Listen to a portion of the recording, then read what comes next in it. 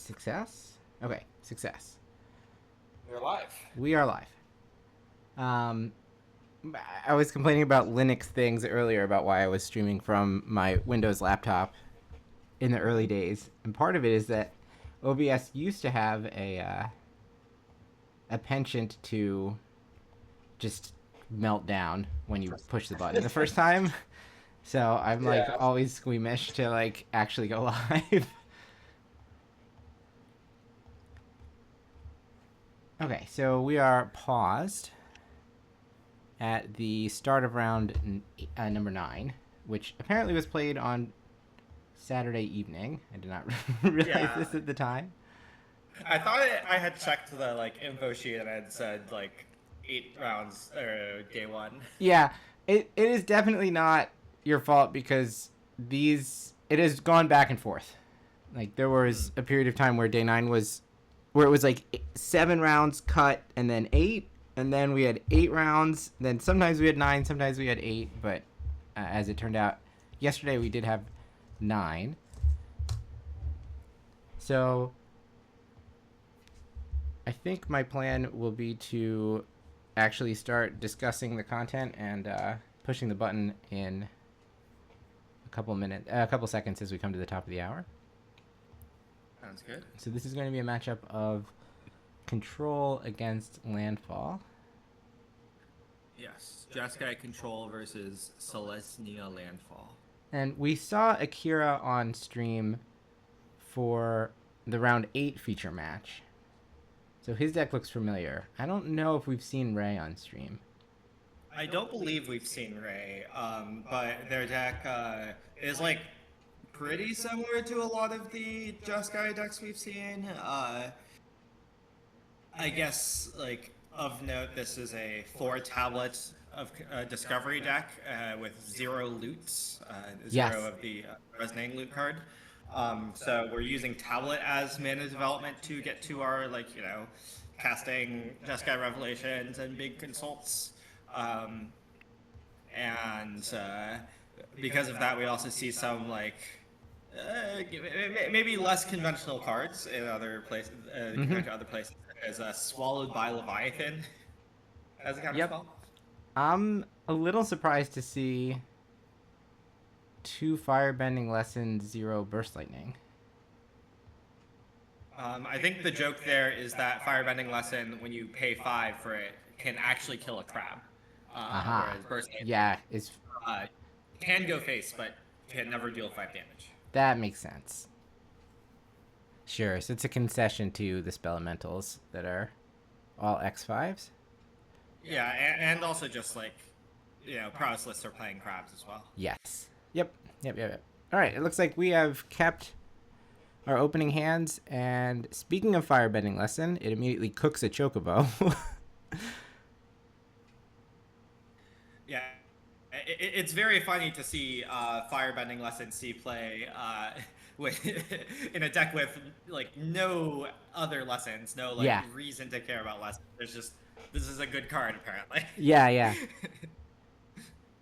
Well, right. In the past, there have been these 1 mana deal 3s, Fiery Impulse kind of things, but Standard is bereft of those, so you have a little bit more choice. So what kind of shock you want to play?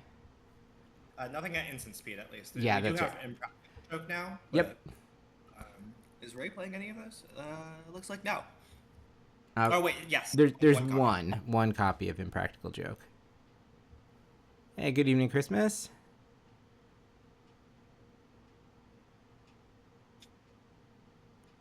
All right, so Earthbending Lesson has stuck, and it looks like the Earthbent land is going to stick around at least until Ray untaps, as he's elected to use his mana to consult the star charts instead. And then Tablet flips the stock up, which is gone forever. Yeah, Tablet, it's pretty it's pretty reasonable to try to greed on Tablet to get cards sometimes. Yeah, you can pretty easily set up Tablet on turn 4 before you make your land drop, and then if you hit a land drop, you can play it. If you don't hit a land drop, for example, if you just have a blue land in your hand, you can cast a stock up that you hit. Yeah. But also, there's just something to be said for the power of just having a mana dork or a mana rock earlier. And so Akira tries to go tall by playing the second Earthbender Ascension and bending onto the already animated forest, but that plays into Ray's Seer, which clears the creature. And now, as suggested here, is the stock up.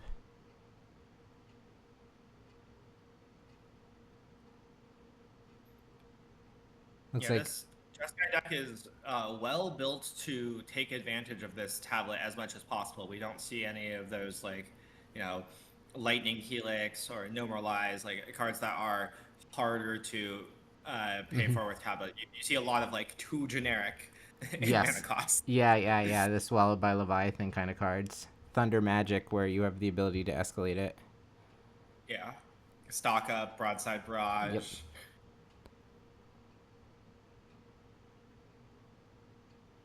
Hey, good evening, Silva.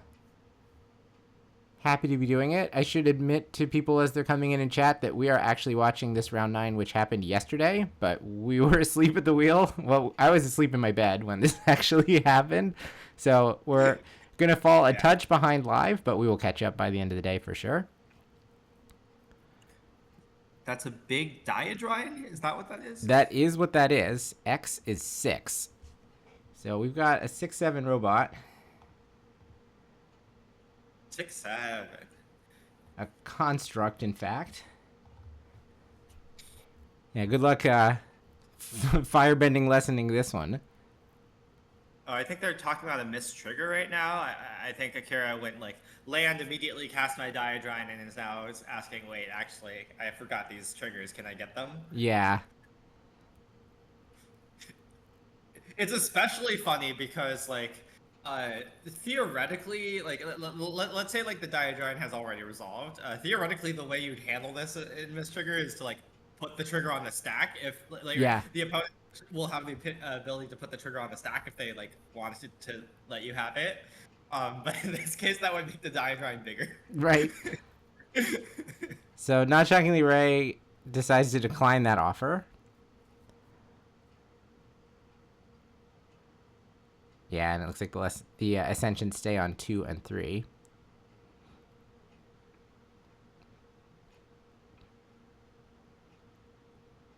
Amusingly, because Ray is playing all of these removal spells that use red, there isn't actually like a clean way to just straight up kill a 6/7. And so we see 2 removal spells used down. There's no get lost at all or anything like that in the main deck. Yep. See, there's not even much going on in the sideboard on that. There's, I mean, I guess a Pyrrhic Strike can kill it as an artifact, but not as a creature. Like, not for being a creature. Oh yeah, because it says mana value 3 or greater. That's very funny.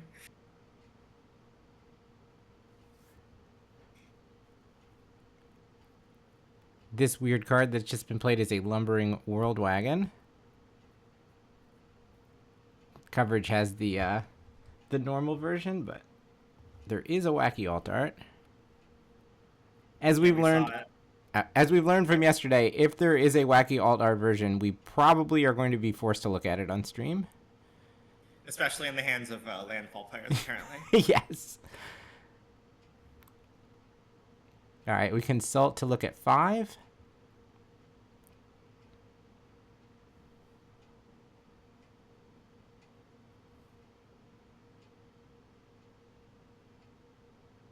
Land for turn is Sundown Pass. So the hand is Ill-Timed Explosion, Firebending Lesson, Mountain or something?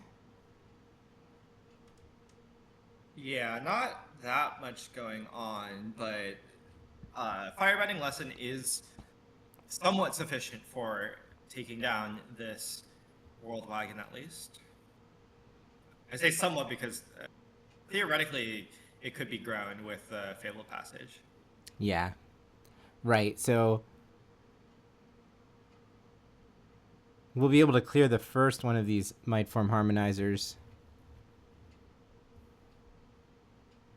with the firebending lesson, but Akira has a second one, which seems quite unfortunate for Ray. It looks like he's about to take there's also a damage. Jeskai. Oh, is that third card in hand a Jeskai Revelation?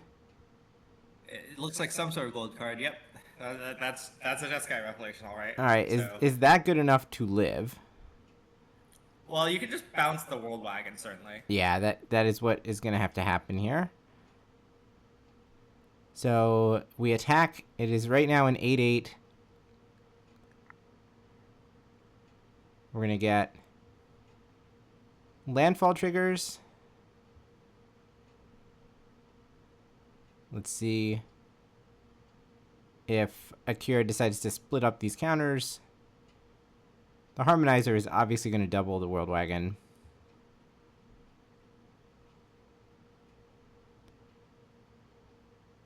I think we're putting both the counters on the World Wagon. I don't totally understand what that accomplishes, but I mean, with Ray at 16, he's dead to just the double. We don't necessarily have to... I'm honestly surprised that Ray decided to like let the attack happen because it like does get a land out. Yeah.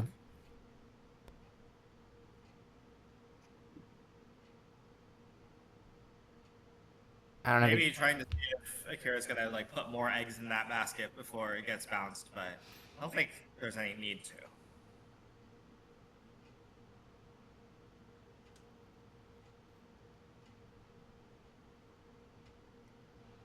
All right. After some consternation, he has now put the Jeskai Revelation face up.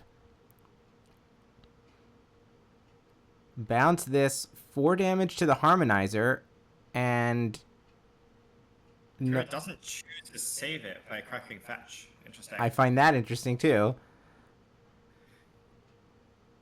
To be fair, it wouldn't have worked because there would be a firebending lesson to still finish it off, but kind of interesting still. Then World Wagon comes back down.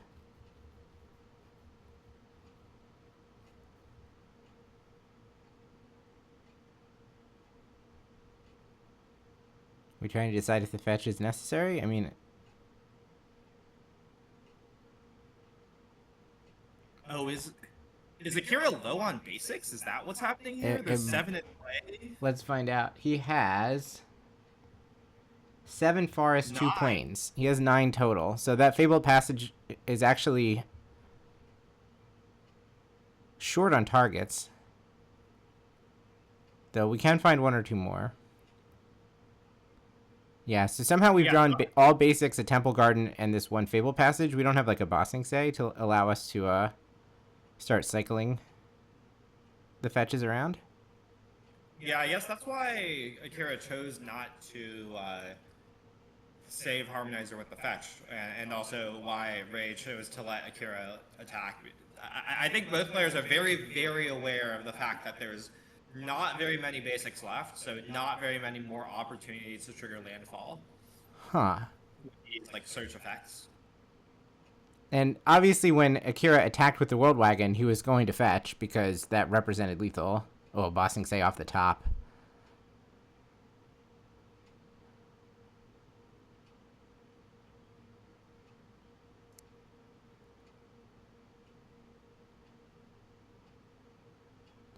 So we'll go Harmonizer first, then Crew, then play our land? Question mark? Yeah. Looks like it. It looks like the hand is Bossing Say plus another Fabled Passage. Yep. So we definitely are going to run into basic count issues. Darn, I can't believe Akira stops meticulously tracking these numbers right before we get to 6 and 7. or no, I spoke too soon. No, there we go. There we go. Ask and you shall receive. All right, so we're doing math over and over again. There's 7 basics plus 3 others. So it was a 10-10. It got 2 counters and then doubled, so it should be a 24-12 with trample. something like that, or 6, I think, not 10, but like it has 4 toughness base. Oh, yeah. 24/6. We flash back Revelation and then have exactly the right amount of mana to cast it. Yeah, very, very suspicious that Ray chose not to cast the stock up that got flipped off the tablet. Yep. And this was perhaps somewhat predictable that this was the reason.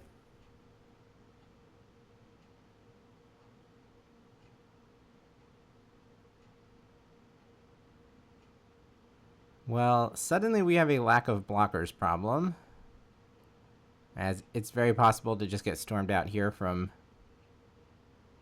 12 life with 4 prowess triggers in play.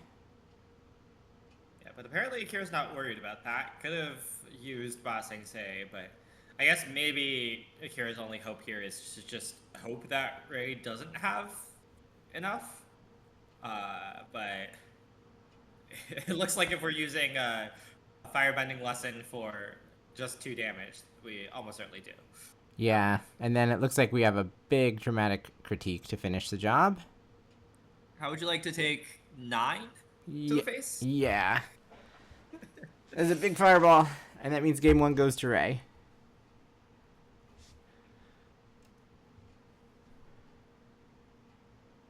Yeah, we've been seeing a lot of Celestia landfall decks, and certainly the addition of cards like Ouroboroid does help increase the overall power of the deck, and like help it like interact in spots that was one of Landfall's weaknesses in the past. But here we're seeing a little bit of the cost, where like the mono green Landfall deck plays something like 12 basics, and like you're never gonna like really run out.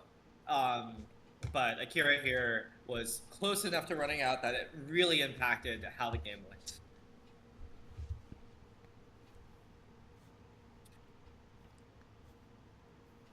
I'm taking a peek at Akira's sideboard as it comes up on stream. Seems like the anti-control cards are like the Snakeskin Veils, the Surox, and the Voice of Victory. Plural, I guess. I'll count Kutzel as a Voice of Victory. Yeah. Akira, I don't think has enough graveyard things to justify it. Rest in peace. It's mostly just the 2 copies of Flashback. Yeah. Which Flashback did good work that game, certainly, but I don't think you can board in Rest in Peace just for that.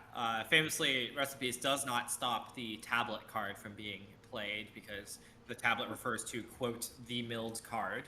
Interesting. So you can play it if it goes to exile.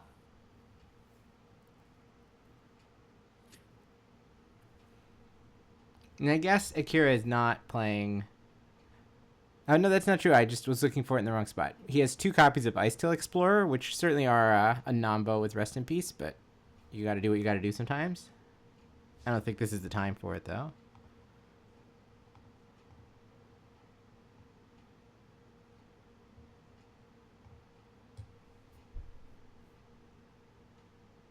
On Ray's side, looks like there was 1 Petrified Hamlet main, and we get to bring in a second one if we want to. I assume we want to. I can't imagine what their matchup is, the Hamlet is for. Maybe protecting against Restless Reef out of Excruciator. Yeah, I guess Excruciator gets kind of hit with some splash damage for that. I assume other than that, we're bringing in Flash Freezes, of course, and maybe some more counter magic. I don't think you really want a null. I think that's a little too narrow because like there's only 6 hits, really. So you don't really. There's no like Rest in Pieces or Sheltered by Ghost being sighted in. I guess there's 8 with Diatribe. Oh, Silva, we talked about this at the very top of the stream, so maybe we should have saved our insight before, for other people to arrive first. But the idea is that Firebending Lesson can kill an X5 when it is kicked. So your crabs, hearth elementals, thunderflocks of the world. Oh, I was just reminded that Thunder Magic does give a quote-unquote clean way in the deck to kill a 6/7. Because you can pay 7 mana on Thunder Magic to deal 8 damage. Oh. And I misread your question, Silva. I'm sorry. I'm thinking of Firebending Lesson versus Burst Lightning, but why not just go even higher on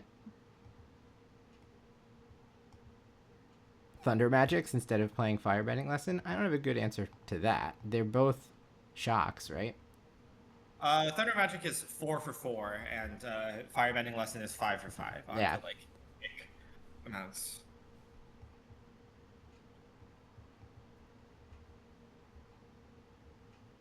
Yeah, I mean, I kind of expect that Ray wants to bring in some additional counter magic, like Disdainful Stroke. I think Pyrrhic Strike is probably also quite good versus Landfall. You get to, like, for example, in that kind of spot, facing down, like, Harmonizer plus World Wagon, you can just go light onto a Monk, kill Harmonizer and World Wagon.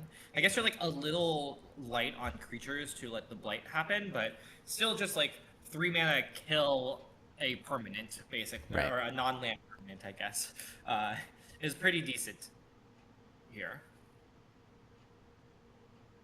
I see land, consult, flash freeze, impractical joke, and lag storm. Oh wait, that was not land. That was land tablet Jeskai revelation. Never mind. I don't think that we can keep this. It's just a Steam Vents. The consult makes it a little interesting. Like if you had 2 lands consult, you could think about it. You're also on the draw. Like this kind of hand looks apparently like a keepable one. Wow, we're gonna try this. All right. Well, it is a 26 land deck, so there's more than 50% land as we start drawing here. And do we just immediately rip a River Pyre Verge? Yeah. Okay. Well, there you go. I mean, the upside of this hand is that, like, you do have an early answer to like you kind of have everything that you need except for lands, right? Like you have an early answer to an Elf or a Chocobo. You have a tablet to help develop your mana, and then you have a revelation for the mid game, or for mid to late game. Tablet helps it be the mid game. It is risky.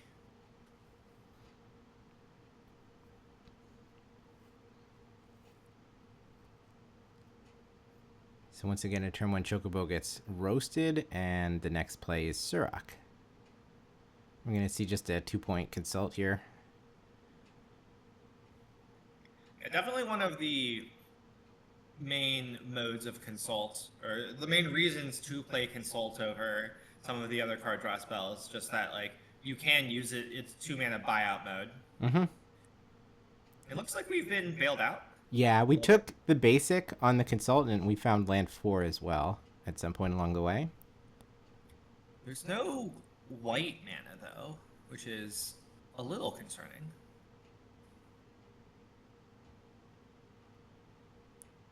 Right, so Slagstorm will be a clean 1-for-1 with Surrak. Continues to buy Ray time as he tries to get his mana sorted out. Oh, wow. Welcome, Raiders. Jim, I hope you had a good stream today. We're currently watching round 9, which apparently happened yesterday. Yes. Yeah. You guys are so early for today's action that we're watching yesterday's action. Noama finished, well, I'm going to call it in quotation marks day 1. X1? Yeah, he finished the stream yesterday at X1. So he's still alive to make the top 8 here. They're going to be 13. 7-1 as of round 8. Yes. So we'll get caught up as to where he is after round 9 as we switch from yesterday's video to today's video. Cheers, Jim. Have a good night. But we're going to get all the way up through round 13, chat. We've got rounds 9, 10, 11, 12, 13 to go before the cut. And these are the last 2 undefeated players in the event. Also, if anyone out there is a Llanowar Elf alt art connoisseur, then you're very welcome to stick around because we've had some adventures trying to decide whether or not a card is a Llanowar Elf or not. In this case, the card that is in the middle of the battlefield is in fact a Llanowar Elf. I think Ray's hand here looks pretty good, except for the fact that they do not have any white sources. Yeah, we and still haven't found the white. yeah, as soon as Ray finds a white source, the game is going to be pretty well in their favor. But for now, that's the hand has some awkwardnesses without it. A bunch of interaction, but nothing that like cleanly feels good on this board of a bunch of 2/2s and 1/1s. Yeah. Yeah, if only we could have that Slag Storm back, though. I definitely understand why Ray wanted to just 1-for-1 with the Surak when he has a handful of Thunder Magics and stuff. Yeah, pretty appealing to 1-for-1 with a Surak. Not something you can do very often at all. Is Akira's hand a pair of Erodes? Yeah, I believe it's a pair of Erodes, yes. And it kind of feels like mostly what those are going to do is destroy target creature you control rampant growth. Yeah, interesting that he felt like that utility was enough to justify a slot. And we'll see if that pays off for him, because that's the only game action that he can really take. So, like, okay, here's Seer on Badgermole Cub. Do we just use this as an excuse to play a road? The answer is apparently not. Yeah, I mean, the Badgermole Cub already had 2 damage on it, so I don't think you could actually even save it. Yeah. With the... Well, then you could erode the cub. Sure. I assume that the power of Erode is more in, like, getting some tricky landfall triggers. We're going to quickly run into the challenge that we had in game 1, though, right? Because we've got 5 basics, 2 Fable passages in play. There's not that many more basics to go find. Yeah, there should be 4 more. So theoretically, you know, between the 2 Fatal Passages in play and the 2 Erodes in hand, that's all 4 basics accounted for. Meanwhile, it looks like white mana has been found. Painful white mana, but white mana nonetheless.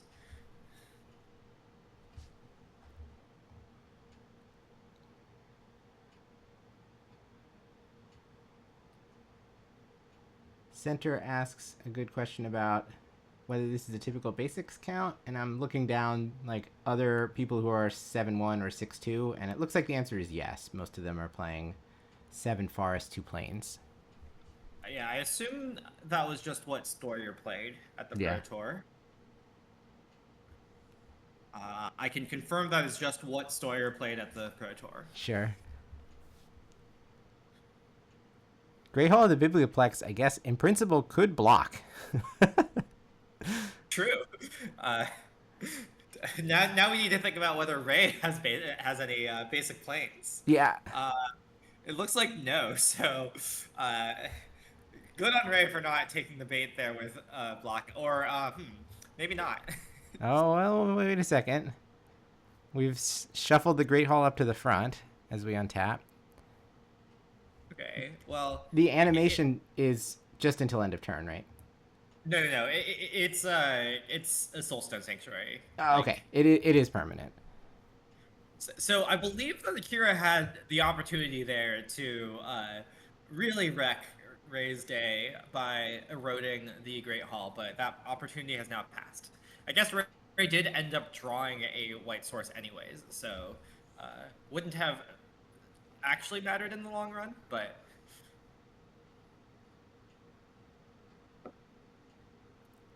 Oh, he's considering whether or not he wants to go to 2 here to have access to white. Shocking is interesting because it kind of only costs 1 life, right? Because otherwise you're tapping the Great Hall for white. And also it lets you have a blocker. So honestly pretty reasonable to pay that cost.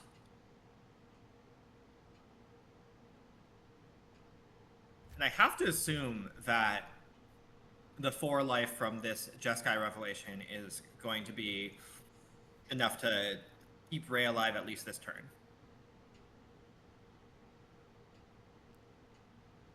All right. Now we discover how aggro Akira wants to be with fetching. Because it looks like the finish line is in sight.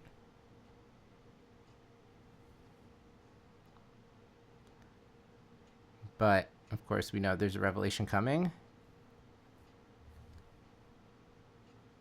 Alright, so we've made our land drop. Now, a Llanowar Elf is lethal. We've activated Bossing Say, so this Plains is lethal. We still have not eroded. And we have sent 4 creatures into the red zone. So, I assume what's going to happen here... interestingly, not both erodes can be cast, because both planes have been fetched. Yes. So there's only one untapped white source. I assume we're going to bounce a land, kill an elf, and then Akira might respond by like killing their own land to try to grow the elf enough to survive 4 damage. That should be possible. It looks like there's enough basics left that we can do that.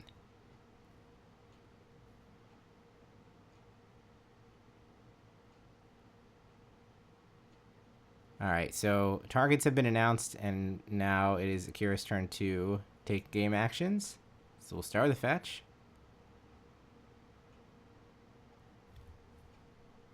This is where we need the Magic Online, like, little label 4 damage or return to hand to know exactly what was chosen. Yeah. So yeah, that's a forest there. So again, not both erodes can be cast, but theoretically you can get up to 4 counters here: 2 from the Fabled Passages being cracked, and 2 from eroding your own land.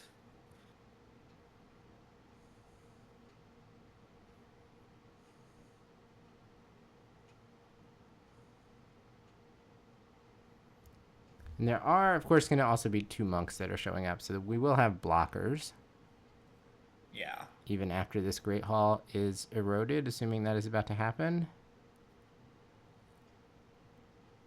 Okay, it looks like Akira's not going to try to invest 3 counters into saving an elf. Well, I guess the other part of it is that there will be... No, everything happens. Monks to block, but those monks are going to have to deal with trampling attackers. So maybe they're just destined to go under the bus here. So we have 6 life and so far 6 toughness. Though 4 of that toughness could disappear at any moment. I don't think Akira has a way to push lethal unless Rei is like very conservative with these blocks, which may have just happened. Yeah, that may have just happened, right? Did we only get the Great Hall as a blocker on the trampling elf? I think so, but it still might not be enough, right? Because this is... If you kill the Great Hall, that's still only 4 damage. If you crack the Field of Passage, that's 5 damage. 5, yeah. Yep. And we do nothing, and the Great Hall just eats the Llanowar Elf. Yeah.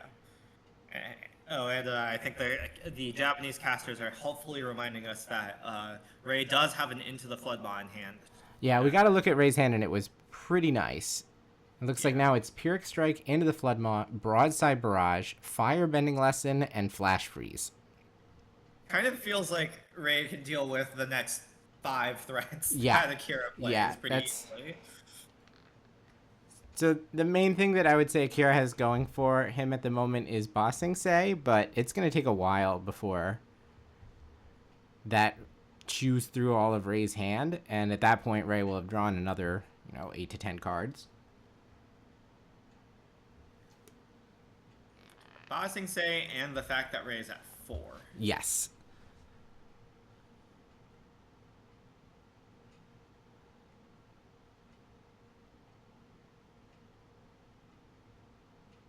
Getting rid of Trample, which is also pretty big here.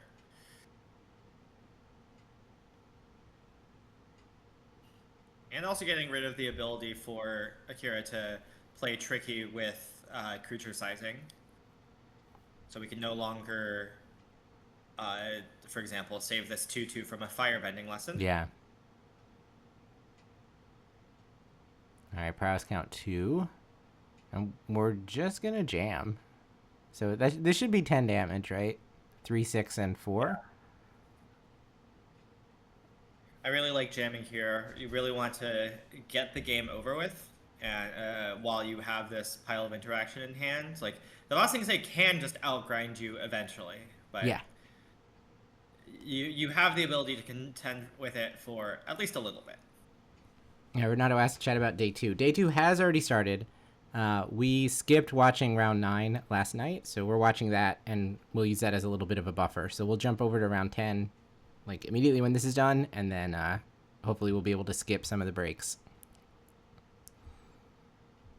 My guess is that we'll be caught up before the top 8 though, so we'll watch the top 8 live, and probably we'll watch like round 13 live as well. Well, the one thing I'm pretty sure about from Akira Seed is that he's going to activate Bossing Say every turn, because I don't think he could do better with his draws than make a hasty 2/2. We've picked up a Harmonizer.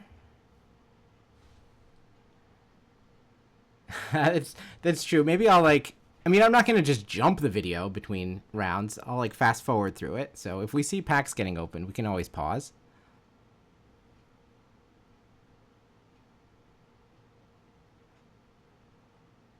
All right, we're firing up a Forest. Question mark? Period. Yeah, we are in fact in a Bossing Say into a Forest. So what does that mean about our... Lethal threatened here with a warped? Yes. Harmonizer? Yep. I mean, it makes sense. Akira's going to have to, try to find some way to represent lethal every turn that he can until the next revelation comes, in which case I think the door closes.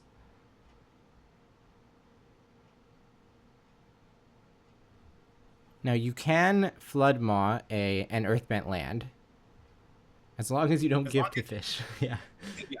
It's very funny that once you gift a fish, you can no longer target the land, but before you gift a fish, you can. So, okay. Ray's hand has been kind of chewed through already now. It looks like we have Broadside Barrage and some kind of red card. I didn't get a good look at it. So, speaking of Revelation, it has in fact arrived. This deck kind of plays 6 Revelations, as long as you're willing to count the second Revelation as a Revelation. Well, then, is it time to do a dead check? Because it's kind of close, I think.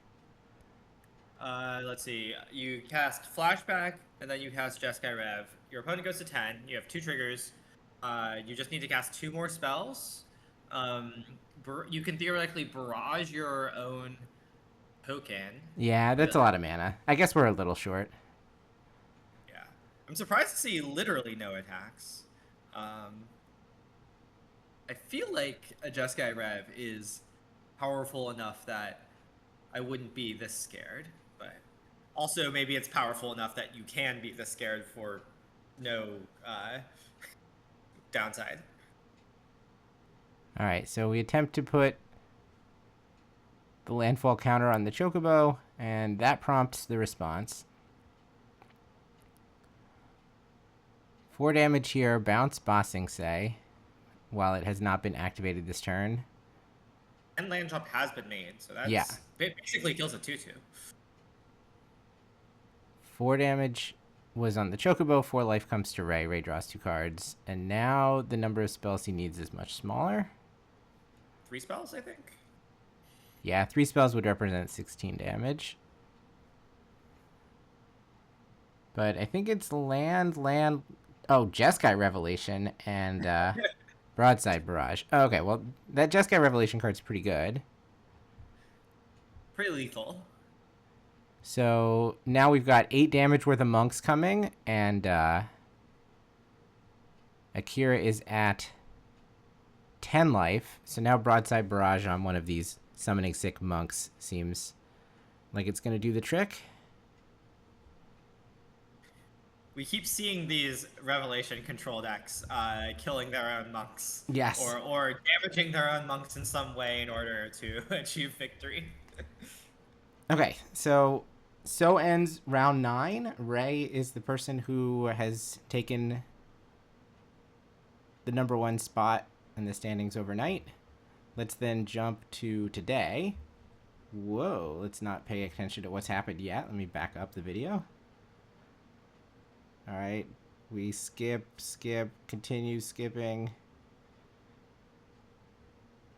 We didn't even actually miss that much, did we? Okay, here we go. And we come to the start of round 10, where not surprisingly we see Ray. And let's see who he is playing against. It looks like Masahide Moriyama. Yeah, playing Spellementals. So this match is not done live, so we're already less than a round behind, which is nice. I will get the lists in chat. We saw Masahide yesterday as well. Yep. Looks like Ray is on 6. On the draw, maybe?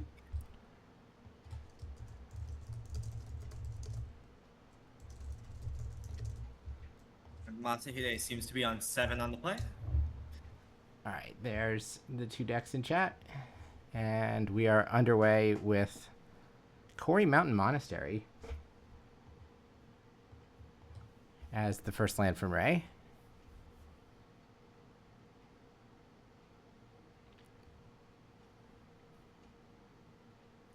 Masahide must have something to do with his 2 mana here, and he's going to just fire off a Prismari Charm. I guess this is the slot in this deck that used to be taken up by Abandoned Attachments, is that right? Yeah, or just basically the philosophy of the deck is that when you spend mana on spells, on like cantrips and such in the early game, you want every 1 mana spent to correlate with like 1 spell being put in the graveyard, or like the ability to do that, right? Yeah. So, unfortunately, this Prismari Charm did not fully do that. It only binned 1 spell, like itself, for the 2 mana spent, but it has the ability to put as many as 3 spells in the graveyard, of course, if you get lucky and see 2 spells on top. Granted, this is a matchup where Masahide might be like willing to go slower, speeding out all of your elementals might not be worth discarding some of your better spells, though. Of course, something like Burst Lightning not going to have as much of an effect on the game, except as the final points of burn. All right, so what is Ray looking at here? I see Great Hall, Essence Scatter, Flood Maw, Flashback, Island. Essence Scatter is interesting here. Unfortunately, this is, I believe, sorcery speed on Ray's turn. Yes, yeah, resolving a stock up. That's right. So theoretically, Masahide could just get an elemental down before this Essence Scatter has a turn to work, but it's also a pretty powerful tool for just like trading with Masahide's threats. Looked like there were 2 revelations in Ray's hand, so he's got to find a way to bridge to those.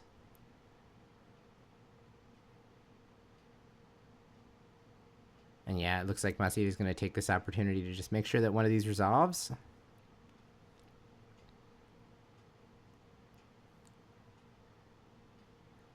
Of course, Ray naturally just rips a Broadside Barrage, no problem.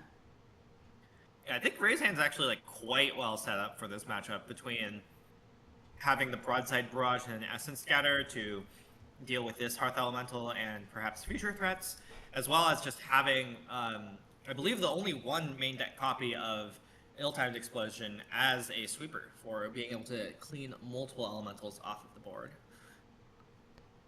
You're always a little afraid to... You tend to want to kill the first thing that comes down if you can, since that's what's enabling Sunderflock to get cast. But I guess with Ill-Timed Explosion ready to go, it's okay to let Masahide commit a little bit more.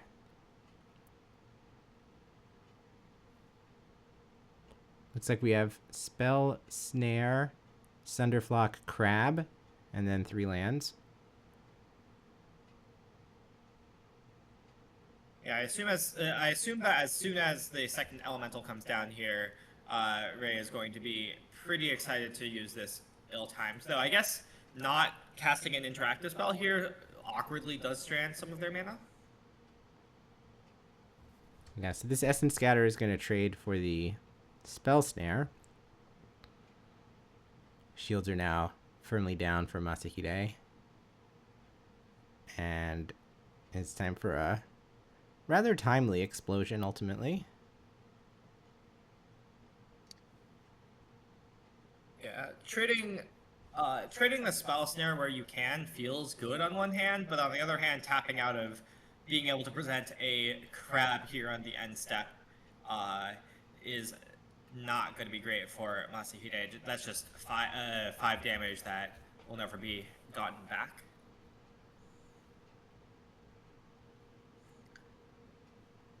Generally, this control matchup is one of Spellemental's worst matchups, just because they have so many ways to kill your like pretty small number of threats. Yeah. And they have access to the rest in peace out of the sideboard. It's not that you have 0 moves, but certainly we see here Ray is still at a pretty high life total of 14, and Masahide is pretty quickly running out of cards.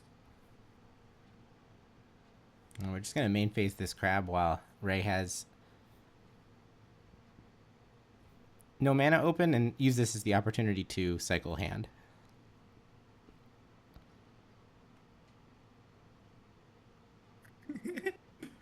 We see here the not often used part of Hearth Elemental's ability, which is it also gets cost reduced by adventure creatures, not just instant sorceries.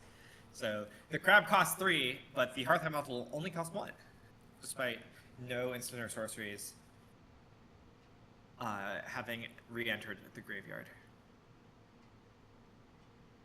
So there's a Seer and there's a Barrage. The Seer is pretty awkward in this matchup, but we should be able to clear one of these threats, and then it'll be time to start casting Revelations. Yep. A little more mana the Seer could have paired with that Milled Pyroclasm, but we're just gonna put 5 additional mana on the battlefield this turn. 2 tablets in the land. Pretty powerful. Yeah, I think Ray is at the point where he's content to effectively ignore this Hearth Elemental. It's too late for it to get its job done.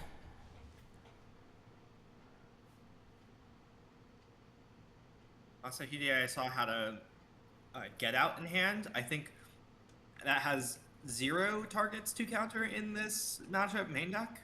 Yeah, literally 0. Yeah. That's right. Ray's deck is completely creatureless. And also completely enchantmentless main deck. Yeah. I believe people generally play Get Out because it does pretty well against Landfall. Like, all of their cards are creatures and enchantments, basically, or all of their threats are creatures and enchantments. And you can also, like, fight some of the other bigger threats in Standard, like Crab. But certainly that leaves you pretty open to a deck like Control coming in and making it look a little worse. The good thing about Get Out is it still has text. Yeah. If Ray goes to kill a creature, Masahide can save it with Get Out. All right, we fired up the Great Hall of the Biblioplex.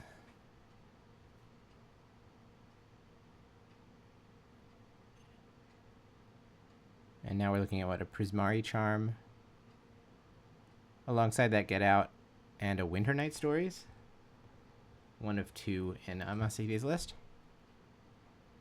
We're also looking at lethal here. Yeah, 10 damage coming in. Though Ray is... we just watched round 9 back. Ray is accustomed to getting attacked for lethal. Indeed. Looks like Great Hall is the only white source, so that is the way we're going to have to do it. Bounce the Hearth Elemental 4 damage to the Great Hall. I think it's actually the other way around. I think Ray might be trying to set up. Okay, it looks like instead it's bounce your Spire Bluff, 4 damage to your Hearth Elemental, and then Ray's gonna just block down this Hearth Elemental with a monk, or maybe point a fire magic at it or something, or not fire, thunder magic at it. Yeah, so we'll see if Ray has another spell here. Masahide can attempt a Prismari Charm to clean up these monks. It's not going to work. Yeah, you could be safer and use Prismari Charm just as bouncing a monk. Yeah. Kind of guarantee that it goes through, and looks like that is what's going to happen. All right, so now Ray blocks. Right, there's been one pseudo prowess on the Great Hall. Not that that matters, because I think it's about to get seared. Yeah.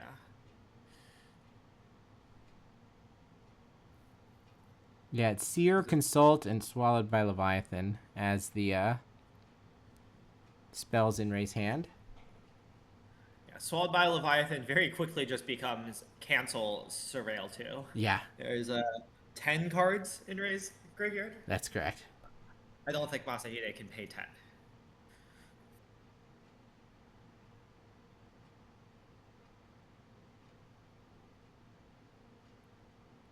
All right, so after all of the other stuff trades off, the monks are dead, the Hearth Elemental dies, the Great Hall got seared. One Hearth Elemental gets through, which basically negates the life gain from the Jeskai Revelation. And the last thing to happen on this turn is the Winter Night Stories. Oh, and then untap land Hearth Elemental. In fact, the case Hearth Elemental, right? Like if we're doing a threat count, we've seen one Crab, one Sunderflock, and all 4 Hearth. Yes.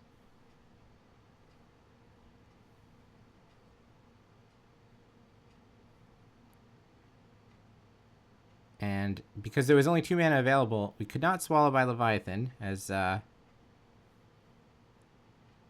coverage point puts that card on the screen. That card was a 3. So Elemental able to resolve. So we have a Consult and another tablet that we can work with.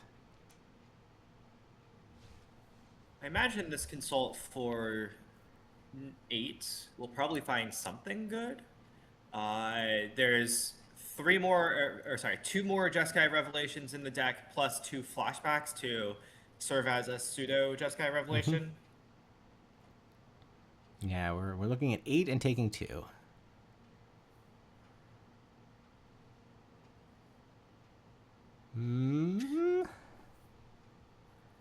I see Pyroclasm, Thunder Magic, Stock Up, 2 Great Halls, Island. There's a lot of riffraff. I think there's another Consult. And a 3rd tablet, yep. Yeah. It looks like we're taking Thunder Magic Consult. We might see the 7 mana deal 8 mode of Thunder Magic here. Rarely used, but it can certainly get the job done. Yeah, I mean, when you have this much mana off of tablets, like you can even theoretically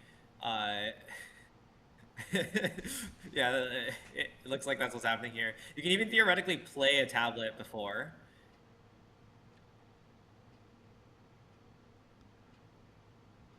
Yep. So we still have 7 mana available. We flip a Mila Mountain. And we're just going to Thundaga and clear one of these Hearth Elementals. Accepting that we're going to take a hit for 4. Yeah. Casual 14 mana spent that turn by Ray, by the way. Yeah.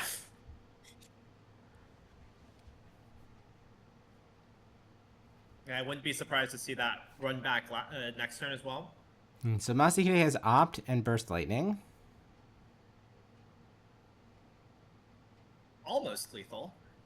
Well, I don't know if Ray has a white source among all of these things, besides Great Hall. I'm surprised if we're going to Burst Lightning the face. I'm surprised we didn't do it when we had that opportunity.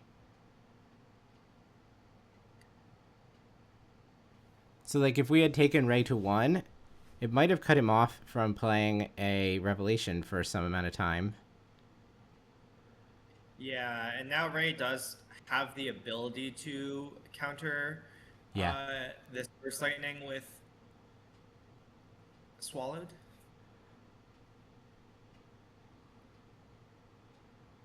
So it must mean that Masahide is just going to opt this turn, but that also feels like... I don't know, I think I would want the information earlier. Okay, well, we found another Revelation, and we've also found a Traumatic Critique, and it looks like those are being slammed straight on the table. I guess this consult was guaranteed to be able to find a Sundown Pass or something along those lines if we needed a painless source of white, so maybe I'm just too excited to take my opponent to 1. It would not have worked out very well. Masahide, in fact, does nothing with his mana. Interesting. Just playing a little coy. Now we see Ray go down to 4. But I have... imagine there's a big person response. Yeah, have the perfect 3 mana available to swallow the Burst Lightning. It looks like Masahide was so excited to cast Burst that he charged ahead before Ray had even declared target. So, Yeah. we're doing things a little out of order, but I don't think it'll matter too much. Now we also see the cost of putting Thundering Falls in your deck as that gets bounced. I guess there was no land drop made, so it's kind of no harm, no foul. Yeah, even makes an additional mana. Or, sorry, it makes an additional Surveil this turn. And it did wash out a Get Out from the top of the library, so... Not bad, not bad. Looked like there was a... I imagine... Go ahead. Sorry, go ahead. I was saying, it looked like one of the 3 cards, it's Consult, Jeskai Revelation, Traumatic Critique. We can't quite critique for 18 yet, can we? It's got to be close, though. I think it's very close. There's 6, 10, 16 mana, I see, so you can do it for 14? And then attack for 2 prowess and fall just short. So next turn he's dead to critique. Or it could be this turn, like mostly dead to another Jeskai Revelation. Yeah. I don't think Masahide can deal 8 points of damage, let alone 11.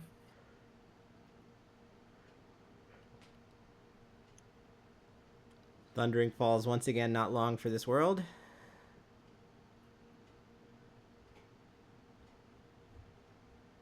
So it should be 4 damage from the Revelation and 2 from the Monk, taking Masahide to 12 and in range of getting fireballed here.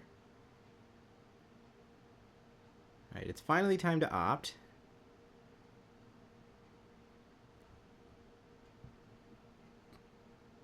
And Masahide concedes to the Monks. We don't even get to see the massive blast. Yeah, this game really showing the power of Tablet of Discovery. Yeah. Ray just consistently spending 14 plus mana per turn that's a pretty good way to turn your Consult and Jeskai Revelations into something that pretty quickly overtakes your opponent, even as they're casting many threats.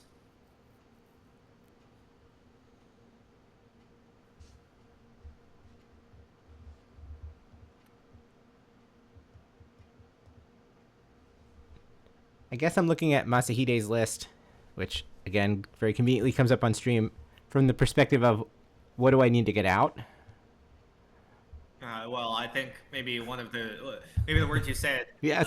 are a preview of what needs to get out. Though, to be fair, post-board, the get-outs do get better because you can theoretically counter a rest in peace with them.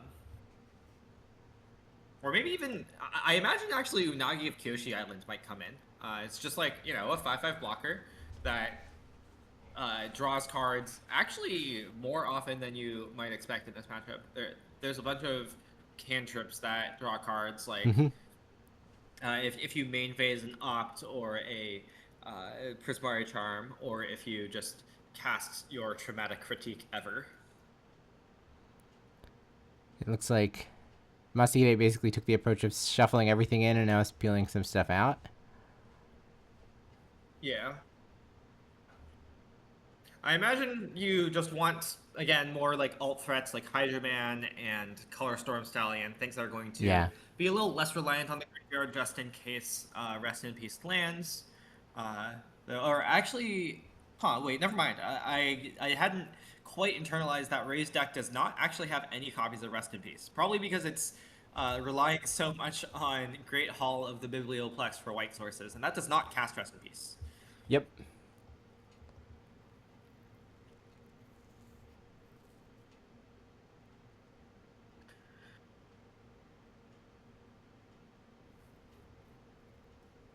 So yeah, there's only a Ghost Vacuum as the Graveyard Hate on this side, but I guess the other side of it is that all of the kicker spells, however you want to refer to Thunder Magic and Firebending Lesson, are good enough to answer the threats. So there's some counterplay once they actually land. Yeah, like we saw that game. Masahide had a pretty not the fastest elementals you've ever seen, but had a pretty constant stream of 4/5s and 5/5s, and Ray was just able to keep pace with those, even with a bunch of awkward spells that had to be kicked in order to actually work. No, it looks like in this smaller pile we've got like a couple of the one Traumatic Critique was shaved. I think some of the Thunder Magic and Firebending Lessons came out. Obviously the Impractical Joke went. Most of those cards get upgraded. I imagine you want access to Erode, Flash Freeze, Pyrrhic Strike. Yeah. Flash Freeze being able to counter a lot of the alternate threats as well, like Color Storm Stallion and Ral. I think Masahide is playing one Ral, though. Definitely, I think Masahide's deck improves more post-board since Ray doesn't have access to Rest in Peace, with 2 negates being really big at like actually being able to interact with this late-game Jeskai Revelation plan.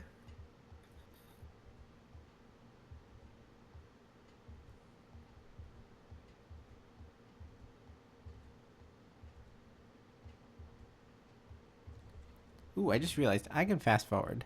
I think we've said what we expect to see, and let's just jump ahead to the opening hands.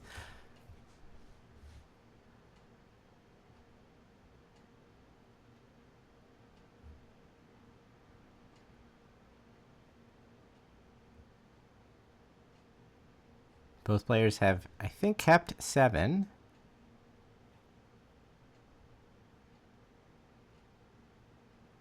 And the first play from Masahide is Critique X's 0 target self.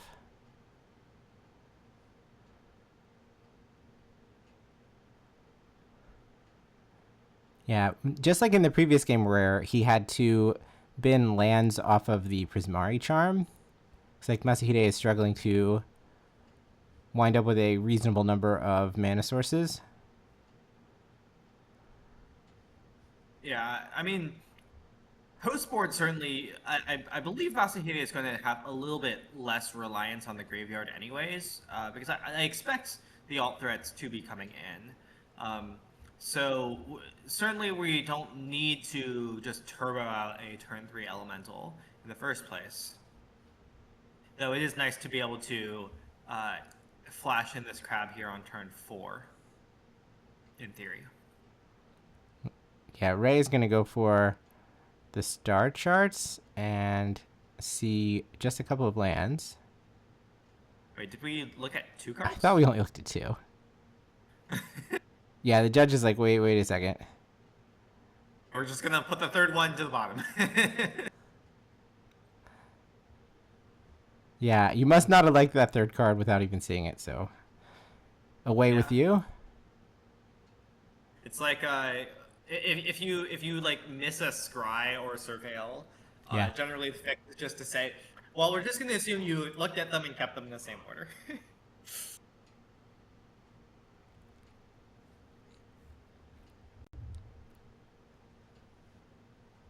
So crab costs 3 at the moment, but if we play any spell, then we'll be able to follow up with crab. Actually, we're just going to go ahead and do it. And it's going to be met by Essence Scatter. Yeah. Masahide punished a little bit for... oh, never mind. There's a spell snare. There's a spell snare. I was going to say punished a little bit for not acting on main phase. But never mind. We also have a D-stroke, so we've traded crab plus snare for 2 threats, but also tapped Ray out, which means that we can land Crackling Wit.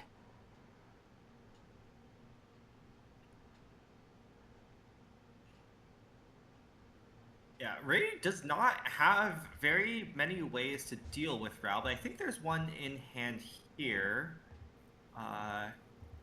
Yeah, I think there's a Broadside Barrage in there somewhere, which can do 5 damage to a Planeswalker. Of course, if... oh, we also have an Erode. Okay, that's probably even better. Oh, yeah, that does hit Planeswalkers. I forgot. It's not just Path to Exile. Yes. Well, we went over yesterday how the white removal spells... they like spun a wheel before printing each one of them and picked different creature types, or card types, and in this case Erode does come up creature or planeswalker.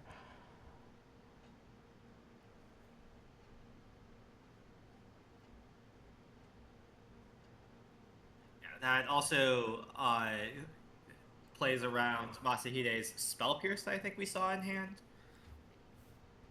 Well, if there is a Spell Pierce, this would be a very good time to do it, and he does in fact have the Spell Pierce to answer the tablet. Yes.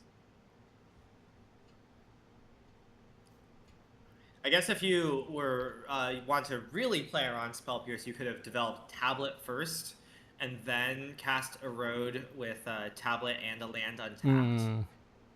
But that would deny you any chance of hitting anything off of Tablet, really, or mostly deny you that chance. And also, theoretically, the tablet could be pierced anyways, and paying for it would prevent Erode or something like that from being cast. So Ray Prismari charmed and saw Hydroman Island, took neither, and has wound up with Steam Vents, Thunderflock as his hand. Yeah, Thunderflock not looking the best here. It costs 9 mana to trade your Otter for a Thunderflock. But as it stands, this Otter is about to get swept up by a Sky Serpent.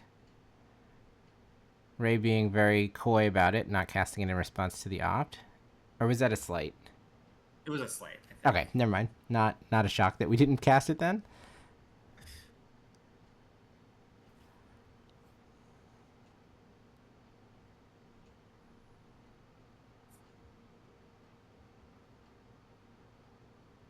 Thundering Falls, Surveil one. Get like Masahide just moving the die over, saying like, I'm not attacking this turn. I know what's up. And so because of that, we instead activate Quarry Mountain Monastery and put a Flash Freeze in exile.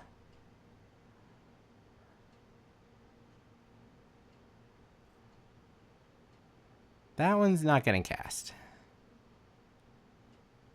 I believe it can no longer be cast. Yeah. Now. Yeah, it is gone. You have until the end of your next turn. How about... It is 9 mana. How about tap my 9 lands and play a Thunderflock?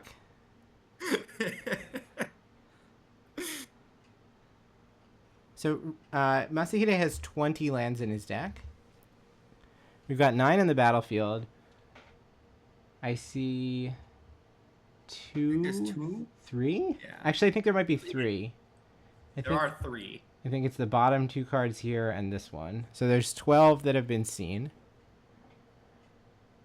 And then we're gonna go consulting. Probably should tap the mana first.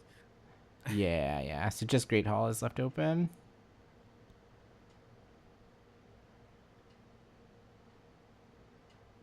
We have Lesson, Stock Up, Revelation, a couple lands, and a Ghost Vacuum, which obviously the time for Ghost Vacuum is probably gone, so take the powerful spells. Otter gets Thunderflocked.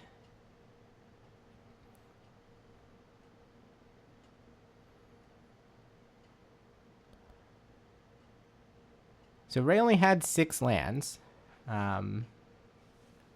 He drew Tablet for turn, so he was unable to get this Revelation out right here.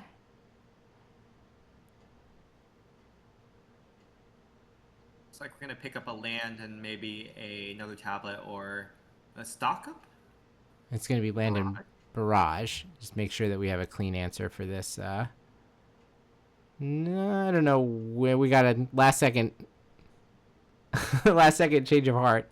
We did take the Hallowed Fountain, but then okay, we had a Barrage in hand. That was the Barrage that was originally going to go after the Ral, but we had the Erode for it. So the shields are down, but I don't know if Masahide can do very much with them. With the cards he has access to. I guess he just drew a Hearth Elemental, so we should get a couple of fresh looks. Yeah, definitely really nice that Hearth Elemental lets you have a little more turn in your deck, a little more card advantage. There's land 13. So there's only 7 lands left. Not shockingly, we've drawn Spell. Here comes the Elemental. We can play a Prismari Charm. I wonder if you have any chance of wanting to like bounce this tablet with Prismari Charm. Probably not, but maybe if you had a few more cards in hand. Oh, there goes land 14. There's... Surely we'll find like a horse or something, right? Where are the spells that do anything? So I think we topped the card that we saw with Opt, but I didn't even notice we drew it. Yeah, I know there's a crab in hand. Yes, it's crab and whatever the Opt card was. And on Ray's side, it's Revelation, Barrage, Unagi, Stock Up. Yep.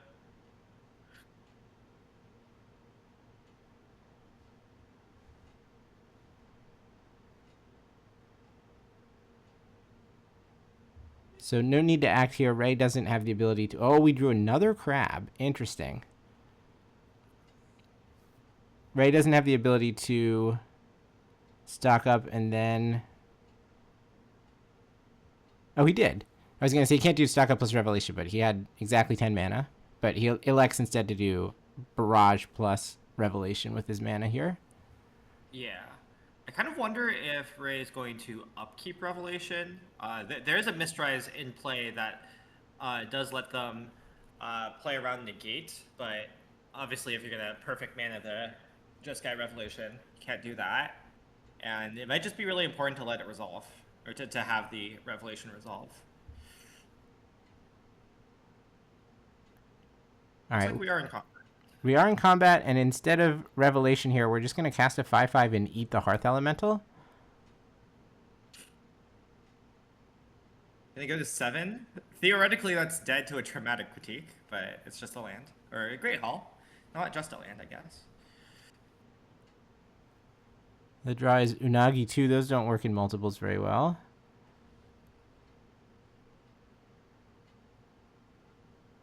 So we drew discarded Swallowed by Leviathan off of the Broadside Barrage. I think Ray considered tossing this stock up instead, but has elected to keep it. And I think that's going to work out okay here as we take Red Spell and his own Great Hall. Looks like it's a flashback. Yeah. I'm a little surprised to see Revelation hasn't been cast yet. So that might be changing shortly.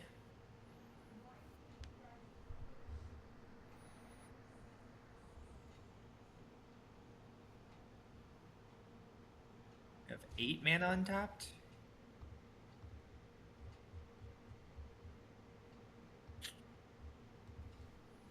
All right, so animate, untap, hold your horses. We're casting a 7-mana spell. On the upkeep. I'm assuming it's 4 damage there. We probably want to bounce the crab. I think it might be bounce land. Or at least Yeah. that looks like what Ray's doing. We'll just use the least. monks to handle the crab at the moment. Yeah, I was also wondering if maybe we could think about like 4 damage to crab, bounce Great Hall, kind of as like a 1-turn fog on the crab, Yeah. because you don't want to attack a crab and trade it for a monk. We draw a Revelation again. I think Masahide is trying to go pretty aggro here as well, which is why the crab wasn't pounced. And I guess most ways for the Spellementals deck to like find enough action to get back into this would involve drawing cards, and that would just give Ray even more fuel to attempt to parry. I think this was activate Mistrise Village, cast Jeskai Revelation, bounce the land, hit face. So now we're getting in for 7, and then we're flashback, target, flashback. Yeah, it was like flashback into potentially another spell, which was enough prowess to get the job done. Keeping this mage busy. Yes. This one goes to Ray, who now improves to 10-0. Really cleaning up with this Jeskai control deck. Let me now jump us forward a little bit.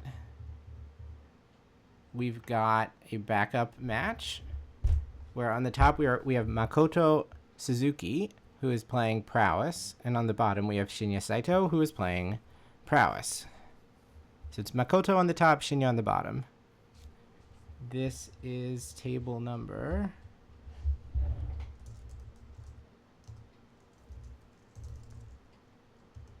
13. And it looks like game 1 went to Shinya. So here is Shinya's list.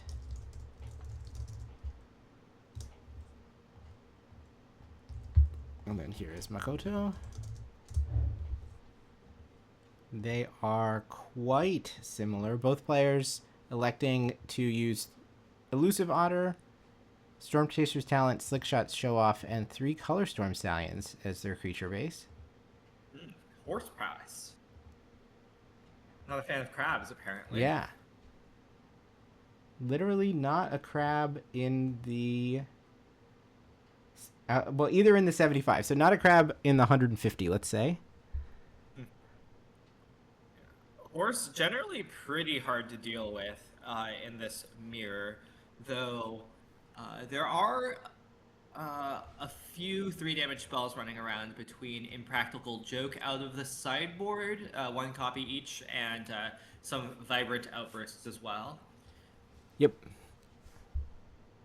And we do see a joke answer horse pretty cleanly there. Shinya's attempt to get a Color Storm Stallion down is met by Get Out.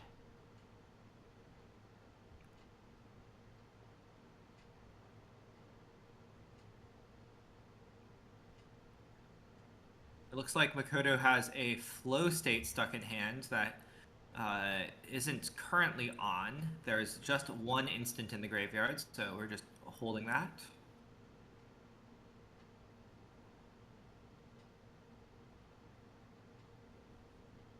I like the sequencing there of Shinya looking at the top card, setting it aside, drawing the next one, and then putting on the bottom. On the other hand, because of that Impractical Joke, it looks like Shinya's flow state is on. And we're going to take both a Storm Chaser's Talent and a Roaring Furnace. Furnace, another way to pretty cleanly answer a horse as long as you have some card flow going in. In this kind of matchup, you definitely do want to have some card flow going.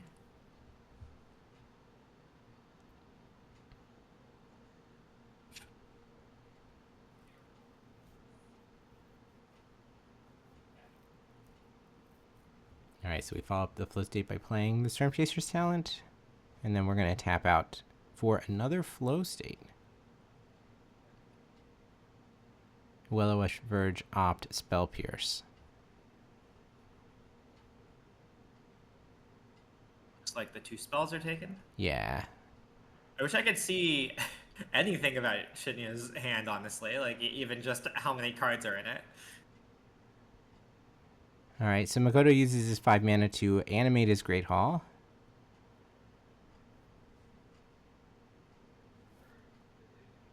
Then we're going to opt.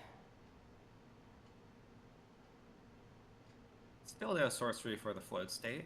You almost wonder if you need to fire off the first flow state and the risk that you, like, draw another one. Yeah, looks like that's what we're doing. So you might as well prime your graveyard for that eventually to happen. We see Mystical Archive card and 2 question marks. I don't think the archive card was taken, but... No, yeah, I couldn't tell if it was a stock up or something, but I guess not. It looks somewhat like a stock up. But on the other hand, my brain is also telling me that it looks like a Tolarian Tear, and I know that one's not standard legal, so... I mean, you could definitely convince me that card's in Foundations, but I also believe if you tell me it's not. I think I'm pretty sure it's not in Foundations, because if it were, people would be playing it in Standard. Yeah. The other kinds of creatures people are playing in Standard. Alright, great. Yeah, no, there are at least 4 cards in hand. Probably exactly 4. Well, I'm receiving word that Terror is in Foundations? Wait, okay, are people just not playing Terra in Standard because it's not good enough?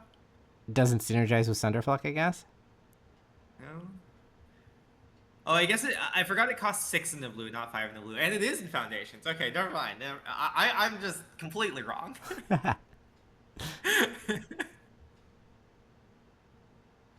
Alright, it's time for... So Shinya also picked up Flow State to finish his turn with level 2 of Storm Chaser's talent. And Makoto will stock up. We see Flow State, probably Roaring Furnace, Multiversal Passage, Mystical Archive card, and Slick Shot. I think the Mystical Archive card is a Sleight of Hand? That would make sense. We're hovering over Flow State and Slick Shot. And that is the take. It's kind of interesting, this matchup. You want to have a good balance of like continually, flowing through your deck, so to speak, with flow states and stock ups and leveling talents and such. Not running out of gas, but still like producing threats to threaten your opponent with. Because there's a lot of like cheap interactions in the mirror, so you can't always go that quickly. You can't really like fully overwhelm your opponent's removal unless you have a really good draw or they have an awkward draw.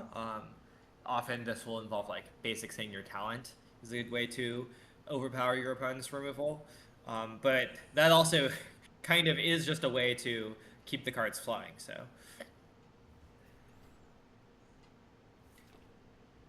It looks like we're plotting Slick Shot, or maybe even just not doing anything with it this turn. No, we're just going to play the extra Flow State. I was kind of expecting this plot, to be honest.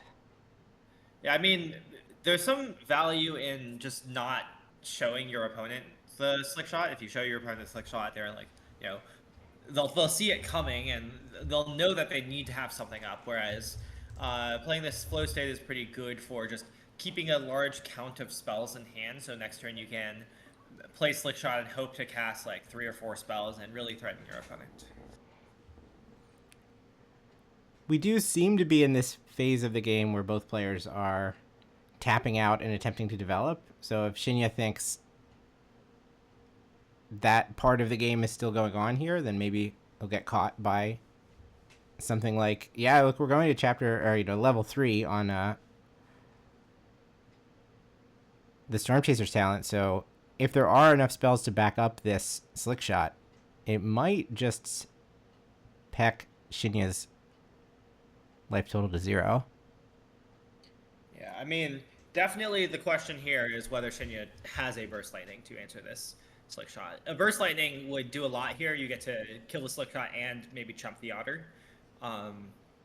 But if Shinya gets to untap with a level 3 Storm Chaser talent, that's another way to just like completely overwhelm this part of the game, as long as you have this interaction to back up not dying immediately. All right. Also, a lot of this tapping out that we're seeing is part of like the natural state of the game, given that there's no crabs involved. Right. In the crab decks, we see a lot more like holding up 2 mana, and it being somewhat unclear whether that's in service of a crab or in service of just like leaving up interaction like a get out or more removal.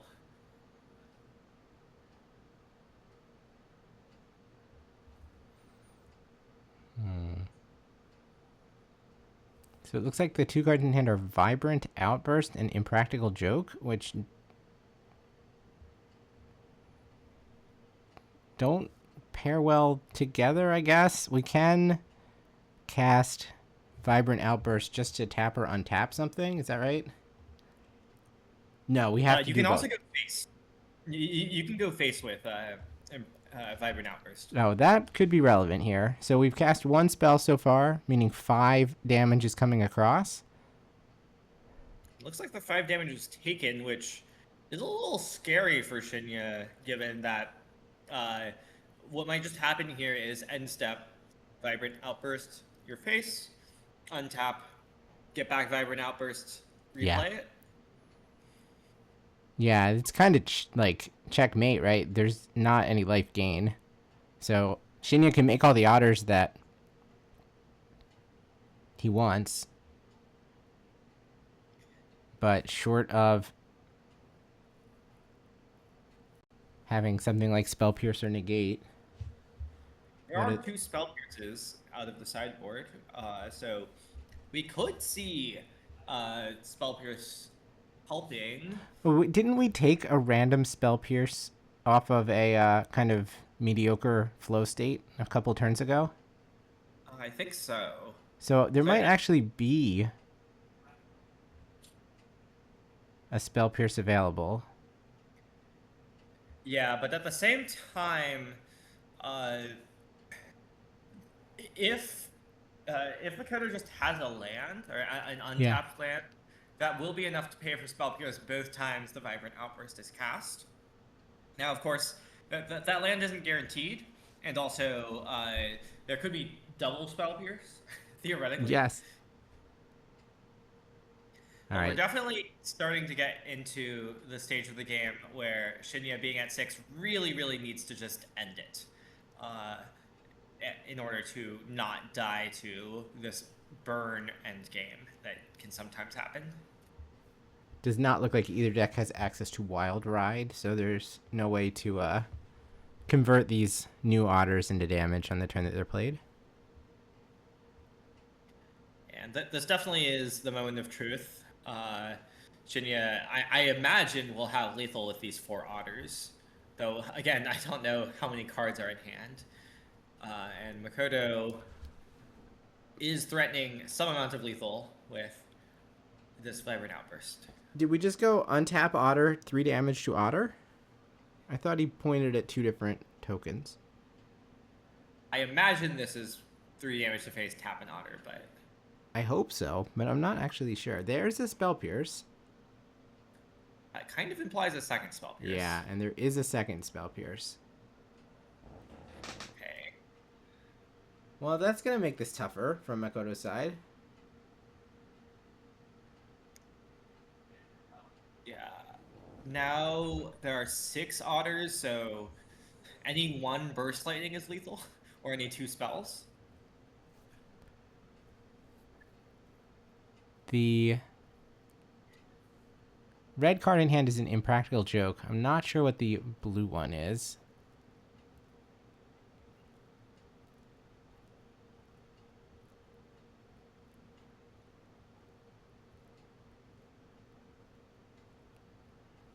We're going to take Flow State. I don't think we have anything like a Pyroclasm to go find. There's a Slag Storm, but we're not going to have the mana to cast that.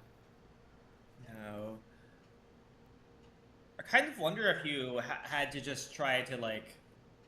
Or, again, I don't know how big Shinya's hand is, but you could theoretically go for a line where you get back Vibrant Outburst, use it to deal 3 to face, tap an Otter, and hope that there's not 2 spells to kill you.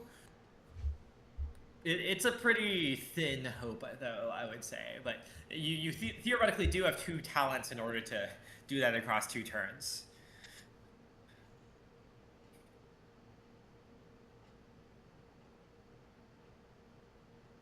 All right, well, it's 5 Otters versus 6, which doesn't really affect the clock. We still just need to cast 2 spells to win this match.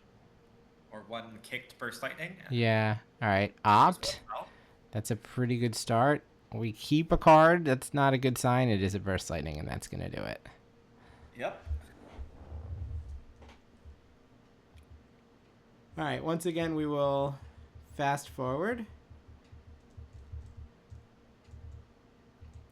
Though, actually, if we, discover that we are between rounds, then I'm going to play an ad and refill my water, and I'll queue us up to the beginning of round 11. We'll be back in 60 seconds, everyone. BRB.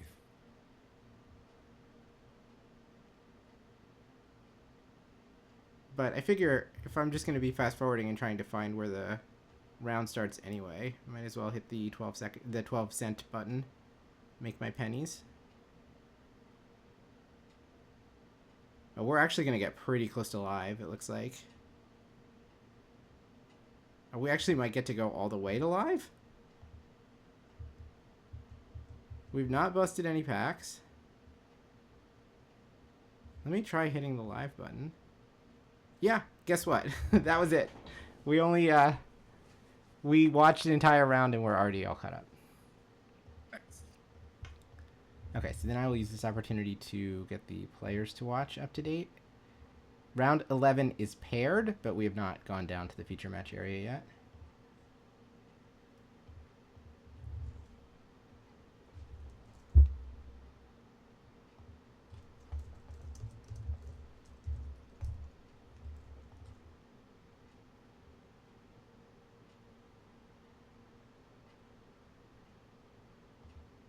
Welcome back, everyone. It turns out that we actually have caught ourselves up already, so we are waiting for round 11 to start. The round is paired. We just have not gone down to the feature match area yet. So I will use this opportunity to check in on our players to watch. We know that Ray is 10-0. Masataka Hori is 9-1 playing Green-White Stake. Let's see. Right now, there's 1 10-0, 2 9-1s, and then a bunch of 8-2s. Looks like 15 8-2s.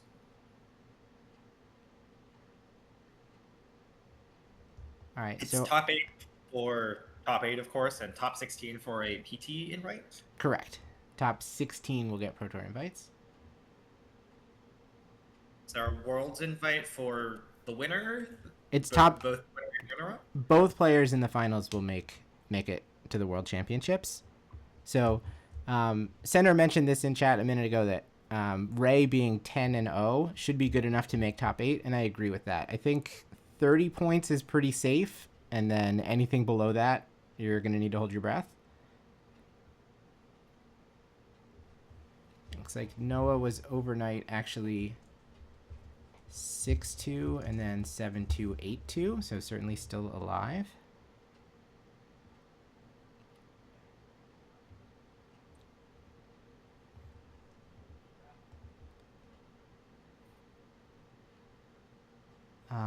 Our Sultai pilot that we saw in stream yesterday was 7-1, then 7-2, now 8-2.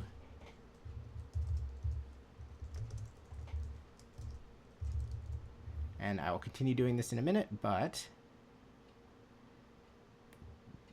we are going down to the feature match area, so let's get that sticky off the screen, see if we can figure out who it is that we're watching here. This is not table 1. This does not look like Ray against Masataka. Oh, check that. They are not playing each other.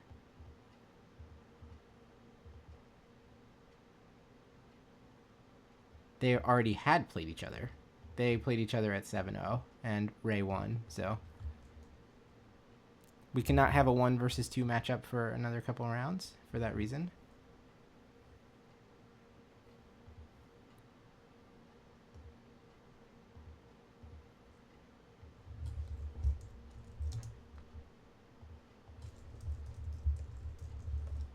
Yeah, agreed, Tim. Masataka has been absolutely crushing it lately. He came into this event at 21.03 elo and is probably above that right now. All right, so I see green cards. Green landfall cards, nonetheless. Yep.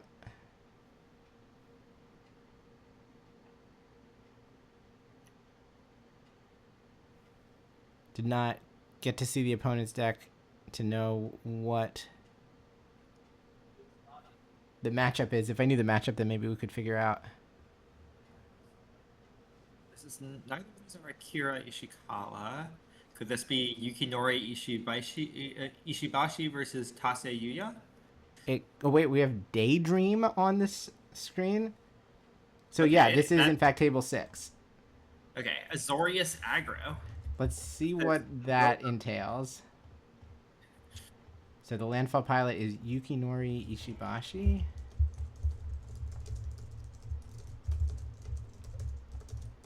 And then we've got Tase Yuya. So Yuya is the first name. Who is playing Blue-White Blink. It's the Momo deck.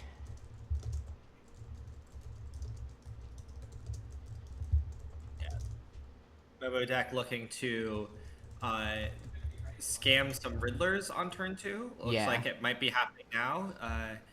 You can use Momo to get this on turn 2, a 5/7 flyer that drew 2 cards to replace itself and the Daydream you used. You can also sneak in that Springleaf Drum, as we see here. Woof. Well, 5/7 flyer sounds pretty good against this Lesnia deck. Like, it's going to take them a couple of turns before they can actually present some power and toughness.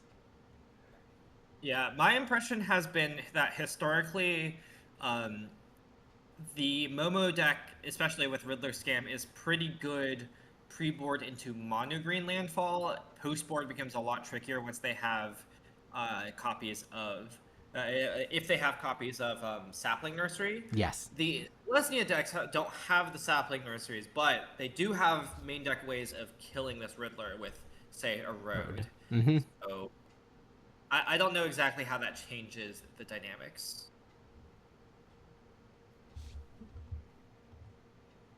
Let me learn what Momo actually says. Did we just overplay? No. The first non-linear creature you play on your turns costs 1 less. So Aang costs 3 if he's going to airbend this Might Form Harmonizer. Is that 2 lands in hand? That looks Yes. like 2 identical, very dark planes. Yes. Yeah. Yuya is playing these, like, Innistrad double feature planes. Looks like we are blinking the Aang in order to also airbend this Badgerable Cub. The draw is Surak, which is certainly very good against Aang, but not at this point. You would like that before the Aang comes down. And Yuya absolutely runs away with game number 1. I'm surprised at the concession, honestly. Maybe there weren't enough resources in hand to try to go for a Harmonizer kill, but it didn't look like it didn't look like Yukinori was dead on board, unless the life total wasn't quite updated.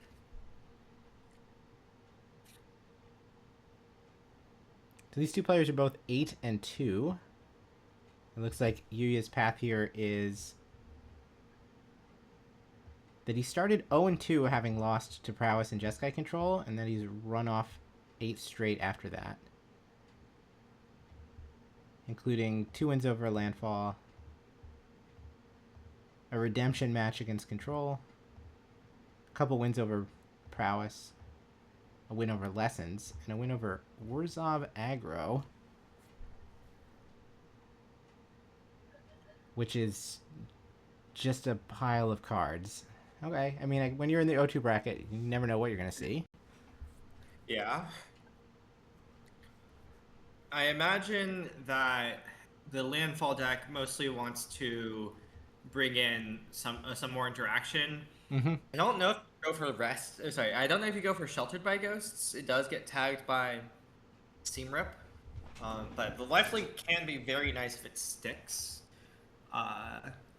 But again, very dangerous into interactive spells from the Momo side. Yeah. Of which there are a decent number. 2 Get Losts. Yep. 1 Aang. So Aang clearing a Sheltered by Ghosts is a hit or miss proposition. Sometimes it's difficult to have the mana to play Swift Savior and pay for the ward. If you just have Momo and Springleaf Trump in play, then it's like your turn. Yeah, ward doesn't even exist. Yeah.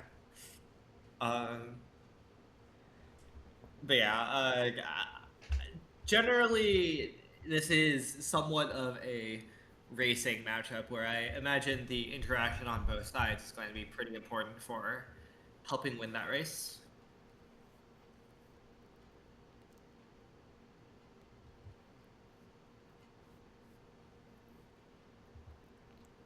On Yuya's side,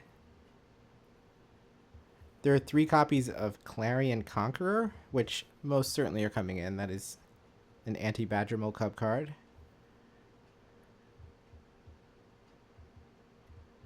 Then, I don't know. You could talk me into a couple of these cards, but they seem kind of interchangeable. I guess you might as well put Curious Farm... Strike. Oh, go ahead. I kind of assume Pyrrhic Strike is good. Again, you can, like... This is even a deck with a lot of creatures. You can get a lot of 2-for-1s out of Pyrrhic Strike, killing a Earthbenders and a Harmonizer. It's pretty nice. And I guess if you blight onto a creature and don't kill it, then Daydream can wash the -1/-1 counters away even. True. Synergy. You could even like warp a Riddler and then blight onto the Riddler before it warps out. Yeah. Throw those -1/-1 counters into some kind of nebula or black hole or wherever the warp zone is.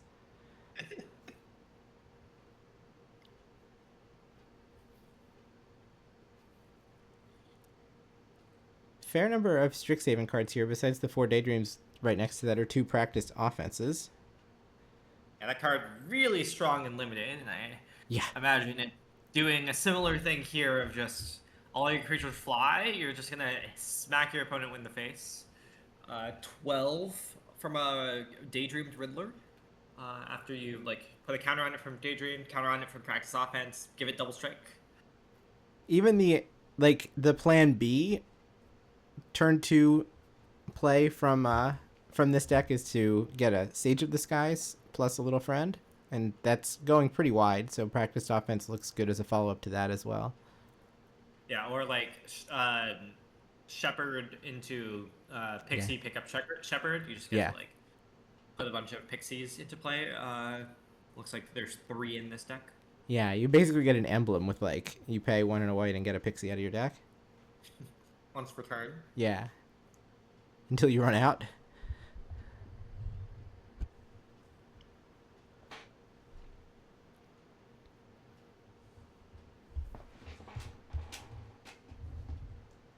Curious about these 2 players.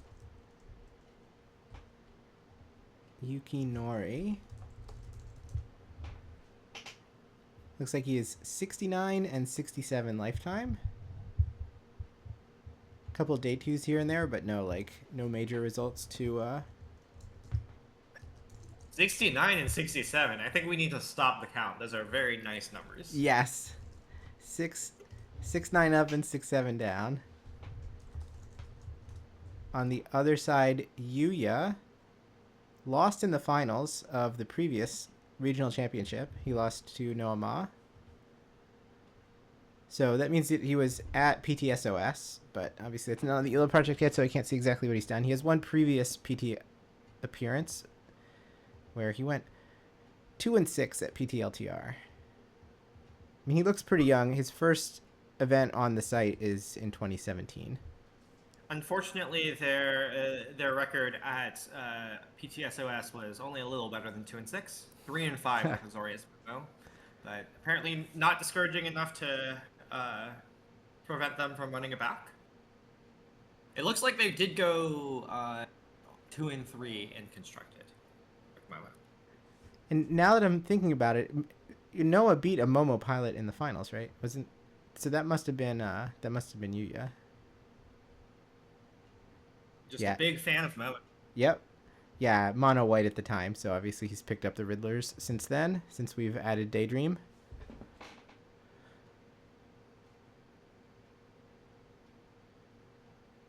All right, dual decks, Lemurs versus Cubs. And, ooh, there's the Clarion Conqueror. So Clarion Conqueror says that activated abilities of creatures cannot be activated. It does not make any, exclusion or anything, stipulation that says that mana abilities can be activated. So that forest is off. Might come back on, though. Looks like there's a Sheltered by Ghosts. That is pretty crucial from Yukinori to be able to continue to operate here. Then we'll spend 2 mana to Bushwhack down the Momo. Big swing in the other direction. Yeah. And Cub hits for 3 lifelink. Wow. Now we have an answer to the answer. It looks like there is both a Seam Rip and a Get Lost. And we're not going to mess around. Huh. Surprised at not paying Ward to also get rid of the Badgerable Cub. Yeah. I guess holding up this Get Lost is pretty reasonable. Now Yukinori has the Erode to answer the Conqueror. Yukinori could go for broke here and erode the Seam Rip. Oh, not a legal play. Not a legal play. Oh, right, yes, because the Erode, of course, did not roll enchantment on list of targets. That's right. Get Lost did. Get Lost can hit an enchantment, but Erode cannot. I love how quickly Yuya is manipulating their card, just like flicking out of 4 as planes from their deck. Yeah, this is pretty impressive dexterity from him, really. This is what I imagine it feels like to play against Shota.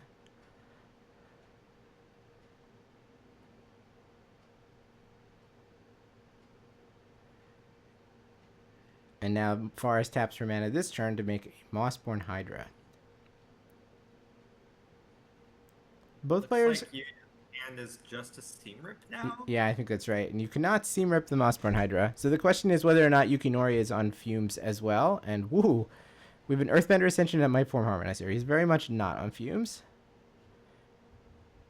And also 2 maps. Yeah, the maps are pretty good against a deck that actively wants to make land drop number 9, 10, 11.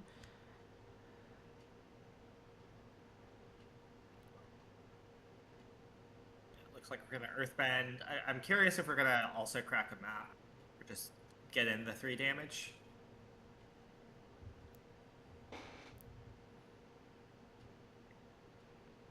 Gotta be tempting to start growing the Hydra.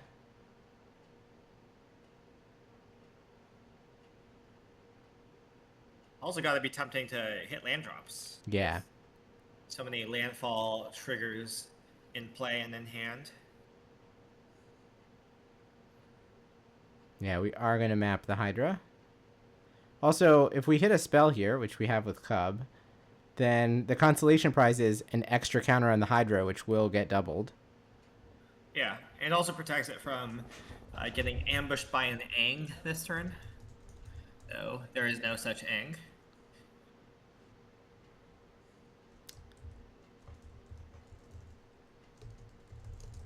See, the downside of Daydream here I believe that was the draw for Yuya. Yeah. And certainly a very explosive game one, but a terrible top deck when you have nothing to target.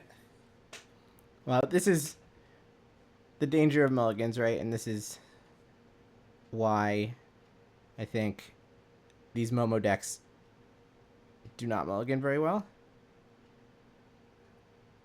I believe this is an erode my own forest for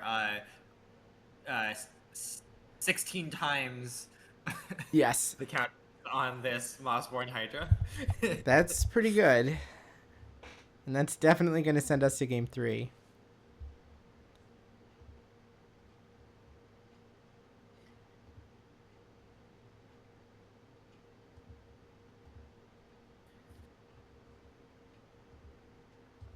I remember talking to someone in Richmond who basically felt that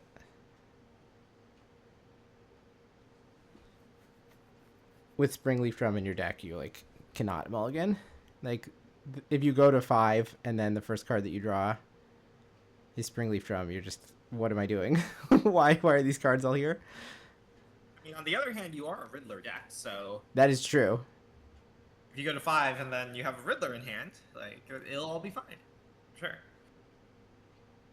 Yeah, that's one thing that's been picked up since Daydream has really solidified the blue splash in these Momo decks.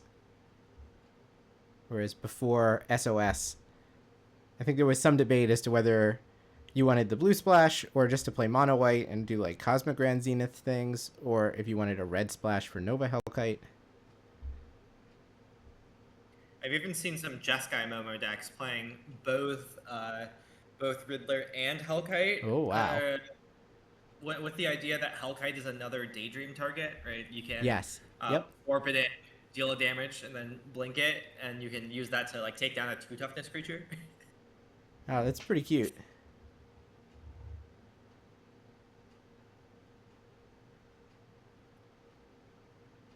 Hard to imagine that the mana is very good when you're playing approximately 20 lands and Yeah, no, not really. The Three Springleaf colors. Storms help a little bit, but it's definitely tough, and I think this very late blue splash is a lot more responsible, certainly. I believe it's just for 4 Quantum Riddlers, 1 Ang, 1 Mockingbird, and then 3 Disdainful Strokes in the sideboard as the only blue cards. yeah.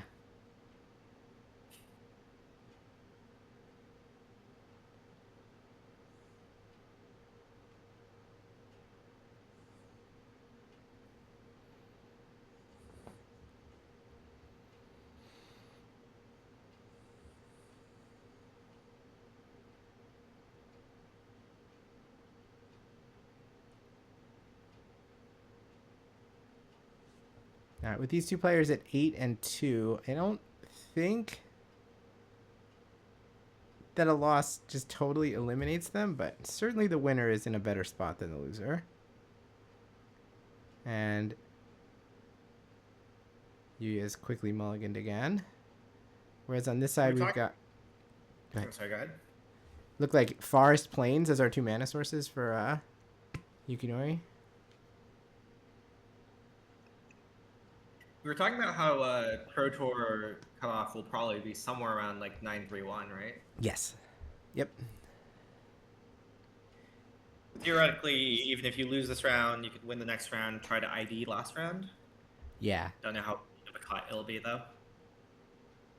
Yeah, my guess is that some people will be able to do that, and some might not be able to.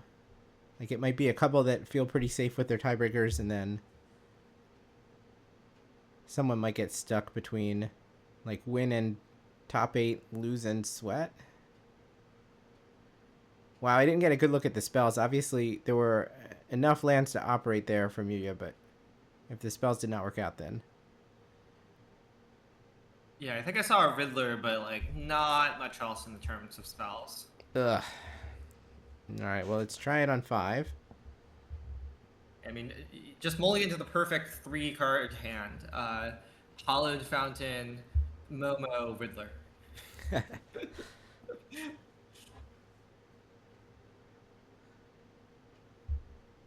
And then draw Daydream off the top? Oh yeah, yeah. When you warp the Riddler, you draw Plains Daydream. Yes.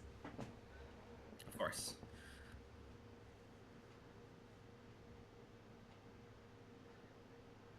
All right, well, there is a Riddler, there is a Momo. There are 2 lands. This is definitely a keep. There was a Daydream, you know? Maybe we could make something happen here. Yeah, I mean, that's part of the power of these, having Riddler in your deck. You feel a little better about going a little lower because the Riddler will just help catch you up.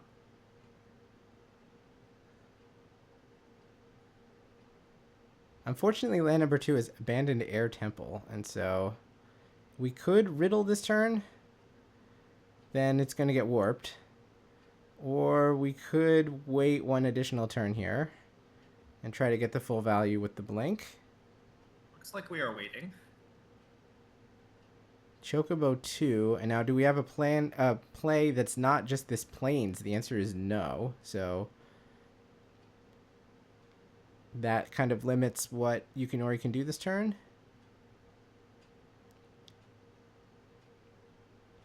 Warp Like Riddler. Now, so if we find a land, we can help answer some things. It looks like we found a Starfield Shepherd, which is like some percentage of a land, but was that a Hallowed Fountain that was the next draw?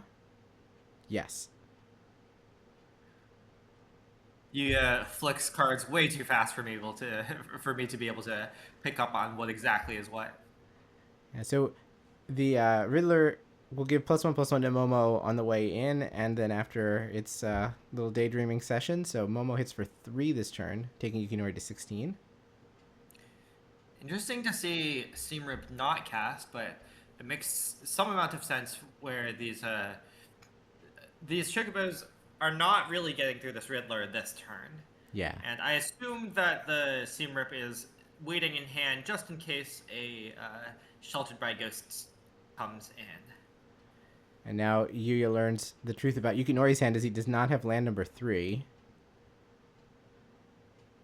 So if we take the, in quotation marks, mana source here by grabbing the Badgermole Cub and follow up with a pair of Sage of the Skies, oh boy. And I think there's a practiced offense in hand for next turn as well. Yes. So this is going to be a pretty insurmountable clock pretty quickly.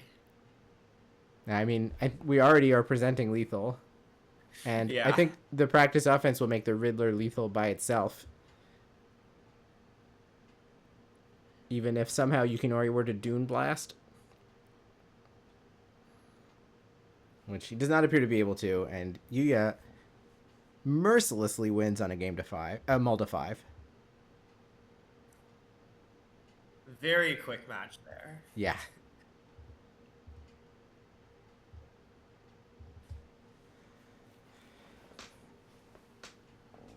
I assume that means we're going to be seeing some more magic here. I would have to assume that as well.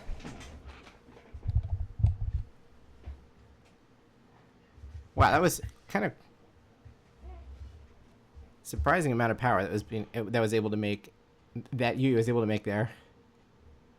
Yeah, the Momo deck definitely, if it draws well, wait, are we? Oh, never mind.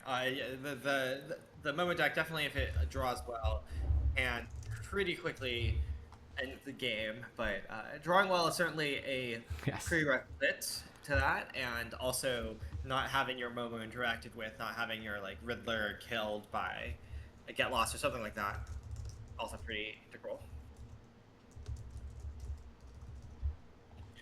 We can keep track of Yuya as he goes forward here today. Yeah, 9-2, and yes, definitely live for top 8. It looks like we've got the Big Magic tournament organizer here, ready to tell us about future Big Magic events, namely the Spotlight Series event in Chiba in a couple of weeks. I wonder if the main event is capped already. I know Japanese events often cap pretty quickly. Let's find out. No, I actually don't know if... how registration works. It looks like there's a 1,500 player cap on Melee, but it says 0 of 1,500. I don't think that's quite accurate. No. I bet it's like the way that like Toronto worked, where you signed up on Face to Face's site and then they manually put everyone into Melee, which was a disaster, by the way. It led to a lot of people getting like multiple Melee accounts. Not a fan of that as an ELO project manager. I can't imagine. Certainly. If only they were as kind to you there as they were to players by pre-registering pools. Yes. Also pre-registering ELOs. Oh, I would much prefer that.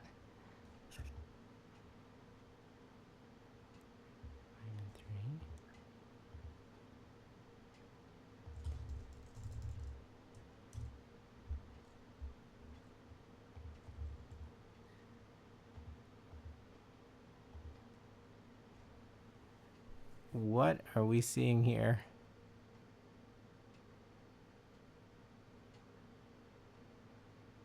Some sort of extremely fancy Spotlight Series promo thing? Yeah, I have no idea what I'm looking at, but it looks pretty cool. I don't think it's a magic card. It could be like a sleeve. Yeah, it must be a sleeve, because there was no mana cost, I mean, I've heard of textless cards. I haven't heard of titleless mana costless cards.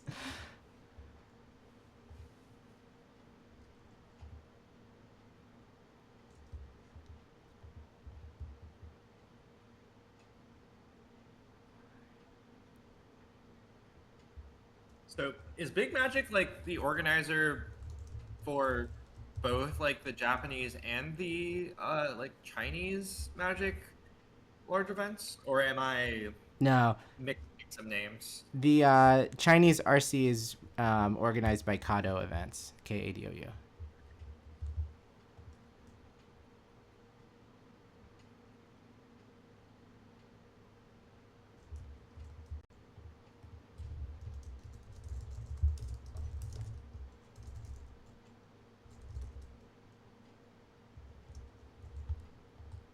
I'm curious why we're shooting over to the command zone here. I don't know, which is like, hey, this event is not being played at the Players Convention, which is like the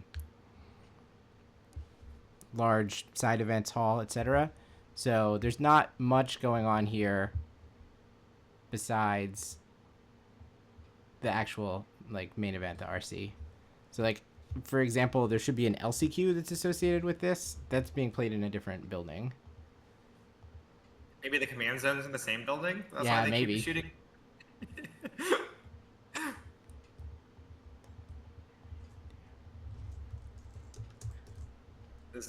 Maybe this is the building for the highest stakes and the lowest stakes Magic being played. Intermediate stakes need not apply.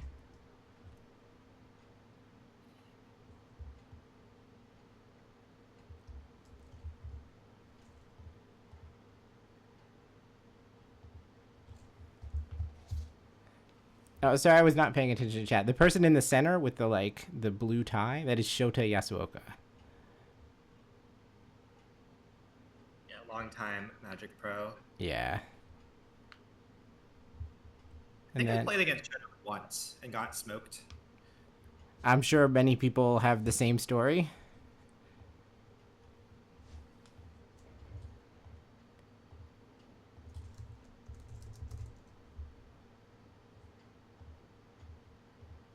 Yeah, should have smoked me with, I think it was Oculus, the worlds where I registered otters. Mm.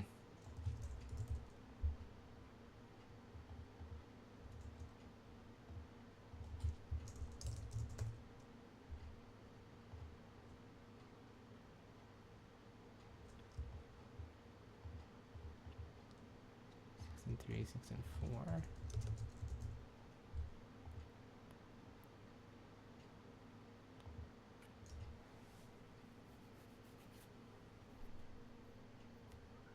Apparently we're not getting more Magic. No, I think we might have reserved this this, like between rounds for this announcement of whatever sleeves or something's going on.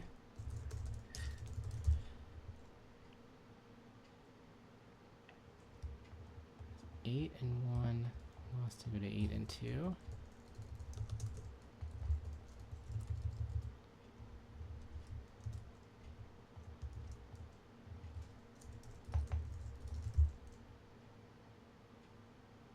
Yoshihiko was 7-2. Now Yoshihiko won. 9 and 2. Yeah, they won and are now 9 and 2. So I've got a couple of round 10 results to catch up on, but let me just finish.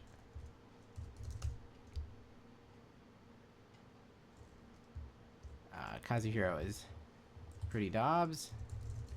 Appears to be 5 and 5. Ray is alive. Looks like he ended day 1 6 and 3, and now has gone 7 and 3, 8 and 3.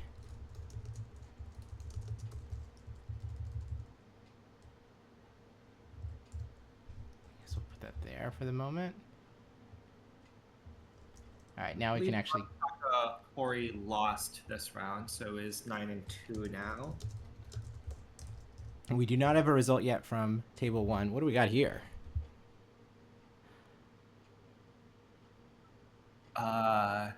Thalia, maybe? It's an enchantment. Was that a Sheltered by Ghosts? Yeah, people in chat think it was Sheltered by Ghosts. It looked like it said enchantment aura, but then I didn't actually get a chance to figure out what aura it was. Wow, that is a fancy looking Sheltered by Ghosts.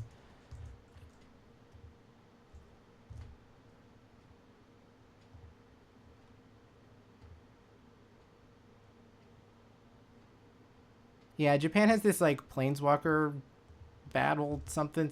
I don't even know what it's called. That they get a bunch of nice promos from it. I know there was like a Beza that was available last year. There's a High Noon that some people play that you see on stream that came from that as well.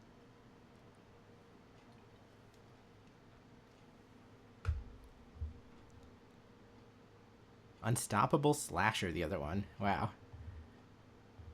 I remember the like month or so when that card was everywhere. It turned out to be somewhat stoppable after that. People were trying. I still sometimes see people in the real ladder trying to, one-shot their opponent with Unstoppable Slasher plus Archfiend of the, or not Archfiend of the Dross, whatever the one black one is that doubles damage. Bloodletter of Aclazotz. Yes, that one. Yeah, it's been a harsh winter for people who like Swamp. That is true.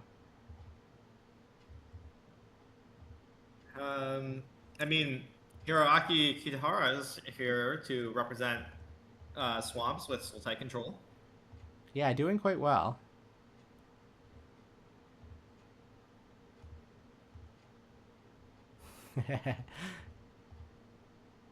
Yeah, also a rough weekend if what you enjoy doing is playing Flood Pit's Drowner. You don't see much of that going on today. The Blue-White High Noon deck was playing Pit's Drowners. And it looks like Tomonori won this round, so clinging to faint life at 8 and 3. Yeah, I was looking through Melee and did not happen to see any copies of Dimir midrange. Or I think maybe I saw a Dimir midrange label that turned out just to be Excruciator. Yeah, so it's very possible that Spyglass Siren is the card that was not registered by anyone. Or Kaido Bane of Nightmares. Yeah.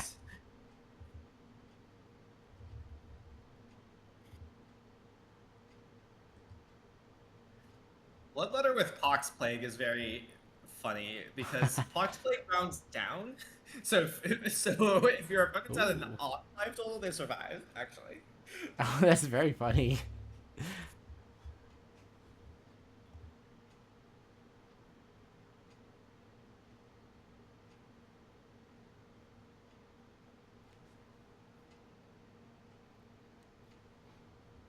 Who is AVS? Oscar Pod is asking after someone named AVS. Max Spells is Spellementals. Just doesn't quite fit. Oh, Alex. That's a good question. What is up with Alex? Alex went 1-4 and dropped, unfortunately. You do kind of hate to see that. That is Cycle 2 champion Alex Fenstong. Spells is Spellementals, just shortened so that it fits.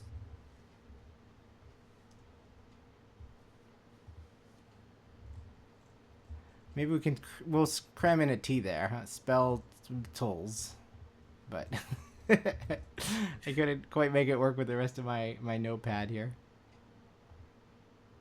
That's unfortunate for Alex.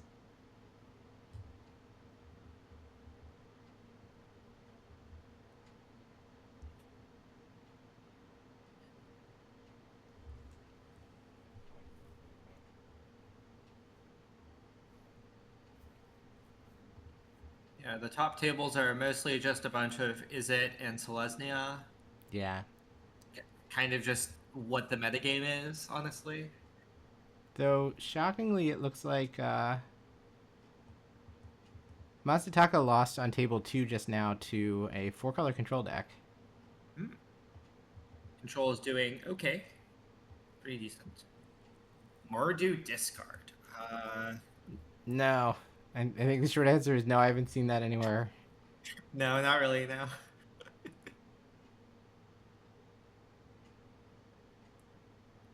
Dalian Fell was down there on table 11 in the hands of Junpei Nakamura, who was... I saw there were also some... there was also a Is It Maestro or like Is It Opus list doing well in Europe. Nice. Yeah, that one also was not apparently registered here. Yeah, 7-2. Good for them. Oh, what do we got here? Is this the very unstoppable slasher that we were talking about?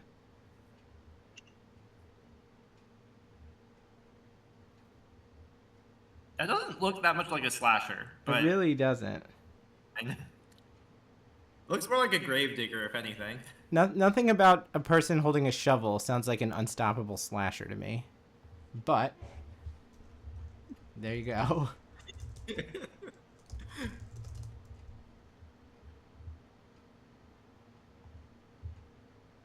That is a good theory, Light Country.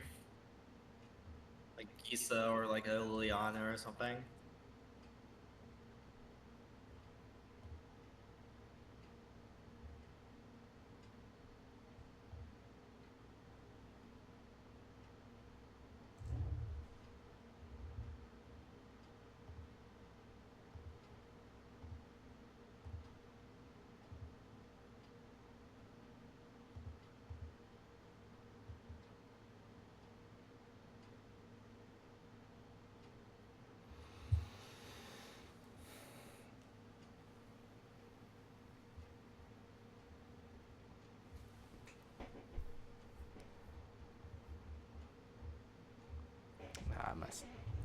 Masashiro has lost. Another one of the OGs.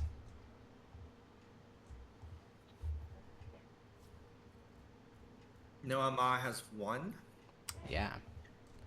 over our Sultai Control hero.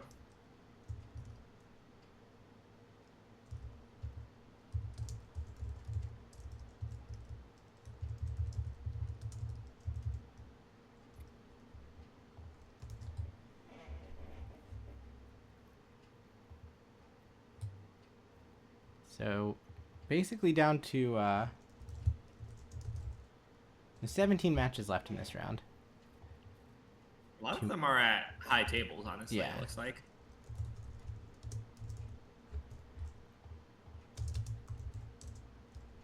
I think it's safe to say 7-4 is not worth watching, so I'll take Keisuke out. Sultai Control is not just Reanimator. I'll grab the list for you. Yeah, Sultai Control is a... the list is running 4 copies of Cornucopia and 4 copies of the new Black Wrath. That is a -2/-2 for 3 mana, or Damnation if you have gained life this turn. And then it's playing like it is playing Superior Spider-Man Deceit stuff, but is like doing like a grindy plan with that, not trying to like do any like combo things.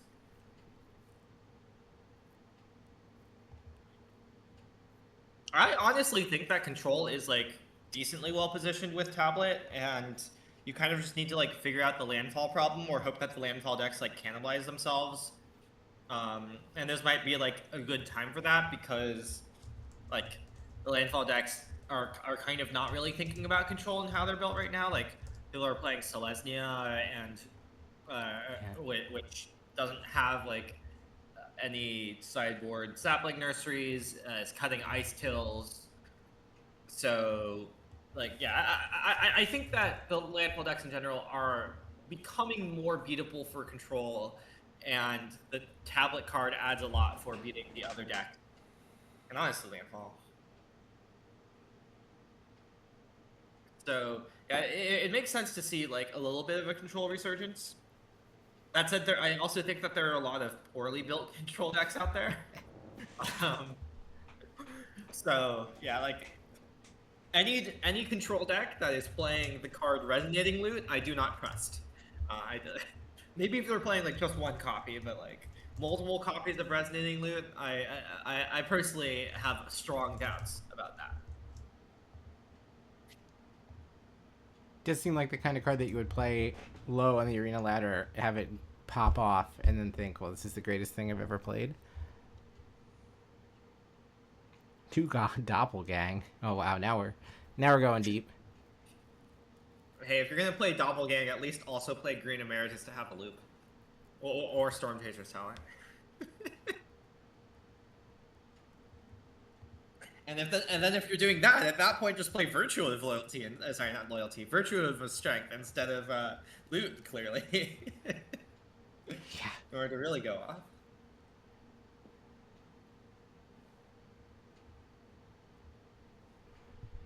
Yes, Renata, this is Shota about to crack this mystery booster. Ah, sweet. So start the counter. Or if you're very brave, you can start taking shots as we open packs. But this is what we're going to do to fill the time before the next round starts. We're going to take a look at an Empty Shrine Kanishi. It has protection from colors of permanents you control. Good old Banisher Priest. Weird looking Serum Visions. I mean, I guess I get it. I remember when I first got into Magic, people were like playing Serum Visions in Modern. Yep. I was like a little confused. It didn't seem like that powerful of a card to me, honestly. It was what we had, though. Corpse Connoisseur. You may find a creature card and put it into your graveyard. That was in the set with Unearth originally, so it sort of made sense. Ooh, shout out to Bolt. Yeah. I love that draft format. Yeah. I think War was pretty polarizing, but I really like the Planeswalker gameplay. Creatures without flying can't... Oh, target creature without flying can't block this turn. Storm. Good old Massive Might. It's like... Ooh. Might into might, as it were. Haywire Might behind it. That might is a little smaller, though. 3 white, black, 5/5 flying Vindicate.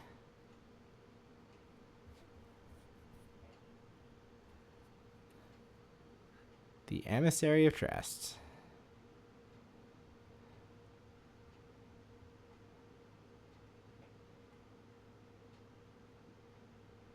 I just want to see the playtest card. First we have to go through this white-bordered, snow-covered plains.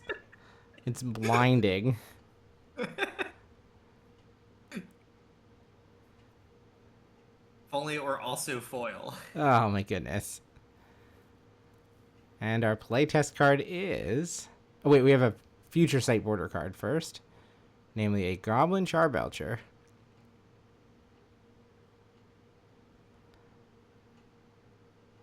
Then we've got Liliana's Other Contract. What does that say? When it enters the battlefield, you draw 3 cards, lose 3 life. If you would lose the game, instead exile this and then return it to the battlefield transformed. The transformed version is Liliana's undead minion, legendary planeswalker, you, 5 loyalty, you can't lose the game, +1, each opponent loses 1 life, -4, destroy target creature. But that planeswalker is you. If they kill that, then you do lose the game. I see. Okay. So it's like you've signed a contract with Liliana, and then if you lose the game, you become Liliana's minion. And get put onto the battlefield as a planeswalker. Okay.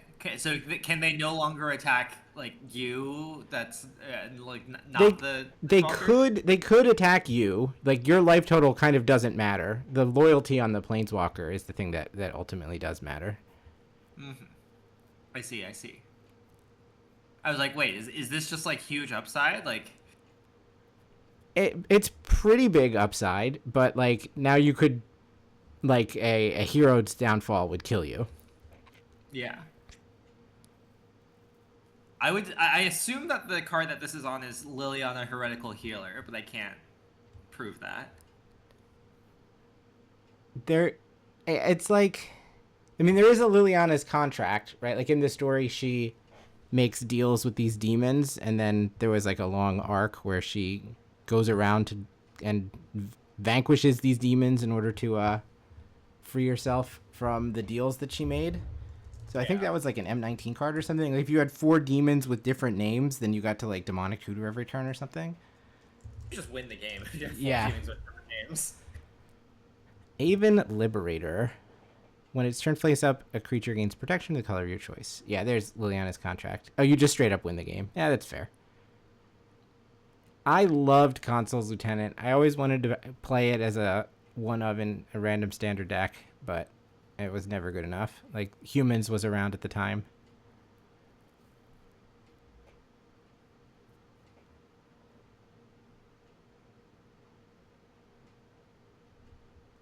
Mystic Subdual. Legit card in its draft format.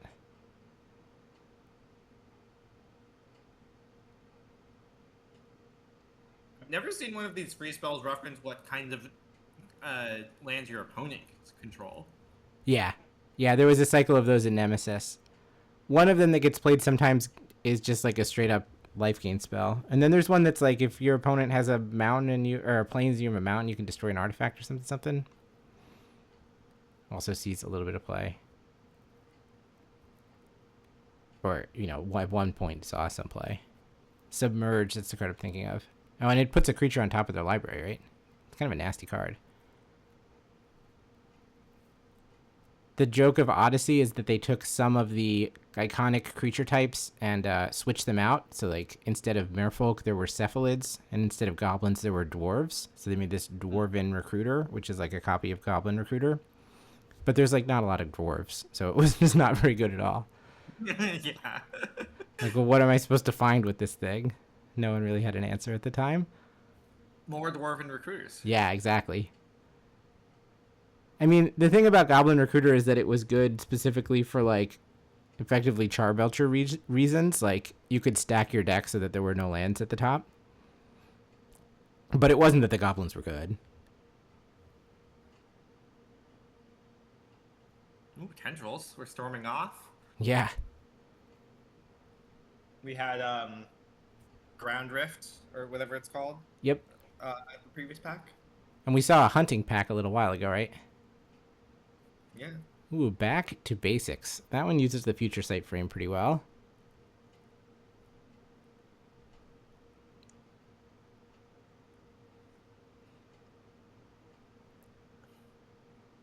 Oh, Ringleader. That's the missing piece of the puzzle. You complete me. If your life total is greater than 10, it is 10. For the rest of the game, your maximum life total is 10. You get an emblem with pay 2 life, add 1 mana of any color, and at the beginning of your upkeep, draw a card and lose 1 life. Interesting. Wow. That is... So, it's Phyrexian Arena, but also the unremovable Phyrexian Arena that also lets you have everything be Phyrexian mana, but you go to 10.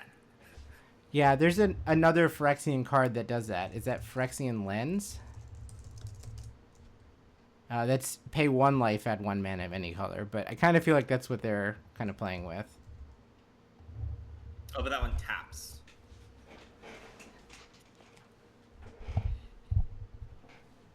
So you get like this Phyrexian stuff going on, but you're also kind of poisoned, I guess. But you're not actually poisoned because you can gain life. I don't know.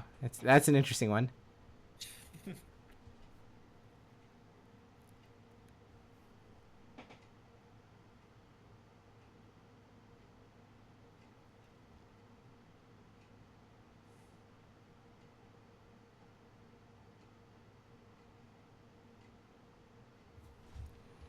How we doing as we come to the end of round 11 here? Table 1 has still not reported. There are 2 matches left. Yeah, I don't disagree with that, Cross Hunter, but you saw what they decided to feature was Yuya, who himself is very, very fast, playing a deck that is very, very fast. I think it took more time for him to resolve his mulligans than it did for him to win the games.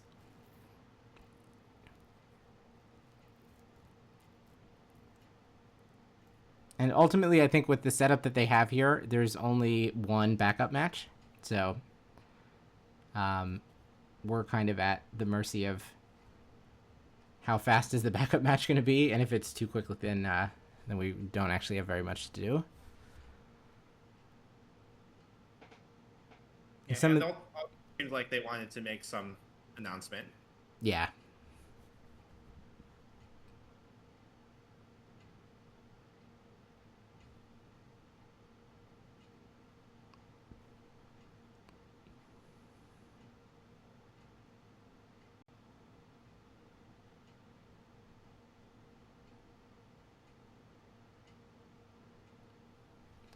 What's that? Round 1 or table 1 is not done yet? All right, let's go ahead and open another pack. And we start with the Shield Mage. Maybe someday they'll print a playable Teo. We're still waiting. Fairy Guidemother, legit card in its draft format. The flying sometimes got you out of some board stalls.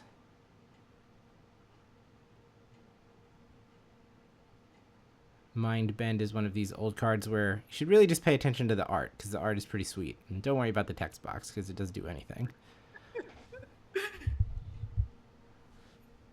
The effect lasts indefinitely, right? Yes. Yes, it does. Yeah, I always love that the reminder text for that mentions the word Planeswalk, which is on approximately 1 card in all of Magic.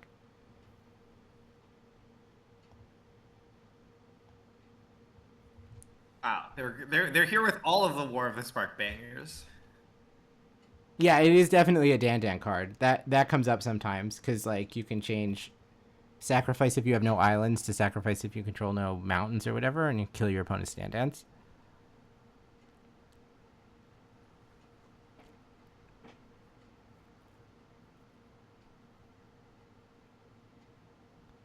Rites of Initiation. No idea what that card does. This one's a nasty one. Your whole team gets +1/+0 for each card that you discard, in addition to casting this. But so you cast this, and then you choose a number, and then you discard that many at random?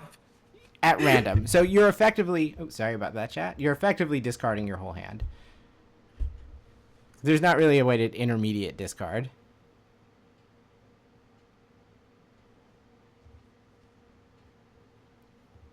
Then we've got a beast attack. It kind of makes it sound like the beast is going to like fight something or whatever, but no, it's just make a beast.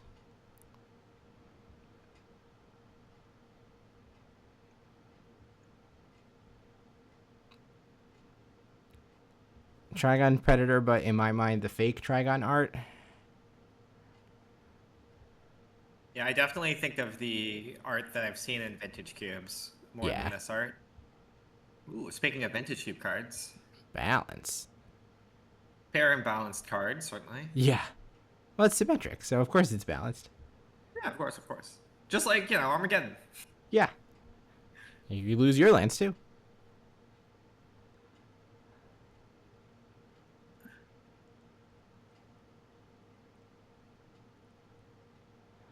Then we've got a Goblin Guide.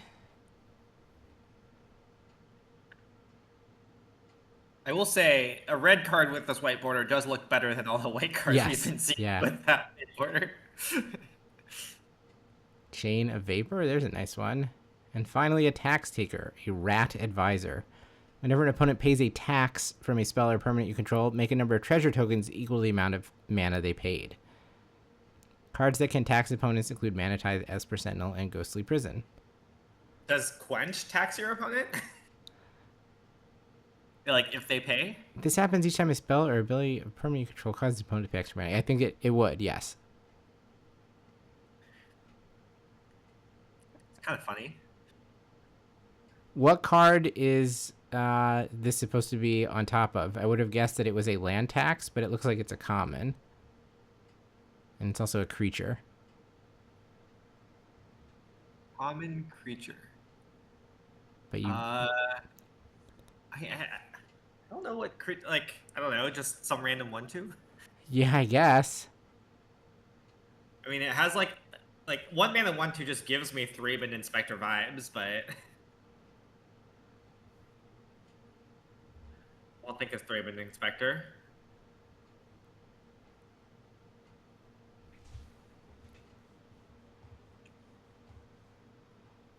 Table 1 is still not reported.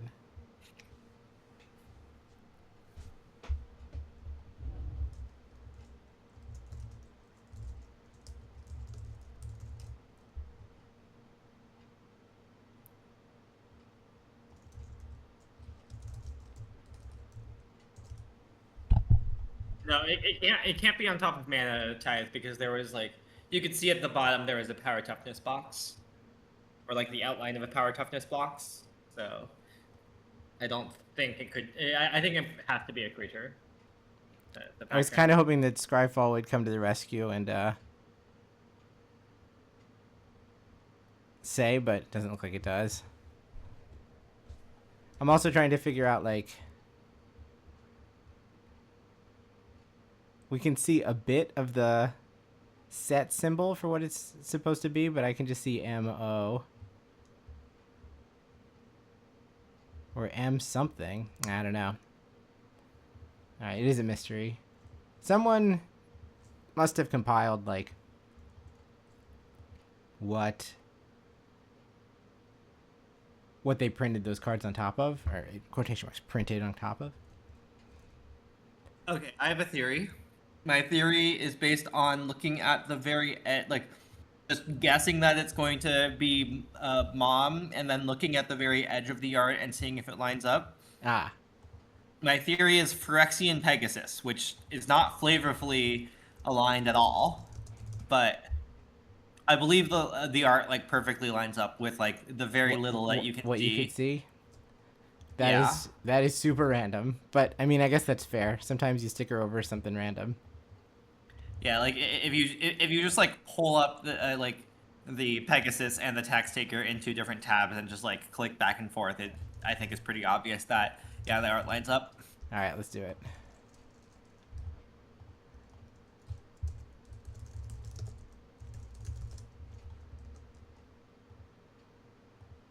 Yep. Yeah, I agree. You can see the purple with a little bit here. I don't know if this is a real Magic card because it's number 324 for Phyrexian Pegasus. So that's not in the draft format. It must have been in some, Commander or something deck.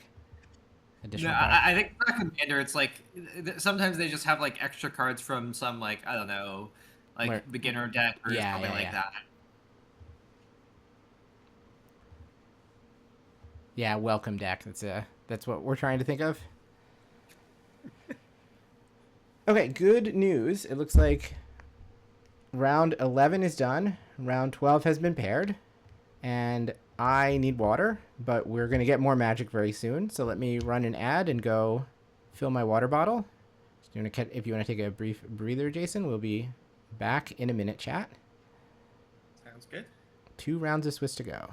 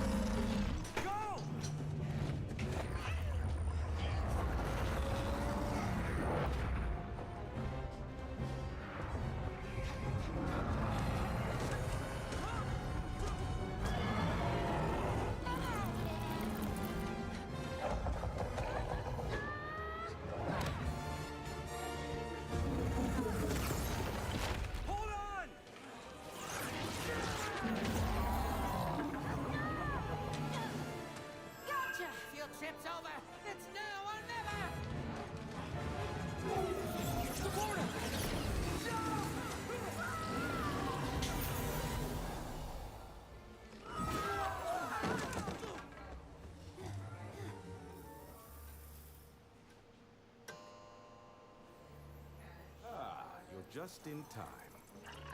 Good. I do hate a late lunch. Congratulations.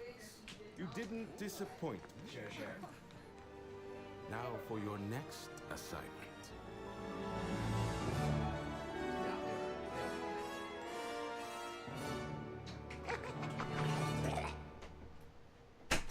Hey, you!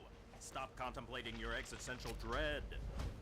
Try Magic the Gathering Foundations. Dying decor got you depressed? Foundations turns dreary into dramatic. But wait! There's more! With the right magic card, everything's better. Can magic help me with my boss's after-hours texts? It sure can. Thank you, Magic the Gathering Foundations.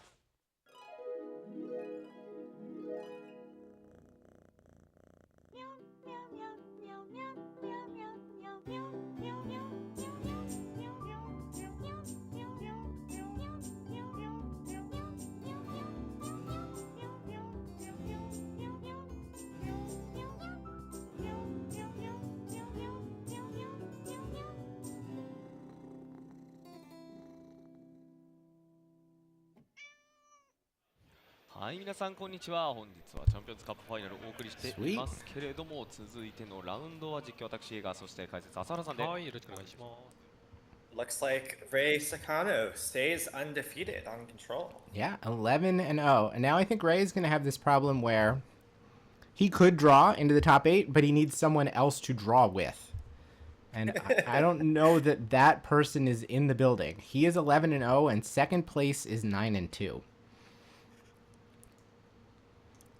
In fact, I believe it looks like this round Ray has been paired against Ninth, who is even less likely to want to draw. Yes, because we've run out of people to put in Ray's path. He's beaten most of the other people that are in like 2nd, 3rd, 4th, 5th, and so on. So let's take this opportunity as we're getting ready here for round 12 to begin to just catch you up on what's going on, who we are, etc. So we're watching the regional championship in Tokyo, Japan. This is the RC that covers both Japan and Korea. It's like the region that is represented here.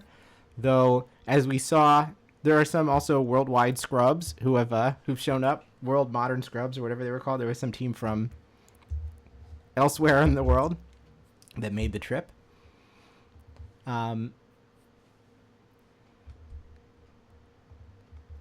Yeah, at this point, Ray could concede both of his next 2 matches and probably is still first. But definitely concede ID would do it. No one else can get to higher than 11-2, right? Yeah, I believe so. There's only 2 rounds left. Yeah. So, honestly, Ray's tiebreakers are also kind of quite large, so yeah. It would be surprising to me if Ray did not end the Swiss portion of the tournament at first seed, even if they lost twice in a row. All right, I actually do recognize one of the 2 players here. We're going to see Yoshihiko Ikawa. This is table number 4, playing Spellementals. versus Shinya Saito, who we saw a couple of rounds ago, playing Prowess.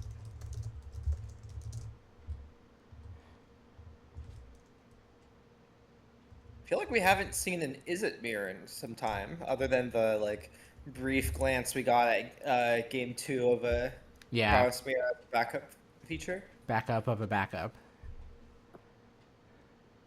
All right, let's see what these players are working with. Will we get to keep our opening hands? I saw a bunch of like Spell Pierces. Spell Pierce, Opt, Slight. There's one land. It's kind of hard to... I think it's a River Pyre Verge. So... Oh, no. So that's not a keep. Nope. That is a mountain. It looks like Shinya is happy with his hand. So yeah, this is the penultimate round of Swiss. We've got this round 12 and then round 13. Then there's probably going to be a bit of a gap. I'm warning you right now. We might attempt a bot draft to fill the time. Could be interesting. But we're going deep into the night here. We're going to crown a champion today. So thank you all for coming along with us. For those who don't know, I'm Adam. I run the MTG ELO project. And for some reason, 3 or 4 times out of the year, I just stay up until 5 a.m. and commentate on these Japanese tournaments on this Twitch channel. And if you'd like to say a few words yourself, Jason, my co-host this weekend. Yeah, I'm Jason. I sometimes play in Magic tournaments. I sometimes judge Magic tournaments. I like wearing a lot of hats. So sometimes podcast, right? That's yeah. I have a podcast with Ryan Condon. We talk about limited gameplay, but now we're talking about constructed gameplay as we get the game. Nice transition as Yoshihiko starts with sleight of hand. Ah, yes, I'm an expert of transitions. That's what I might say. You learn as the play-by-play guy to try to set up your co-host where possible. Spire Bluff. Oh wait, the players are backwards there. And Spire Bluff can now for Shinya at the top. The Prowess players at the top. Yoshihiko's at the bottom. And we're just gonna fire off a flow state. I do find it amusing that there are 2 different decks in the format that play Anticipate by some definition. Yes. Both Lessons with Accumulate and Prowess with Flow State. Yeah, it looks like someone at R&D has decided to explore the space of Anticipate plus potential bonus. And they found a couple of nice ones. Next we'll get an Anticipate that gives you 1.5 of a card sometimes. That sounds like expressive iteration to me. Yeah. Basically exactly expressive. Speaking of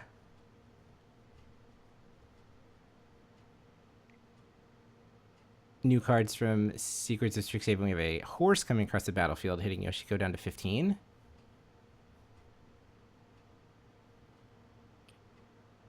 And that will get met by an Impractical Joke. So Yoshihiko has 4 spells in graveyard now? Yeah, it looks like 4 spells, 1 land. So not quite the maximum discount on those elementals, but getting close. Yeah, the goal is to get to 5 for the 5R Hearth Elemental or the 5 UU Edimer Crab. And Shinya just fires off a Burst Lightning to the head because there were no instants in the graveyard. And so we're going to play another Flow State.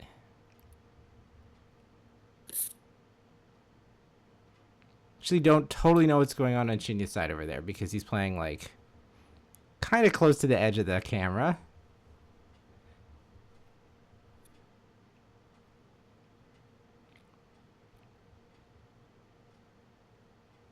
I think I saw that Yoshihiko had a second copy of Impractical Joke in hand. I don't know if there's any Spellementals threats.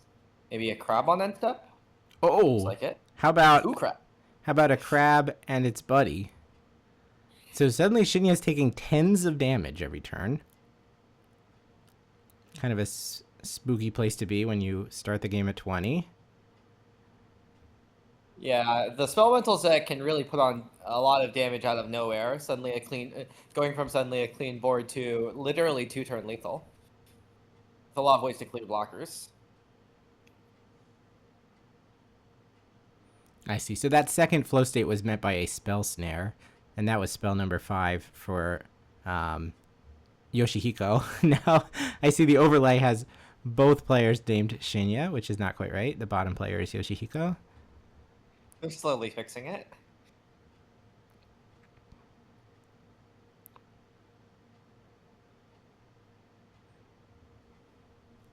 All right, we lead on Opt.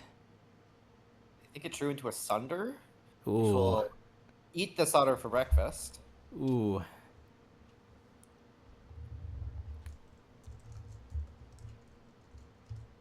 Thunderfox is especially nice here because one of the main ways that you could like think about maybe dying on this turn from 13 is Slick Shot, and Yeah. Thunderfox can tangle with Slick Shot in a pinch. So maybe you don't like prefer for that to happen. I guess in this board state, the crabs are what actually is going to get the job done. So if Shinya has to invest his entire turn into making a big enough Slick Shot, you can always block it, or you're presenting this extra problem to Shinya where he can't just cast the spells to make the Slick Shot large enough. He also has to remove a blocker, which, I mean, I guess he does have the boomerang basics to do, but if you could like play every spell in his hand for 0, maybe he's okay. Unfortunately, Omniscience is not in play for Shinya. Oh, that is unfortunate. And I'm pretty sure we're really closing in on any chance Shinya might have to solve this problem. I guess 2 Boomerang Basics does theoretically keep him alive. I don't know if he has the ability to cast the second one, though. He might have opted himself into the grave. Oh, he has a Steam Vents, so he'll go to 8 life. We'll bounce Thunderflock, we'll bounce Eddie Mercrab.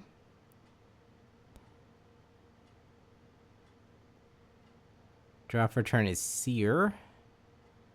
The problem with bouncing Eddie Mercrab here is that if your end game is I'll try to win with a Slick Shot, you've given them a crab. Yeah, it's not a perfect plan by any stretch. I would even say it seems pretty unlikely that Shinya will be able to survive now, but it is an action you can take. Yeah, it looks like Burst, Slick Shot, Land is not going to do it. Yeah, and we're going to go ahead and shuffle them up for game number 2 here.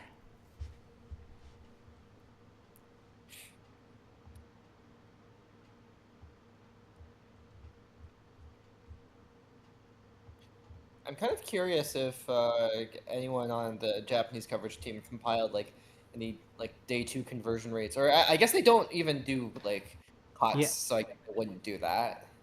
They sometimes will show like the 6-2 or better metagame after round 8 or something, but yeah, there is no cut, so that makes it kind of awkward to where do you split the data? Yeah, that makes sense.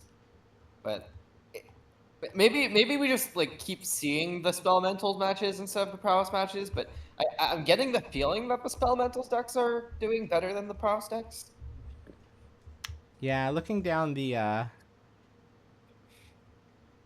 top tables, it looks like you have Spellementals on 1, 3, 4, 9, and 9, 10, 11. And then there's Prowess on 4, right? Shinya that we're watching right here. Yeah, 4, 8, 9. So, and then 11. Oh, sorry, 12, 13. They're like pretty similar, actually. Okay. Maybe the coverage team just doesn't want to show us as much Prowess. Spellementals a slightly more dynamic deck, maybe? I don't know. Maybe people are just sick of Prowess. I can understand people having that fear that Prowess is not good television.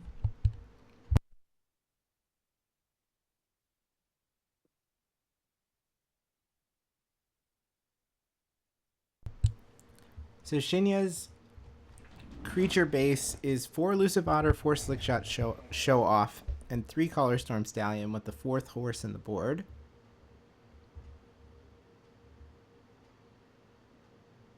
Yeah, again, no crabs. Similar to the Prowess Mirror match we saw one game of earlier.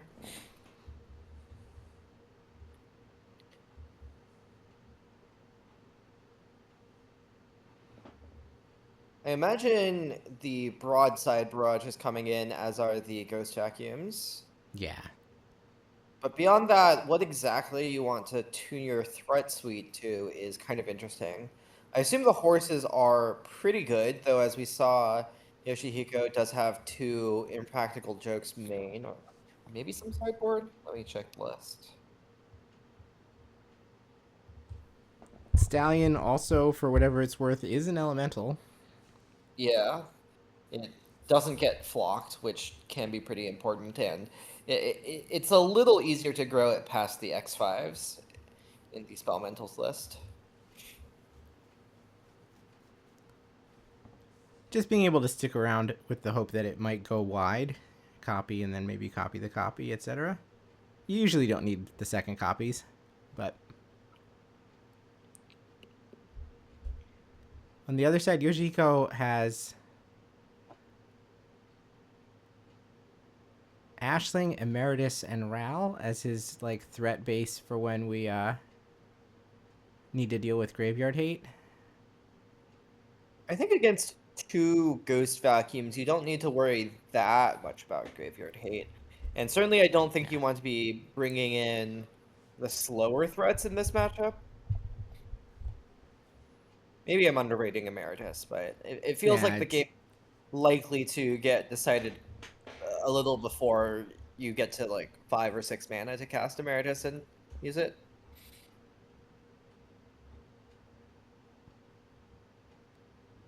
We definitely could see that one Gigastorm Titan coming in, though, as a hedge versus Graveyard Hate, and also just a 4/4 is completely fine as a body. Mm-hmm.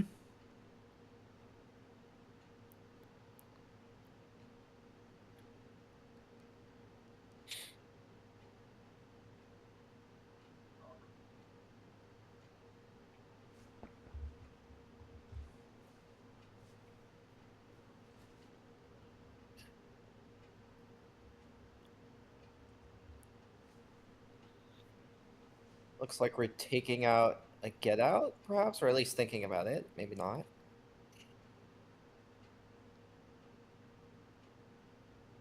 Yeah, so it looks like the Sunderflocks have gone. Ral didn't come in.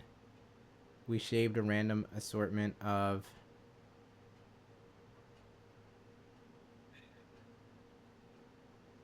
Get Out. I think I did see that there weren't Emerituses in the sideboard, so yeah. I guess they have brought in. I think a couple of random cantrips got cut. Which makes sense. The Spellementals list plays some of these cantrips as kind of a generic instant or sorcery, but post-board you can have relevant instant or sorceries in your deck, so you don't necessarily need so many blank pieces of cardboard. Yeah, I mean, at the same time, you can't cut too many of them because they really do help with your consistency, and especially they help with playing only 20 lands. And especially if you're going to be bringing in, 5 mana Emeritus of Ideation, you do need to hit your land drops. Yeah, funny that it's actually Shinya that has more mana sources. Yeah, Spellementals deck is kind of just all churn. With Prismari Charm and Traumatic Critique to help you hit more land drops. Or, I guess, help you draw more cards or look at more cards in ways that help fix for when you don't have enough land drops, and also incentivize you to run fewer lands, because if you just draw too many lands, you're prone to flooding since you have a lot of cantrips. Both players keep. Look like for Yoshihiko, it's 3 spells, 3 lands, and an Edimer Crab. Shinya starts with a Slight.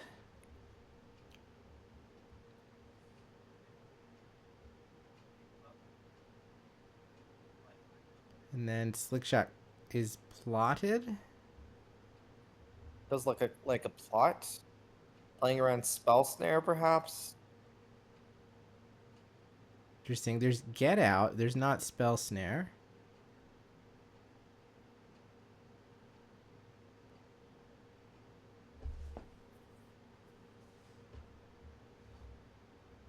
I actually don't know how many red spells Yoshihiko has, so it's possible that a threat on the board is more dangerous than a threat on the stack. Oh, I think what Shinya was trying to set up here is being able to protect this Slick Shot with the Spell Pierce and the Magic Damper in hand, which is basically a shore up.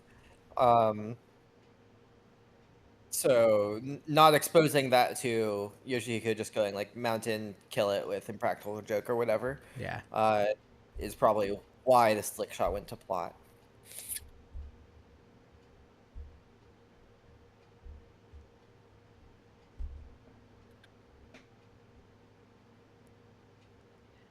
That said, Shinya's hand is like pretty awkward here. Yoshihiko just gets to, you know, develop resources by simply casting spells. Because like spells going into the graveyard represents working towards making those elementals cost 1 and 2. Whereas Shinya just isn't really cantripping, isn't really getting through his deck, and is just sitting on a bunch of like burst damage with now 2 Slick Shots. Yeah. But somewhat unable to actually sculpt a hand that can fully take advantage of them.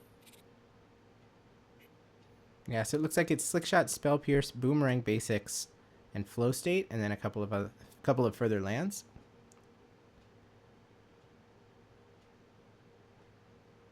Oh no, that back card is the Magic Damper, not a Flow State. Yeah, so lots of stuff to like help push these Slick Shots, but not enough to actually push them fully to victory, which is why we see Shinya here just playing the patient game, but also not amazing that there's no like nothing to help build resources. No Storm Chaser's talent, no Flow State, not even cantrips to help shape the hand.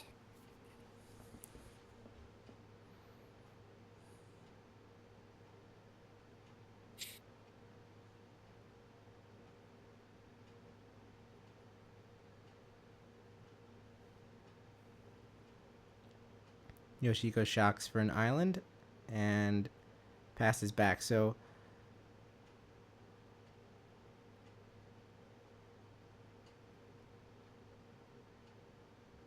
I wonder, yeah, it's time to get moving on this. We're going to get to the point where it's like Shinya tries to cast these Slick Shots and then he can't really develop sorcery speed to like pre-combat to make them larger, at risk of just having his whole turn get crabbed.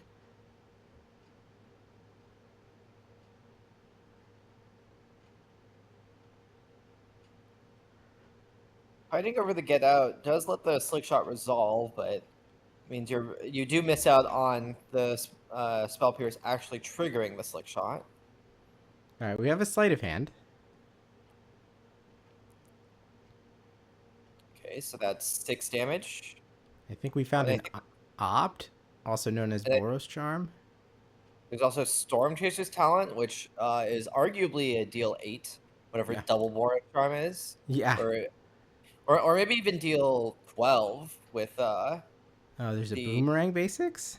Yeah, so theoretically, if Yoshihiko has nothing and Shinya just goes for it, I think Storm Chaser's basics, Storm Chasers again, is lethal. We prompted an action here. There's a Spell Pierce, so we can break up the... We couldn't stop the talent, but we can stop the Boomerang Basics. Do we have one more spell to cast? I think the answer might be no. I think there's a magic damper in hand, right? Still unused. Oh, then that should be enough, right? So the 3, yeah, and we're gonna cast magic damper. And that's lethal.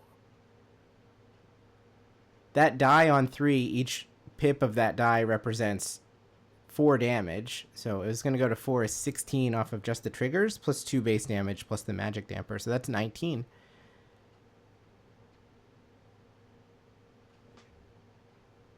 Yeah, amusingly, if Yoshihiko had chosen to spell pierce the Storm Chaser's talent, it would have worked out a lot better because Yeah. then Shinya either has to let the Storm Chaser's talent get countered, in which case there's no target for boomerang basics other than slick shots, which obviously that's not going to be workable. Or pay for the talent and not have enough mana to finish lethal that turn. But of course Yoshihiko had no way of knowing that exactly there was talent plus another, or boomerang basics plus another spell in hand. Yeah. And there was very little sculpting that happened, so that kind of had to be just natural Jin. Whereas I think it would be slightly easier to put your opponent on boomerang basics as they're playing that talent if they spent those turns while the slick shots were plotted, rifling through their deck with flow states and opts and stuff.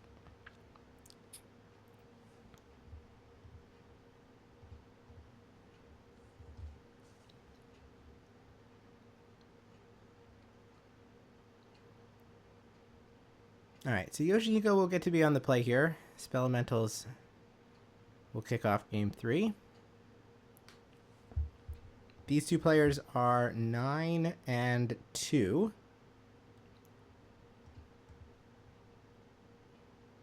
So they likely have a loss to give. Certainly a win here, and they can ID into the top 8. Things get interesting if they lose.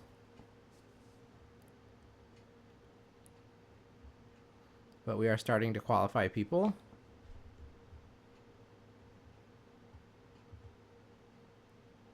It'll be fun to do the tiebreaker, in quotation marks, fun to do the tiebreaker math after this round. Oh, I personally enjoy tiebreaker math. So do I. I hope that's the case for you too, chat, because we are going to do it. Well, I'll have the, I'll use my little notepad to go down the standings. There will be some complication, I guess, in figuring out who Ray can actually play. That could Ray affect... has seemingly played everyone in the top of the standings. And beaten them all.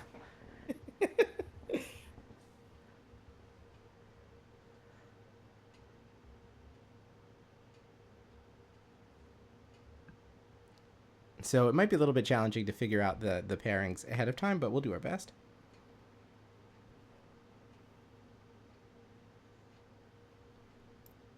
As it stands right now, 2, 3, 4, 5, 6, 7, 8, 9, 10, and 11. There are 10 players who are on 27 match points that are 9 and 2. These are 2 of them. So 5 or 6 will advance to 30. Yeah, one of them is playing against Ray, who seems a little undefeatable right now. Yeah. And then one of them is in a pair down against someone who is 8, 2, and 1. But we might wind up in a situation where tables 1, 2, and 3 can all ID into the top 8, and we might have a couple of people that have to play to fill in the last couple spots.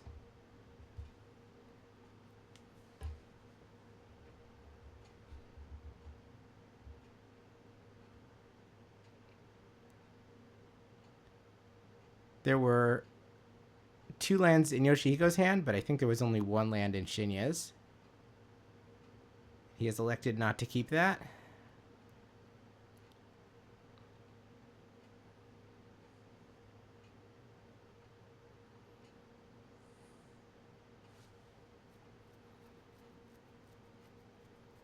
Yoshihiko is certainly one of the most accomplished players in this field. He has a pretty long resume of Magic success, including top 8 at Mythic Championship. Top 2. He lost in the finals to Autumn Burchett in Mythic Championship 1 in Cleveland, and then finally. Didn't he recently win yes. one as well? Yep, and then he finally did one better by winning Pro Tour Outlaws of Thunder Junction.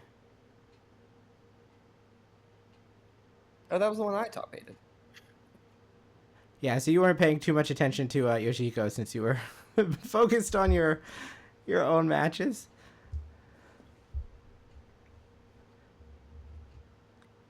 All right, we have kept. Yoshihiko starts with a Spire Bluff Canal. Turn 1, Storm Chaser's talent is met by Spell Pierce. Definitely feels good to Spell Pierce the Storm Chaser's talent. Really cuts your opponent off a lot of things with Boomerang Basics no longer being as much of an option you need to worry about. Yeah.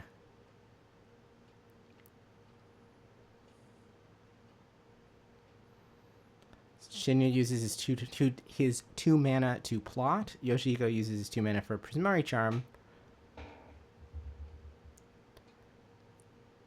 And we have drawn a lot of flow states and no instants or sorceries to juice them up. You might have to start casting those flow states. There's Noct though, so... Slight into Opt. Perfect turn.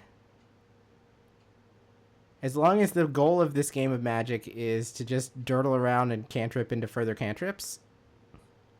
Yeah, very Phoenix-like. Yeah.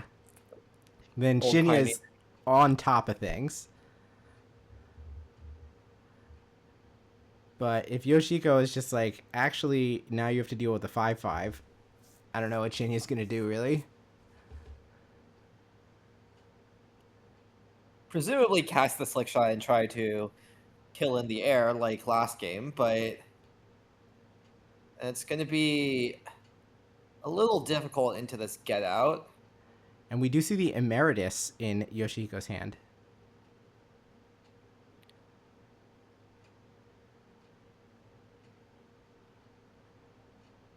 He's also at no problem. Notably can block the Slick Shot, though. A little expensive at doing so. The rich man's burst lightning, as it's sometimes called. Hey, I mean, both of those can be cast for 5 mana. Yeah, exactly. Both of them can be cast for 1 mana.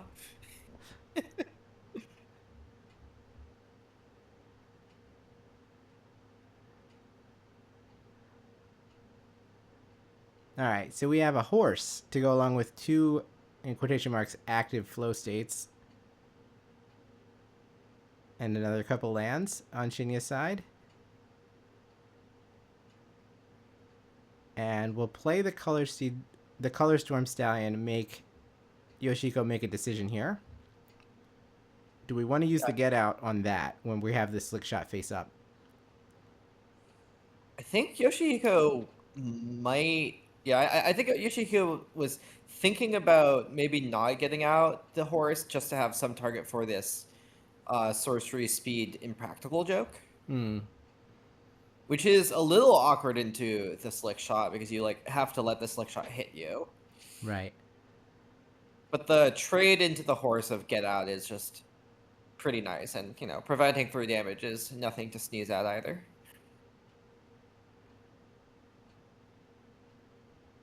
All right, so Yoshihiko willing to say, I'm just going to play a 5/5. There's no way you can remove that with the Ward 2, really.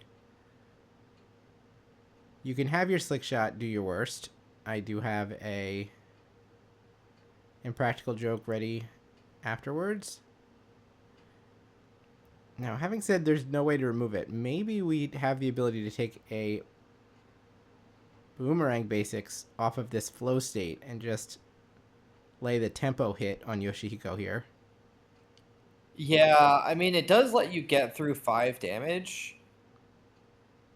And it does set Yoshihiko back 5 mana.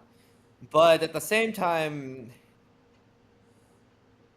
the fact that this is really the best that Shinya can do really In terms of getting the Emeritus off the board, really shows why Yoshihiko took this line. Yeah. Because it's not that threatening to just deal 5.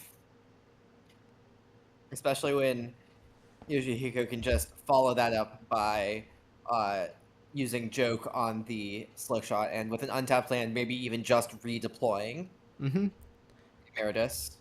And the backup plan is not even that bad. I think there is a Hearth Elemental that just came to hand.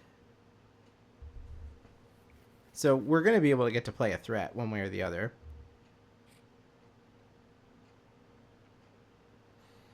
Yeah, now it seems like there's plenty of other stuff that Yoshihiko can do with his mana. We've got a Spell Pierce and an Opt to go along with the Hearth Elemental and the Impractical Joke. So let's leave aside the question of what we should do with this 5 mana banger and just quad spell instead.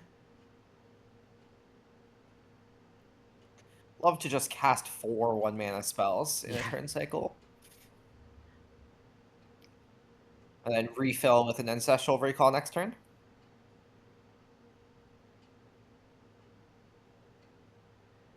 Draws Storm Chaser's Talent to go with the Flow State. So I think it's Flow State, Spire, Bluff, Canal. I think the back card was a Multiversal Passage. I think there's a horse in hand somewhere. I remember seeing that. Multiversal Passage is my least favorite Magic card. It is, in fact, a horse. Because it does not look like a land. Neither of its arts look at all like a land to me.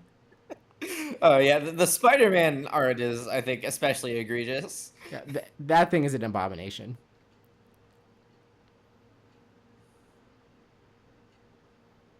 We were talking yesterday about how there are some alt arts, not many, but some alt arts that are cheaper than the regular version. I think that Spider-Man one, the Multiversal Patch one, is one of those. No one wants to get stuck with that shit.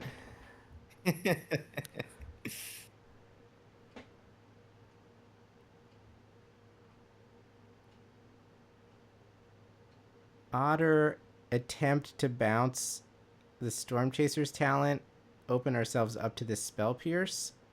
I mean, at this point where both players have 5+ mana, I think you got to do whatever. You have to accept any option that you see. Yeah. There's an interesting question sometimes about, like, whether you want to Spell Pierce the Boomerang basics or whether you want to Spell Pierce the talent on the way down. Yeah. If you're, like, pretty confident that your opponent's going to recast the talent.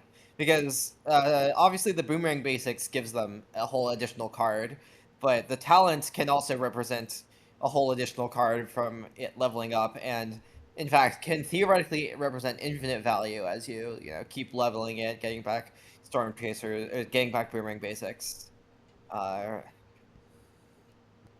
You see that sometimes where opponent plays turn 1 Storm Chaser's Talent and you have a Seam Rip where you have to kind of make the decision which one of these things actually do I care the most about. Yeah. Usually on turn 1 it's the Otter. Yeah. In these late games you can get in spots where the talent is a lot scarier, but I think with this Emeritus of Ideation, Yoshihiko shouldn't be too worried. Looks like we have land, Slick Shot. Land, horse, Slick Shot. Ah, damn it.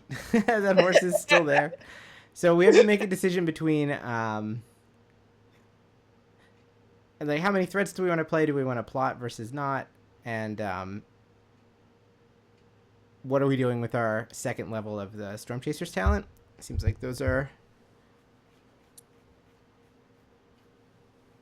the options that Shinya has to work with this turn. Yoshihiko, meanwhile, pulling out the cheapest Ancestral Recall I've ever seen. Yes. As a reminder.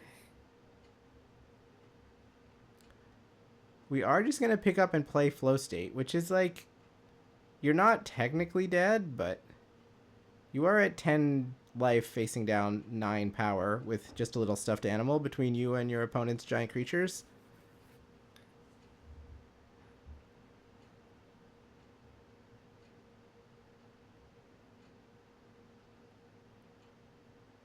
I wonder if Yoshihiko owns an Ancestral Recall. It wouldn't surprise me if he did.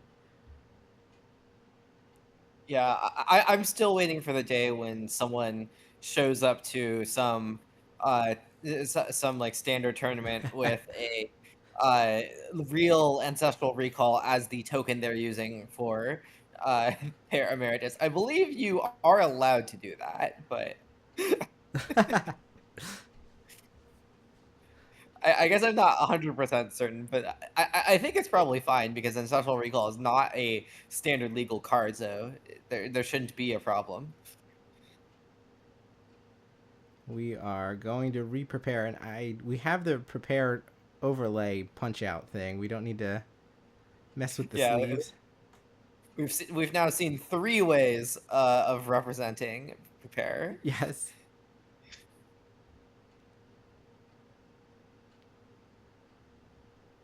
Now I want to go to an F&M draft and just like have a careful study sleeved up in a different color sleeve. Some of these other cards that are things that you can prepare. Okay, so I think I got a glimpse at Yoshihiko's hand, and I think it theoretically has lethal if he wants to go for it. You can abrade the otter and then traumatic critique for X equals 1. Of course, that would get got by spell pierce, but it is an option that is available.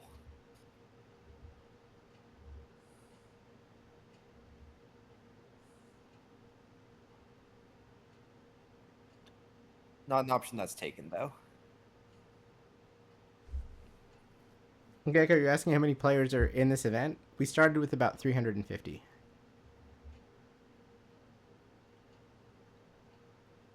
Now we just let the otter jump, and Emeritus hits for 5.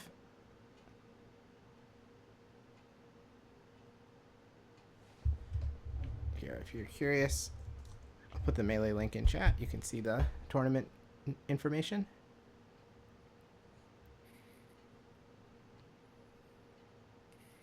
It looks like there's about 112 players still playing, or 114? There's like 57 tables or whatever. Yeah. In this round. Alright, this slick shot has to go all the way, and it's going to be challenging since it's been met by a spell snare. But it doesn't seem like Color Storm Stallion can do it, given that there is a Hearth Elemental in the way.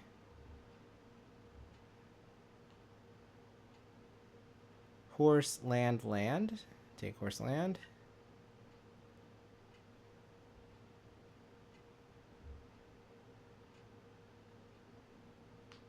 Are we making sure that flow state was actually on? Definitely should be. Nothing like a minor like procedural issue coming up literally where your next game action is to concede the match. It looks like they are cleaning up their cards now. Yeah. This one goes to Yoshihiko, who improves to 10-2 and should now make the top 8.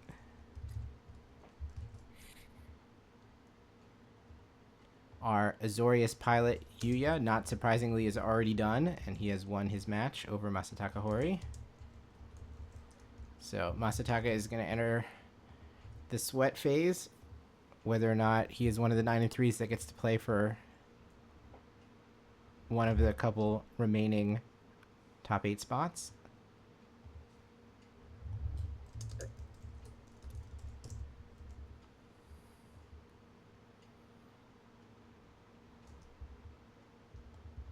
Looks like Rei Hirayama has also won his match to go to 9-3, but his tiebreakers are pretty bad. So he's not playing for the top 8, but he might be live for the Pro Tour.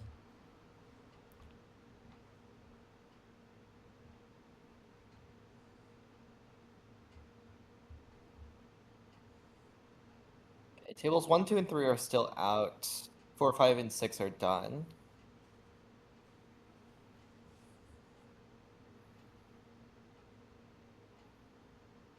Interestingly, the 9-2 that got paired down into an 8-2-1 lost.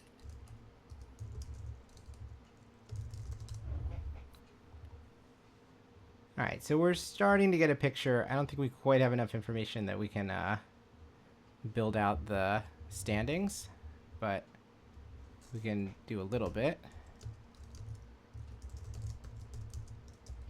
So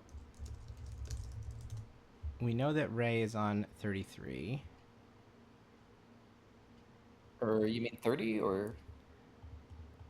He was 11-0, right? Oh, Ray, that.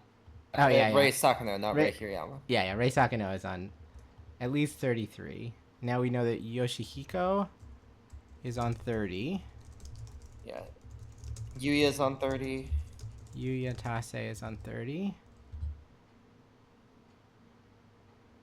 And then we're going to have lots of people on 27. Yeah. We're going to have, like, what, 4 or 5 people on 30? Yeah. I guess it could be 4 if... You said the pair down went the way of the 25, right? So... Yeah. We've got a person who's on 28 now. Yes. Harry JPN is on 28 points. See if I can figure out who that actually is. We can do some sleuthing with the ELO project here. This person played in the Spotlight Series in Chiba last year. And we played Hikaru Sambokia round 1. So we can look up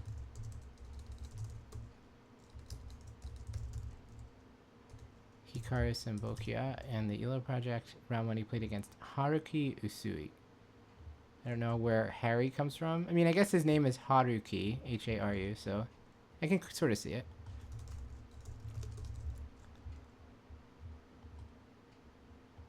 Then we still need a 30 points from winner of table 2, winner of table 3, winner of table 4, and then the question is whether or not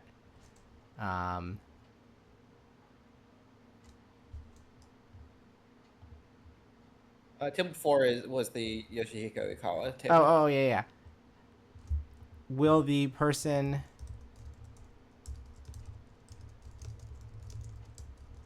who is playing against Ray on table 1, Satoshi, yes, also join them? It looks like 31 points will be very safe. Will be like completely safe for top 8. Yeah. Obviously, like it's not exactly clear exactly who will have the chance to ID into 31 points.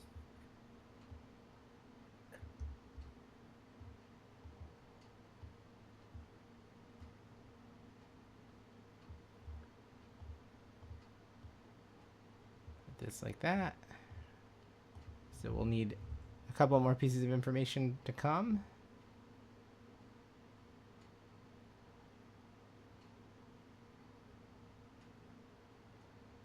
Looks like we're getting a winner's interview with Yoshihiko.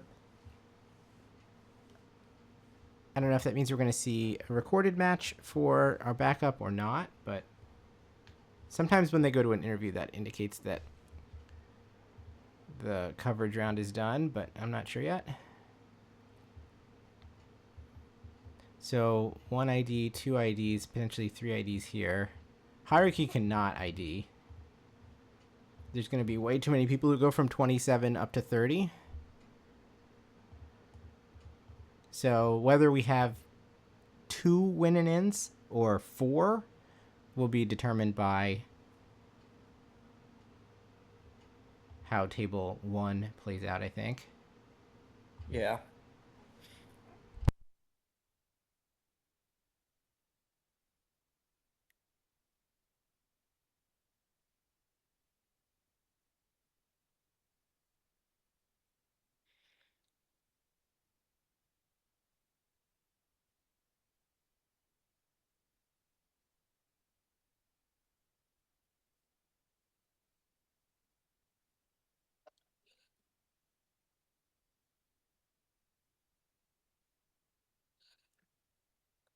The top 16 calculation is going to be a little more interesting, I think.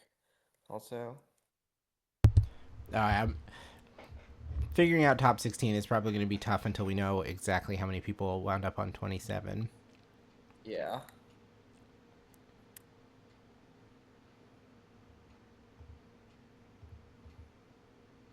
Our Sultai hero, unfortunately, has died. They've fallen to 8 and 4.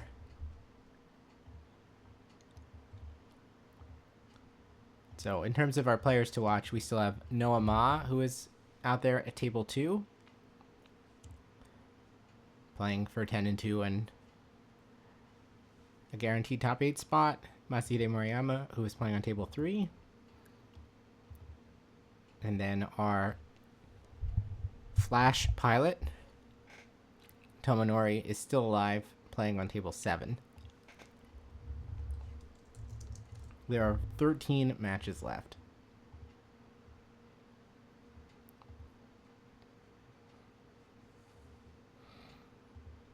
I wonder if there's some combination of results on tables 2 and 3 that would get Ray to get paired against someone who is at like 27. If he's literally beaten everyone else who wound up 10 and 2. That'd be kind of wild.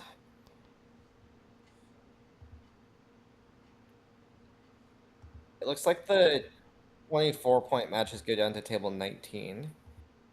So from table 7 to table 19.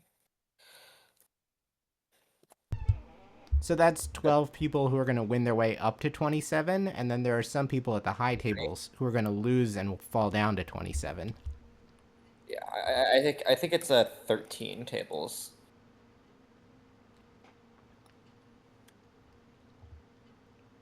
There are now 8 matches left, including all the ones that we care about.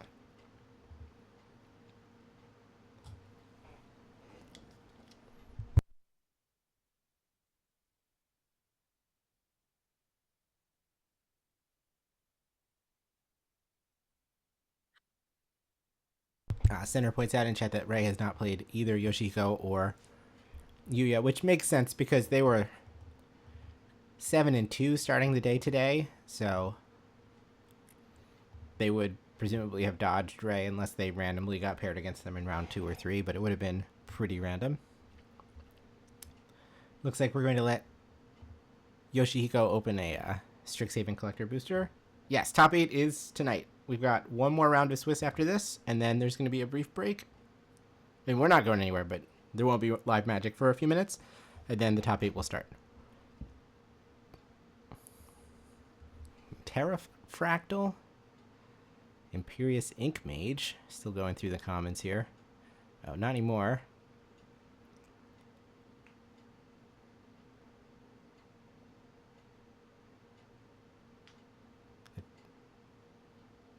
The thing with that gives that has Stream of Life as the oh yeah, so there's another beta card that you're gonna have to sleeve up if you're preparing all the prepare cards.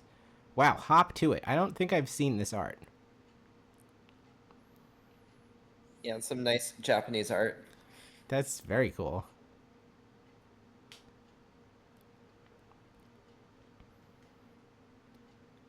Alpiers.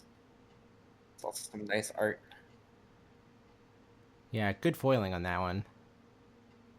Yeah, Mountain. Now for the rare slot. Ooh. The big archaic, right? The one that... Dawning archaic, yeah. Yeah, that gets cheaper for each instant. I had that in a draft the other day. Played it for 2. Felt really good. What on earth? A card that could do anything. I love cards that could do anything. Let's find out. X green, huh? It is called Lattice Library. X green enchantment enters with X study counters on it. When it enters, and whenever you cast your first X spell each turn, create a 0/0 fractal and put a number of counters on it equal to the number of study counters on this enchantment. So the enchantment doesn't like get extra study counters or anything. It's just you lock in every time I cast an X spell, I get an XX, but that doesn't sound right because it's every time you cast a Y spell, you get an XX. What is this? What is this Mystical Archives card? Is it like Angel's Grace? Oh, it might be an Angel's Grace.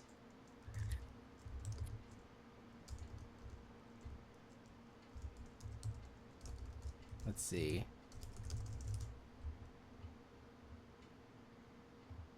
Yeah, that was an Angel's Grace. Cool art. Yeah, there's like a night side and a day side to it or whatever. It actually kind of mirrors the original art, which somehow I've played my fair share of Angel's Graces. My first modern deck was Ad Nauseam. I was that guy. And I've never really looked that closely at the art, but there's like a light part of it and a dark part of it. Yeah, like it's like that kind of like split second. Yeah. Art. Yes, that's right. Of having like a slash through the art. Noama has lost and will need to win next round. So Toru Horie is the winner on table 2, playing Jeskai Control. So that guarantees 2 control decks in the top 8, and we'll see there's a 4-color control deck that's still playing on table 3.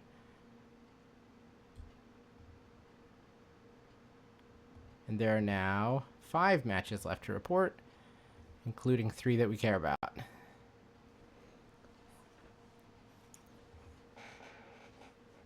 I assume from looking at this that there's 1, 2, 3, 4, 5, 6, 7, 8, 9, 10, 11, 12. It looks like there's going to be approximately 25 people at 27 or higher.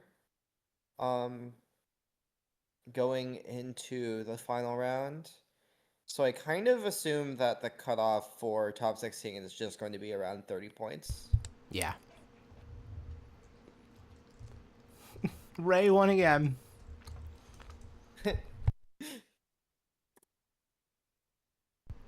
Ray is 12-0. I kind of think that means that you don't bother IDing. I don't know.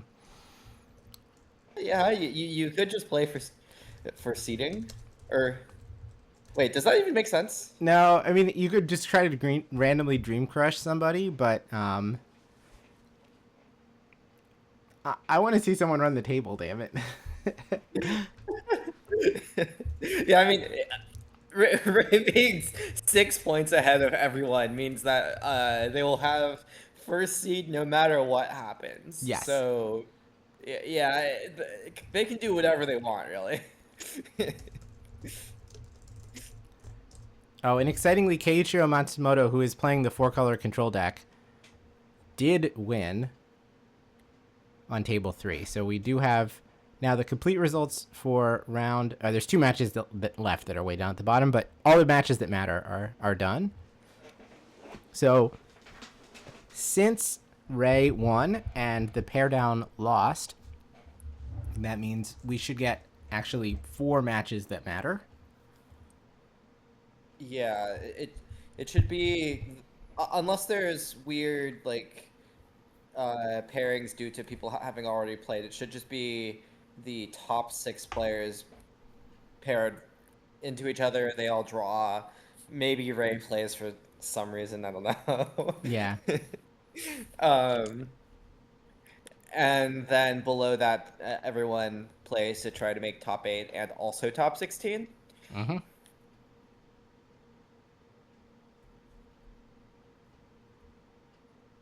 Yeah, I guess that means that the tables 5 and 6 or whatever are going to be between 2 people who are both on 27. And it's very possible that the winner makes top 8 and the loser does not make the Pro Tour. Yeah, it kind of looks to me like it might be a clean cut because, I mean, I guess it depends if table 17 draws here, but if table 17 doesn't draw, then I'm predicting that there will be, so like below the top tables, there will be like,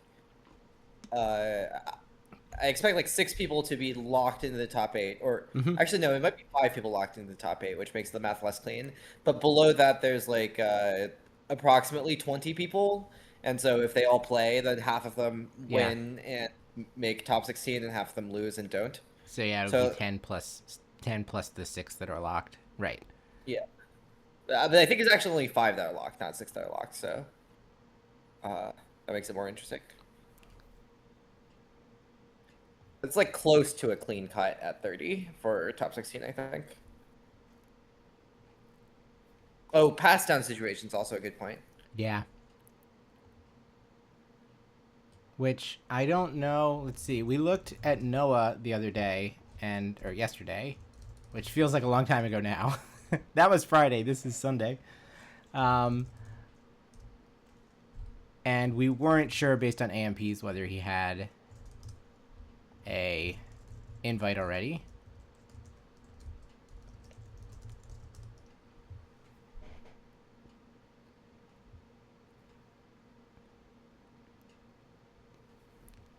I don't know if Yoshihiko was at, let's find out, Vegas last week. It looks like he was not. So if he wasn't invited the previous one, he's not. Could be a deferral. That is true. He went 3 and 5 at Lauren Eclipsed, so I'm guessing that means that he fell off the train at that point. Yeah.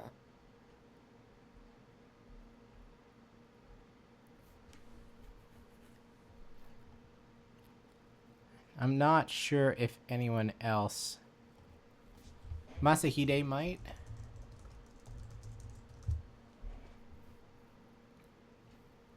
So he was 10-6 at PTECL. So he should have been in Vegas. 8-8 in Vegas. And he went 8-8 there, so he could. Depends on EOE. EOE, he went 7 and 9. Yeah, I believe that's not quite. I think that's like, that's like right on the edge. Let's see. So you subtract. It's like what? Subtract 4 matches, 5 matches. I forget if it's 3, 4, or 5 that you discount. I know like going 9-7 twice does not. I think going 9-7 3 times makes it, but that would imply that going 10-6, 8-8, and 7-9 is not enough. Is one short, yeah. Yeah. Let's see. Ooh, we've got someone who's got an AMP spreadsheet. Oh, that's beautiful. Alright, so we think Masahide might actually be good.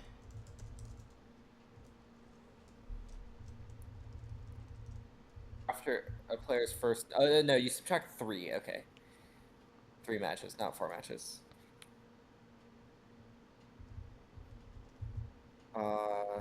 Yeah, interesting. He's on 36 AMP. I kind of thought that the line was 39 for the next invite, but that might be out of date.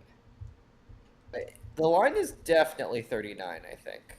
Okay, well then, I'm not sure why we think that he has a PTMSH invite, but this sheet suggests that he does. Oh, there's a literal... I guess the official site is for post ECL, not post SOS. Okay, round 13 has been paired, so we can go ahead and figure out what we're about to see here. So table 1 is Ray playing against Yoshihiko. I think this is the first time I've seen someone be like fully 6 points ahead of everyone else. It's hard to do.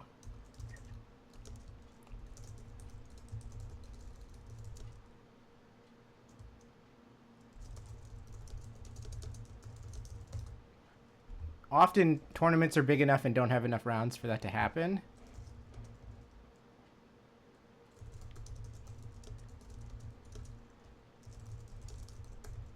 Okay, so table 1 and 2 absolutely will draw.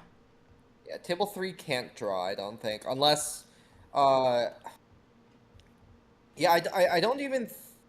Ooh, let's not do that. I think that Harry JPN could theoretically draw into the PT. It's a little close.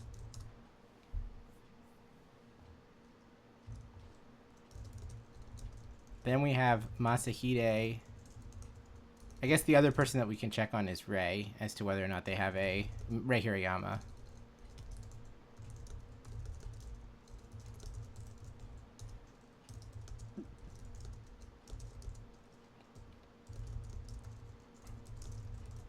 All right, so then let's see how much further down do we go on the 9 and 7s. Oh, sorry, the 9 and 3 is the 27. So table 11 is 27 against 27. Table 12. It's 13 is the first one, I think. 13 is 27 against 22. How did that work out? It's against 25. Oh, it's because melee is melee. I see. 27 against 25. So T7, T8, T9, T10, T11, T12. These are all 27, 27. And this is 27, 25. Yeah. And then table 14 is 24, 24, which is definitely not relevant. Yeah, I agree. Okay, so let me update the spacing here. I no longer care about players to watch. I just want to keep track of what we're looking at for the top eight. Table 1 and 2 will draw. Yeah, that will be an ID for sure. Those will be 4 of the top 8 and 4 of the top 16. Unless Ray really wants to make Yoshihiko fight for it. So then table 3 is Jeskai against Landfall. Table 4 is our Flash pilot against Masataka, who's playing Ouroboroid. Okay, so the fact that this extends down to like only down to table 13 means that if you're Haruki Usui at table 3 with 28 points, if you offer the ID, I think you actually kind of lock the Pro Tour slot, because what happens is you go to 29 points, and no one below table 13 can catch you at 29 points, and then everyone at table everyone at the tables below you will, if they draw like ID or on like intentional or not, they'll be below you, and so the only people who can beat you is one per table below you. So there's table 4 through 13, that's 10 tables below you. So theoretically there could be table 1, 2, and the person you're drawing with at table 3 will be ahead of you. That's 5. And then the 10 tables below you can each produce one person ahead of you. That's 10. So you can like basically lock 16 by drawing at table 3s. So we could actually see a table 3 ID into top 16. But yeah, I guess the question is, right, what does this person actually want to accomplish out of this tournament? If their goal is to make top 8, then they're definitely drawing themselves out of that. Yes.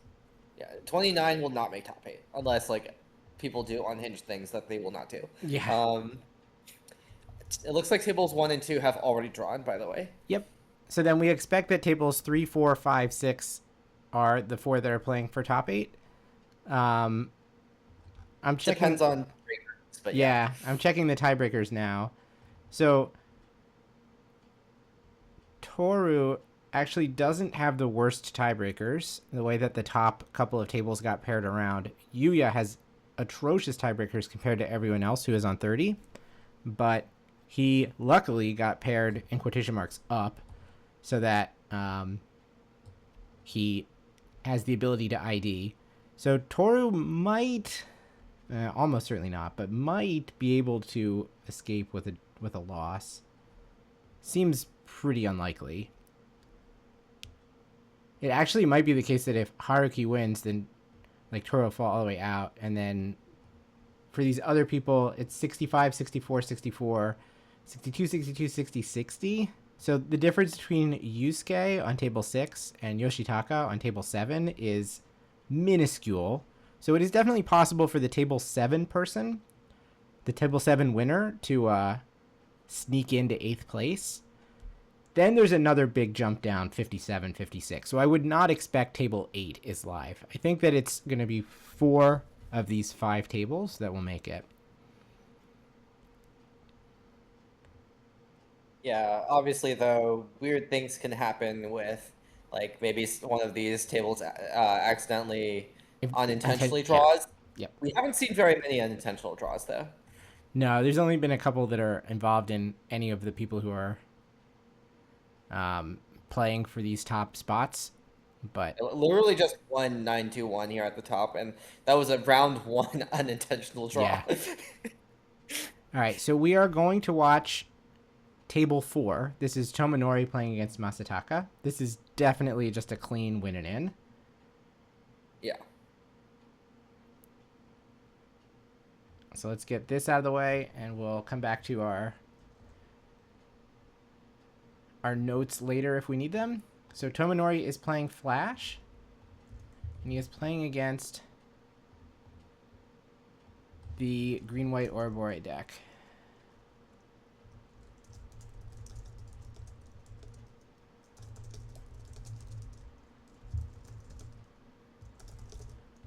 Masataka, as has been mentioned, has been on a tear.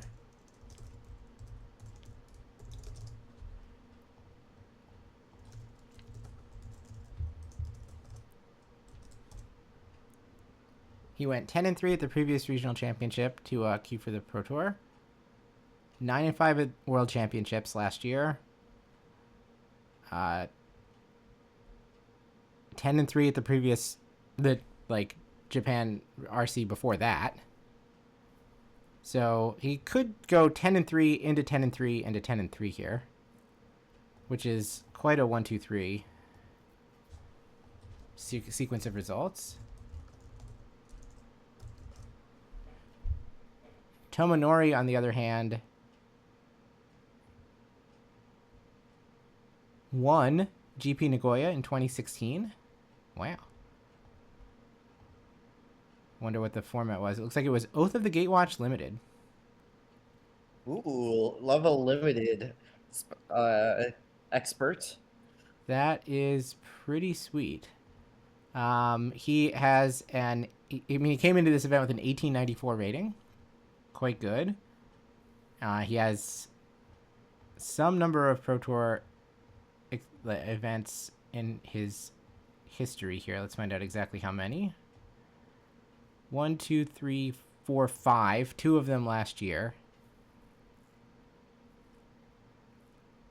where he went 9-7 at PT Aether Drift and 3-4-1 at PT Edge of Eternities.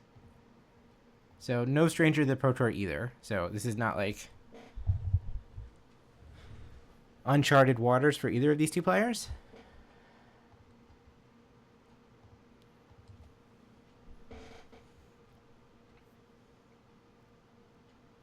Now we're checking to make sure that Masataka has the expected cards in his sideboard. Looks like that might not be the case. Yeah, there was a card with a green sleeve that was pulled out. I don't know what's up with that.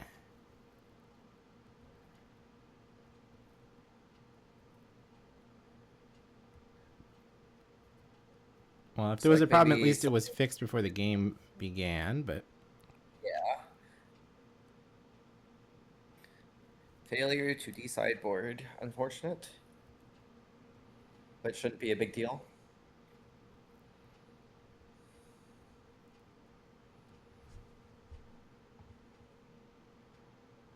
Yeah, I believe that's right, Center. It looks like Prowess is going to get shut out here. So the 4 decks that are definitely in are Jeskai Control, 4-Color Control, Spellementals, and Momo.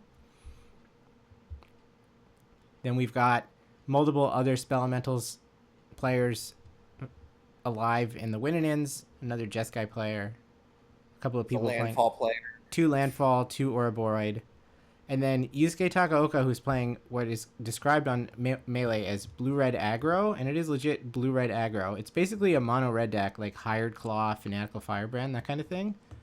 The blue splash is just for Vibrant Outburst and Color Storm Stallion. And the Stallion does not look like it can be kicked. Burst Lightning. Oh, just via Burst Lightning. Yeah, we're just playing it as a Screaming Nemesis replacement mostly. Yeah, it's just a 3/3 haste. Yep. Bit of upside. Yes, Steam Clean off of Scalding Viper, yes.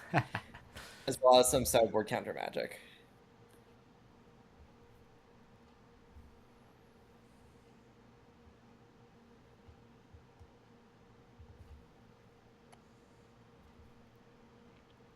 I see on the other table in the feature match area, we have Rei Hirayama playing. So it's table 5, playing against Masahide Moriyama.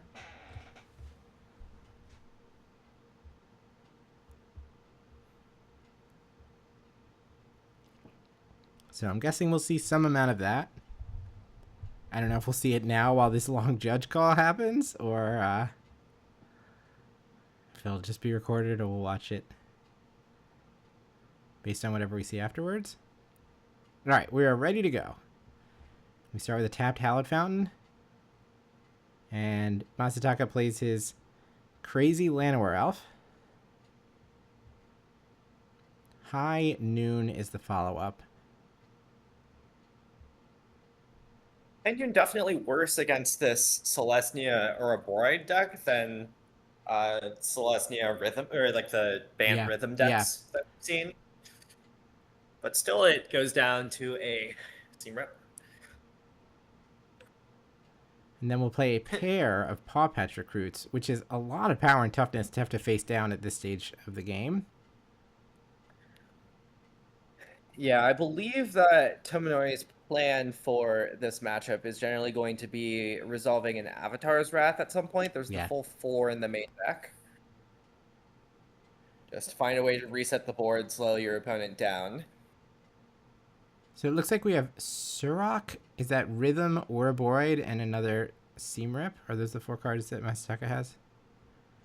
I think so. Oh, no, it's a Sage of the Skies, not a Surok. So it's Nature's Rhythm, Sage of the Skies, Seam Rip, and Snake.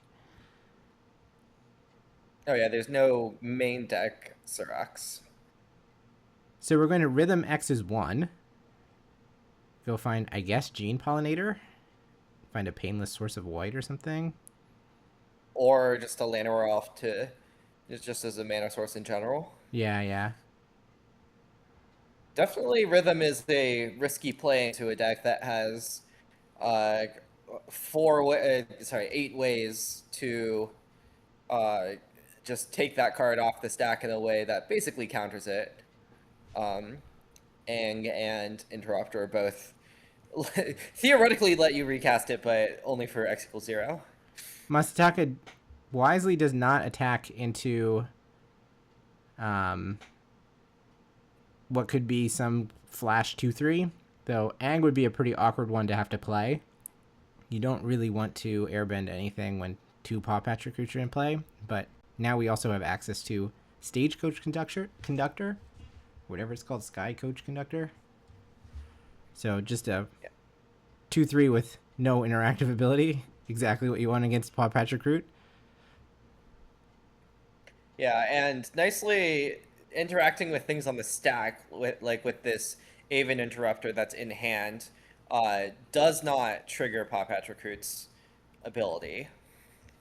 Ooh, we do have the first Avatar's Wrath, so that blows away all of those mana dorks and will force Masataka to overspend for these 1-drops. They're all air bent, so they will cost 2 to come back down. Yeah, you're basically killing all of them, because spending 2 mana for a 1-drop, if your opponent's doing that repeatedly, you're especially while stuck on 2 lands, you're probably in a really good spot. Sky Coach Conductor comes in for 2 again. And also, once this even interrupter in hand gets down, I don't know if we're ever seeing the 1-drops cast after that happens. Yeah, then those things all cost 4. Certainly, I think the next spell that's put on the stack is getting interrupted. Whatever it happens to be. Masataka is already going to struggle to double spell next turn anyway, so I don't think you have to pick your spot or anything. Just take the first target you get. Oh, we even get to eat the GW Cub to take an extra mana away from Masataka. There is a third land, but it is no longer turn 3. Yeah. So...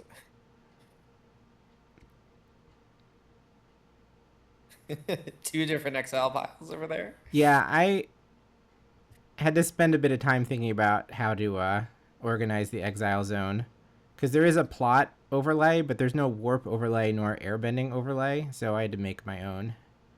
Yeah, I saw a airbending player at an RC that had some really cool printed out tokens for all of plot, warp, airbend can be played this turn from exile, can be played until your next turn from exile, because like there was also interdimensional web washes involved.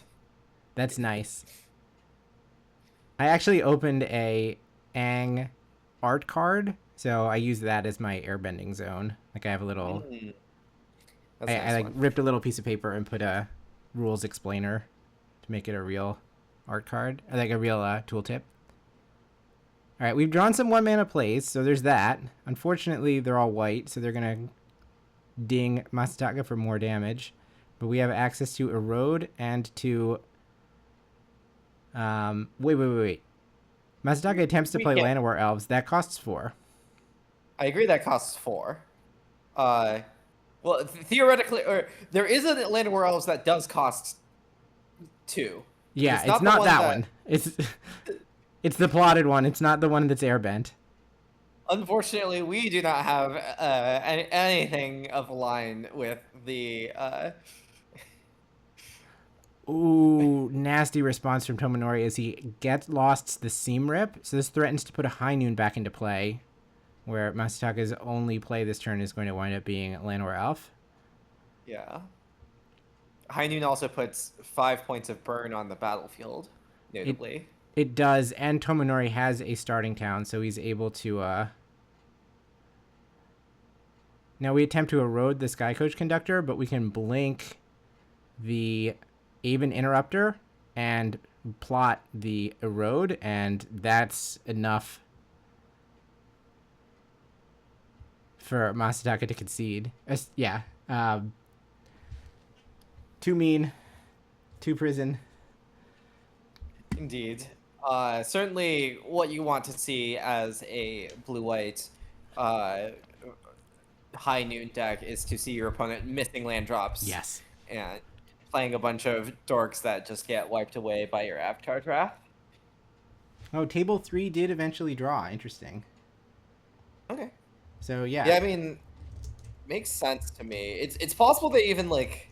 Well, okay, I guess 003 draw implies that they didn't actually play any games. They might have gotten pretty far into it before. Like, maybe one of the two players offered the ID, and then depending on how the match began, the other person ultimately decided, yeah, okay, we'll take it. Yeah. It looks like Tomonori is reading the Pit of Offerings that's in Masataka's sideboard, which, fair. That card does not come up that much. And if you just see it on a deck list, you might think it's some kind of crazy artifact or something. Yeah. I kind of assume that this matchup is pretty good for Tomonori here, assuming that he draws one of the 4 Avatar's Wraths, of course. Over the course of the last couple of months, we've seen people slowly cut the Avatar's Wrath. Like, I think it started as 3 or 4 main, and then it was like 2 main, 1 or 2 board, etc. But I do like seeing Tomonori bring the full set of hate. You kind of need it against Spellementals, because otherwise you can't actually stop them. Like, the clause that matters isn't so much airbend everything, but just like your opponents don't get to replay them their next turn. Yeah. Though it's a little awkward against Crab because Flash does let your opponent play it. Yeah. Like in the turn cycle, if not on their turn, literally. Yeah. So you need to pair it with Voice of Victory in certain places, but at least there's a plan. Yeah.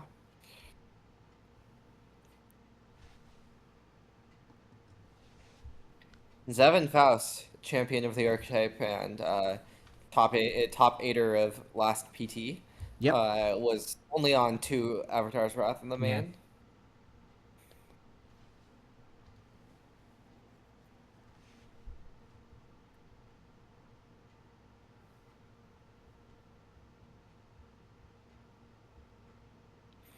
Yeah, the fourth one I would call a flex slot, but I think you could survey your options and decide that's actually the one that I want to go with. It makes a lot of sense. It certainly looks good here. Yeah, this is one of the matchups for it. The deck that has 4, 8, 9, 10, 11,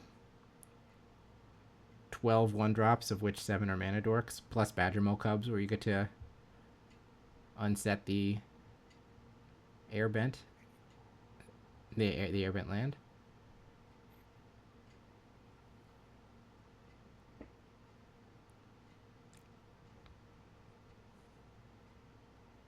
Hey Cal, thank you very much for the sub. I appreciate you. I hope you're enjoying the content.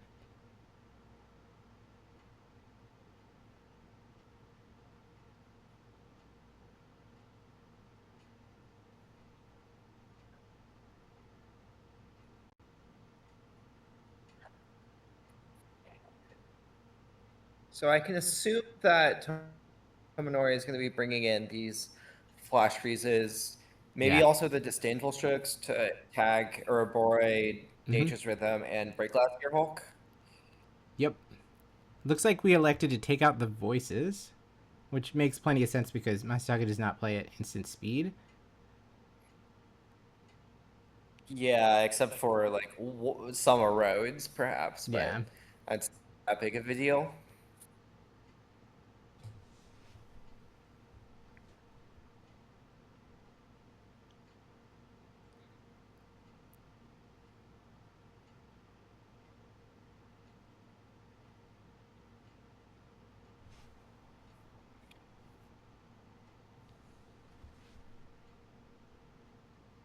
On the other side, I assume Masataka is bringing in roads in order to interact with some of the creature threats. Did I never put decks in chat? What am I doing over here?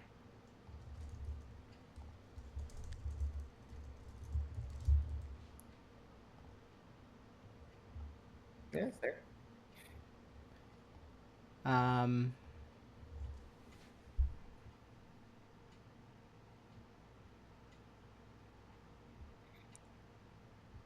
Yeah, the extra seam rip might be fine, and probably that's also a reason for Tomonori to shave on the Voice of Victory specifically, because Break Last Gear Hulk will find a bunch of seam rips, so you would rather have 3s in play than 2s if you can help it.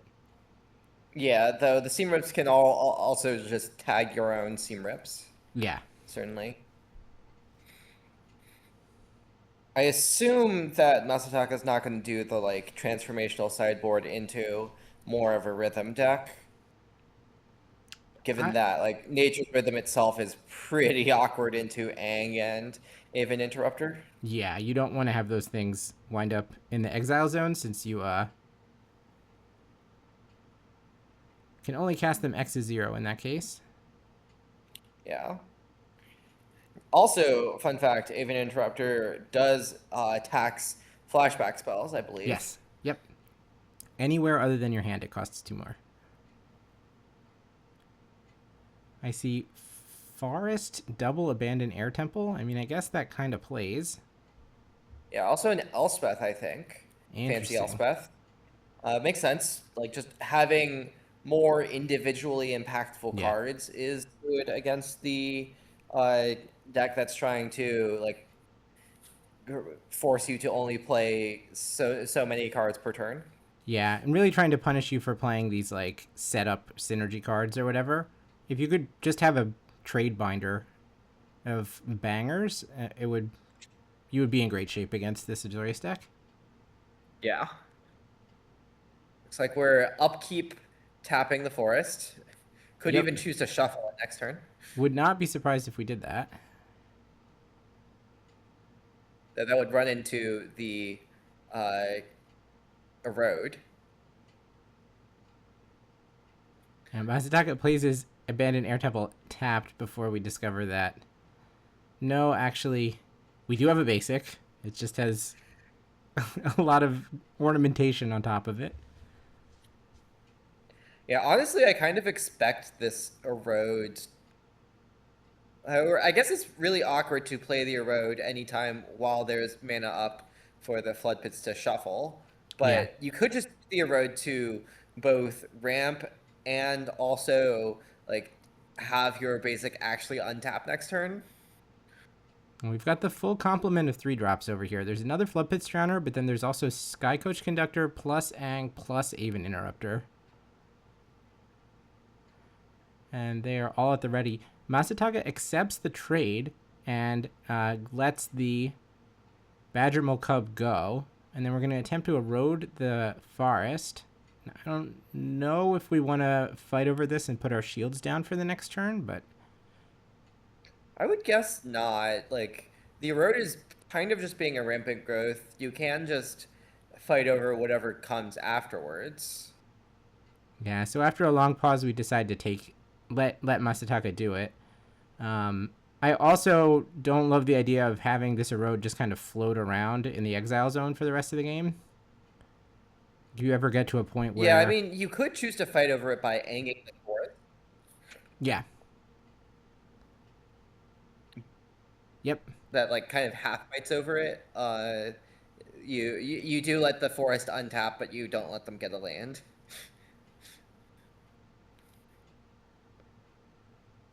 But I think ultimately all of these plays just look kind of awkward if your opponent untaps and is just like, I don't know, land, snake, make an extra counter. Now you have to deal with this, and then Elspeth is coming.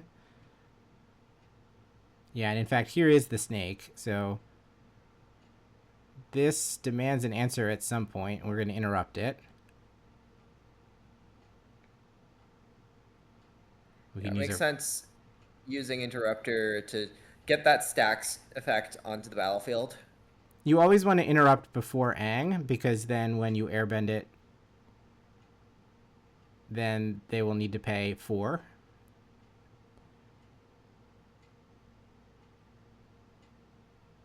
Whereas if you do it the other way, I mean, they get to pay in installments if you do it the other way. Yeah. They pay 2 to airbend and then they pay 2 to plot, but usually you want to choke them on mana when you can. So making things cost a lot disincentivizes them from ever casting it again. And sometimes you can kind of run away with it. Like if you do find multiple interrupters so that the thing costs 6 or 8 to put back out, then it's just gone. All right, so we attack for 2. Masataka goes to 18. Tomonori adds an island to try to catch up on lands here, but he's 2 behind. Well, I guess 1 behind. The Gene Pollinator doesn't produce mana. I believe Masataka does have a land drop in hand, so it will be soon 2 behind.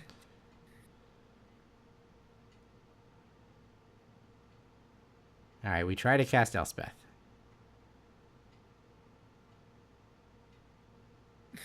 Tomonori appreciating the bling here. Yeah. Very fancy. Yeah, and this can be eroded, though does not look like there's any in the list. It can get lost. Yes. Notably, Get Lost can hit Planeswalkers. But it cannot be answered by Ang if it resolves. And it cannot be Avatar's Wrath. So those are two scary facts about this 4-mana Planeswalker. Or sorry, 5-mana Planeswalker.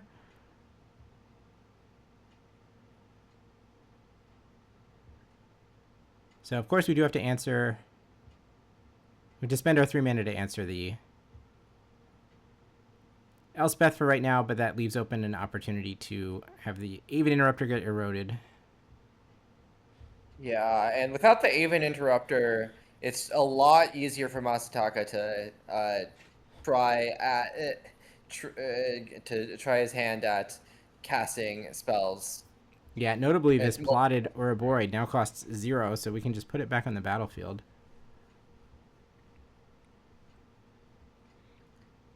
Yeah, definitely the house of cards that Tomonori has built is a little bit falling apart. Maybe a timely Avatar's Wrath can get him back into it, but Draw we'll for need the turn something. Is Starting Town. I saw 2 further lands. We know there's a Sky Coach Conductor. Then it's Flood Pit's Drowner and Quantum Riddler, and the other 2 cards in hand. Yes. That's not great for Tomonori, I would say. Yeah, so you can theoretically like shock in this Hollowed Fountain and then just Warp Riddler, Blink Riddler. But that doesn't necessarily deal with this Elspeth, which is a pretty big concern with Ouroboroid on the field as well. Yeah. It's going to be a lot of tokens, and those tokens are going to grow. Oh, we have ripped an Avatar's Wrath. Ooh, that's really good. Notably with Quantum Riddler, if it becomes airbent, it doesn't matter how it got into the airbending zone. So if we airbend it away because it was warped, whatever, we can cast it and then it'll stick around forever. Yeah. That also prevents the Elspeth from being cast this next turn as well. Correct. It was clear that we were not going to target the Quantum Riddler. I actually think there's a small decision to be made as to whether or not we want to target the Aang. I think the 2 damage does matter. I can believe that.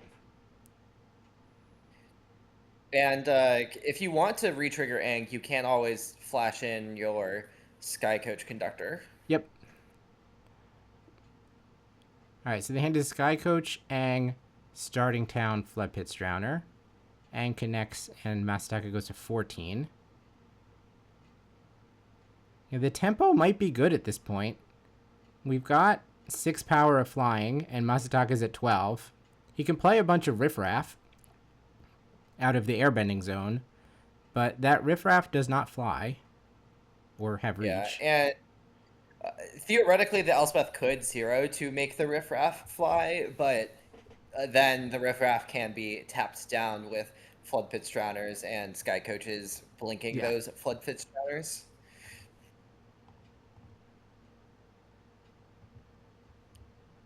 Yes, that one Avatar's Wrath completely turned this game around, I think. Yeah. Very timely.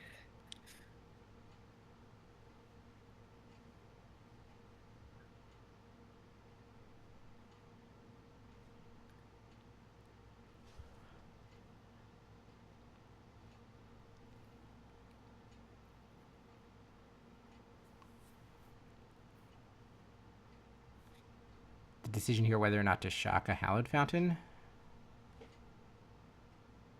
We just have Plains versus Starting Town was the decision, I think.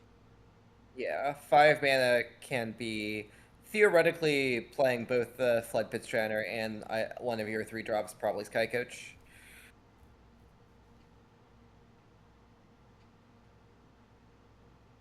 Masataka has a very, very thin line to walk here. I'm going to start with Elspeth.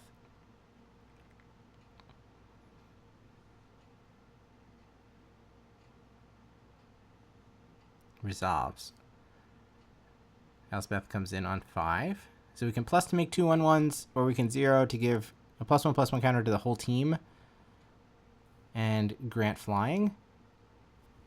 We can also down tick to try to kill one of these creatures, but that's Yeah. going to play into Sky Coach Conductor. Yeah, it absolutely is. So we're attempting to destroy a creature with power 3 or greater.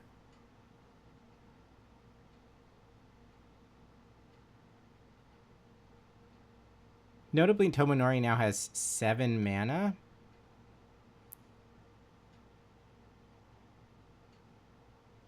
It is 8 to flip Aang. Notably, you can also flip Aang post attacks, so Yeah, that exactly. it still can't be by grand creatures. And you can flip Aang using the Vigilant Sky Coach Conductor. Yeah, that's absolutely right. So those were a couple of things that Tomonori was probably thinking about when he decided whether or not to play Starting Town as land number 7. Bright Glass Gearhulk the play. And it's going to go find a Meltstrider's Resolve, which is presumably going to punch down the Aang.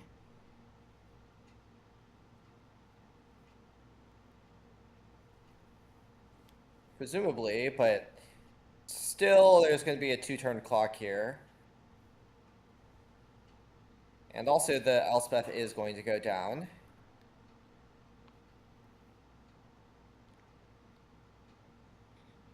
And unfortunately for Masataka, there is a second Aang in hand. Yeah. To replace the first. First strike and trample. No reach. No reach. No lifelink. Was that another? Okay, no, that was not another Avatar's Wrath. No, it was an Aven Interrupter off the top, I think. So yeah, the hand is Aang, Floodpit's Drowner, Aven Interrupter, and then a Starting Town, which we still have not needed to deploy. I wonder if you airbend the Gearhulk proactively. Probably not, but you could do that and then plot it off the stack. Yeah.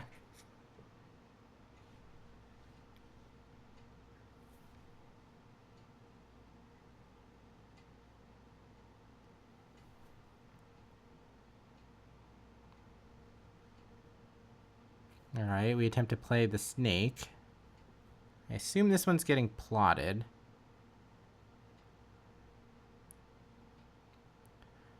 So that's gone for the rest of the turn. You can't cast a spell that's been plotted until your next turn.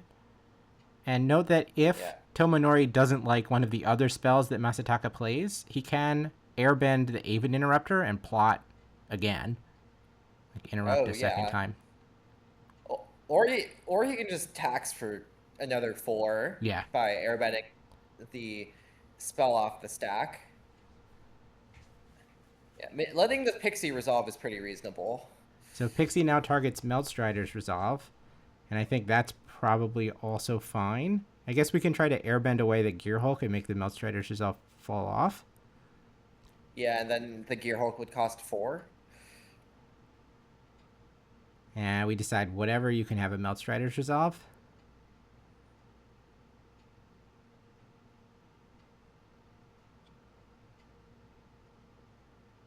There is also an abandoned air temple in play on Tomonori's side, so these 3 creatures, while they only have 8 power, do represent lethal. Meltstrider's Resolve is the attempt here.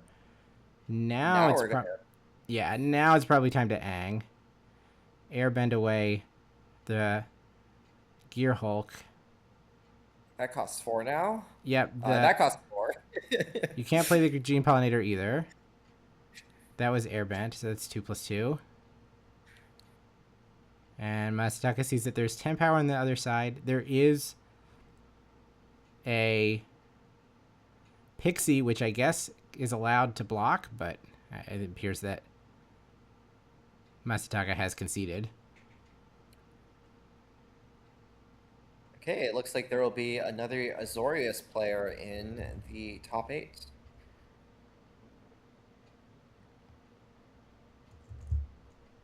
Yeah, GG's Tomonori. Played that pretty well.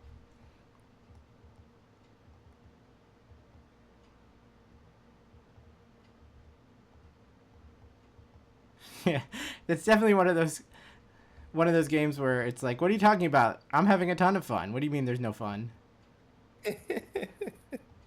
Yeah. I'm going to avoid looking at melee because I'm not sure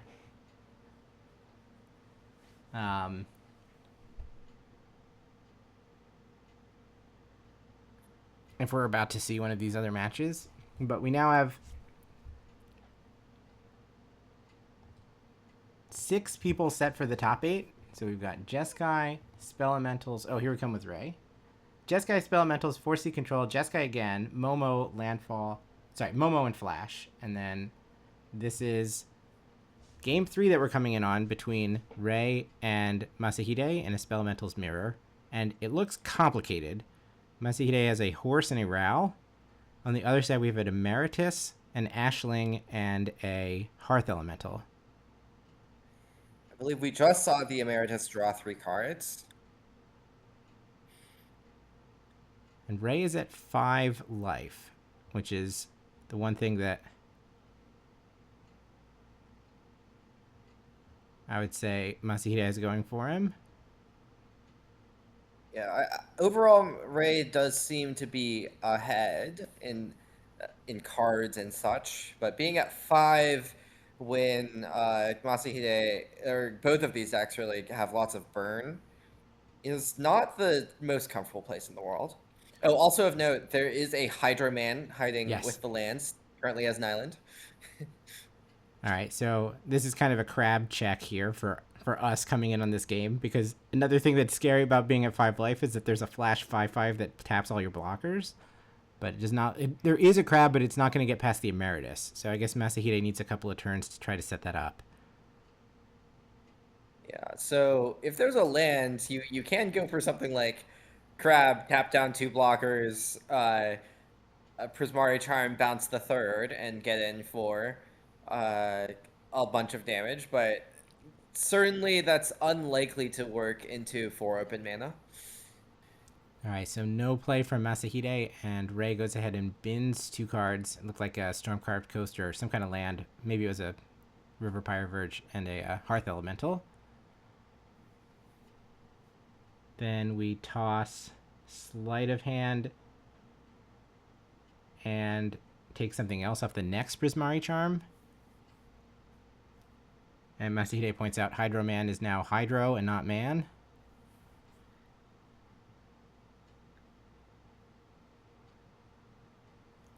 And Broadside Barrage is a 5 mana deal 5 to clear the Emeritus.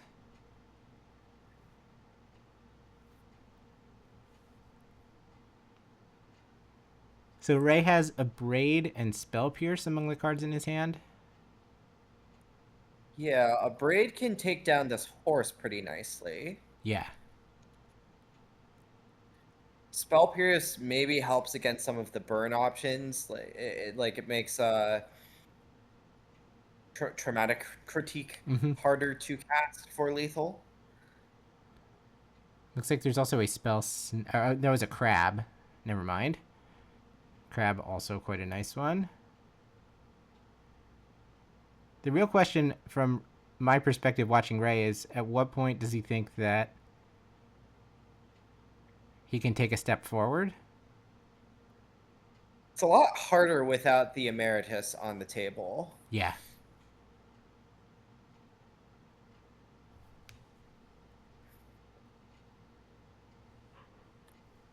Also worth noting, I think the entirety of Masahide's graveyard is fanned out. He actually only has 4 spells in graveyard and couldn't deploy Crab for a small amount of mana when we first came in. Since then, he's now cast the Broadside Barrage and a Prismari Charm. Oh, and discarded the Prismari Charm to the Broadside Barrage. So Crab costs 3. Looks like we have another horse and a Get Out as the other cards besides the Eddie Merc. I'm going to try to abrade this Hydro Man with the trigger on the stack. All right, that works. We're not going to go for Crab tap your blockers attack. Yeah, that would run into other Crab on the other side, yes. I think. Yeah, I think Ray certainly had the mana to tap both of the horses. Or even just tap one horse and be like, come at me, bro. Is this crab on end step now? Well, we still appear to have Ashling floating mana, so maybe not. And we use that Ashling floating mana to cast crab, but it gets tagged by... I think this is no longer the Ashling Okay. floating mana. Oh, we have another crab. Yeah, I think they're just speeding through this, but the turn did seem to pass enough for Masahide to untap at least.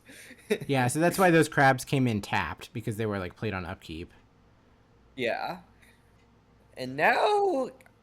Yeah, now it's possible Ray has turned the corner a little bit. Ray does have 15 points of power. I think Sleight of Hand sees Hearth Elemental, and I'm not sure what the other one was.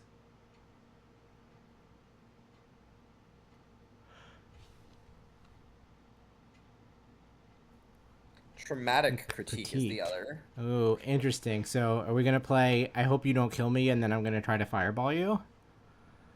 Yeah, the fireball comes with 2 horses too. That is true. That's a number of axes on which the fireball might get the job done. Like, even if it's countered, it's going to create a stampede. Yeah. On the other hand, though, Hearth Elemental cast right now can draw 2 cards and be a 4/5. We're going to take the Please Don't Kill Me route. I think Ray might be just drawing off the top. And he drew a land, so we're going to flip Ashling to get another look. It is another land, so... Not... Then the deck may save him here, because it means that he's not going to be able to attack with very much, if anything.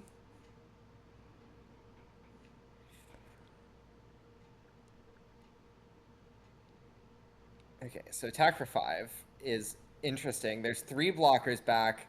The Traumatic Critique has to be cast for 5 mana, which means it will run into the Spell Pierce, unless the land is shocked. No, we're going full sends, though. We're just going to try to kill you, and then that gets critiqued, but there are 2 additional horses.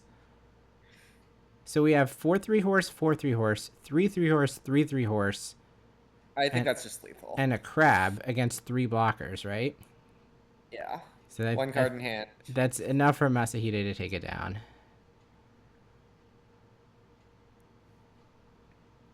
Wow, that was a tense last couple of turns. That is 7 of our top 8 now, was it? Yes.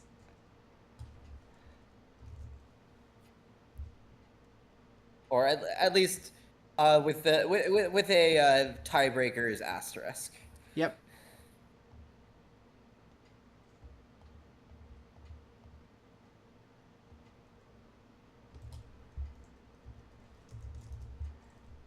Alright, so it looks like Spellementals won on table 5 and Spellementals won on table 7. Though table 7 is going to need to cross their fingers. I'm not sure if the tiebreakers will work out there.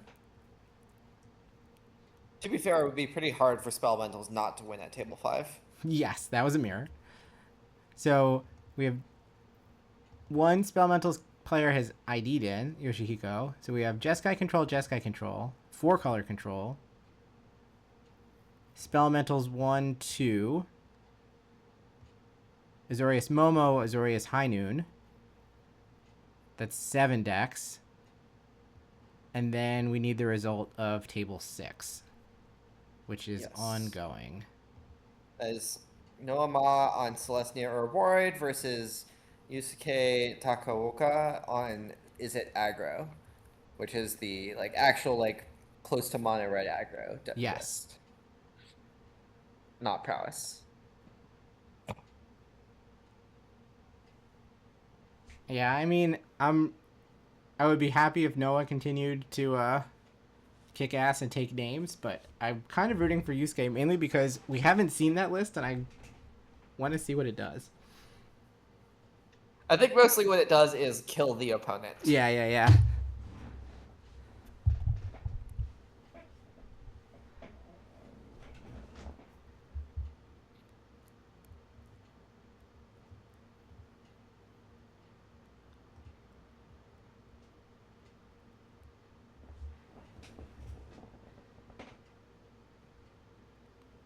All right, let me turn on the JP audio for a minute just to see if I can hear what their plans are. いうところなので、今回は平山さん勝ちましたというところですね。はい、残りがね、10択ぐらい。はい、残ってますね。あ、結構ありますね。 Is it just me or is there a bit of echo? はい。There probably is a bit of echo. But you're probably hearing it from などなどあったりしますね。じゃあそれ前なんか from Discord. はい、時間潰しのねものはねもういっぱいあるんで。いっぱいあるんで。あれ安岡さん、これぶって今結局今何パーなんですか？まあ向きはしないですけど今まあ。Wow, going out on the floor. Are we gonna get some table 13 coverage? Yeah, apparently though. I don't think that we're in a position to figure out what the heck is going on here. Table 13 is Landfall against Golgari. Yeah, I can't make out any of the permanents. I can't tell which side is which even. And then in the distance, I think we're looking at table 6 or 7 over there. 6 is still playing. That's Noah Ma. So that kind of settles the question of, will we see any Noah Ma coverage? Because they're playing on the floor. That's Noah over there. Yeah. They're not playing with a camera over them.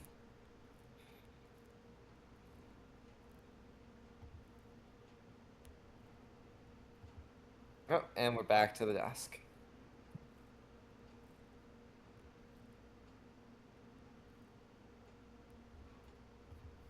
Okay, so then that means we're stuck for a little bit. Let me take this opportunity to run to the restroom. So I'm going to put the Japanese audio on for a minute, but I'll be hanging out in chat. We've got a couple minutes before we get a top 8 announcement, and then at that point we can figure out what we want to do before the top 8 actually starts. So if we do get some cracks, some booster packs cracked, we'll be sure to be here to watch them. But I'll be back in a minute, chat. とかってすごいレアな枚数も多かったりとか、ミステラベ結構ねすごいカードあったりもするんで。いや本当に息の風とかなんか謎のカードもあったりとか、いろんなものがあったりしますからね。はい。はい。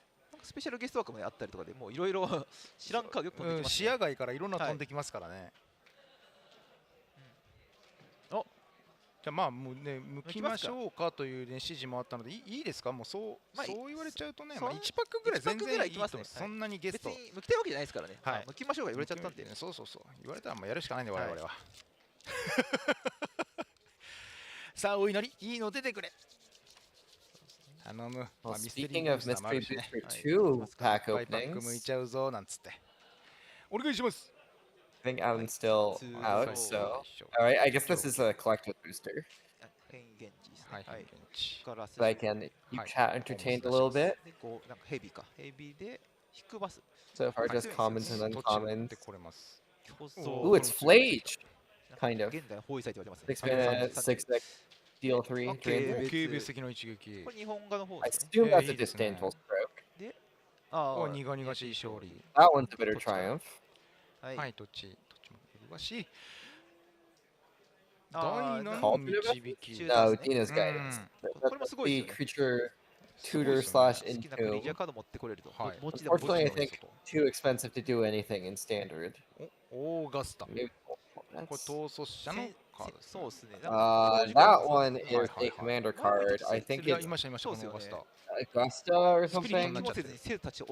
Augusta, Order of Return, yes. Flying Vigilant, 3 mana, 1/3. When it attacks, each player files a card from their graveyard, and you put a bunch of counters on the creature. And that one is Living End? Yeah, that's Living End. There's no mana cost there. Yeah. And Dusk as well. Ooh. I would take the together as one. Pack one, pick one.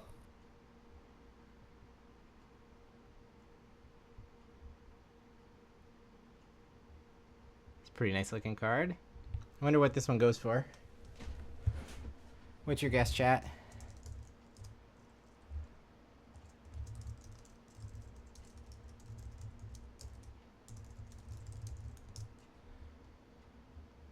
We got a 100 to 200. I think. So according to Scryfall, market price as the normal card is 88.62. Was that actually like a fancy foil? I'm gonna back up to see. It was number 174. It was number 174. Oh wait. Yeah, it was the fancy foil. So in that case, I'm seeing 4 bills. Yeah.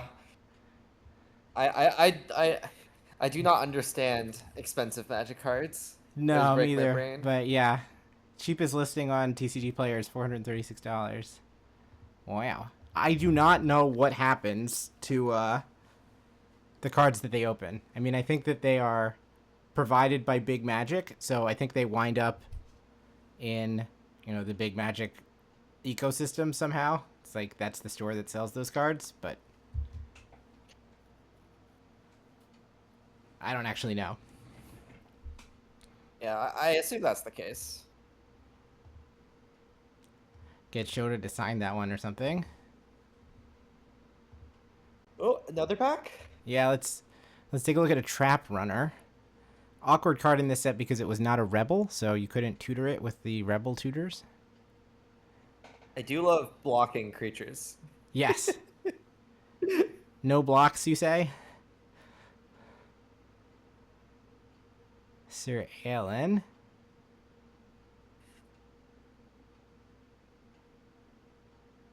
An acceptable Magic card, I would say. Yeah, here's an example from Odyssey block of a Merfolk that was creature type shifted into a Cephalid. This would have been a Merfolk in any other set. I am aware of Cephalid Breakfast. Yes, good, yeah. That is why it's not Merfolk Breakfast.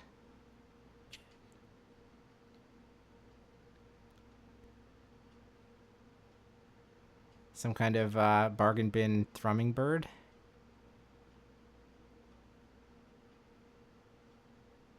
Young Necromancer. Ooh, Nezumi Grave Robber. I love these flip cards that you just literally flip the other way. You just keep tapping them over and over again, and they do a tap somersault.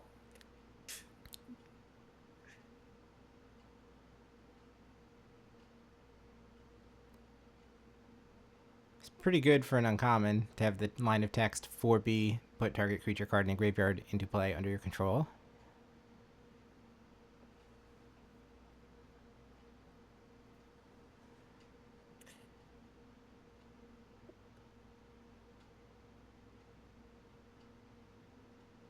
Blade Sliver.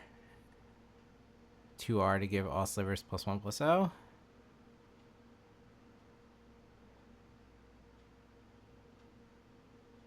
Goblin Wizardry. Make 2/1/1 red goblins with prowess.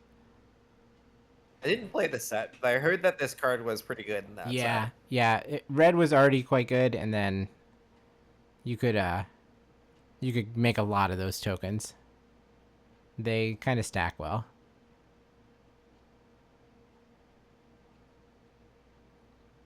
As we've seen, I would call that one the poor man's Jeskai Revelation. Yes. Jeskai Revelation is just combining like War Leaders Helix plus I don't know, Divination plus Goblin Wizardry. Yes. Plus Bounce of Permanent plus Boomerang. Boomerang, yeah. We zipped by a Sir Rolf's Packmate. Shout out to the best common in my favorite set. Yeah, that was a mythic common. Really, really good. When Tasha's Hideous Laughter came out, I went back and looked at like legacy lists from the past year to see if any of them had total mana value less than 20, and there actually was one. There was one that would just like insta die to that card. Really funny. Arcane Lighthouse. Got like some kind of Eye of Sauron thing going on, causing your opponent's creatures to lose Hexproof and Shroud. Yeah, it was a lands list. Nice Lightning Greaves. And then we've got A Girl and Her Dogs. All right, 4 and a white for a 3/3 human. When it enters and at the beginning of your upkeep, make a legendary dog creature token and name it. When it attacks, it gets +1/+1 until end of turn for each legendary creature you control. So the legends don't actually cancel each other out unless you, for some reason, name them the same thing. Yeah, the flavor of this card is teaching us that the penalty of name collisions is death. Yes. If anyone else has your name, go to the graveyard. Yes. Is this one also printed on that Phyrexian common thing? It kind of looks like it is. They just really like using Phyrexian Pegasus. Yeah, what is up with that?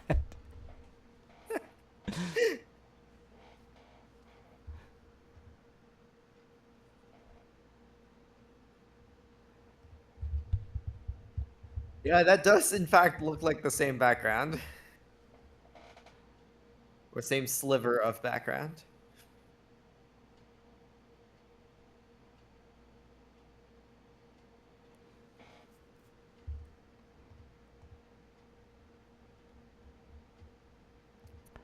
If you're just joining us, we're waiting for round 13, the final round of Swiss to end. If that a girl and her dogs had been an uncard, you would have to like somehow remember all the names, or like your opponents would make the names and you have to recite them all again. Make a stand. Like there's out right now. Yeah, I think that's right. And one of them is Noah. Release the dogs. Make 4 dogs. Name the dogs. The names don't really matter for those tokens though. Hemon's Aura. Wow, that one is not cheap. Enchanted creature is Morphling. Pemon's Aura is an anagram of I am Superman. Huh. That card is worth $10. Guiltleaf Winnower, a very sad rarity shift down. Card feels like a rare to me.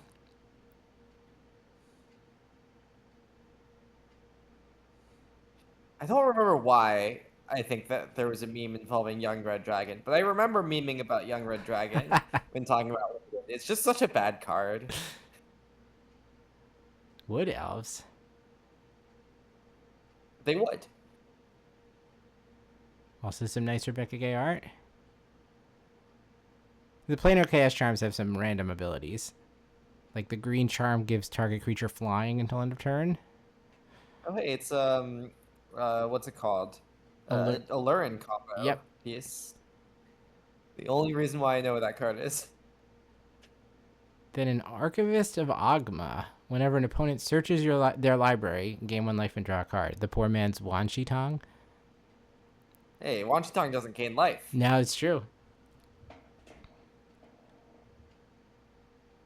Flickering Ward awkwardly needs an extra sentence. Otherwise, if you named white, it would just kill itself. Yeah. Tower of the Magistrate is our Future Sight frame card. And then we have Renin 1. A land planeswalker. So you plus it and now it's a forest effectively. It can gain tap add G. Then you could minus to get a squirrel and then -4 and make an emblem. At the beginning of your pre-combat main phase, add G for each creature you control. Yeah, you can turn it into a Gaia's Cradle late.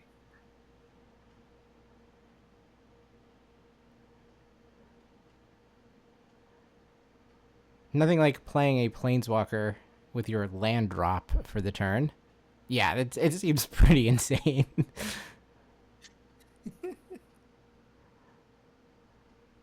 It does have the downside of if your opponent plays a 1-drop, like let's say your opponent plays a Savannah Lions, you do not want to play this on turn 1. No. That would not go well for you. I mean, I guess you could play it as just like combination Lotus Petal making a squirrel, but like, ugh. That does not sound like a good time. On the play, you are very happy though. Yeah. All right, I can now report that Noah Ma has won on table 6. So, barring a tiebreaker disaster, it seems like he will be alive to repeat. We could even have the Noama versus Tase Yuya rematch. That's in the true. finals. Yeah, let's see if they wind up on opposite sides of the bracket. Unfortunate result for Fanatical Firebrand enjoyers, as Yusuke may have now missed the top 8. We'll see. Or sorry, missed the top 16. We'll see. Yeah, I think that most of the 27-point players will be out of top 16 contention. I think. Merfolk Thaumaturgist reverses powers and toughnesses. Yeah, mostly I think the table 3 draw really means that it might be like an actually pretty clean cut for top 16. But we'll see. Twisted Abomination. There's a nice one.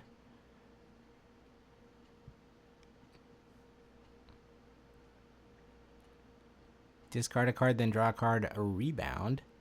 Buyback 3, target creature gets +3/+0. That was also a pretty nice one. If you enjoy keeping an Is It Mage busy.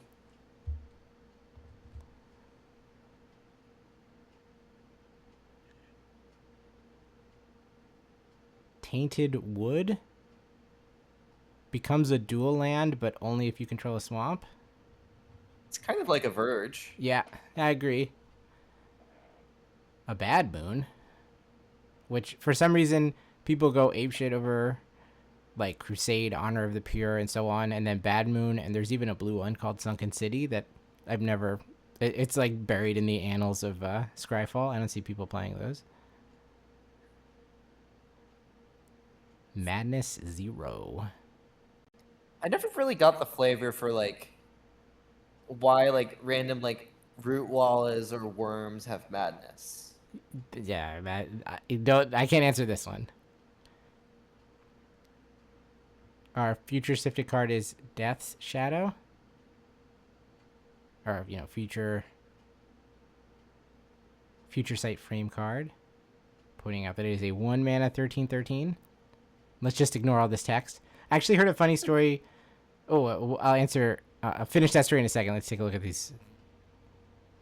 Playtest card. Pyromancy 101. Sorcery Lesson. It deals 1 damage to any target. And then Teach. Exile the spell Taught to a creature you control. Then you can tap to cast the copy for its Teach cost. Huh. Cute. Interesting.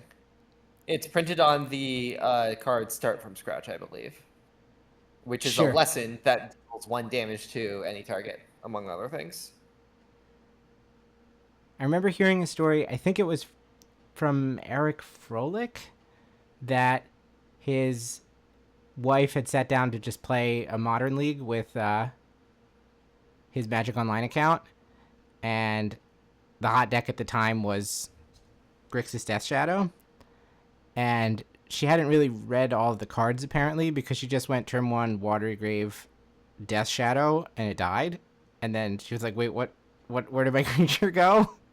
And then she actually figured out what was going on. It's like, whoops. Pretty funny story. I mean, Magic Online will teach you these things the hard way.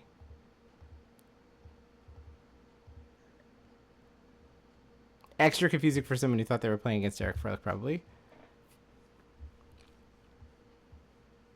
Wait, Sunken City even has like an upkeep cost? Yes, Sunken City is bad. It's you. All your blue creatures get +1/+1, but you have to pay you every turn until the end of the game, or you lose it. But as is pointed out by Tim, it sees Pauper play because for some reason in the dark that was a common.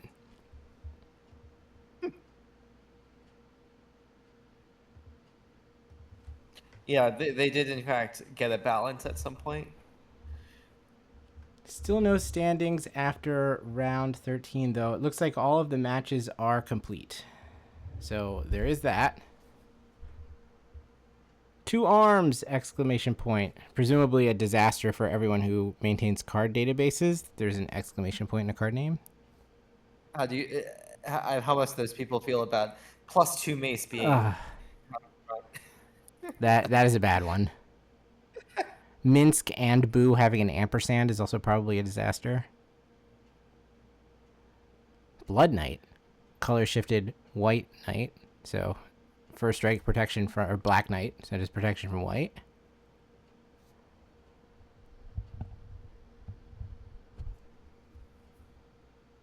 Out Muscle. Solid fight spell. Back when green removal was fighting and not biting. There's not much fighting left in the game of Magic for some reason.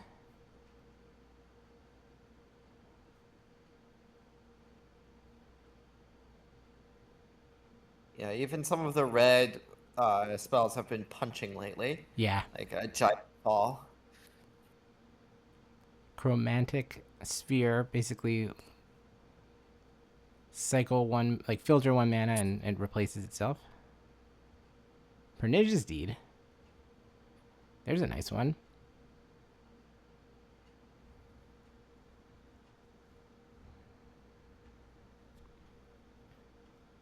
White bordered Nature's Claim. Goblin Gang Leader. What is this card? Somehow I'm not aware of it existing, let alone existing with a Future Sight frame. And then we've got not aware. Immersturm Battlefield. Enchantment Realm. Hosted creatures get +2/+0 and have haste. Host 1R. Host target creature at this realm. What the heck? And you can host any number of creatures at that realm. Crazy. Oh, this looks like the top 8 announcement. Yeah, let me put on the audio here.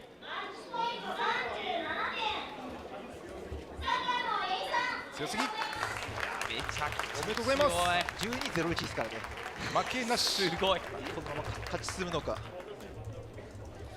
勝ちすぎてしまったのか、どっちかですね。誰と当たるんだろうな。8。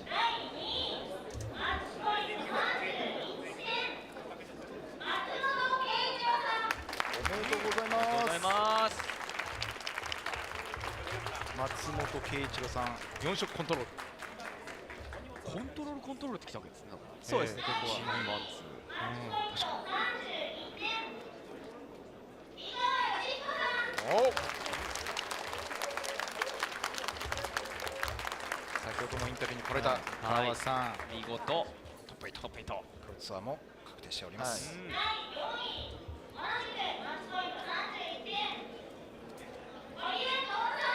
おお、堀江さん、ジェスカイコントロール。すごい、コントロールが。コントロール、スペルメンタル、コントロール。でも内情、イゼット大体。強いな、イゼット。いやー、タセさん、アゾリウスモモ。We knew that Yuya had terrible tiebreakers, so that makes sense. That he is the lowest of the 30s. Top 8 or 31s, right? Yeah, 31s rather. 今回戦3敗ラインですね。はい。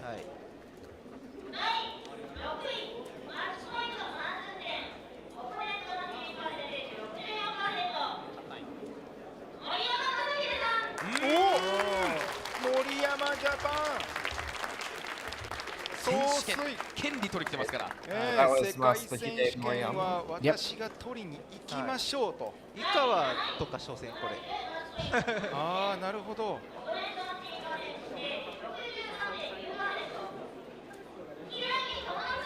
さあ、アゾリウスフラッシュ。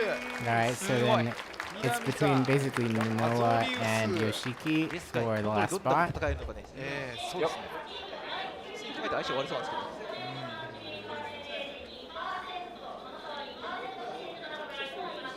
2%、まあまあありますね。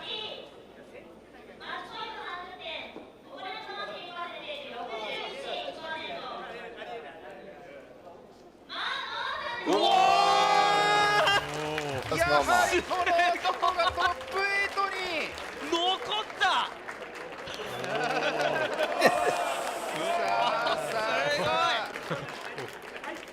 まあ、ノアレギュラー番組強すぎるカップファイナル。 Did he really just throw the deck box into his bag like that? That was quite impressive. Okay, so we have our top 8. We do have our top 8. So let me now rearrange this a little bit to get our quarterfinal matchups ready. Do we know how long they usually take between announcing top 8 and playing top 8? This is going to be about a 20 to 25 minute break, I think. To answer the Lyserg in chat, Flash is like the Aang, Avian Interrupter, like High Noon deck. And to answer Boros Boss, Noah is playing Celestia Ouroboroid. Here, I can put the melee link in chat if you want to see everyone's lists. Oh, and I think standings are out. And funnily enough, it's a clean cut at 28 points. Wow. So did some people, no one on the previous like lower tables drew, right? That was just how it worked out? Yeah, I don't believe there were any draws that made that work out. Other than the table 3 draw led to the 9-2-2 out of that getting 15th place, and then there was I guess there must have been like an 8-3-1 that won at table like 13 or something, or it was table something low, and got up to 28 points. So we cannot have a finals rematch because Yuya and Noah wound up on the same side of the bracket.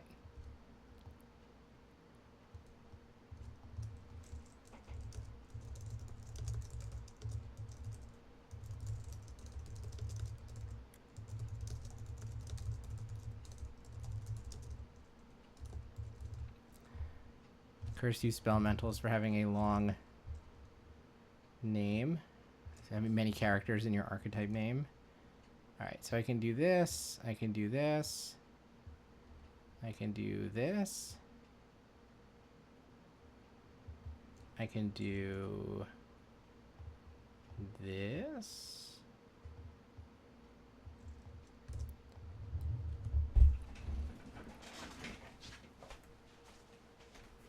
Oh no, you misspelled Spellementals next to Yoshihiko Ikawa. No, I'm missing an L. Oh no. Is this gonna fit? Oh, it is. Okay.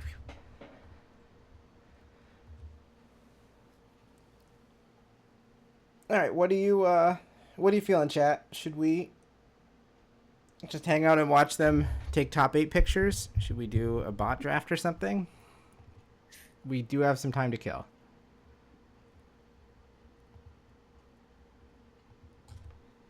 Oh, I've actually got water, though. If I did go out to the kitchen, I would get myself some caffeine, which is probably not a bad idea. If we're going to, if we take the Sporkle quiz suggested in chat, I do have a very nice Sporkle quiz to suggest for that, but it's a little unhinged. Yeah, unfortunately, all of my Sporkle quizzes are hilariously out of date. I think the last time I did it was over Christmas break, not last year, but the year before. So, like, the most recent set is Foundations or Duskmorn or something. Like, I don't even think Aether Drift is a part of it. So, it's, like, not good. I was going to suggest a non-Magic Sporkle quiz, to be clear. Even more unhinged to do.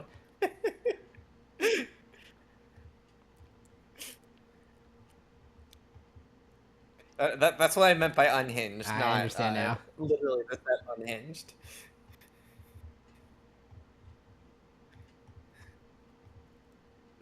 No, it's not name all the Pokemon. I specifically, whenever anyone mentions Sporkle quizzes, the thing that immediately comes to my mind is is this a Kirby soundtrack song or the title of a Yuri piece of media? Which is surprisingly extremely hard. I believe that. That's very funny.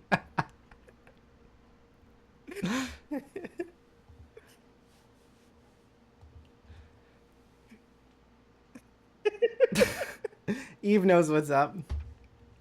Indeed. All right, actually, this caffeine idea sounds great. So I'm going to do that. Jason, if you want to hang out with chat for 2 minutes while I get myself something to drink. I will be right back, everyone.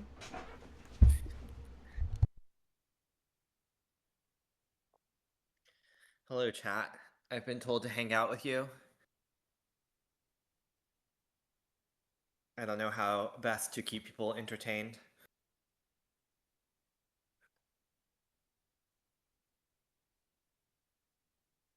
It's kind of interesting that all of the control decks are on the play for the top 8, at least the quarterfinals.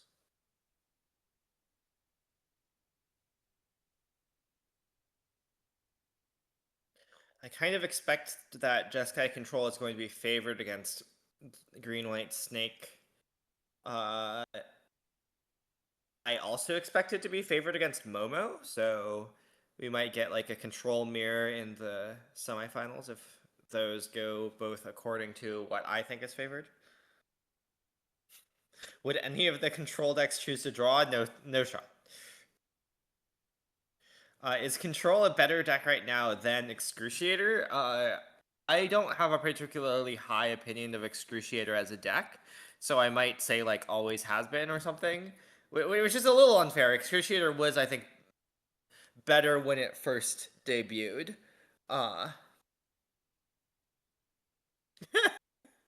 That's a nice one, bit air music. But yeah, I do think that the control decks have better tools for dealing with the Izzet decks than Excruciator does. Excruciator isn't very good at like both 1-for-1ing and still like having enough cards in hand to do things. Excruciator also doesn't really have that many ways to like turn the corner super coherently. Where can you find standings? I believe there was a Melee link that was just tossed in chat. Might be.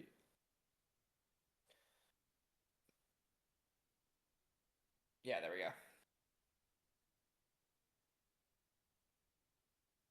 Yeah, Noah's pretty good at the game. Source, I lost to him at APT.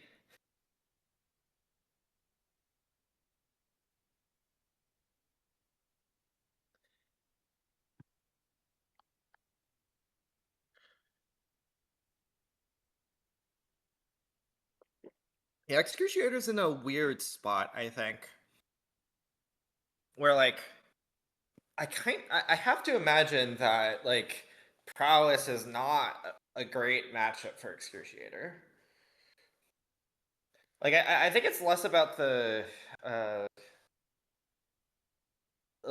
like basically I just think that like the Izzet decks are really good at like killing you fast enough and being resilient enough to your interaction that like Spider-Manning a Deceit, it doesn't really go the whole way, and Spider-Manning an Excruciator also, like, I don't know, they can just cast some spells and kill you.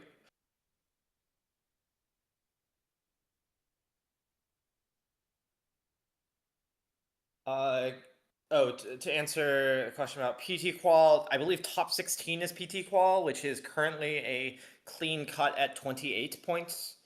Unless there is a pass down, I don't know for sure if I think we like looked at a bunch of people and didn't see anyone that was like obviously qualified for the next PT, but there could be some that we missed. Like I think Noah is not qualified for the next PT. Yeah, I think that's right. Maybe we discovered that Masahide is was qualified or like appeared to be qualified on the sheet, the spreadsheet that was linked in chat. So if so, then the pass down would go to Ray Hirayama, I believe. Yeah, Ray is in 17th. Unless he is also qualified, I didn't check that, in which case it would go to Masataka.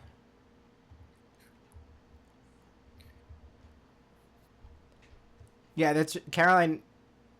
You realize Noah won the previous one, so he's actually playing for a back-to-back. Also, I'm used to this top 8 break being a lot longer, but it looks like we have the players already sat down in the feature match area, so maybe this isn't going to take that long. Though it looks like 1 is sitting across from 2 for some reason. This might be like a top 8 players meeting kind of thing. Yeah, maybe. I don't know. Unfortunately, we can't get the finals rematch. He played Yuya Tase in the finals last time in Kyoto, but they're on the same side of the bracket, so we could get a finals rematch in the semifinals. So wait, Carolyn, were you here 5 minutes ago when he was announced in 8th place? Because if not, I'll back up for you. Yeah, it was a nice moment. It was quite the celebration. It's more than I've ever seen in a top 8 announcement. Okay, hold on. Let's go find it. I don't believe World passes down, but I might be wrong. And Snake is Ouroboroid. Like this is not like the rhythm deck that's playing like main deck Crater Huff. It's like a more like just attack you with some guys and kill you. Like Pop Hatch Recruit is a big part of the deck.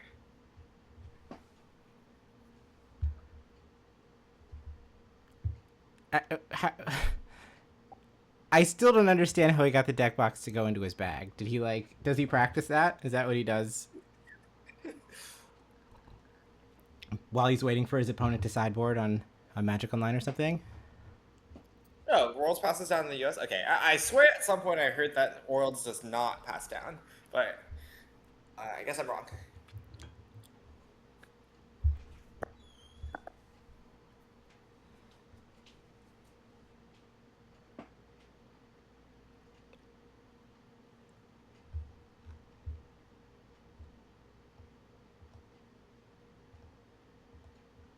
Wait, so if Noah and Yuya were in the finals of the most recent Japanese RC, that means that both of them already have Worlds invites, right? That is correct. So if they were to play each other in the semifinals, then I think we would just incinerate a World spot, is what I'm hearing. Or someone in chat is saying that Worlds does pass down. Oh, interesting. So then the other semifinal loser would get it or something? Because it would be if they played each other, then 2 of the top 4 would already have it, so the other 2 of the top 4 would get it. Maybe? I don't know. We'll have to investigate the fallout if that were to actually occur. Shout out to Takumi Utsunomiya, who came into today at 6-3 and ran the table to make it to the Pro Tour. Recognize a couple of the other names in the 9-16 bracket.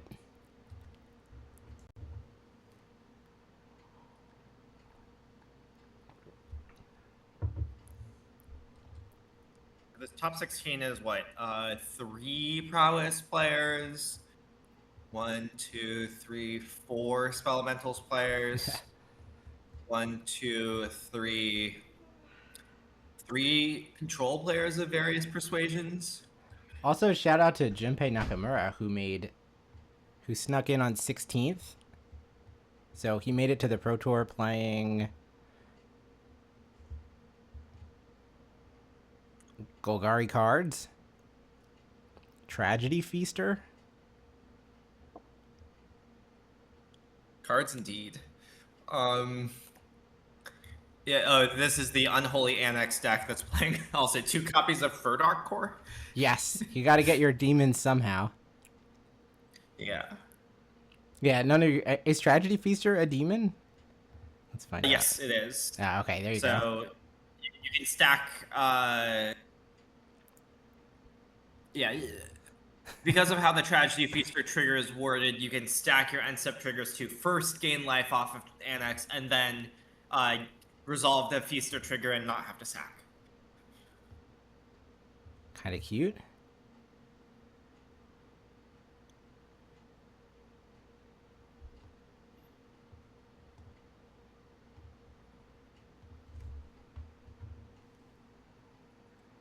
Yeah, I mean, At the point that you're playing 4 cores, I feel like you kind of want to make your deck a little better at taking advantage of the cores. Yeah.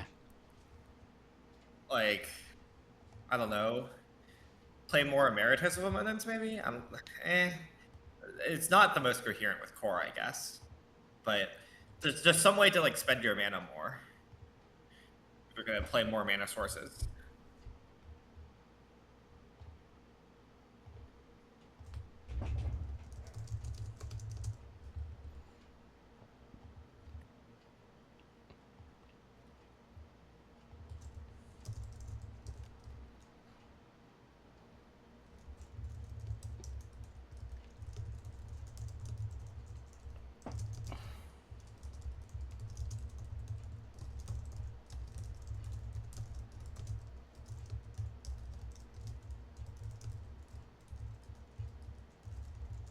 Yeah, Noah generally tests with team, is it TCG player now?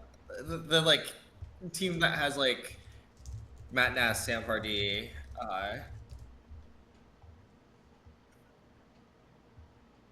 etc. I'm really failing to words here. It's only 1 a.m. And that is why I just went to get some caffeine. I'm trying to make sure that I make it through the next couple of rounds here.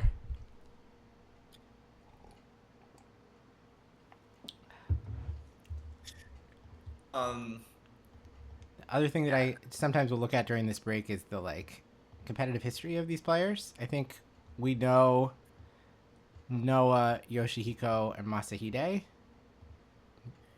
We talked about Yuya as well. Yuya made the finals of the previous one. He had been to one other Pro Tour. Well, he'd been to 2 other Pro Tours, right? He went 1-6 once and went 3-5 the other time. So he's got a 3rd crack at it now. Let's see what's up with the other couple players.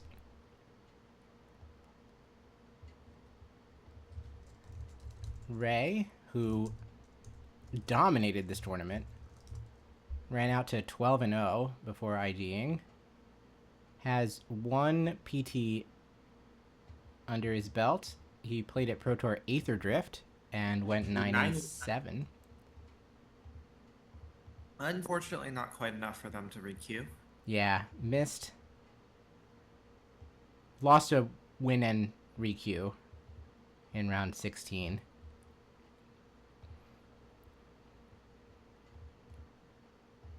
His first tournament that I have seen him in is 2024, so he might be a recent convert to the game, in which case that's quite the meteoric rise, really, to 2 Pro Tours in your first 3 years of competing. Toru. Not to mention, completely demolished the competition in the Swiss portion of this event. Yeah, not many people can claim to ever have been 12-0 at an event. That's an insane start.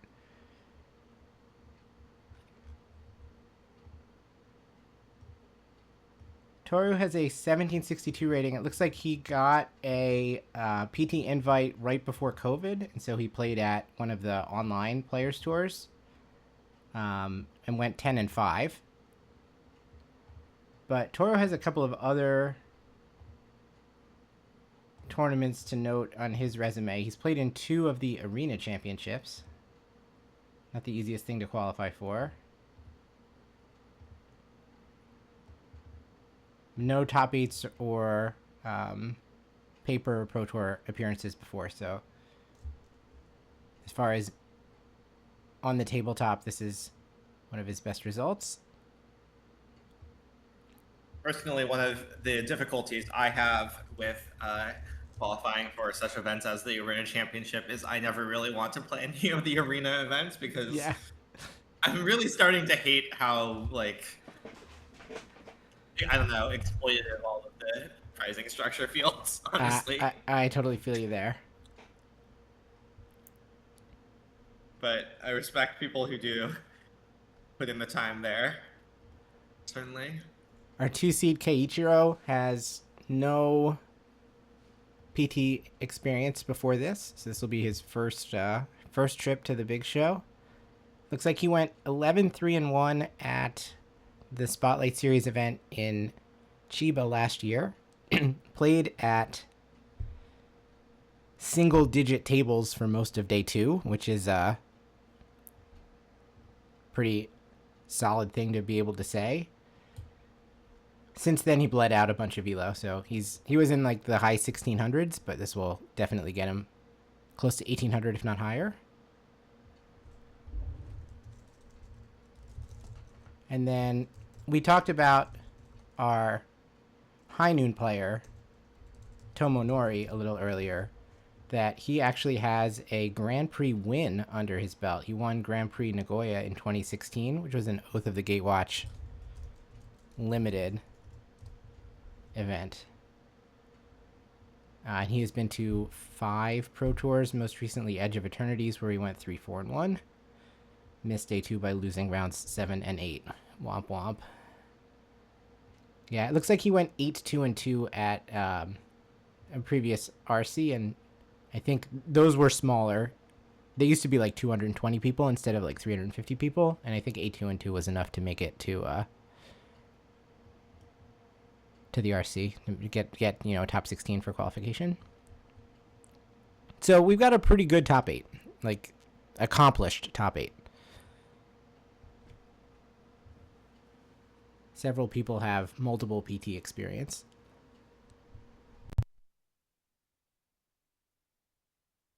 Ooh. All right, let me put on the Japanese audio for a minute because I want to hear if we know what match we're about to come down to, but it looks like the top 8 might be getting underway.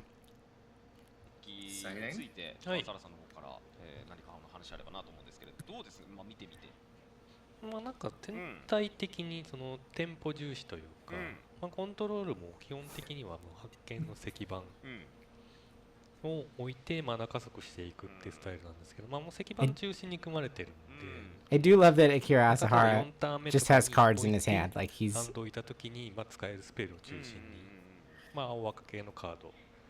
to do something with these cards in front of him.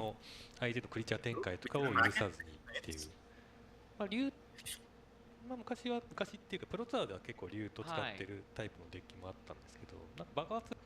you have a feeling about who is favored in terms of correctly capitalizing your name versus all caps versus using Japanese characters?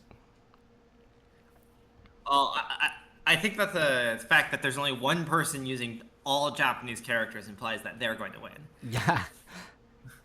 All right, so that's a vote for Toru. Indeed. We usually debate whether or not all caps is favored against all lowercase, and I think the answer is usually yes. I think you'd rather be the all caps player. We don't have any all lowercase here, though. Yeah, that's right. And actually, if you look down in the standings, 9th and 16th were all lowercase. So, but 5th and 6th were all caps.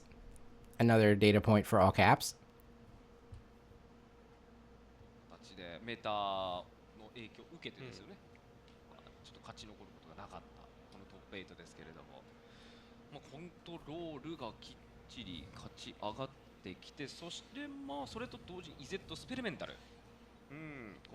I'm guessing we're going to start with the number 1 seed, but I don't actually know. I don't know what to expect. Yeah, I would guess that the fact that Ray is completely undefeated lends some magnetism to them, certainly. I would not be surprised for coverage to start with that and maybe even follow that completely to build narrative. And the other argument is that I think we would want to see Noah, right, as the previous. True. Yeah, and that is what we're going to get. Okay, so we're going to have Ray playing Jeskai control against Noah on green-white Ouroboroid. I'll get the deck lists in chat for us. Yeah, I was saying earlier, while you were gone for a bit, that I think the Jeskai control deck is generally going to be a little favored here, at least. Controlling decks are generally going to do pretty well against decks that are like just playing pretty fairly. You know, there's no like big mana like Kerber, a what's it called? Craterhoof Behemoth here. This is just like Chasm, Bright Glass Gearhulks, Chasm, Paw Patch Recruits. There's a few sweepers to clean those up, and I think that like once we get to the point of Jeskai Revelations resolving, it might be hard for Noah to come back from that. And also, of course, Ray gets to start on the play as the first seed. But I mean, that doesn't mean the match is over, certainly. And Noah is a very excellent player, as we all know. Yeah, I agree that this looks like... Well, first of all, I think Ray's deck is amazing for today specifically. Like, yes. He really nailed what he thought he was going to see.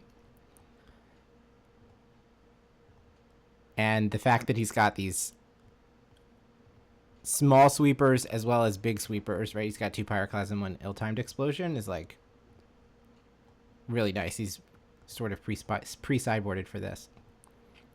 Yeah, I mean, certainly like the best kind of pre-boarding would involve like maybe 1 or 2 more sweepers on top of that. Yeah. Just sweepers in general are going to be some of your best cards in this matchup. But having the 2-1 split is pretty good here.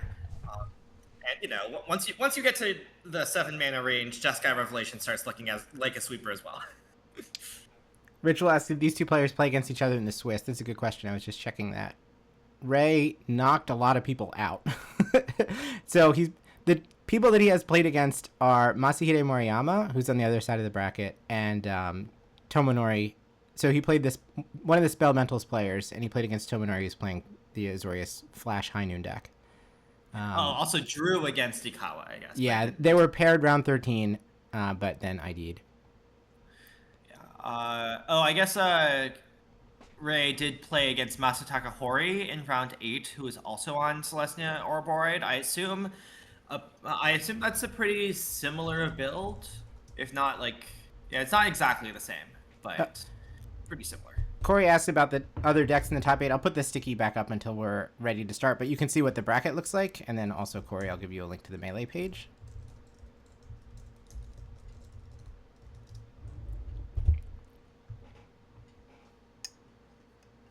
But yeah, we've got 2 Jeskai controls, a 4-color control. Then we've got Hallowed Fountain in a Momo deck and in a High Noon deck. Then there's the Spellementals Mirror, and then Noah's playing Temple Garden. The Ouroboroid list.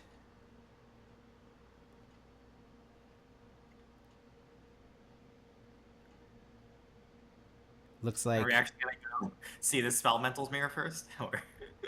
Yeah, it looked like that was Yuya Tase, who was living up to his reputation getting underway immediately. The Spellementals Mirror already has multiple permanents in play on both sides. This looks kind of complicated. It's Hearth Elemental Sunderflock Hearth Elemental versus Hearth Elemental Sunderflock Edimer Crab. I guess slight points to the Edimer Crab for being a 5/5, but very similar board states, certainly. Yeah, this is like a game of chess almost, where you have like knights and bishops staring down each other. Maybe the Edimer Crab player is up a pawn or something. I like that both players have the Sunderflock in the middle, like yes, flanked by the other 2.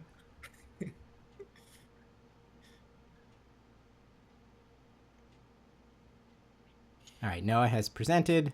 Ray is like awkwardly waiting while Noah gets his life pad ready or whatever he's doing. Here's Tomonori shuffling up his Azorius deck. It looks like that is a sleeve mirror, which is kind of unfortunate for Tomonori as he's playing with seam rips. So I've got to be careful not to accidentally take his opponent's cards.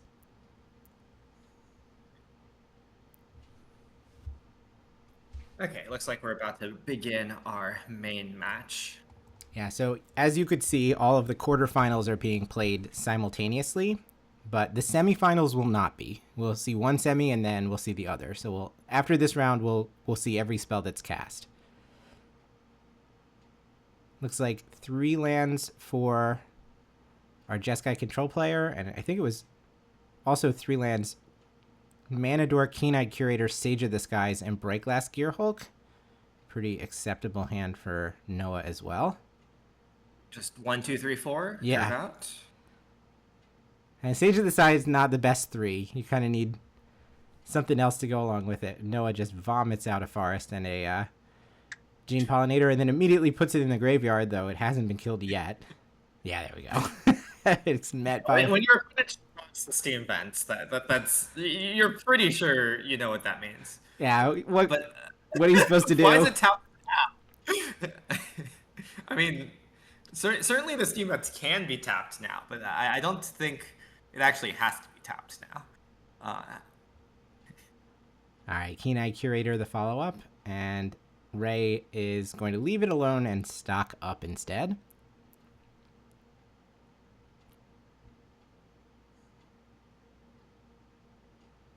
We see a Seer, a Moonrise Village, consult the star charts, and another stock up. And it looks like the other stock up is the one he's sure about, trying to figure out, does he want to land or a removal spell or what? Yeah, so there's a very interesting thing that could happen here, because there are 4 types among the 3 cards in the graveyard. Instant, sorcery, artifact, creature. So if Noah just like plays 3rd land, exiles all 3 cards, you get a 7/7 trample, and that could be kind of hard for Ray to deal with. Though of course, like that would mean spending all of his mana on that. So yeah, that would put a bunch of eggs in that basket. Though that sounds like a pretty interesting choice to start scoring touchdowns. We have a Paw Patch Recruit, so we can add 3 power to the battlefield that way instead this turn. Yeah, I think Paw Patch Recruit's really interesting this matchup, because on one hand it like kind of dies easily to Pyroclasm, but on the, like we see here. But on the other hand, that's kind of just a 1-for-1, which is fine. And if it does survive, if there's no Pyroclasm to clean them up, it's really annoying for all the single target like red damage based removal. Right. On Ray's side. Yeah, and that kind of thing maybe could have been played around if we had just leveled the Keen-Eyed Curator up to a 7/7, but instead we basically trade 2 cards for 2 cards, and Noah seems to prefer to go wide here over tall. Like we have the choice between this pair of plays and a Breaklast Gearhulk, and we've elected to develop further. Yeah, certainly Noah does not seem to ever be running out of cards here. With the Breaklast Gearhulks able to get even more Paw Patch Recruits to spend 3 mana on. Just constantly asking Ray questions. Ray does have a Seer, but we'll need a 5th land to deploy it. But we'll start with a stock up. We see Broadside Barrage, Jeskai Revelation, Traumatic Critique, and 2 lands. I think there's already a Jeskai Revelation in hand.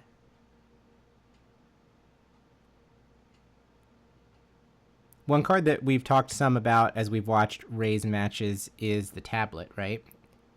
And yeah, that card's very important to have.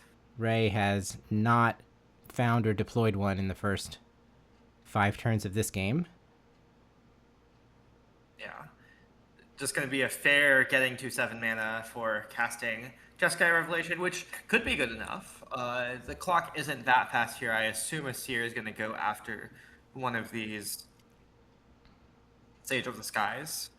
All right, we're going to leave Gene Pollinator back and just come in for 4 lifelink.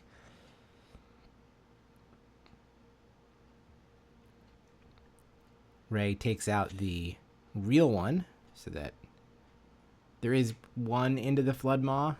There's a couple of ways that we could potentially bounce the token, so makes sense. And holding the Gene Pollinator back means that we can tap the Breaklast Gearhulk to deploy one of these 1-drops if we want to. Yeah, I assume it's just going to be Paw Patch Recruit. Maybe there could be a Manadork cast, maybe, but there's not actually that much to get other than those 2 cards. There's no Mockingbirds for value here. Yeah, it's just double Paw Patch. So then that makes sense. Do we want to play one of them now? And the answer is yes. Don't feel like we need to try to get the maximum value out of offspringing both of them. Yeah, Ray only really has one Wrath that's good here, right? Like one ill-timed. Yeah. Pyroclasm cleans up 2 creatures, but otherwise pretty reasonable to deal with. So there is a broadside barrage, which can clear one of these creatures. But we're still a turn away from the revelation. All right. Ray just passes.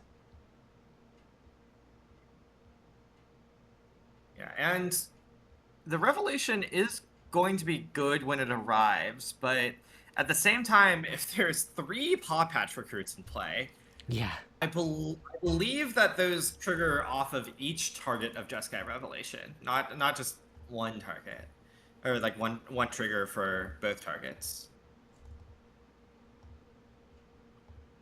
So that would be 6 power added to the board from the Revelation being cast, assuming the Revelation's going after creatures.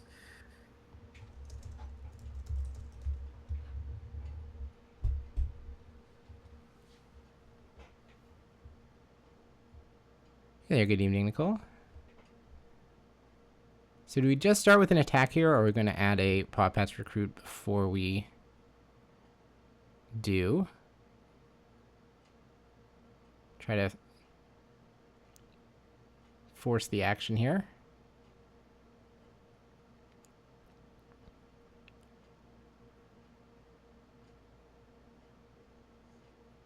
No, everything's just going to get in the red zone. Noah does not have the one of Figure of Fable.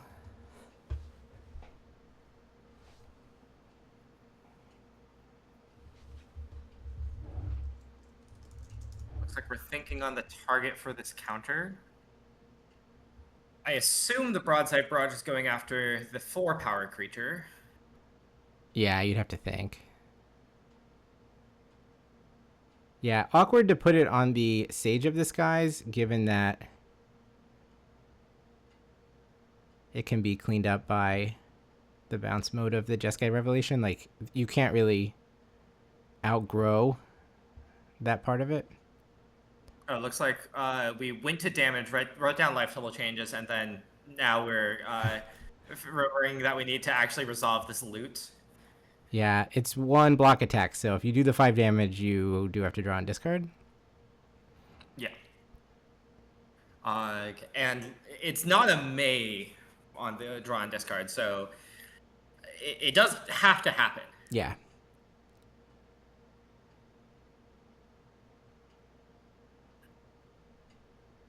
Noah understands the situation and says, go ahead. Yeah. So this is going to be a hit for 6. It should take Ray down to 7.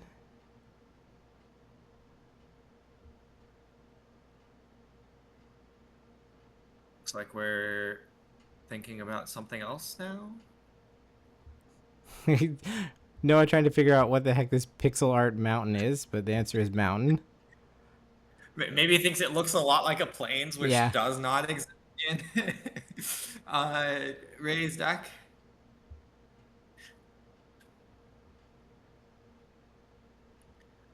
Okay, so after this kicked Paw Patch, there's going to be 9 power in play, 10 power in play with this Llanowar Elf. The Jeskai Revelation would theoretically be able to take the Sage of the Skies and theoretically another creature off the battlefield, but you can't even go after an X2 because the targeting from the bounce could then put 3 counters on the X2 you're going after. One awkward thing about the Paw Patch recruits, despite being a 1-drop, they do trample. So if the plan is to cast this Jeskai Revelation and then chump with the monks, then Noah can spread counters around tramplers and make the blocks very challenging for Ray. Yeah, so honestly, I kind of get the feeling that the best targets for this Jeskai revelation are face land. Because then you can at least like block down 2 of these Pop Patch recruit token or Pop Patch recruits. You don't target anything, so nothing grows. And I think targeting something in exchange for 3 counters is kind of just bad here. It looks like he's going after starting town. Is that what he just gestured towards? Yeah, there's no triggers going on the stack, so I think that is the same conclusion that Ray has come to here. Yeah. So we're just going to War Leader's Helix your head and make you replay this tapped starting town, and then the monks can trade for the 2 Paw Patch recruits that have 1 mana, 1 toughness. So it's going to be... I believe that's 8 damage coming through. Let's see. So the 2 mana dorks are 2. The Sage of the Sky is 3/4. This unblocked thing 5, 6, 7, and then 1 tramples over. So I agree. It should be 8, and Ray should go to 3. I don't know where the die went. I think something went wrong here because the die should still be on that Paw Patch recruit in play. I don't know if they'll realize in time to fix it, or it doesn't look like anyone has realized yet, at least. And we do have a second Bright Glass Gearhulk, and now Noah is looking to see how many Paw Patch recruits has he gone through, and I think the answer is all of them. There should be 1 more to find. I see 3 of them face up. So the other 1 drop that he can get before he's down to just mana dorks is a Nurturing Pixie, which is also a nice one. He can reset this half Paw Patch recruit to a whole Paw Patch recruit. Yeah, Ray is definitely pressured here to find some sort of wrath. I did see a Consultant hand, which can certainly do that. Looks There's like also another Rev. Hand's pretty good. Tablet, Rev, Stock Up, and Consult. And now we've drawn Petrified Hamlet. That one's not so good. So, Rev with only 1 Paw Patch in play is a lot more reasonable than Rev with 3 Paw Patches in play. But it still might not be enough. You can weirdly go like... because of the thing where Rev targets twice, it's kind of annoying to kill this 4/4 Gearhulk with it. So yeah, it looks like Ray's not even going to try to rely on this Rev to do the job. All right, so we do play Petrified Hamlet, so we see 1 extra card here. And it's going to be 8 and take 1. Yeah, we're looking for... I mean, even Pyroclasm will be fine as long as there's another source of damage in hand. But there is the Ill-Timed. Okay, notably, the Pyroclasm was in this batch as well. So that's going to wind up at the bottom of the library. If Noah is able to rebuild from this, then we're probably not seeing this Pyroclasm in time. Yeah, I think the big question is, will Ray be able to have another Jeskai Revelation lined up after this Ill-Timed? Because they might actually need to discard the Jeskai Rev to kill the 4/4 here. Right, because the other cards in hand are like Tablet, that's a 3, Stock Up, that's a 3. Oh, okay.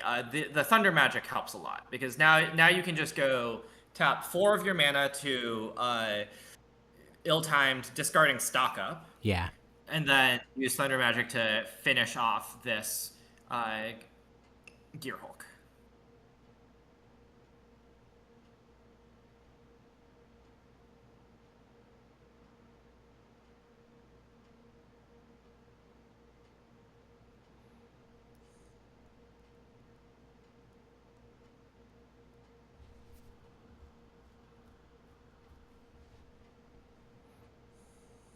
Noah thinking about something. Yeah, maybe he wants to see the specific text to know what's about to happen here, but the answer is Ray draws 2 cards. Then Ray has the option to discard 2 cards. We found a third revelation. Yeah, I kind of assumed that once all of these Paw Patch recruits have been dealt with, these Jeskai Revelations are just gonna be able to stabilize Ray and take over the game. All right, 3 damage dealt to everything, and then we will shock the Bright Glass Gear Hulk. And now there's nothing left. Yeah, so definitely a very close spot. Ray almost died going to 3. But now Noah's hand looks a lot less impressive. We can commit 5. I guess you can still commit 5 different creatures to the battlefield. I mean, that's a lot when Ray's at 3, but he does have things that are going to basically answer 5 creatures, right? Because you could look at the monks as answering things, the bounce, the damage, and the life gain. I wonder what the Hamlet is naming. Is it Air Temple? Yeah, it looks like Air Temple. That makes sense. Of which there are 4 in Noah's list, so makes a ton of sense. That's actually the only utility land. Yeah, you don't want your opponent to be able to grow a bunch of threats in the late game past your monk sizing, for example.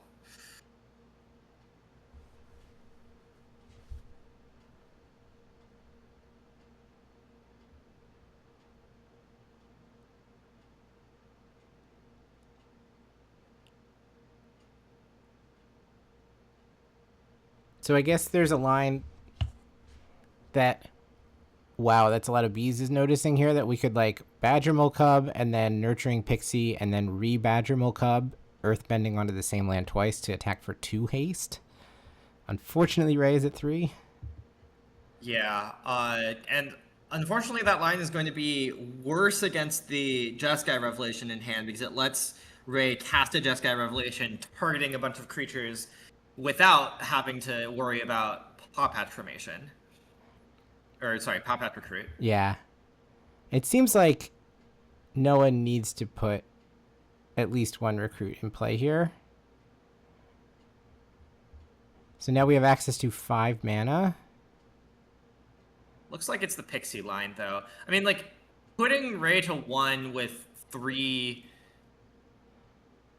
creatures in play is pretty appealing. And, like, maybe you make the calculation of, oh, like, Jeskai Revelation probably is going to kill me anyways. But unfortunately, Jeskai Revelation is, in fact, what Ray has. I mean, at this point, about 50% of Ray's deck is face up, right? So I guess you could think that maybe this game has gone in such a way that he's seen them off these consults or stock ups and hasn't had the opportunity to take them. But it's also not that surprising to me that there would be at least 1 of these in his hand at this point. Yeah. I assume this is bounce land, kill Pixie.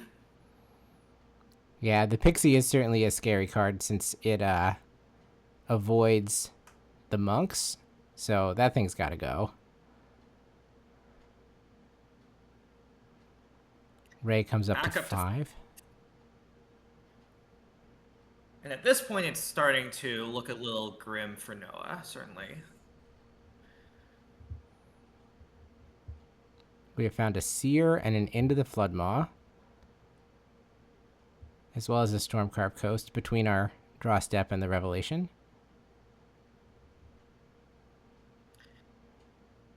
Yeah, there's not much else to work with here for Noah. Yeah. I would kind of describe what's happened to this game as roughly Noah has asked Ray to beat his entire deck, or at least his entire suite of Paw Patch recruits because of the 2 Gear Hulks, and Ray has succeeded in doing that. We talked about Noah asking questions, but Ray has certainly answered all of those questions. Yep.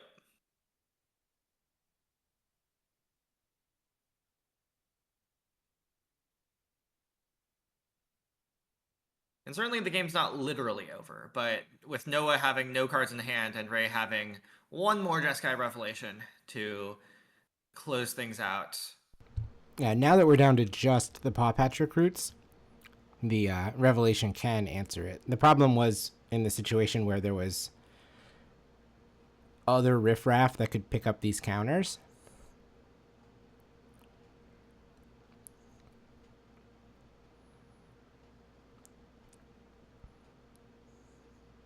So 4 damage to the real magic card, bounce the offspring. 2 monks gain reading 4. Jeskai just to make sure. There's no way I can save one of these, right? And the answer is no. Yeah, if each of them triggered for each targeting event, then we would be in business, but that's not how it works. Well, I mean, they do trigger for each targeting event. The problem is that the one that's being damaged can't target itself. Right, you can't stack all 4.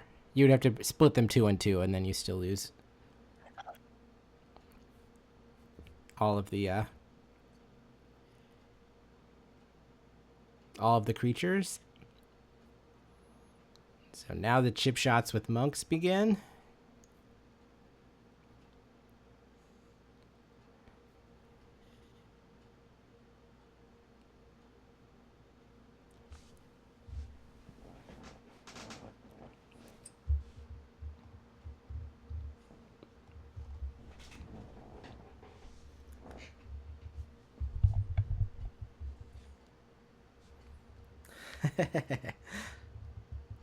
Noah is carefully studying this graveyard.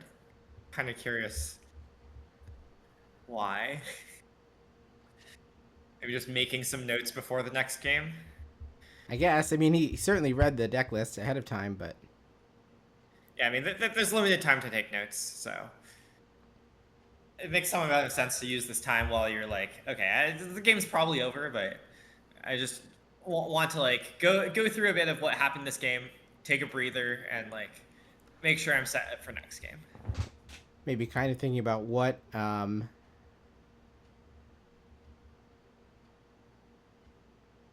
Oh, Keen-Eyed Curator is the reason why we're curious about what's in the graveyard. No, it's certainly curating this graveyard with a keen eye. Yes. You can't accuse him not of doing that. So he's got 4 mana left over. I think he definitely needs to just spend it right now. So he'll probably take instant sorcery land out of Ray's graveyard and then probably have to come over and take a creature or... Yeah, you can even take Gene Pollinator out of your own graveyard. Get 2 types at once.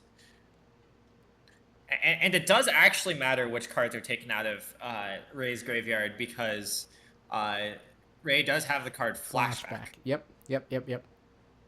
But unfortunately for Noah, it looks like there were 3 Jeskai Revelations there. So if Flashback is found right now, he couldn't stop it. That's why I guess... I mean, you can respond to the Flashback target by eating target. All right, we'll consult the star charts. So it's going to be look at 9 and take 2. Yep. And I think there's already a Floodmaw in hand to deal with the fact that this is theoretically a 7/7. Or you could take this Thunder Magic and just... what was the term? Thundaga? Yeah. The 8 damage mode. We have found a Flashback. We're going to have to clear this Keen-Eyed Curator before we can use it. Yep.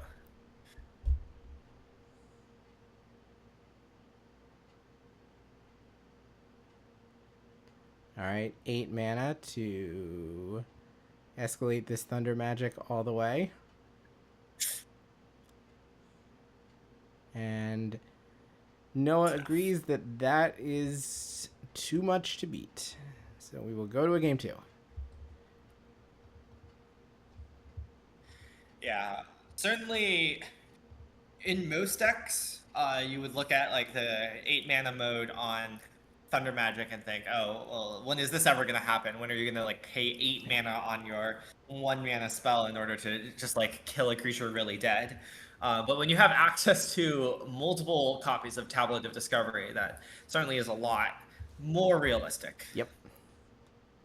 And it's actually a really clean way to fit in more, like, to not have to worry about playing these maybe, like, clunkier cards, or clunky isn't the right word, but, like, less than ideal cards like Erode and Get Lost that leave your opponent something after they kill a thing. Like, you don't need to rely on those to kill big creatures when you can just use your 1-mana shocks in the late game.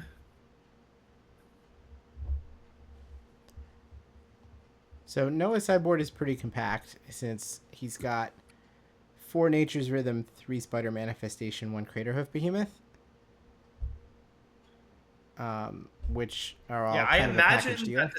I imagine this is not the matchup for that package deal, because the whole point of that is to, you know, try to turbo out a Craterhoof Behemoth and, like, basically play an unfair game when your opponent isn't interacting with you that much, and therefore you, like, can leverage this mana package. But I'm pretty sure that that control is the last place where you would want that. Yeah.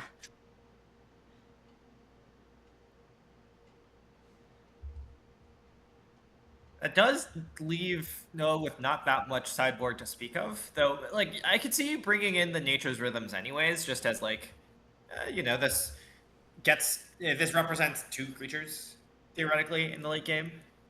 Yep. And 2 creatures that are guaranteed to be impactful, whereas, like, the Bright Glass Gearhulks kind of run out of fuel very quickly. Once you've gone through your Paw Patch recruits, there's nothing else to get. Whereas if you find a rhythm, that's going to be a snake. Yeah. Unfortunately, no, it doesn't have any, like, Voice of Victories or Surax, the normal kind of anti-control pieces that you might see because of how much of the sideboard is dedicated to this Craterhoof package. All right, now we're looking at Ray's list. In terms of sweepers, the only pickup that we have is a Slag Storm, but that's clearly the first one that's coming in.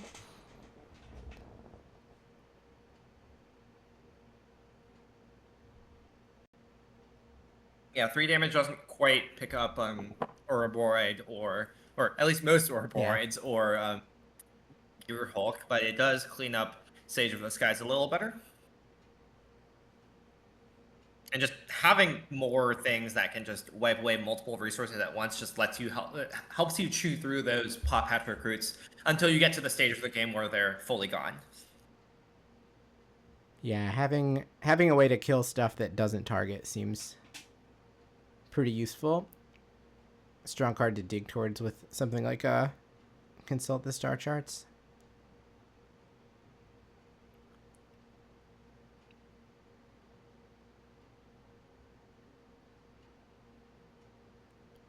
I imagine that Ray is mostly just bringing in the Slag Storm and 2 Flash Freezes, maybe with some consideration for Barrage. But I think there's going to be pretty minimal sideboarding from both sides.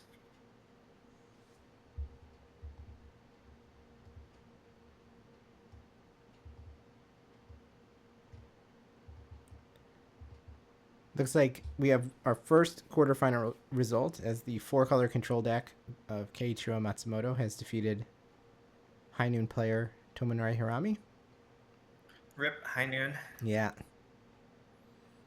So one of our 2 Hallowed Fountain pilots is down, but there's still 1 ship left that's flying the flag. Hey, I mean, technically Ray is a High Noon gamer. There are true. Hallowed Fountain. There are 2 Hallowed Fountains in this deck list. Does the 4C control deck have any? Oh, there are actually 3 Hallowed Fountains there as well. So, I mean, Keiichiro's deck is not that far off from these Jeskai lists. Yeah, it's mostly just splashing Inevitable Defeat in lieu of, like, playing any Hamlets. Yeah. That's honestly the main difference. Like, fewer shocks, more multicolored cards. But still playing the 4 tablet, 4 Jeskai Revelation, 2 flashback package. We see here Yuya and Toru shuffling up, probably for game 3. Yuya plays very fast. Will says, I hope we had coffee. I did actually take a caffeine break before the quarterfinals started. I am not a coffee drinker, so... Neither am I. I never developed a taste for it. So the caffeine was a matcha latte. In fact, I'm not even much of a caffeine drinker in any form. I just have a cup of water next to me.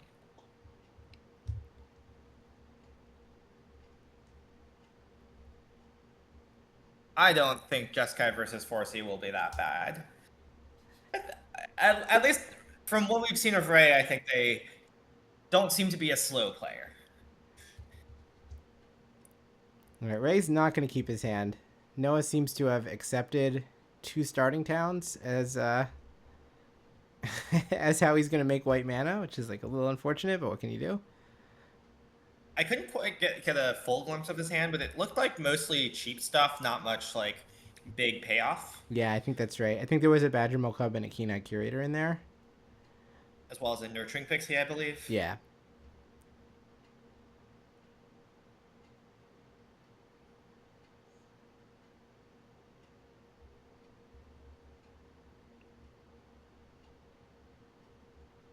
Game 1 in Control Mirrors can be rough for that reason, but hopefully they deck pretty quick. Stock Up digs you. Consult can dig you 2 cards in. You mill yourself with the tablets, etc. It'll be fine. Keiichiro also has access to more burn with 3 copies of Inevitable Defeat and 2 copies of Lightning Helix. So it could just literally be a slowly count to 20 kind of matchup. Unfortunately, if they draw the Jeskai Revelations in the like roughly equal numbers, then they sort of cancel each other out. Yeah. I think it looked like Ray had a 2-lander, but has ripped a Steam Vent. Yeah. Once again, Noah sees the writing on the wall for this Llanowar Elf and slowly moves it over to the graveyard.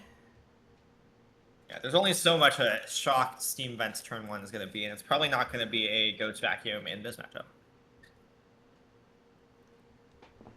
So Ray has to decide, or sorry, Noah has to decide between playing Badger Cub or a Keen-Eyed Curator here. We're going to go for the Cub.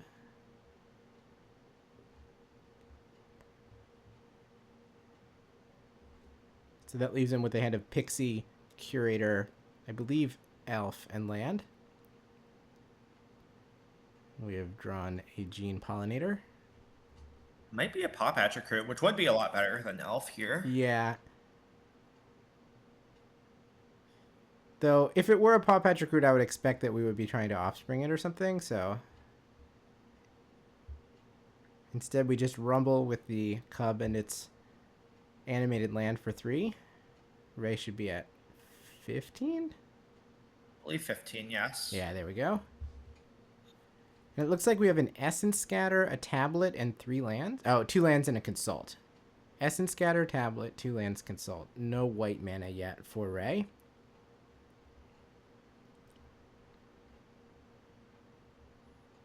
Noah cheekily plays out the Gene Pollinator first. Has not played his land. No, I think he has played the starting town. Oh, no, he played the starting town already. Never mind. I was wondering if we were going to try to, like... So that makes me think the other card might be a Paw Patch Recruit. We're trying to bait the Essence Scatter here, and we've succeeded. Yeah, I think what Ray is thinking about here is being able to use this Essence Scatter this turn so that you can go Tablet next turn and then Consult the turn after that is pretty good sequencing. But admittedly, it does, use the Essence Scatter on a Gene Pollinator, which is not the most appealing use.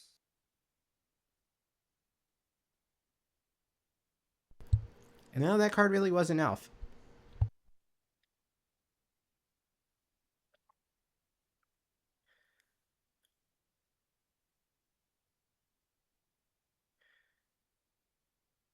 Yeah, here's the tablet, and it does not flip a Pyroclasm. No, just an island which cannot be used.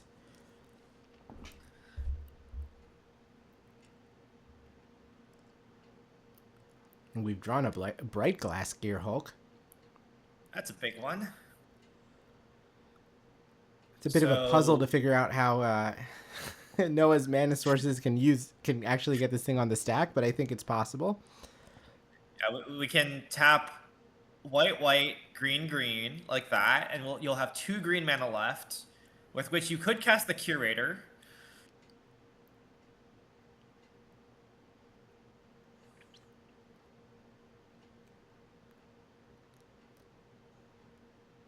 I assume we're getting Paw Patches, maybe a Fungus to kill this tablet eventually.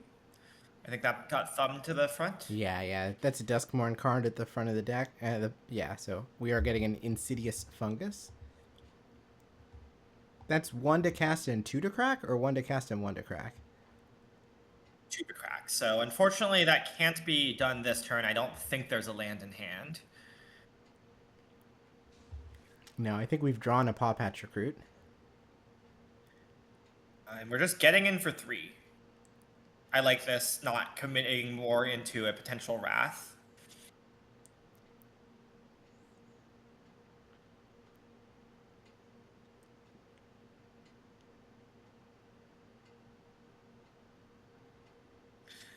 Lyser, do you realize that there is in fact an artifact land in Standard? We have access to such a banger as Scene of the Crime. Ray has found Slagstorm. Land for turn is Quarry Mountain Monastery. It's double Consult and Slagstorm in hand. That's not double blue. Okay, looks like Ray did realize that. Apparently we're not going to go for the Slagstorm quite yet.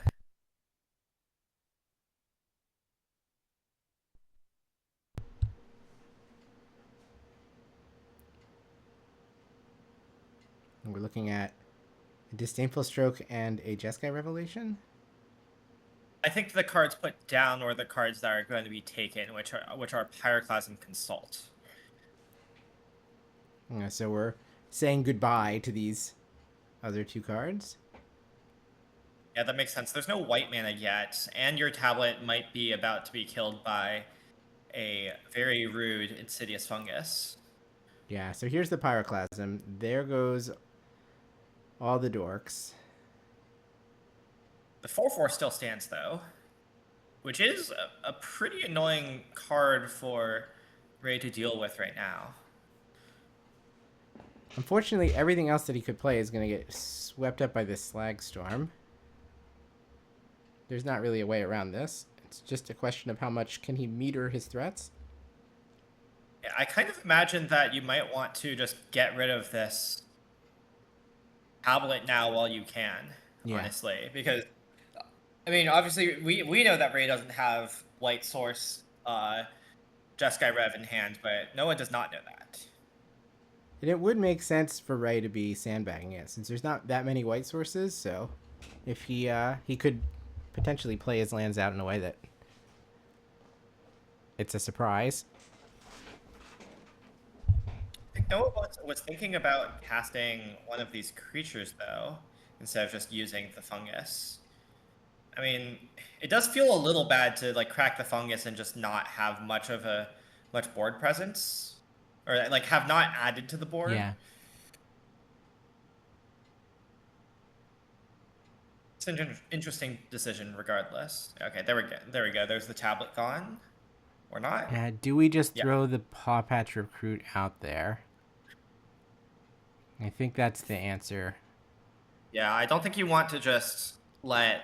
just pass with, like, 1 threat in play. That's a great way to... get got by a removal spell. Wow, we're gonna have to just main phase kick this star charts.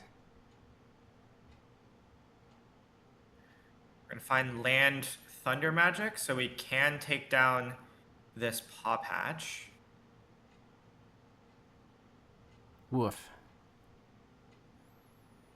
I think we might be setting up actually for play Slagstorm, deal 3 to the board, and then just use Thunder Magic to finish off the Gear Hulk. Man, that was certainly a sign of weakness last turn from Ray. I wonder if Noah is even going to commit more. Yeah, looking for what we've been through already. There's only one Pyroclasm. Yep. Through, so the sweepers left are second Pyroclasm, one Ill-Timed, and one Slagstorm.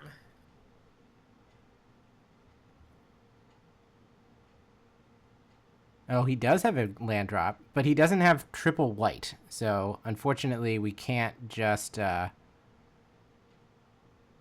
play and pick up and replay the Gear Hulk. We do have the Keen-Eye Curator, and there is a dead Gene Pollinator. So, I believe we have creature, artifact, land, instant, sorcery. So, these 3 mana do represent a way to create the 7/7. Yeah, that's going to be very problematic for Ray. As long as Noah is aware that that is enough. I don't see any other moves that Ray has, though. Yeah, his hand is... Oh, I guess you could... You can theoretically consult for Unkicked for 5, look at top 5, try to find your 1 Ill-Timed. That looks like what Ray is going to have to do here. Yeah, so he did draw Great Hall off the top. So this is going to be look at 6, take 1. Yeah. And still thinking about how exactly we want to pay for it. All right, so we have to find Ill-Timed Explosion for the game to continue. And I think if we find it, we're in okay shape. 2, 3, 4, 5, 6. It's not there. And so we're going to game number 3.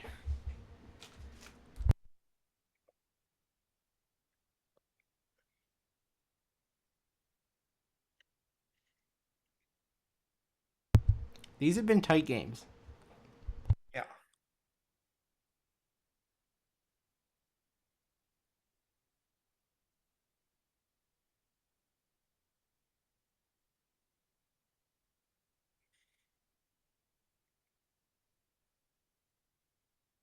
Definitely has been feeling pretty relevant that Ray has chosen not to have any like true hard wraths like Day of Judgment in the deck that can actually punish plays like Noah made there. Mm-hmm.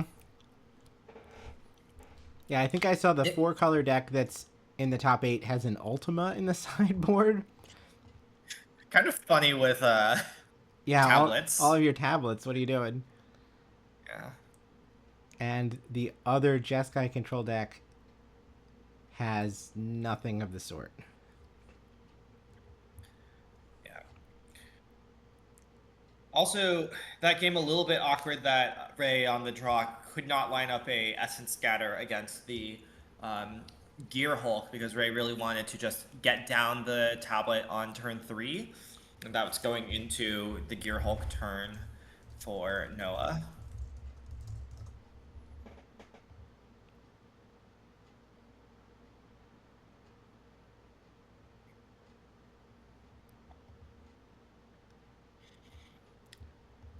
Ava makes a good point about how Ultima lines up pretty nicely against Earthbent lands. Since the turn ends, then they don't come back. Lex asks about... Oh, go ahead. Go ahead. It looks like Yoshihiko Ikawa has won the Spellementals Mirror. Asks about how often someone has gone back-to-back. The person that I was thinking of was Kenta Masakado, but it looks like he made top 8 at Cycle 2, Cycle 4, Cycle 6, and Cycle 8. So he's very good at doing it every other one. He's not here today because he's already qualified.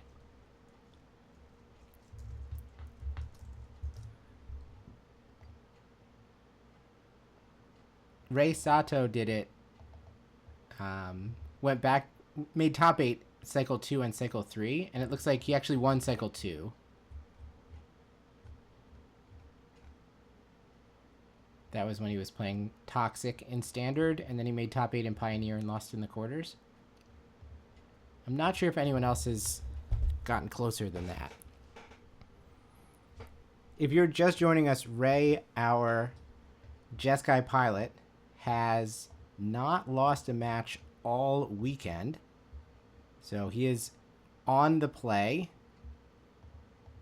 because of his dominating performance, especially in game 3s, where he is 1, 2, 3, 4, 5, 6, 7, 8-0. 8-0 this weekend.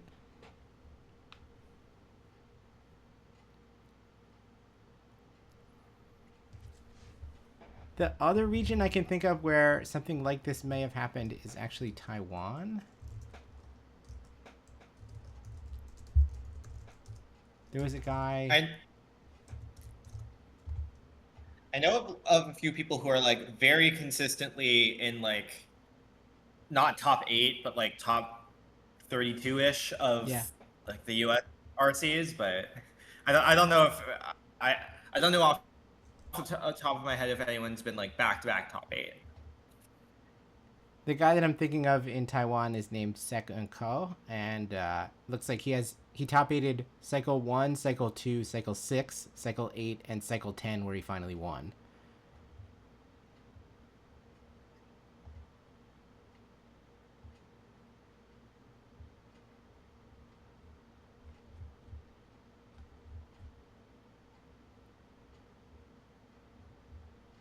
But as far as I can tell, he doesn't travel. So I think that PTSOS, the one that he came to after winning cycle 10, was the first time that he actually left the island.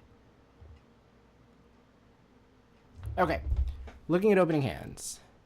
Seer, Stock Up, Pyroclasm, Jeskai Revelation, and 3 lands. Yeah, I think Taiwan has approximately 2 PT slots. It is difficult to make it to the Pro Tour from there. What you're saying is 1 PT slot plus that one guy. Yeah, that's right. You better hope he's qualified, because otherwise he's going to take that one. Yeah. Oh, finally the turn 1 Mana Dork seems to stick. And now the judge is like, Ray, we cannot have you playing with your deck all wacky. Let me go through and rotate your cards. The draw seems to have been a Petrified Hamlet.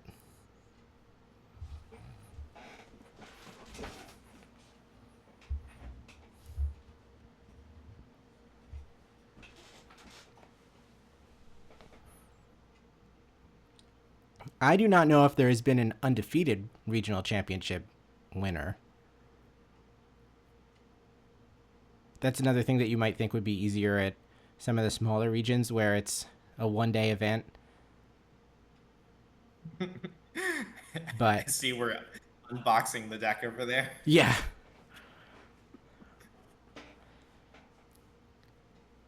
Certainly it has not happened in Japan. Okay, well, this is what Ray wants to see. Just a bunch of X1s lining up into a Pyroclasm. Yeah, everything that Noah played was very Pyroclasmable. So now the question is, what do we have to follow up from there? And the answer is another pair of Paw Patch Recruits.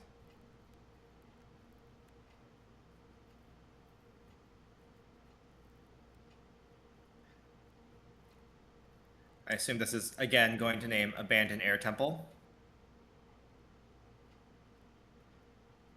Yeah, it's the only choice in this matchup.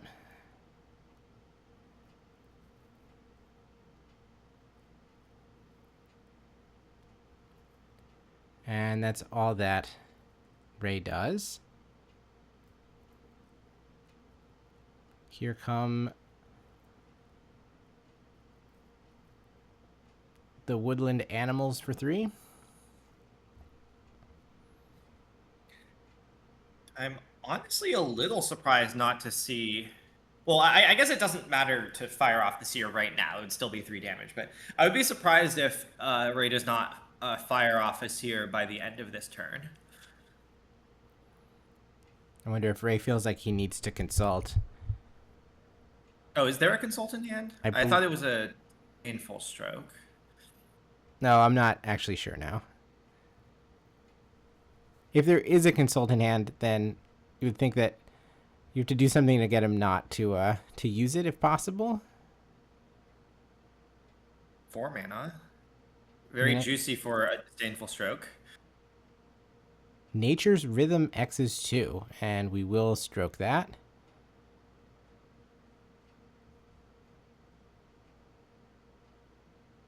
I'm just not interested in using this Seer. All right, so what do we have? Revelation, stock up Mountain. That sounds like we're stocking up. Yeah, maybe there just wasn't a Seer and I hallucinated it. I thought there was a Seer too. Maybe what we thought was Seer was that Pyroclasm, which eventually got used. So I see a Seer now. I think we're taking a Consult, and then we have the awkward situation of wanting lands for these Revelations. So we kind of have to give Noah a turn or two here. Yeah, it looked like that was Consult lands taken.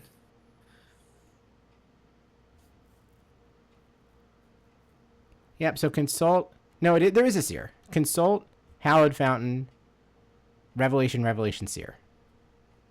Yeah, I guess that, like, for as long as you're, like, sure that you're not targeting... like, casting any other targeting spells, searing one of these Patrick Cruz literally just, like, moves the counters.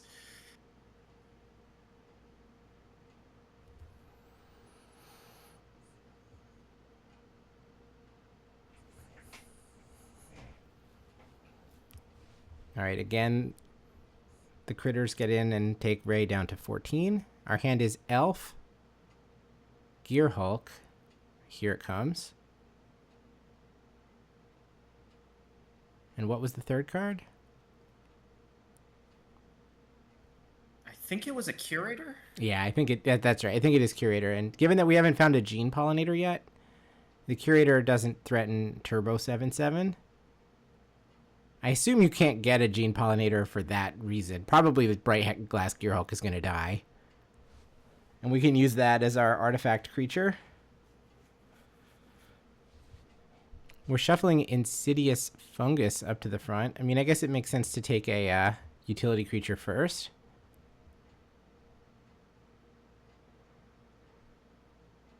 Paw Patch Recruit also up there. The only other thing that we can do is Nurturing Pixie, which we are considering.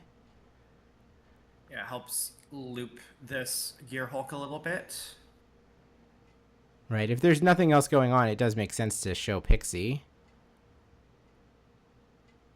So it also kind of puts the screws to Ray, because if you play Pixie, then you have to sear the Gear Hulk in response. That'll trigger these Paw Patch Recruits. Pixie has been placed face up, but I don't think a second card has. No, still considering what else we want to get with our Ranger of Eos. And it is between Recruit and Fungus, and we have decided it's going to be Recruit. I assume Pixie's coming down here. I mean, it's not obvious. It plays really poorly into a Pyroclasm to just pick up your Gear Hulk, certainly. That is true. I think Noah, like, maybe wants to keep, like, a reasonably good but not, like, overwhelming board presence. But it looks like, oh, we're picking up the Recruit. That's interesting. That is interesting. So we'll have plenty of Recruits left to play afterwards. Yeah, I think Ray is maybe doesn't want to let this happen. Yeah, and Pixie targets. Okay, no, it's fine. So you have to declare the target, and then there is a response window. Yes. Now we're going to sear the Gear Hulk. So we'll only get one counter for this rather than two.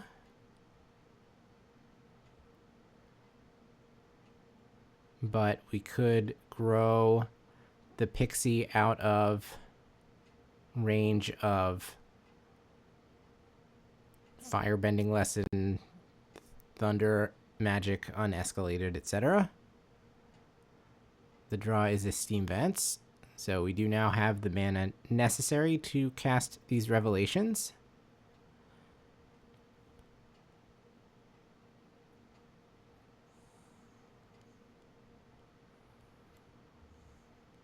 Yeah, so this is a little bit of an awkward spot for Ray, where you're kind of looking to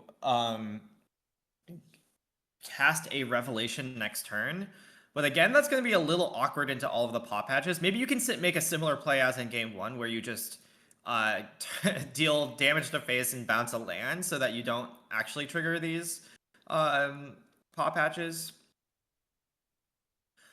But what you really want to cast next turn is a sweeper, I think. After another pop patch gets on board. We have found a Pyroclasm. Yeah, that's a nice one. That should bridge us to these Revelations pretty nicely. Yeah, so we've taken... Okay, we're randomize. Apparently the randomization matters now, but we've taken Fire Magic, I believe, or sorry, Thunder Magic, or Firebending Lesson, one of those. I keep getting the names mixed up. Plus a Pyroclasm, which theoretically can take down a board of a bunch of X2s and X3, and is going to line up pretty well against these two Pop Hatch recruits we know are in hand. So now, how much does Noah want to play into this Pyroclasm? We do have the option of playing Keen-Eyed Curator, and then there is an artifact creature, an instant, and a sorcery with the stock up in the consult. Yeah, that plays a little worse into Jeskai Revelation, though, because what can happen is just Ray can just let the Keen-Eyed Curator stick and say okay, I'm going to just now Jeskai Revelation, bounce your Keen-Eyed Curator. Yeah, and there's only the one Breakless Gear Hulk, so once we have eaten it, then there's no current avenue to get it back up to a 7/7. Yeah, and Noah's very incentivized to immediately start eating things. Just in case there is a response here. But I guess Noah's just going to leave the option on the table here. Not fully commit to exiling the Gear Hulk. Yeah, I wonder if he was... I mean, obviously, Flashback has to be on your mind, but there's a card that's in the graveyard that's flashbackable that he would really want to break up. So, Ray adds land number 7 via shock, and then passes. Noah has drawn an Ouroboroid. Snake hasn't been on the battlefield yet today. Honestly, I almost forgot it was in the deck. I wonder if he shaved any. I wonder if this is a question about, do both of the Jeskai Rev targets trigger Pop Hatch?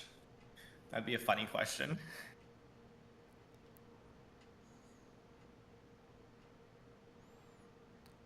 Trying to learn something about Harmonize.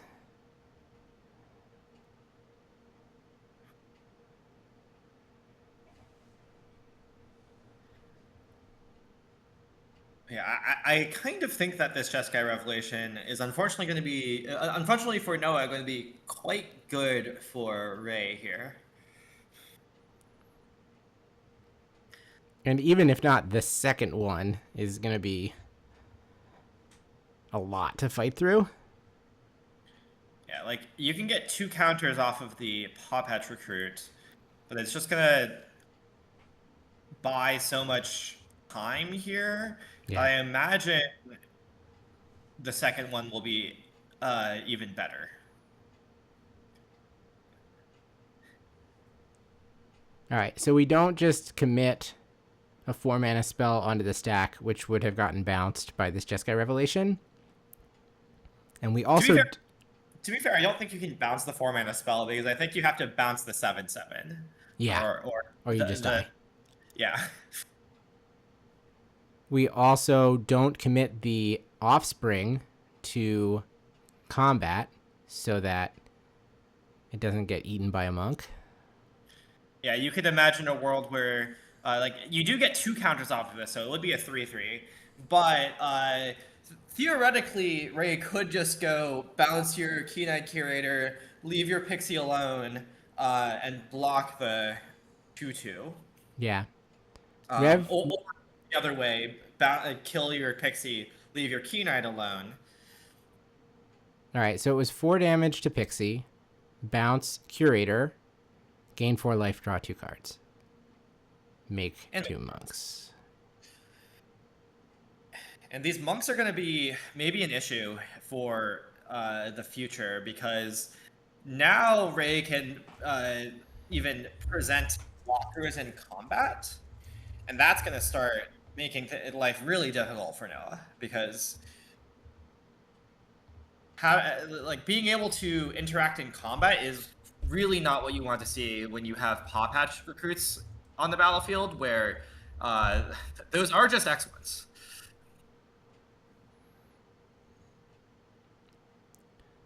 Now we've committed a bunch of X1s into this incoming Pyroclasm, which is kind of unfortunate. Yeah, so we can go Tablet into Pyroclasm, save both our monks. Noah's once again like, what the hell are your lands?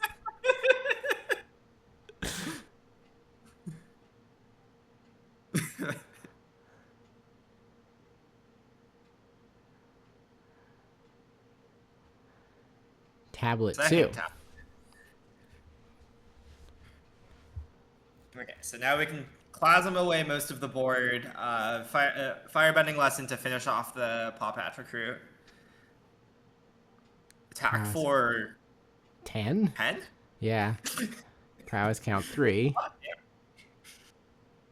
There is a bit of a language barrier here because Noah is Korean, so I think the English cards are probably fine, but like those Tablet of Discoveries are Japanese.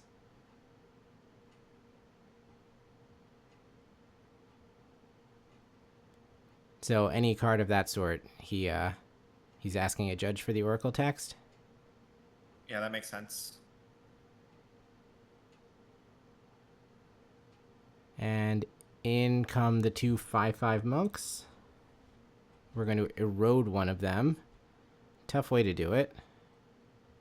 Yeah, you know that once your Jeskai control opponent starts attacking with their monks, that things are getting a little bit dire. Yeah.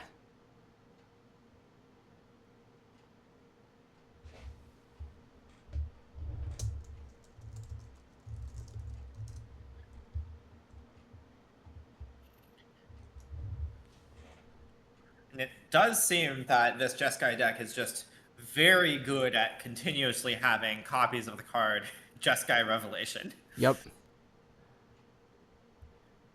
Again, with like essentially 6 copies in the deck between the 2 flashbacks and the 4 real ones.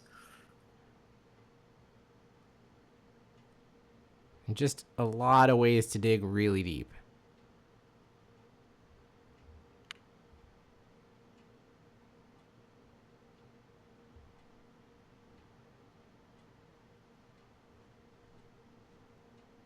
I feel like I need, later this week, I need to play Ray's deck on the ladder for a few matches to figure out how it loses, because when he pilots it, he makes it look so good. I mean, I think mostly how you lose is what happened in game 2 of this match, which is don't get to your Jeskai revelations. You don't get you develop a tablet and then your opponent kills it, and then you have to like keep spending your resources on interacting with your opponent and don't really get to like set up these Jeskai revelations. And like we've seen a lot of these matches where in fact like it looks really close and then a Jeskai revelation resolves, and like the first one means that Ray's not going to lose in that turn cycle, and then the next one closes out the game, right? Yeah. And that kind of dynamic is certainly really tight, where like there was that moment in game 1 too, right, where Ray could not have won the game if they had missed on that ill-timed explosion in the mid game. Right. They had to unkick consult for 8 and have the card they were looking for be in the top 8.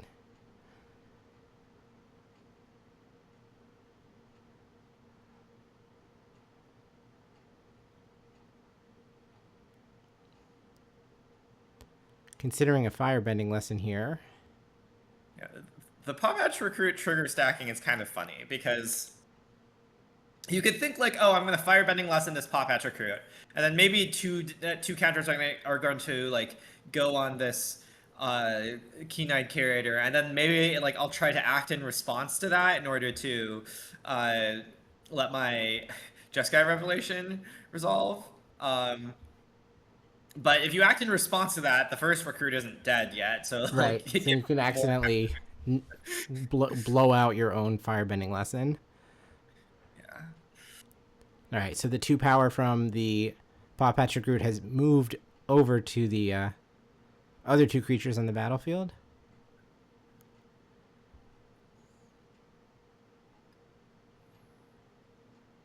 Now we're gonna Jeskai Rev. Here we go. I imagine this Keen-Eyed Curator is getting bounced again, actually, because if you try to deal 4 to it, it will just get another counter from the Pop-Hatch Recruit. No, we are actually going to deal 4 bounce. There is a Thunder Magic in Ray's hand, so I think he's got a way to finish it. Or oh yeah, I see what's happening here. Instead of bouncing the Pop-Hatch Recruit, we're bouncing the land, so that we only get 1 trigger, and the trigger can't go onto the Curator. Sure. So the Offspring is going to grow, but the Curator is a 4/4 and is stuck taking this 4 to the face.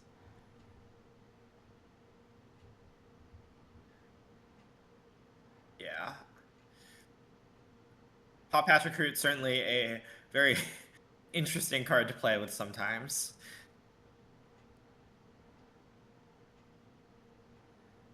Ray gains the life to 16, 2 more monks, 2 more cards.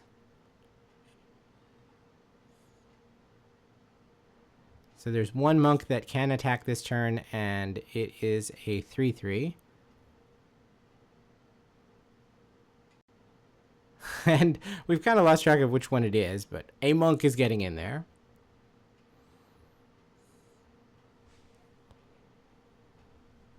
Noah's going to go to 9 here on this hit.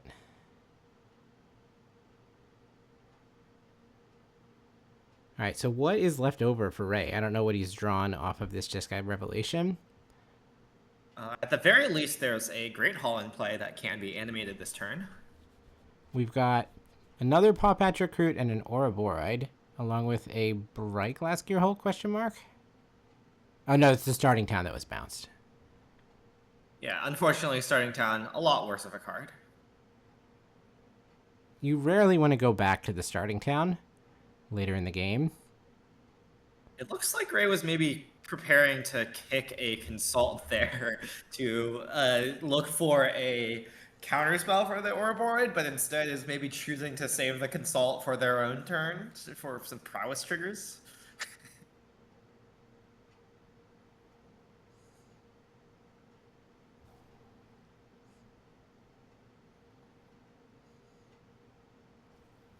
I mean, that does seem reasonable to be 1 more Revelation finishes the game. No, it might just be a Thunder Magic, actually. All right, we're just going to throw out 1 more Recruit. And that's going to prompt the consult response. Maybe just the Thunder Magic response. There might not actually be a consult. Yeah.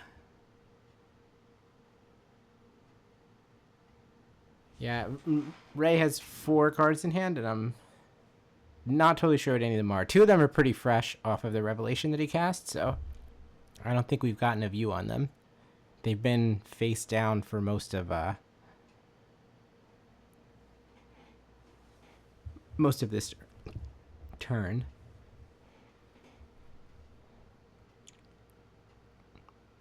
Yeah, so here's Thundara, 4 mana, deal 4.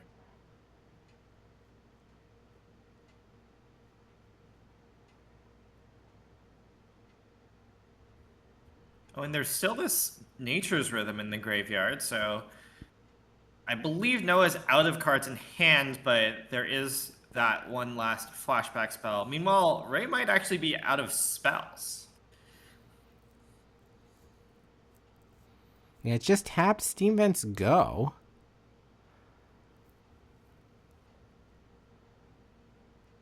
So I guess we'll find out if that's true or not, because I assume that we have to rhythm for something here. Oh, we found a Bright Glass Gearhulk off the top. Maybe we don't have to. I don't think rhythm for 2 is that exciting. Kind of has to be for 4, right? Yeah, and also you can't cast Rhythm for 2 in this manner. You have to tap at least 4 green mana. That's true. That is true. I assume we're getting... So Pixie's already been spent. I don't think we've gotten Fungus yet. Though it doesn't look like killing these tablets is actually that impactful right now. We might actually be out of, like, that impactful things to get off of this Gearhulk also. Yeah, the Gearhulk sounded good on paper, but it looks like it's getting a Gene Pollinator and an Insidious Fungus.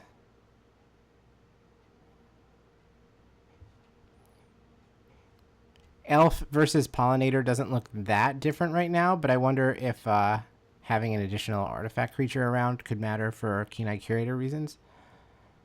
I don't actually know how many curators are even available. Oh, there are the full 4 in the list, so we haven't gone through all of those yet. It's going to be Elf and Fungus as the 2 cards. Yeah, this tapping from Noah is also sort of interesting. I kind of wonder if Noah realizes that this Abandoned Air Temple can still tap for white. Because Petrified Hamlet does not remove mana abilities, I believe. It simply removes non-mana abilities while adding a tap for colorless.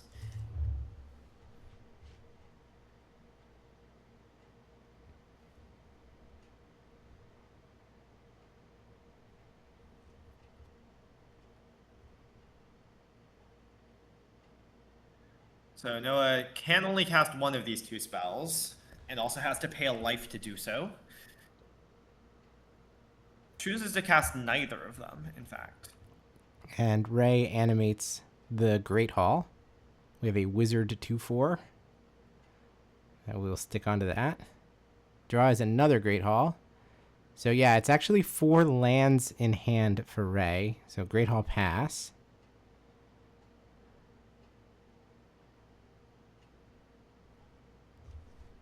Well, things got a little dicey here. Fungus.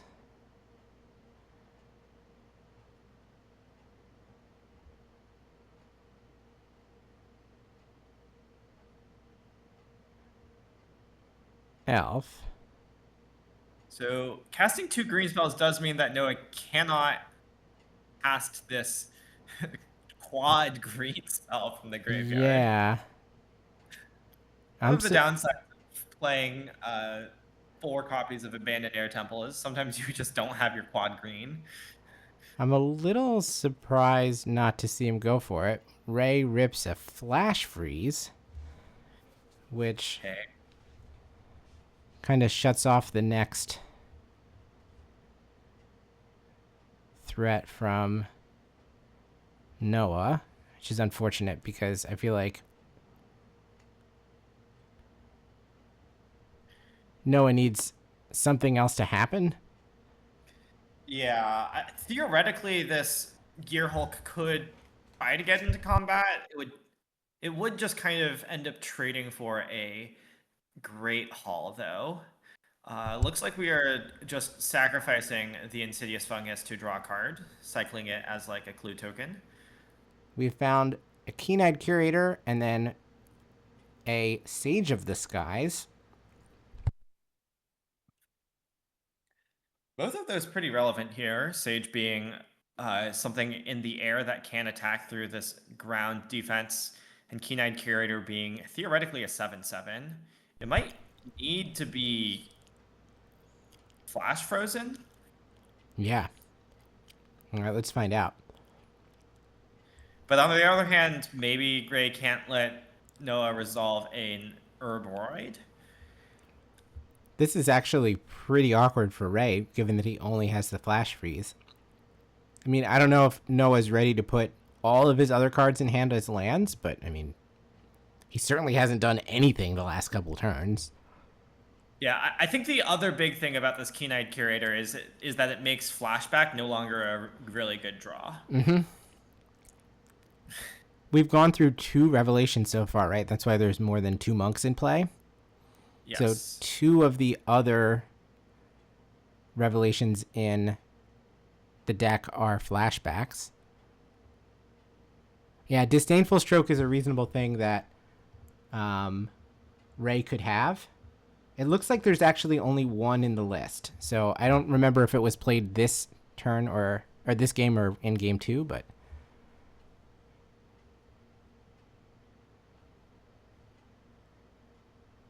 All right, time to start eating.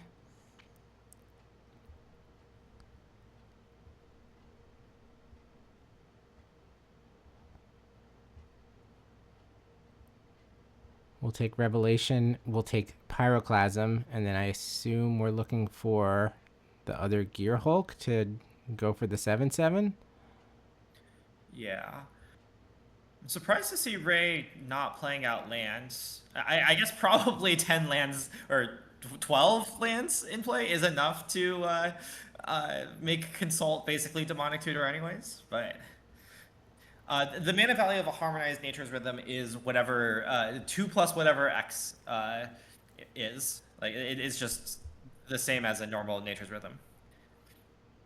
It like counts the X and it counts +2 because that's what the like mana value is at the top. Yeah, the Harmonize is an alternate cost, but so that's what you wind up having to pay, but the mana value is still determined by what's at the top of the card. All right, so it's Pollinator, Sage of the Skies. Yeah. This combat is also so tense because of all of these prowess threats on Ray's side. Noah doesn't know what's in Ray's hand, and if he overcommits on attacks, theoretically, he could get really punished by like just Ray taking the damage and swinging back for lethal. Right, Noah is only at 9 life.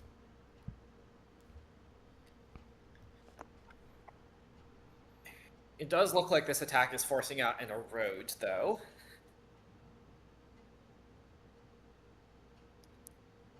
And there's still a flash freeze from several turns ago that has not been cast yet, right? Yes. Flash freeze is lined up to take care of that Nature's Rhythm in the graveyard. Or, I assume, any other snake that tries to hit the battlefield. Ray lets the Curator hit for 7 rather than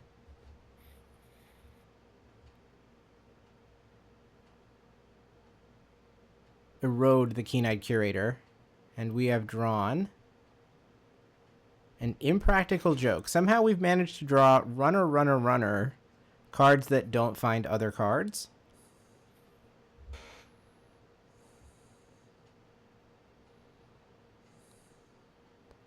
Presumably this has to go after one of the Sage of the Skies.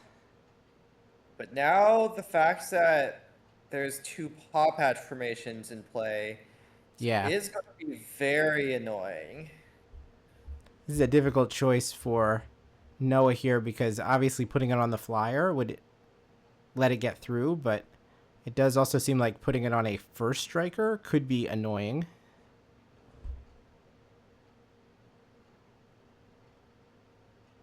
Yeah, we're going to split the difference.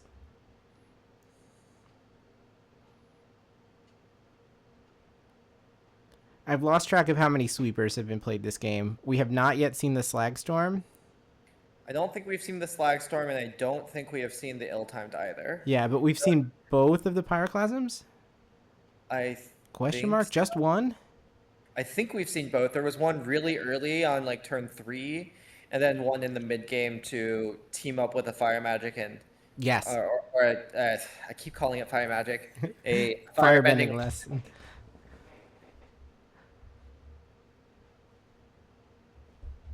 Yeah, there's only the 4 in the deck. There's 1 Slagstorm, 1 Ill-Timed Explosion, and 2 Pyroclasms. So it sounds like the 2 small ones are gone and the 2 big ones still remain.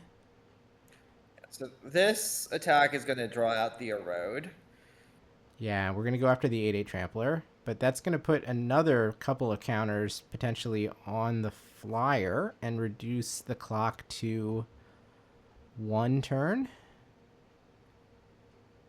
Yeah, Ray is running out of time, certainly. I mean, if he draws Stock Up or Consult, I feel like very likely that he'll find something that gets him out of this, but the top card of his deck needs to be good now. Oh, and to answer the question about Disdainful Stroke from earlier, I actually noticed, I see the Disdainful Stroke. It's right there. That's the only one. Or we could just rip a Revelation. And I believe there's no Revelations in the graveyard at this point. Noah might have to make a decision. How much does he want to eat before this Curator goes away? Not going to do anything. The Erode had yet to resolve, so like... Yeah, secretly the answer, another answer to how does this Jeskai deck lose games is sometimes you can resolve 2 Jeskai Revelations and it's like kind of not enough. Like you don't, you get a lot out of it, don't get me wrong, but it's not literally game ending all the time. Like if you need to use it as a tempo play, you like drawing 2 cards doesn't guarantee that you hit something good, right? It's like it's not like a Consult or a Stock Up, which is digging pretty deep. You only see 2 cards deep. And as we saw this game, Ray is a little bit flooding out. Ill-Timed Explosion, not the guaranteed answer to the board at this point, now that there is a 4/5 flyer and a 5/5 Bright Glass Gearhulk. Yeah, in fact, if Ill-Timed Explosion draws a Jeskai Revelation, I kind of assume the Jeskai Revelation is just getting cast. Yeah. Right, the only big spells in the deck are the Jeskai Revelations. Nothing else costs more than 3. Yeah, I guess it might actually be safer to discard the Jeskai Revelation if you do end up going ill-timed into it, because it does fully wipe the board, and Noah is fully out of cards, I believe. Yeah. Well, then the question is, can he just tap 8 mana and play a Rhythm out of the graveyard? But I think that gets answered by the Flash Freeze still, right? We have drawn a Broadside Barrage, which does see another card deeper. Yeah. So you could think about waiting until Noah's turn. That gives you some prowess triggers, theoretically, that could matter for blocking. I just don't want to draw a Stock Up off of this. I think that would be so unfortunate. The big problem is Stock Up, yeah.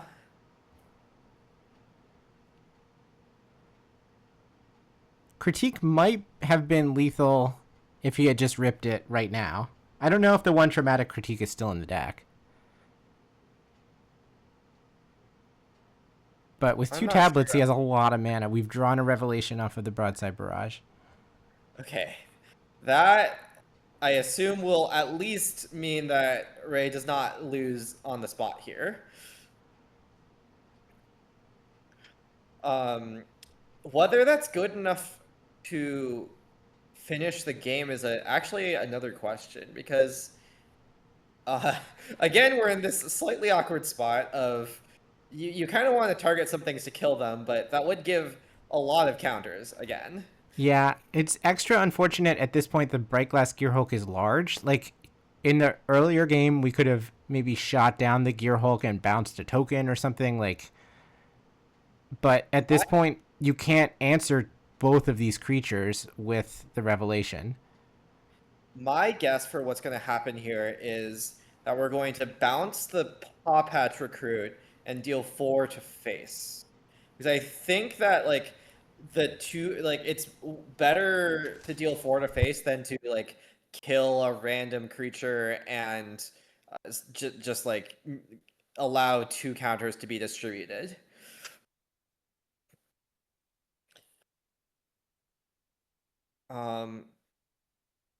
Yeah.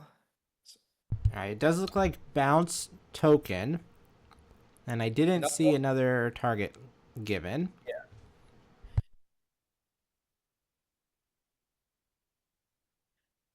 So I assume that means this is just target face for the 4 damage.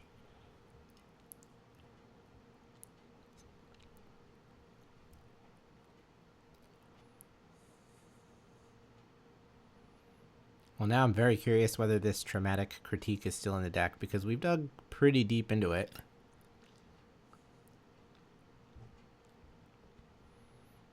Alright, just put both the counters there. Noah's going to 9.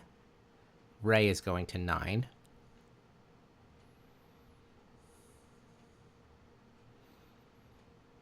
I have no idea what Ray just drew. It looks like a tablet, and I didn't see the other card, but it was blue. I believe a tablet and a stock up.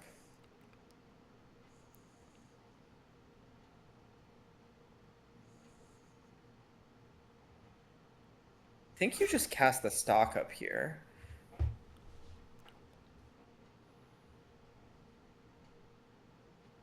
I mean, we can put some pressure on Noah if we want to attack. The tokens trade for the Paw Patch Recruit. Obviously, the Bright Glass Gear Hulk just gets to eat whatever it wants, but once you get past those first 2 creatures, there's not much else to fence. It's a judge call here, or some judge clarification in some way, maybe helping with the language barrier. Yeah. By the way, big shout out to Petrified Hamlet this game. Yes. Noah has had a Abandoned Air Temple in play and has passed many turns without spending 5 mana that could be used to activate the Air Temple.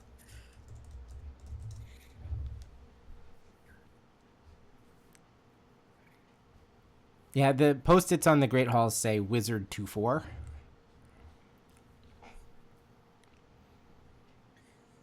Looks like Ray is in fact just passing. Maybe. Yeah, it looks like he swept the Prowess dice away. Looking to... maybe Ray actually already made a land drop and is looking to be able to cast this Flash Freeze without tapping a Great Hall. Yeah.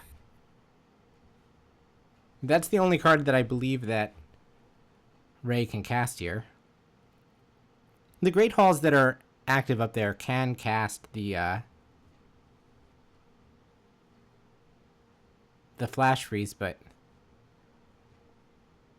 I guess, I mean, we've been joking about the combination of keywords, but if Ray can't trigger Prowess, then First Strike plus Trample is actually like kind of an annoying pair of words for 1/1 blockers. Yeah, but that's, at the very least, 6 is not equal to 9. Yes, yeah, it's not lethal.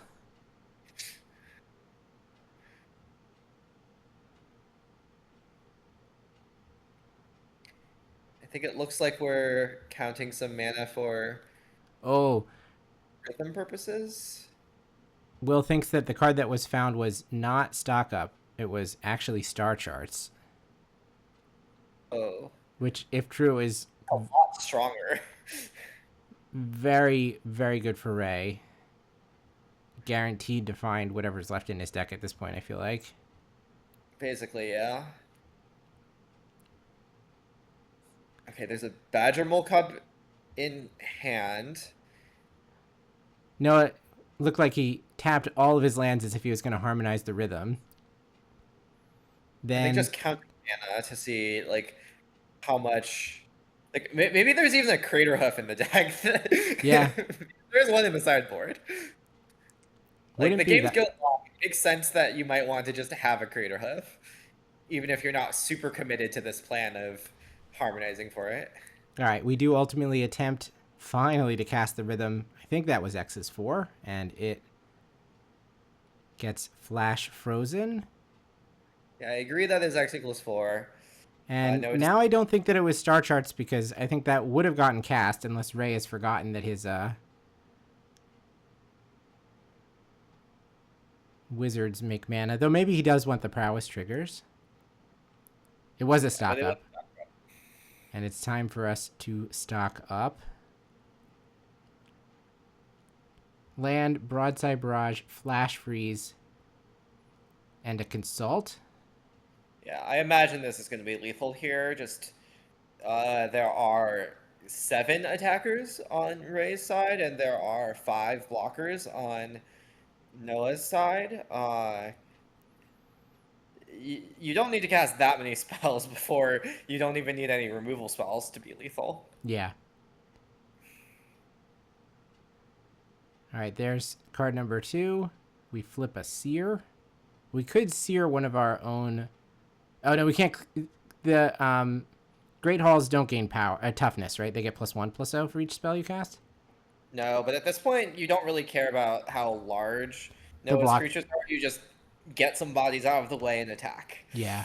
So right now, 2 Prowess monks are getting through, which represents. There should be 2 Prowess triggers at this point, right? We've stocked up. I think we lost the Prowess for the tablet. Yeah, probably, but I don't know that it even matters. Technically, the tablet does not trigger Prowess on the Great Halls. That's correct. That's only instants and sorceries.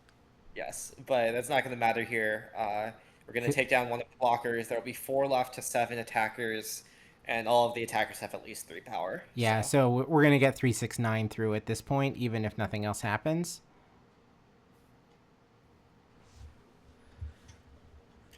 Now, thinking very carefully about a decision that I think ultimately will not matter.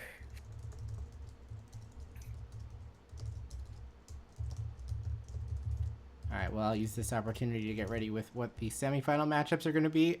Strap in, guys, because it is a Jeskai control mirror coming.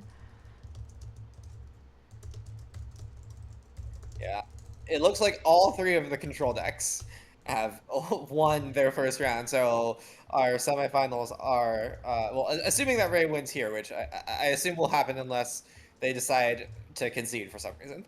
But yeah, it looks like we're going into 3 control decks and a Spellementals battler. Yeah, so if you don't like Jeskai Revelation, your champion at this point is Yoshihiko Ikawa, who's playing Spellementals. Coverage zooming out for the larger view as Ray attacks for lethal. And importantly, damage cannot be prevented this turn. Yeah.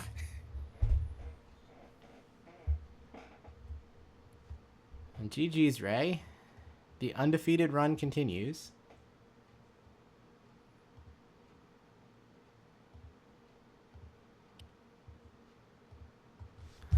That Game 3 was quite the slog.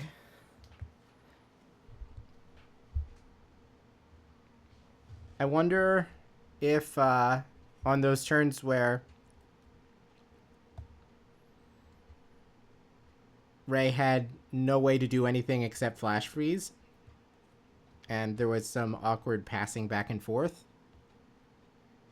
if there was any way that Noah could have forced anything through, because I think there were a couple of turns where the Bright Glass Gearhulk attacks were really dangerous. Like, it wouldn't have gone that great in the face of a single spell, but if you could put your opponent on absolutely nothing...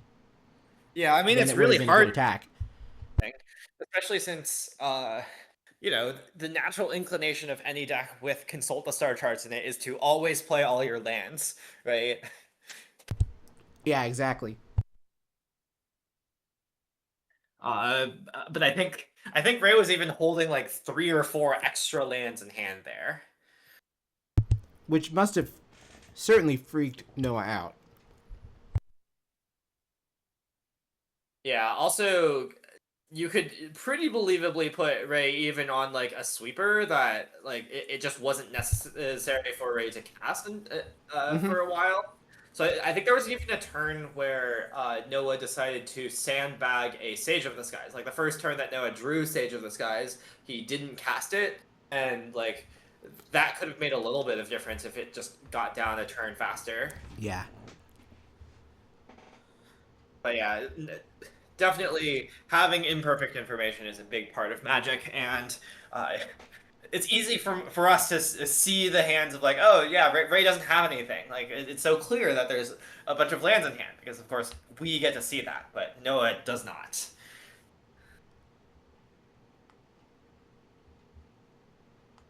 Okay, let me refill my water.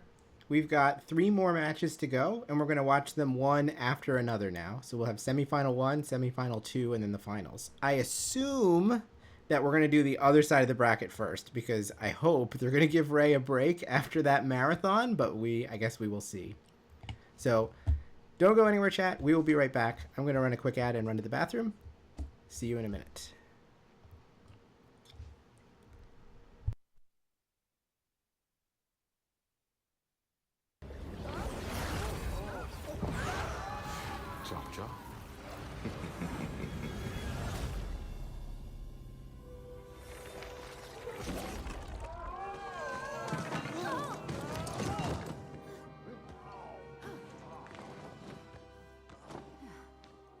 We don't have long.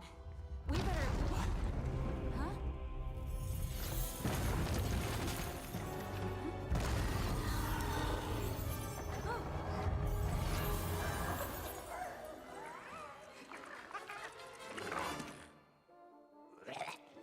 That's the creature? I got this.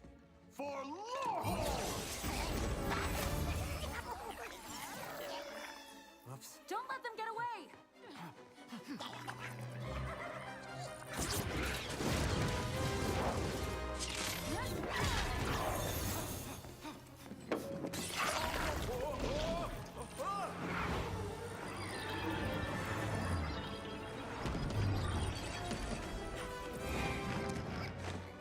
I got it.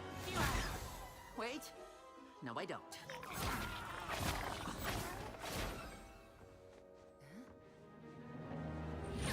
Everyone, come on!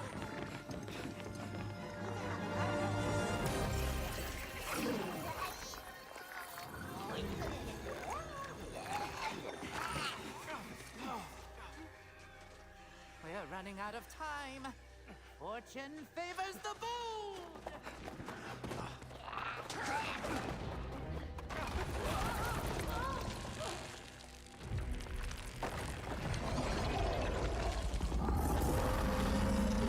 Go!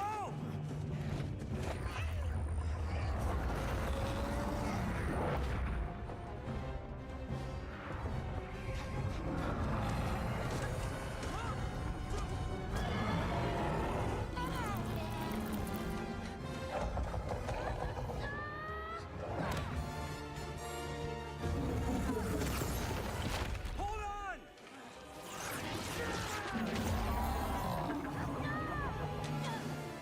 Gotcha! Field trip's over. It's now or never.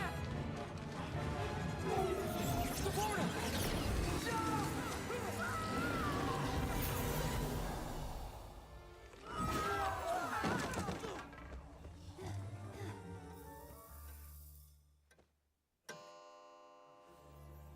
Ah, you're just in time.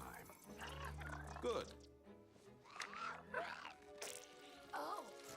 I do hate a late lunch. Congratulations. You didn't disappoint me. Now for your next assignment.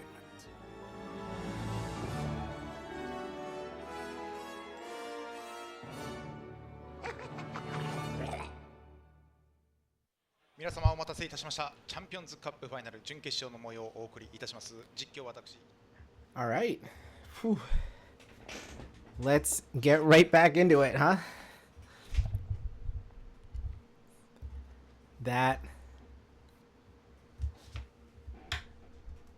For that quarterfinal that we got to watch, I would say round 13 as well. We've had a couple of really good matches, one after another. Yeah, and we'll continue to have a lot of really good matches if you enjoy Control. Yes. Every match from here on out will have a control deck involved. I have co-streamed every one of these so far, so this is the 12th one, and every one of them always has at least one match where you get to the end and you just think, man, Magic's a great game. Like, there were so many decisions there. And I feel like that quarterfinal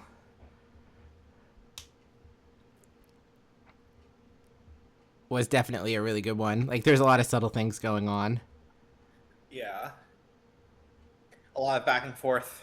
Yeah. A lot of hard decisions on both sides. Decisions that are face up, decisions that aren't face up, reading hidden information, all the stuff that makes Magic good.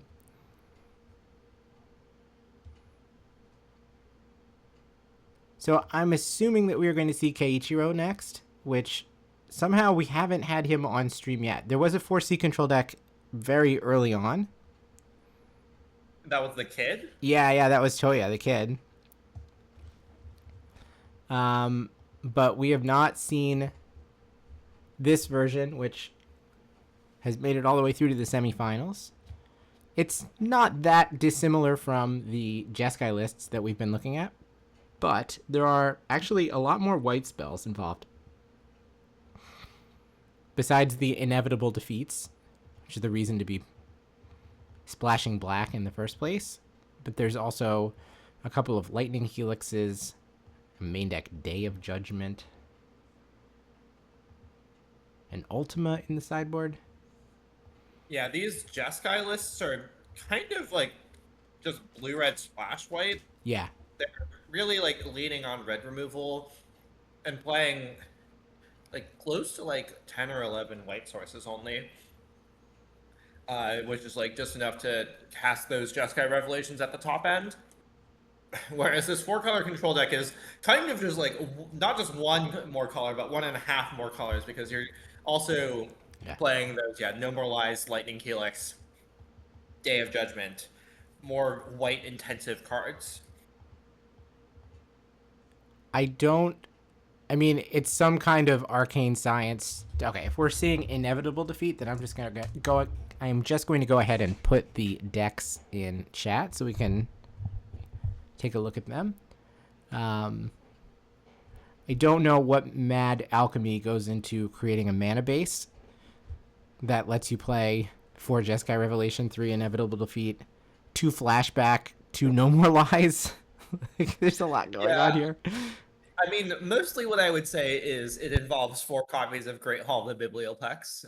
Definitely one of the big enablers here as a card that is better than Starting Town at casting your spells when all of your spells are instants and sorceries. That just contributes 4 sources for every single thing that you might want it to do. That really helps you actually play 4 colors. So let's Oh, go ahead. Without that, you would definitely not be able to be this greedy.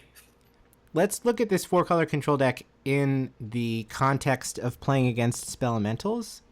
Because we have some cards like Lightning Helix, Fire Magic, No More Lies. Well, and No More Lies probably fine in the early game, but like eventually you can play around that. Yeah, I mean, I think No More Lies mostly in this matchup is going to be like pointed at any like developmental spell it can, right? Like normalizing a Prismari Charm takes it from putting potentially three spells into the graveyard into putting 0 spells into the graveyard, right? Really slows down your opponent. Honestly, I think the biggest cards here are going to be the 3 inevitable defeats. Like, obviously, it's a big cost to be playing this 4-color mana base. Your mana is a little more painful, maybe even a lot more painful, and you don't get to play as many utility lands. Like, you don't get to play any Petrified Hamlets, certainly. Right. You don't want colorless lands here. But inevitable defeat, having access to 3 copies is going to be very good at answering these X5s, where, like, you know, obviously the Jeskai lists have ways to answer X5s, like Broadside Barrage, like picking a Firebending Lesson, but ultimately having just this clean answer that also helps pad your life total is pretty big. It's possible that Keiichiro has blown a tire here. Looks like they're trying to find 60 good sleeves that he can use to present for game 1. And then here is Yoshihiko's list, which we have seen previously.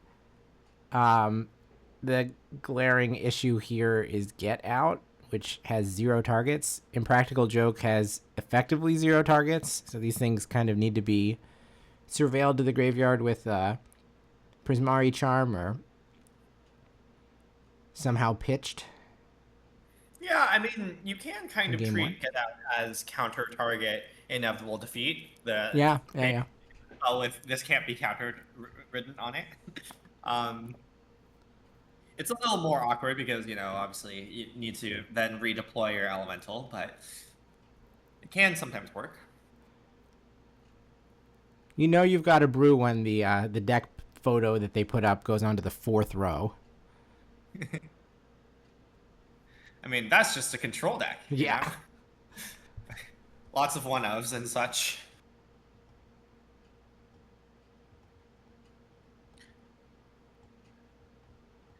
Maybe while we're waiting, I'll take a brief glimpse at this mana base and see whether I approve.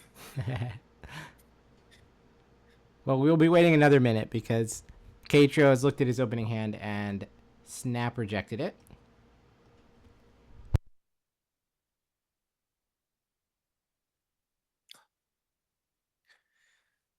Okay, my first review of the mana base is that it seems a little short on red sources for casting Tablet on turn 3, because Tablet is, I believe, literally the only card in the deck that cannot be cast with Great Hall, but I assume that's like probably fine. You'll just cast on a future turn. You're not always itching to cast on turn 3 anyways. Wow, did we just snap off another mulligan?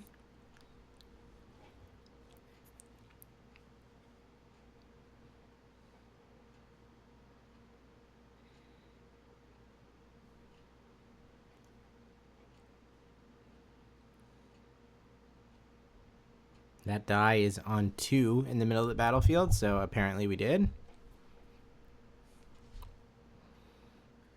Down to 5 on the play versus Spellementals. In limited, I'm thinking anything that attacks and blocks, but I mean, obviously that's not really a consideration here. Our 2 lands are Gloomlake Verge and Hallowed Fountain or something, and then we had 2 tablets in our opening hand. I imagine we're keeping one of those. Yeah, and it looks like an inevitable defeat is the other card that we're considering shipping. Yeah. You gotta do what you gotta do.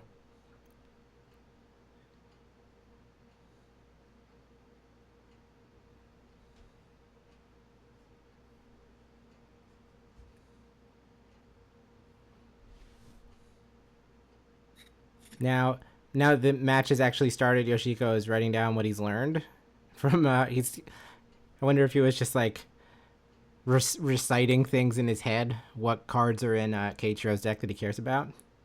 Yeah, a lot of people do that, including myself. You can't write notes during deck list review, like while you're looking at your opponent's deck list, but after you've presented, after the game has started, you can try to remember everything you saw, all the random one-ofs that this control deck is playing, and try to reconstruct that on your notebook.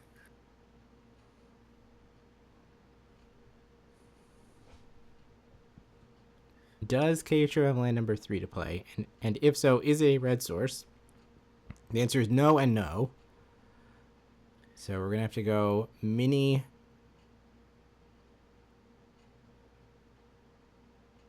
consult.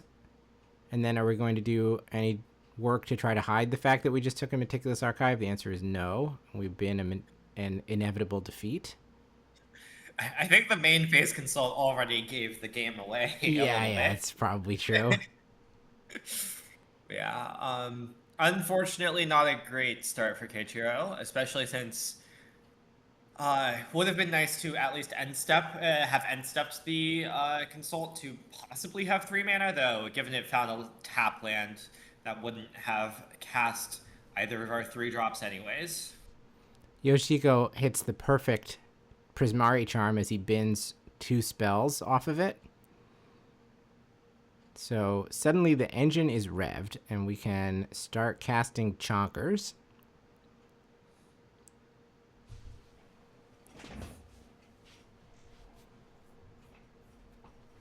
Coverage already preparing the Sunderflock, issuing a warning at the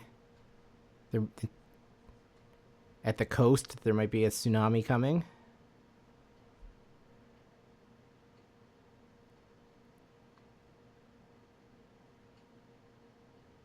Yep, here's a 4/5.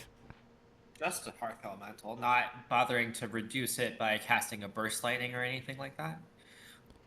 Alright, Keiichiro has found a stock up. Surely this will find the red source. Ooh, he's playing with Ice Age Pyroclasms.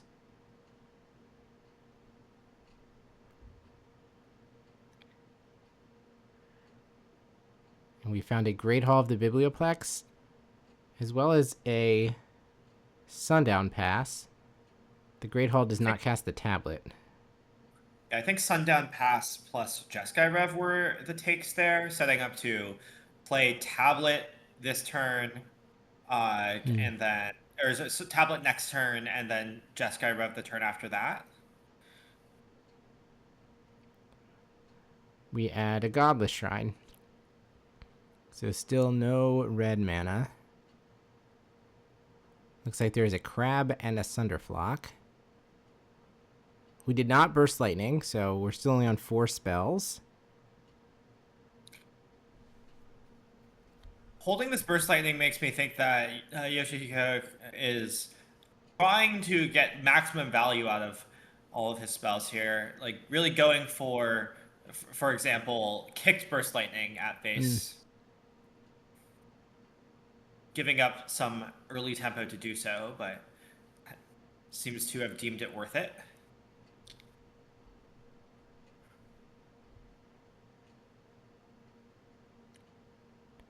But it looks like there is an ill-timed explosion in hand. Yes. Which we have somehow managed to assemble some magic cards that will cast it. So here we go. Yep. And there is a Jeskai Revelation to discard, but it will leave the hand a little light on action. That's putting it lightly. There's only going to be a Swallow by Leviathan and 2 lands.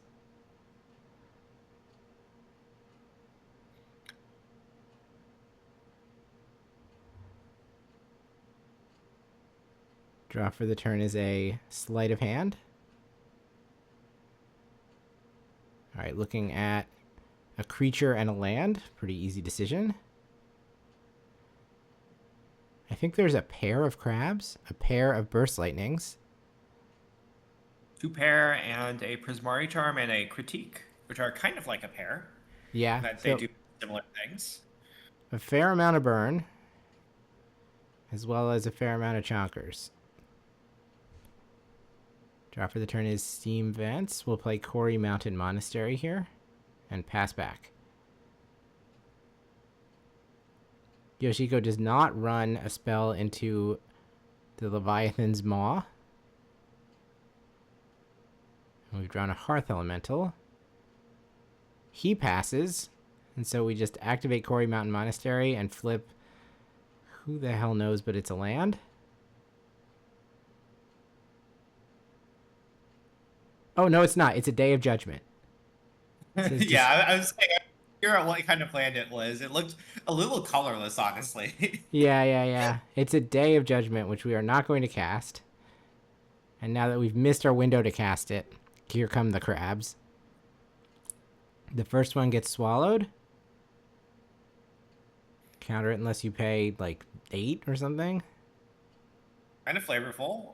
I imagine Leviathan would enjoy swallowing some crabs. Yeah.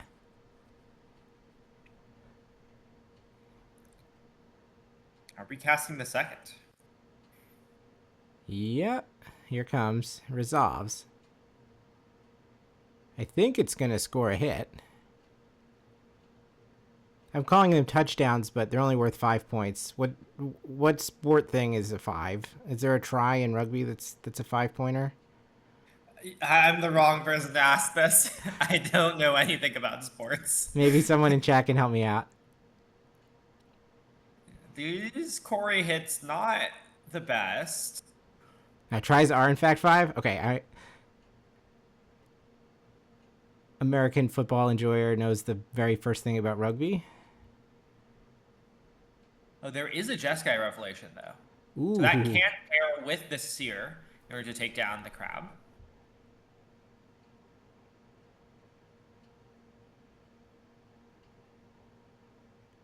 Now, we're just going to pass. So we might be taking the line of 4 damage plus monk block or something.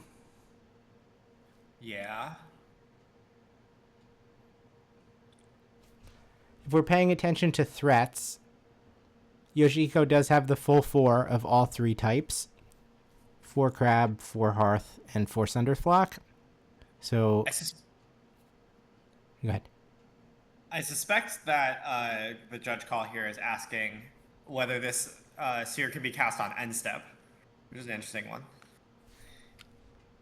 I don't see why not. It's until the end of your next turn, right? So... Yeah, it's not until your next end step, which would prevent it. Yeah, any end of turn clauses or whatever don't kick in until you clean up.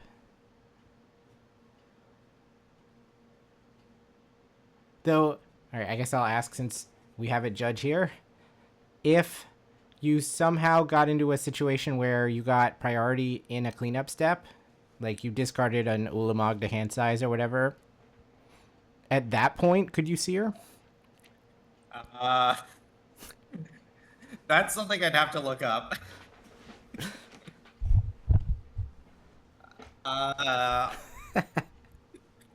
You're putting me on the spot. No, we don't need an answer to this now. Just the things that you wonder about when judge calls are happening and the answer is kind of irrelevant to the game. All right, so here comes crab number 2. Keiichiro is at 11. I looked it up and I believe the answer is, yeah, you would not be able to cast the Seer anymore. Gotcha. So once you've reached a cleanup step, then the effect is ended. So I'm guessing it's 4 damage there. I can't imagine we're bouncing one of these other crabs. You could bounce the Spire Bluff Canal? That sounds better to me than what just happened. Unless we just went for the full War Leader's Helix to the head. So, never mind. It's just a 4-point life drain. Apparently we're not interested in trying to engage in crab plus monk, or Helix plus monk blocks. It looks like Yoshihiko's hand is crab, hearth, and then we knew about the red spells. Sorry, the is it spells. There's a charm and a critique. So we will not allow Keiichiro to block, and Eddimer Crab scores a try.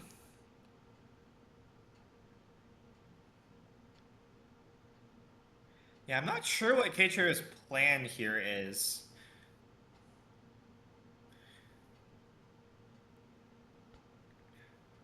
Maybe.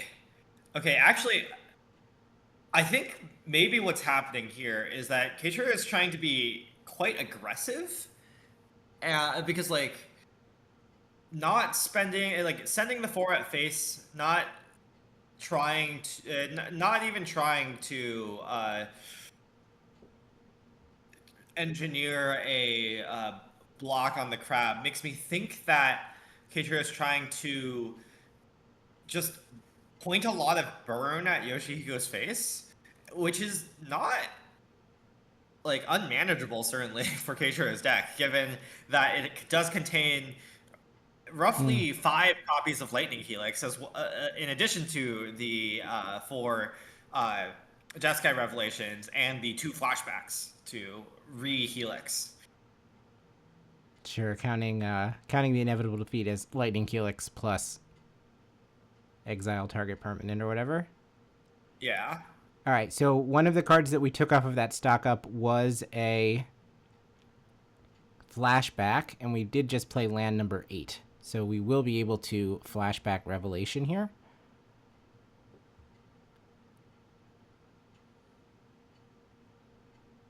Block. So now the 4 damage on this Revelation will get Keiichiro somewhere. Yeah, but again, I mean, if you look at the live totals, 10 is notably 4 plus 3 plus 3. Wow, so, we don't. So the 1 damage on each crab just wears off. I imagine playing around Spell Pierce, there are 3 copies. I mean, as it turned out, the 4 damage to a crab would have been canceled out by the Prismari charm. We could have just picked up and replayed the crab. Yeah. Can we flashback the ill-timed explosion? Like, what can we even do here? All right, we're going to just Burst Lightning head on end step. I imagine you act now.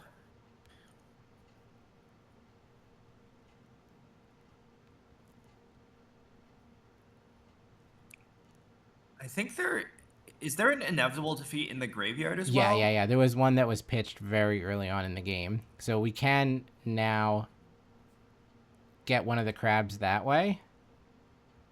Now we're reaching for Revelation. Yeah, I think the burn plan is in fact real and is in fact what's happening here. We're just going to set this crab back, deal another 4, gain another 4. Just declare that the crab clock is actually just slower than the burn clock.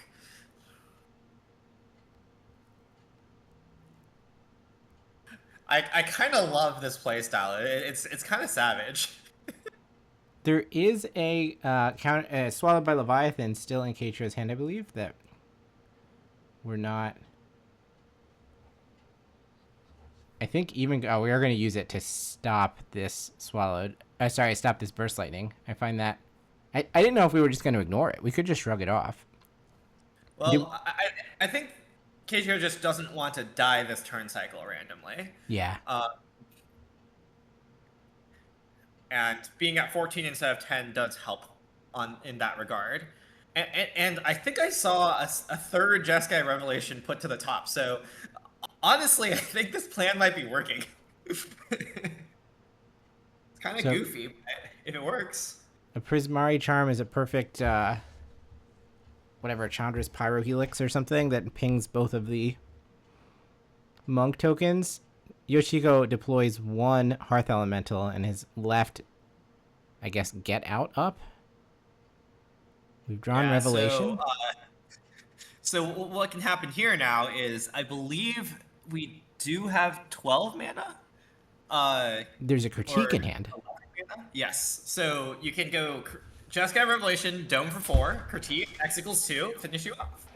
I mean, we could just go for X is 6, right? Oh yeah, or just do just the Critique, and that actually, yeah, you can you can play around both copies of Spell Pierce And I guess that's how you do it. You play a 4-color burn deck instead of a control deck, really. Wow. Well, and that was a mold of 5, right? Yep, that was the mold of 5.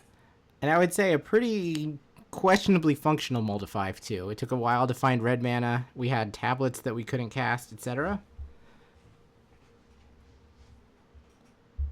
But ultimately, Yoshihiko, his deck only produces some dummies, and really it was that ill-timed explosion that bought Keiichiro so much time. Yeah, and also we saw Yoshihiko playing very conservatively with like not casting an early burst to like, reduce the cost of elementals. Yeah.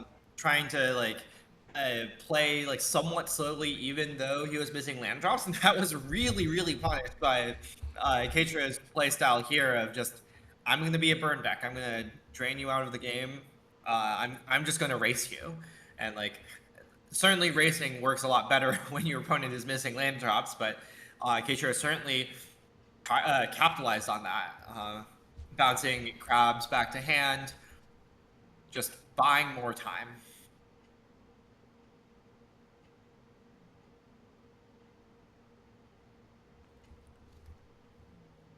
All right, some number of these cards are clear cuts, I would say, for Yoshihiko, but then we have to answer the question, what else is coming in? I assume that both decks are going to kind of converge towards the middle here. Yoshihiko wants to get a little bit more controlling, have a little bit more ability to sculpt his hand with, like, stock-up kind of cards, and Keiichiro needs to make some concessions to bring in some things that let him do something in the early game rather than potentially sit there and take 5s to the head. Yeah, I assume Yoshihiko is going to bring in a bunch of counter magic, like annuls for Rest in Peace and Tablet, Flat Freeze for Tablet and Jeskai Revelation, Disdainful Stroke, of course. But that, even with that amount of counter magic, that doesn't actually play that excellently against Keiichiro's burn plan. Yeah, the burn plan seems problematic. You can't counter these inevitable defeats, certainly.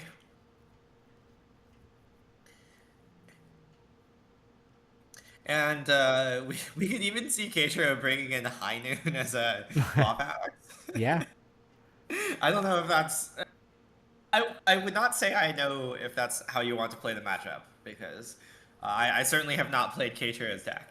But, I mean, certainly seeing how Keiichiro was playing that game, I assume that's what the High Noons are for. Just throw them at your opponent, you know? Yep. Right, just gunk up the works for a little bit, and then just an extra thing that actually lowers your opponent's life total. Yeah, and you can even throw it at an elemental. It deals 5. Yep.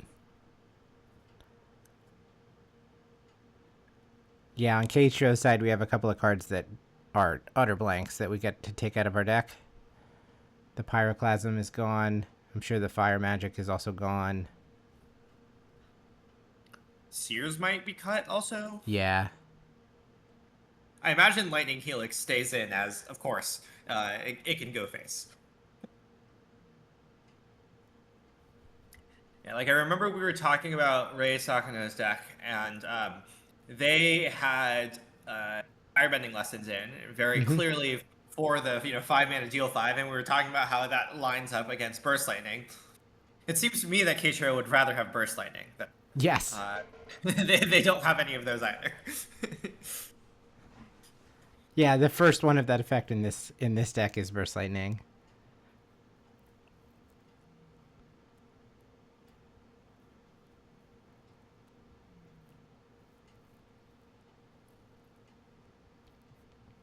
I wonder how Keiichiro feels about the Day of Judgment. I mean, I assume it's got to be good, right? It's at worst. Yeah, if you can catch two things with it, it must feel amazing. I assume there's sometimes where you just trade it for one thing and still feel fine.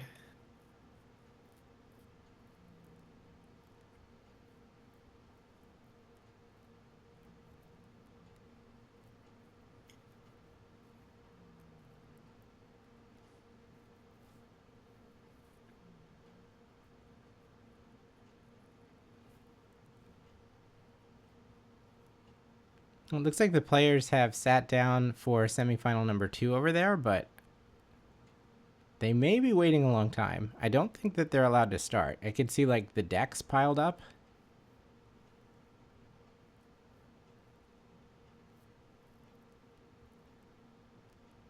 It's also possible that there's a specific amount of time that Yoshihiko had like 5 or 6 lands there and immediately mulligans that. The only spells on this side are... Well, the only spell is a stock up, period, right? Was there a Day of Judgment as well? I didn't get a great look. I didn't get a good look either. I saw a stock up and a bunch of cards without borders and wasn't super able to parse. Yeah, it was a Secret Lair, Spyra's Punishment, Day of Judgment. What would you say Spyra's Punishment is? Is this a Final Fantasy thing? Yeah, it's a Final Fantasy thing.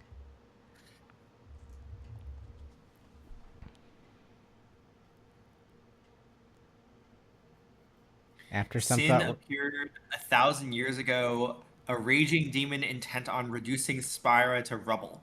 Everyone in Spyra lives under Sin's black shadow, says the flavor text of this card. Wow. Dramatic.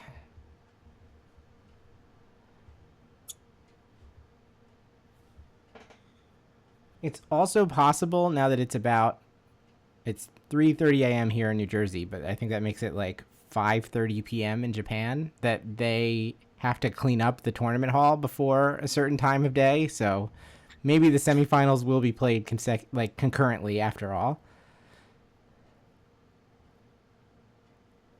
Yeah, we'll see how much they fear the control mirror. Yeah. Like, the control player won game 1.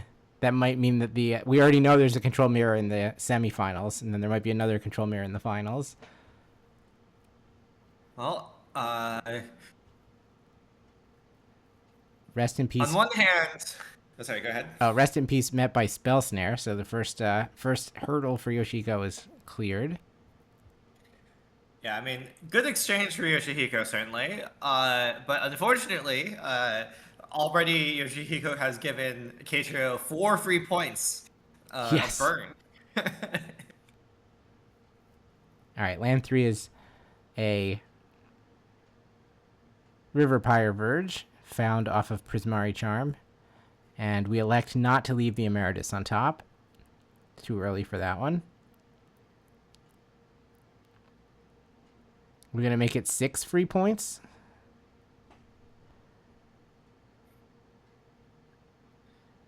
It looks like we are, as we shock in an island for this multiversal passage.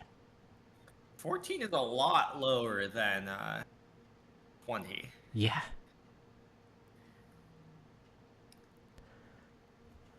I think I see Keiichiro also has a blue Emeritus in hand.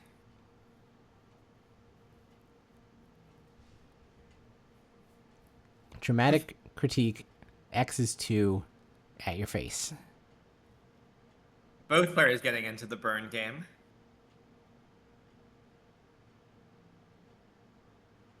We discard Giga Storm Titan. And we draw a null. So we have a Hearth Elemental that we can deploy for 2 mana here, and then we have a Crab that we can deploy for 3 mana. Unfortunately, Blue Emeritus does not have Adventure, and therefore does not reduce the cost of Hearth Elemental.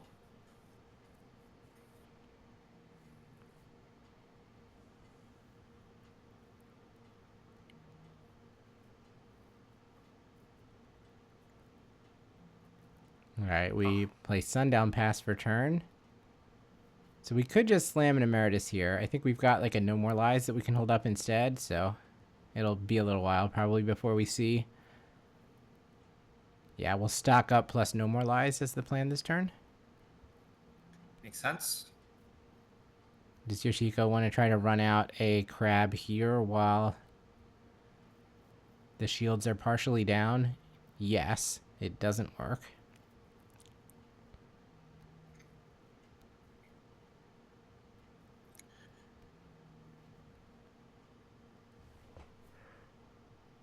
I think I saw a flash of a blue Emeritus in Yoshihiko's hand, the second one. Yeah, I think he found it off the Traumatic Critique. Yeah, there's a second blue Emeritus in Keiichiro's hand as well now. Or in Keiichiro's stock-up, I mean. But I think Keiichiro elects to go on the burn plan some more, taking a inevitable defeat, which lines up very well against blue Emeritus. You don't have to pay ward for the countered text. And I assume Yoshihiko is keenly aware of this interaction and won't just run this thing out until he has the ability to immediately Ancestral Recall. Yeah, you have to assume that's the case.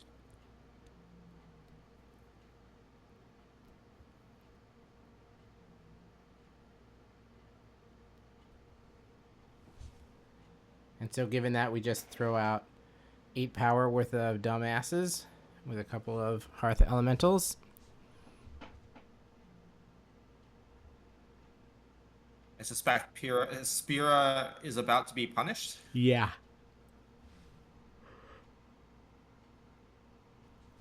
Kaboom. Away they go.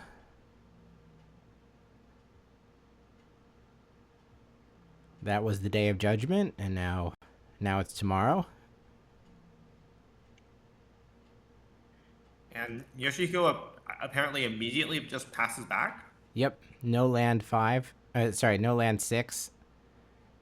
Then Keiichiro adds a tapped Steam Vents and does nothing else. And so Yoshihiko throws a crab out there, which sticks. And now is getting in the red zone. Almost literally the red zone. There is kind of a red stripe across the table here. And its defeat is inevitable. Life total is now 21-11.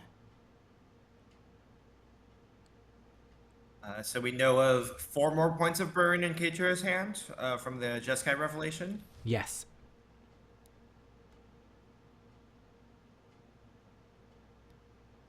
Well, probably Yoshihiko would not have taken a land if he had something else to do on this sleight of hand, but finding land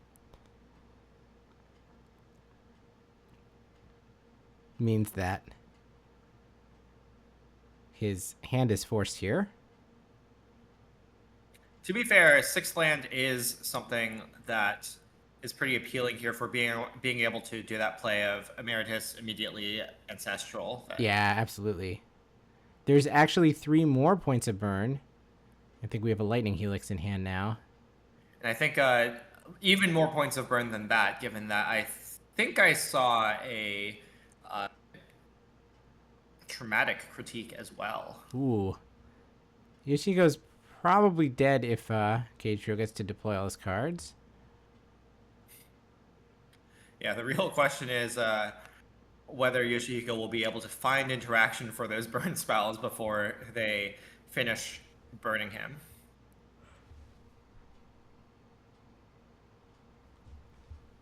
Alright, Yoshihiko will just immediately recall. We have not made our land drop yet. I think we just drew Crackling Wit. If I saw that right. Coverage seems to concur. But that is it. It's Spirebluff Canal, Island, and Rao Crackling Wit were the 3 cards off of the Ancestral Recall. So we're just going to Lightning Helix head here. Like, what else is Lightning Helix there for? Could also Traumatic Critique for 2. Or just untap. Yeah, we're just going to untap. If we don't find anything to pair with this Ral, it's possible we can critique it. But I guess there does come a point at which it's like, well, why bother with the Planeswalker when you can just kill the player. Alright, so 4-point life swing, ignore the Emeritus. Life totals are 25-7. I love that a Steam Vent was bounced instead of the Spire Bluff Canal. Like, you know, theoretically you could draw the pure tap land, but Steam Vent's, you know, basically just a tap land anyways, let's be real. Just trying to bait Yoshihiko into paying an extra 2 life here.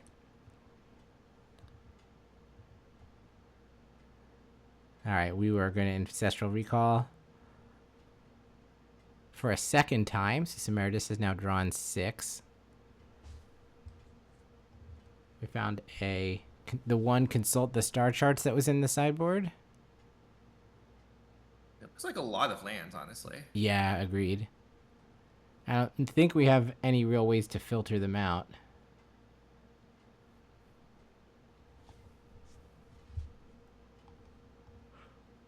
I mean, Ral can downtick.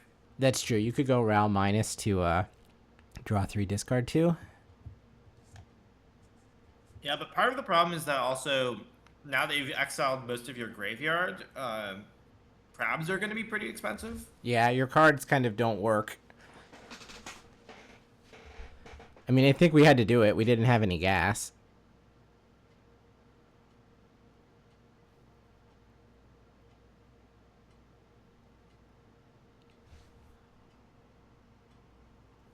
We've elected to kick the consult.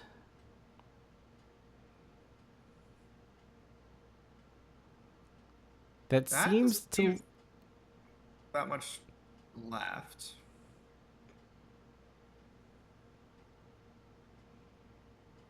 I guess a Prismari Charm could be what we're looking for. Yeah, we've not found one of those, though.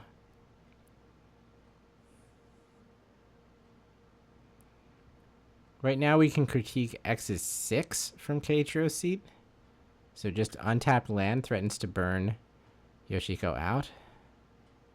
Yeah, but I assume you can just rely on the monks instead. True, we can just Lightning Helix and attack.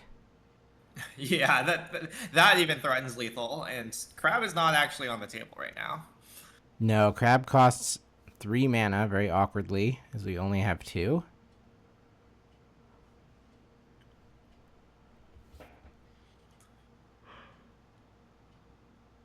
Wait. That is not legal. We're going to try to... Okay, well, it doesn't look like it's relevant either way, but that did not look legal there, Yoshihiko.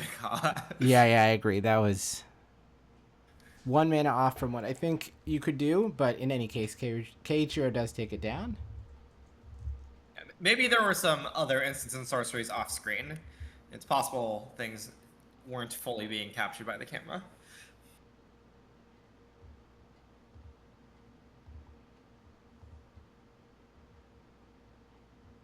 Alright, so our reward for getting through that match is that we get a Jeskai control mirror.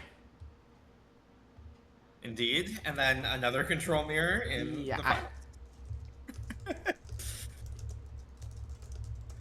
Control, apparently the new king of standard?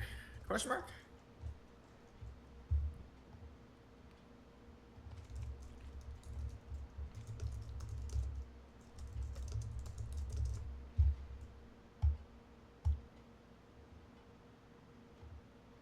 Yeah, Tablet of Discovery has looked very good all day for a variety of pilots.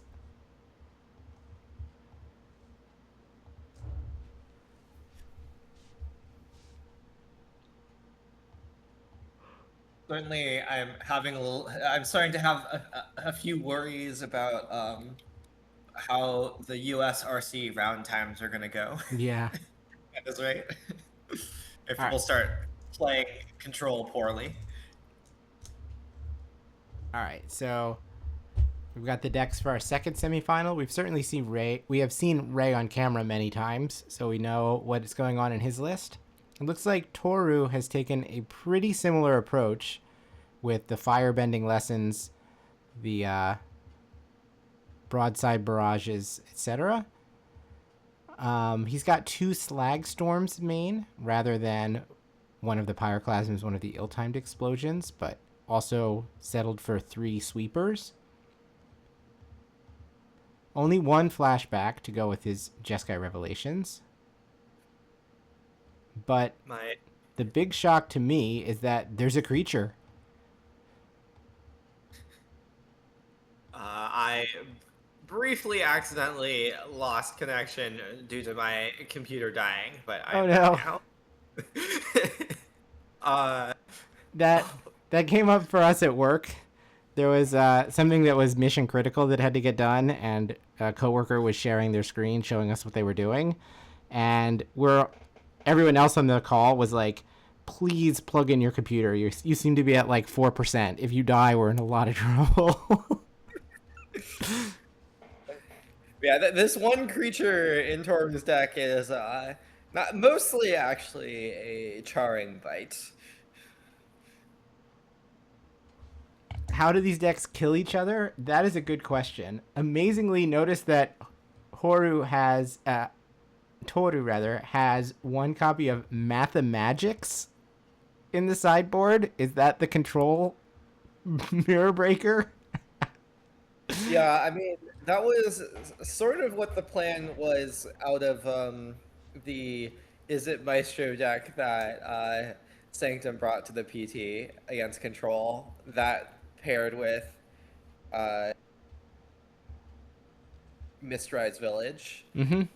You can make a lot of mana off of tablets. Unfortunately, using Mistrise Village on a Mathemagics does not get around the card Jeskai Revelation bouncing Mathemagics back to hand. Yes. Which is a notable weakness of that plan.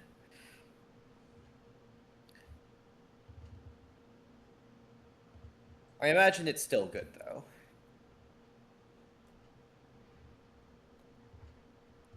Yeah, I agree with the comment that we should strap in, especially for game number 1. It looks like most of these cards are just going to cancel each other out, and it's not clear how we're going to get anywhere. Well, speaking of cancels, I do think that Toru is actually a little bit better set up for this mirror match, given that they have 2 copies of 3 Steps Ahead, which is just actual main deck permission compared to just the ones followed by Leviathan in Ray's deck. All right, here we go. Land pass, land consult. Interesting. So suggest that there might be some work that has to be done for Toru's hand to be functional. Oh, are we actually seeing this in the middle of or at the start of game 3? We're seeing it. You're correct. At the start of game 3, I just noticed there was a flash freeze in Toru's hand. So ignore that initial analysis. Who knows what we're about to what cards we're gonna see? I imagine it'll involve. This game will involve some number of emeritus of ideation, or maybe some Unagi of Kyoshi Islands. Also worth noting that Toru does not have a Petrified Hamlet in the main, but there is 1 board. And Ray has 1 main, 1 board, and has already found one, and has turned off both of Toru's Great Hall of the Biblioplexes. So they still can tap for mana, but they cannot animate. So, fun fact, Petrified Hamlet, I believe, is symmetric. So, right now that doesn't matter, but Ray's Great Halls will also be turned off by this Petrified Hamlet. You're correct. Activated abilities of sources with the chosen name. It doesn't say your opponent's control. And I was also wrong. Toru has 2 copies of Petrified Hamlet. I was looking for it among the 1-ofs and didn't see it, but there was one up there. Certainly it's looking good against the 3-0 Great Halls. Yes. But there are theoretically, and there's one for Ray too.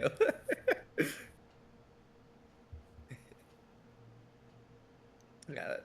We've got Flash Freeze, Flash Back, Tablet, and Erode as the cards for Ray, and Ray does not bother to make the first move attempting to play Tablet into 7 cards and open mana. Yeah, certainly when you are already hitting your land drops in a control mirror, there's not that much reason to act.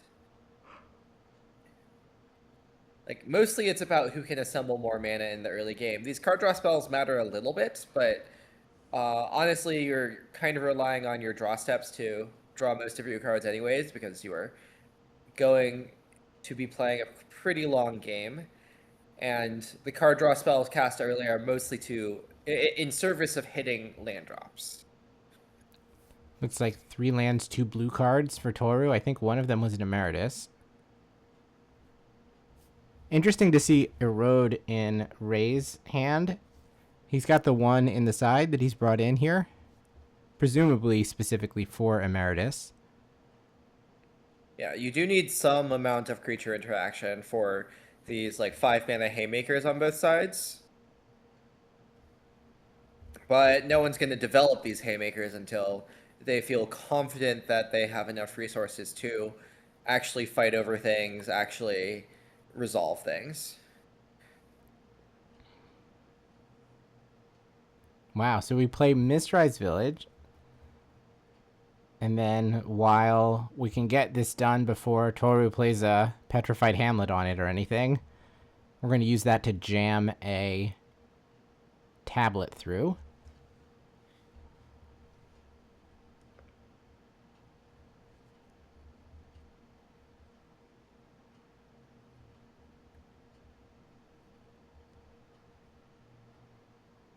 Yeah, these Petrified Hamlets are so much funnier in the control mirror than the standard like Field of Ruins as non-basic land hate, because neither side has any like land destruction of any form. Once a Hamlet's in play, it's just in play for the rest of the game. So we're never going to see any Great Halls ever activated. Or I guess theoretically you can bounce them with Jeskai Revelation. That's true. That's true. Yeah, we're mostly never going to see the Great Halls activated. Once a second Hamlet comes into play, it might name Mistrise Village, and then there'll just be no utility lands for either player. All right, so now Toru doesn't need a Mistrise Village to get his Tablet down. And it looks like his hand is like multiple Flash Freezes. I think there was a Broadside Barrage there. Yeah, Barrage, Freeze, Disdainful Stroke, 2 other cards that I didn't process. I think another Tablet, and the last card in hand was Stock Up, which is now being cast. And Ray just has to give the like gesture like, yeah, I'm F6'd, go ahead. Yeah, this is definitely the danger of using Mistrise Village aggressively this early. Like, it's a powerful card, but at the same time, it is very mana intensive. So you can definitely run into these situations where, yeah, you get to push through your spell and it won't be countered. But as we saw, there are ways to deal with Tablet other than countering it. Toru was able to abrade it and then take a good turn without needing to commit that 2 mana to a Mistrise Village because Ray had just tapped out.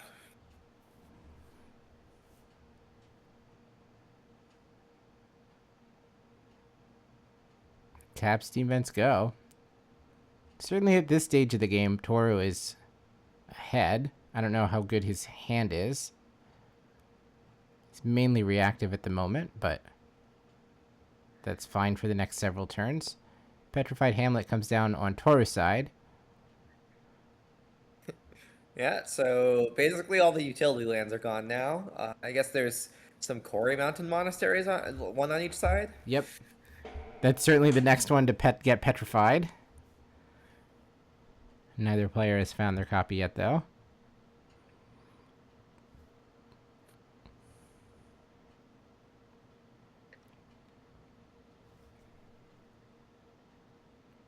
One amusing fact about this specific control mirror is that there's very little like counter magic war counter magic. Mm-hmm. Like, I believe neither side has any copies of negate in their sideboard or main deck, so it's spell pierces to fight if there, unless there's a lot of mana, which there kind of is likely to be given all of these tablets, or just the 2-3 steps ahead that Toru has access to. Right, but otherwise you have flash freeze, and flash freeze can't come back over the top of a flash freeze. Yeah, so it's mostly just you can counter your opponent's stuff, but you can't really like protect your own things with counter magic that well.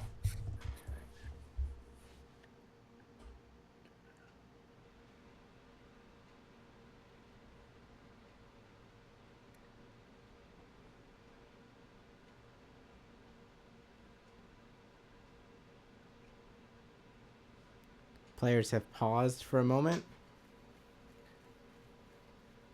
Given the indication at a Great Hall, I kind of wonder if this is about whether Great Hall can be activated to on Ray's side, or maybe it's about not casting this tablet properly. I see. Yeah. We didn't actually generate red mana that could do it. We tapped Great Hall Island and Petrified Hamlet. Yeah, I mean, obviously not really something that matters that much, but it is going to necessitate a backup here, which I think might also involve shuffling away the stock up.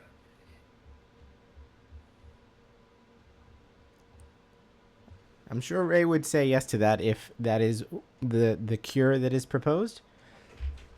Yeah, you do have to carefully track which bottom cards are known, which I believe in this case is 4 cards. There was a stock up resolved and an early consult.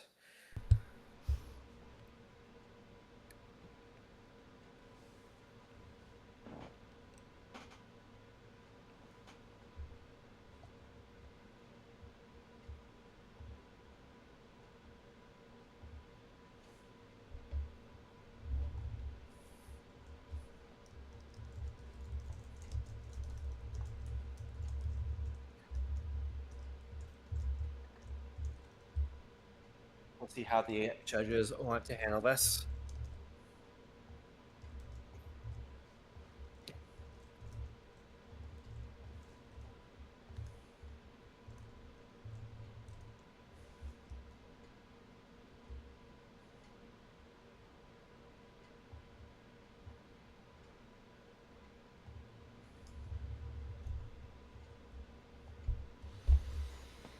I'll take this moment to catch my breath since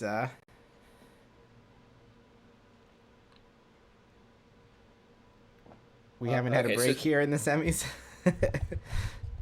To answer the question in chat, so very technically, what should happen here is like this is a GRV where you tapped the wrong mana to cast your spell. You like did an illegal action, and by the IPG, what you should do with the GRV is you, in this case, like this is soon enough that this is like soon enough to the GRV that we can very easily back up. And backing up in this case would generally involve putting the card back on top and then returning the tablet to hand. The question about whether to shuffle, I do need to check whether you actually do shuffle in this case. Backing up.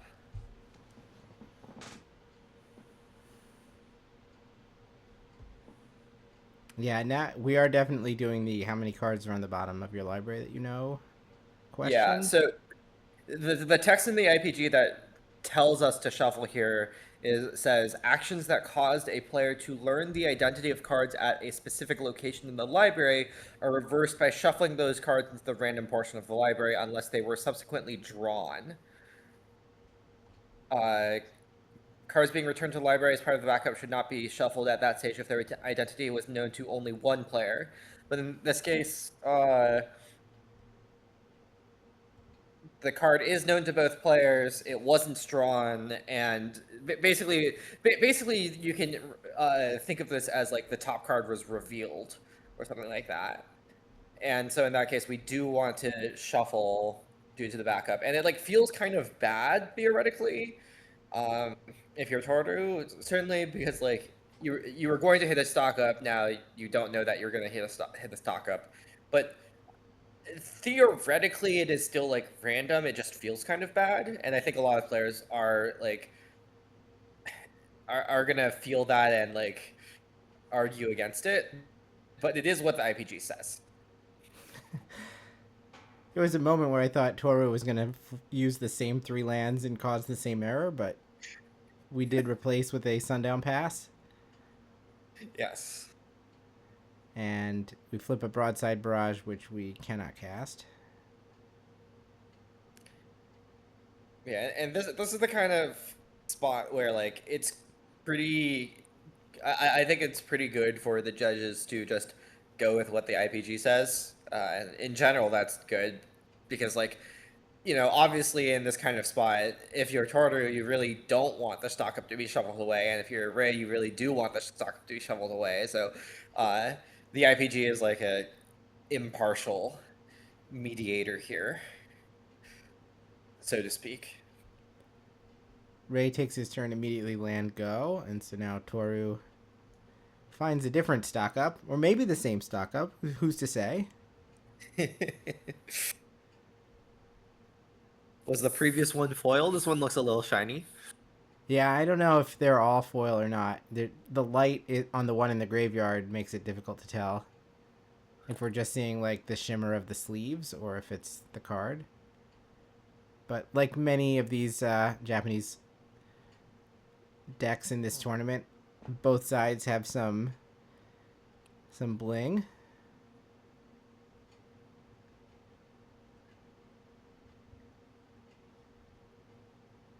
Yeah, we're seeing this really interesting endgame now, like I was describing earlier, where I can't tell what's in Ray's hand as well, but we saw a glimpse of Toru's hand, and they have a Jeskai Revelation and some counter magic, but none of that counter magic can actually protect the Jeskai Revelation, so there isn't really that much incentive to play it. So we're just getting land pass over and over again. You know, Bacons thinks they saw Mathemagics in the in Toru's stock up. I almost wonder if like there's any way that Ray can actually interact with that, or if you put that on the stack with X's 6, do you just immediately win? Well, even with Mistrise, you can still Jeskai Revelation to bounce it back to hand. That's right. Well, Mistrise is off, so we don't have to worry about that. Yeah, you could make a funny play where you bounce your own Hamlet with your own Jeskai Revelation to get your Mistrise back on.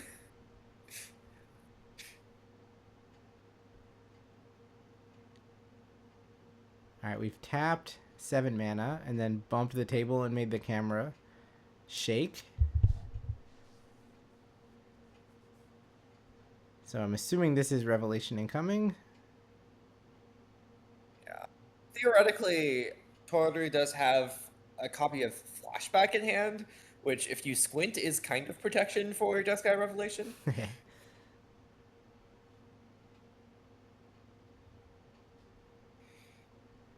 Now, can we bounce the Hamlet that's turning off these Great Halls and then just really quick activate them all? Maybe, but it doesn't look like it's resolving, so... Yeah. Here's a Flash Freeze. And that just works. Okay. Untap. Let's try again.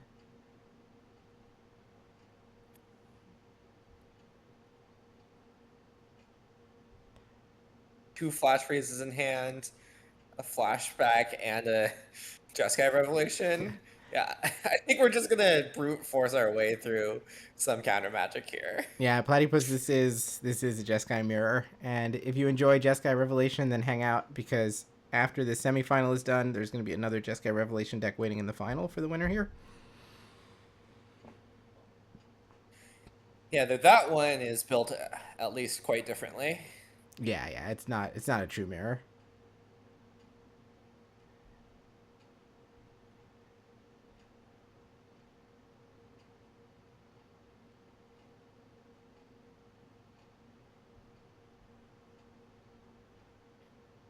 All right, we've assembled the rectangles that we want to use to cast Jeskai Revelations. We've tried to cast one, and now we're going to try to cast another one. And then we're going to flash freeze to go for... Sorry, flash back to go for a flash freeze. But funnily enough, this one can be flash frozen. Yeah, this one's not going to work as well.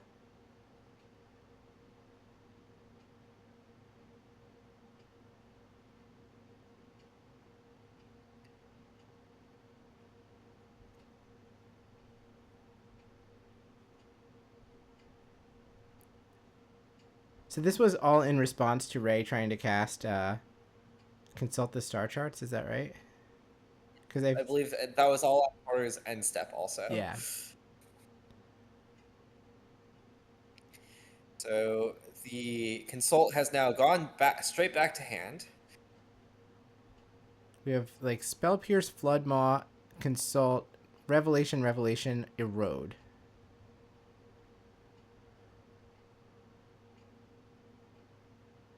And we're going to try to jam through this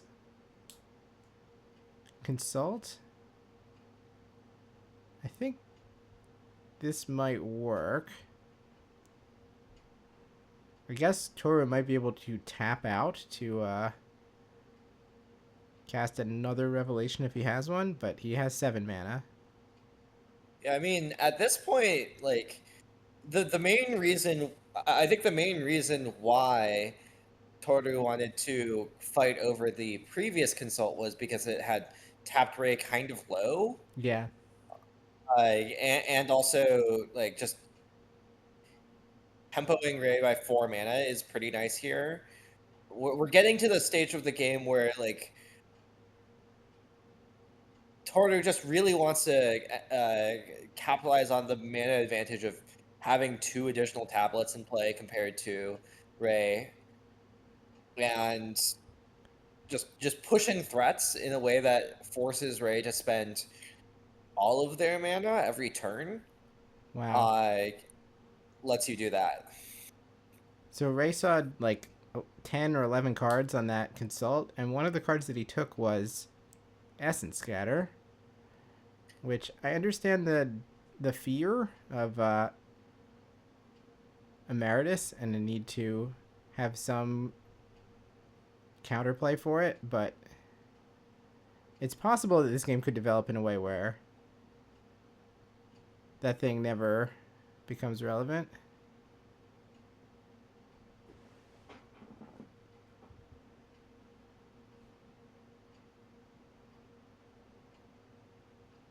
Toru sure has a lot of lands. Yeah, the big problem for Ray is now, like, Toru's kind of in the, like, on the front foot of the control mirror, like, pretty distinctly, where they are very incentivized just to, like, keep jamming things and keep being the one asking questions and leveraging this mana advantage. So Ray has to try to win on some other axis here, perhaps on cards. So, like, yeah, this Essence Scatter I think was a pretty smart pick. Just keeping Toru's threats in check across a wider range than just countering Jeskai Revelation. Hori Mountain Monastery, the play from Toru. The one remaining utility land that has not been petrified.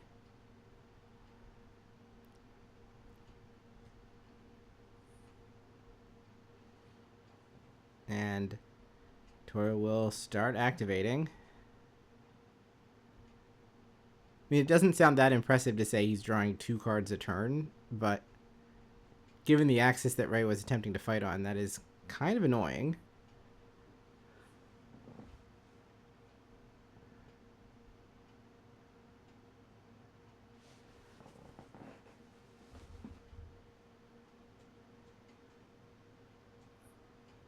Looks like in his undefeated run, Ray played against the Mirror one time in round 6. Obviously won it, otherwise he would not be undefeated. This is the first Jeskai mirror for Toru, though he did play against Keiichiro, so if Toru does manage to go from whatever we think he is right now, 80% or something, to 100%, it will be a rematch of round 6.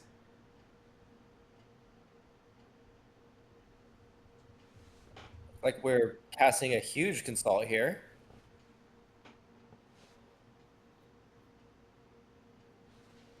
For like 14 or something? Yeah, I think we're getting to the point of like trying to like find those 2 copies of 3 steps ahead to be able to fight a counter war over a very large mathematics. Yeah.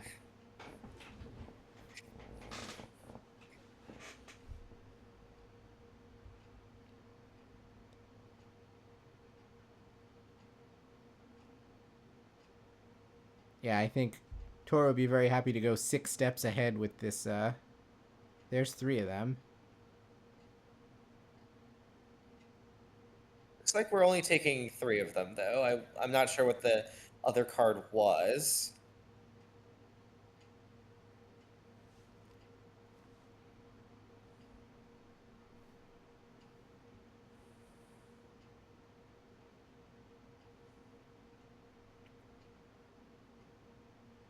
Definitely, I would say this is one of the weirder control mirrors I've ever seen. Yeah. With how little permission exists.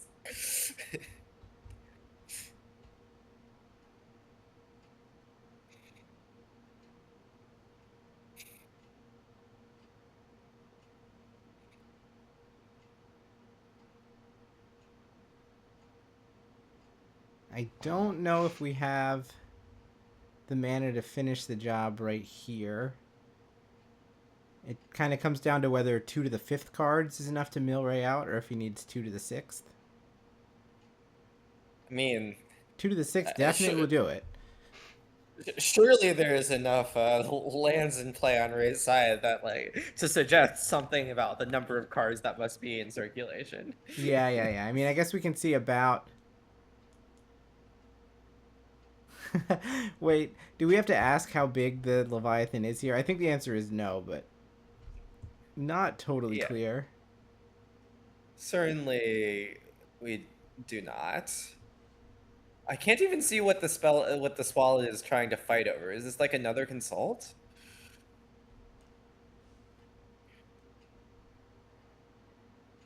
Oh, it was the Unagi of Kyoshi Island, maybe? I don't know what that card is back there.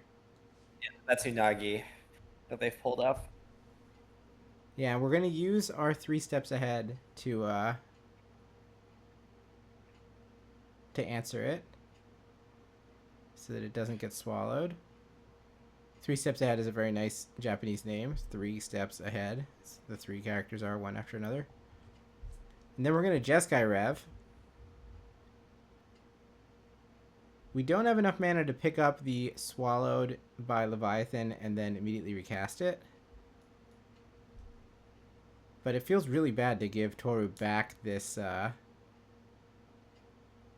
3 steps ahead. I think it's not resolving either way. And it looks like it's going to get flash frozen, and then there will be just enough mana left to pay for Spell Pierce as well. So always very funny to see like someone with this much mana not doing anything on 3 steps ahead other than just the cancel mode. But certainly every single drop of mana was used wisely there. These are the semis, Timaka. We've got a 4-color control deck waiting in the wings. So there's still 2 or 3 more games of Magic after this one. Now I think Toru is pretty close to the finish line, though. Yeah, I'm surprised that Toru didn't just like go and send a huge mathematics Yeah. way. I don't Only know. one mana. We saw only it spell? off of a stock up a little while ago. I don't know if he actually took it. Oh, okay. If not, we might be Yeah. trying to cycle our way back around to it, because obviously we just cast a consult and put 15 cards on the bottom or something. Yeah. Certainly, Ray has been completely tapped out here.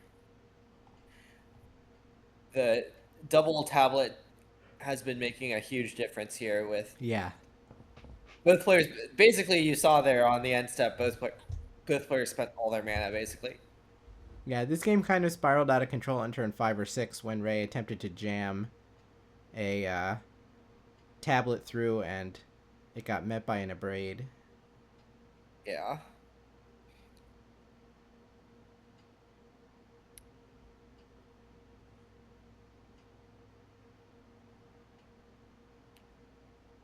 Seven mana for this flashback revelation. So make the life totals 25 to 10, and we can attack for 7. This might be the point where you bounce the Petrified Hamlet on the Great Hall, but bouncing an untapped land is reasonable too.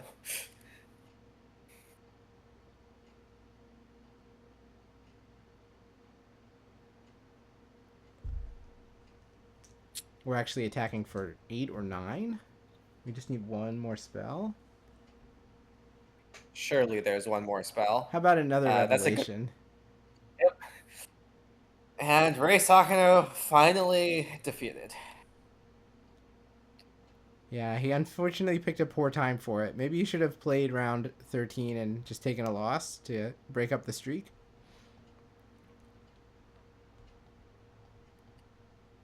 So we're gonna have Keiichiro versus Toru in the finals. I assume neither of them has a Worlds invite yet, so we won't get the pass down there. Yeah, I think that's right. Yeah, it would be interesting to go back and count up over that game exactly how much mana Toru actually spent. I think it was like, over 100, surely. Right? Way over 100. I don't think it's that much over 100.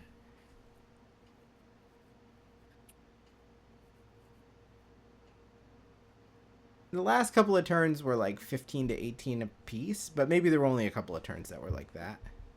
Yeah, there was a lot of... Okay, I think a more interesting question is how much mana was unspent that game? Yes, yeah, that's totally fair.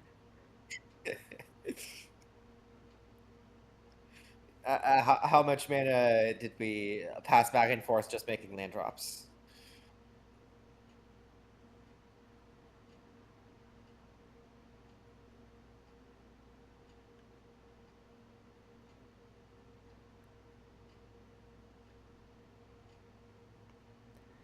All right, chat. So we're going to have one more match to go.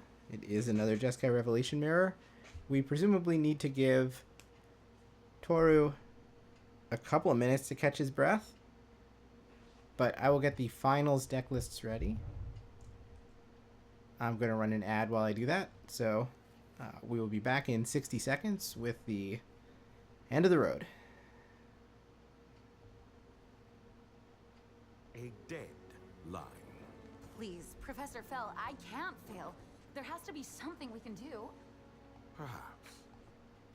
A very important creature recently escaped into the mystical archives.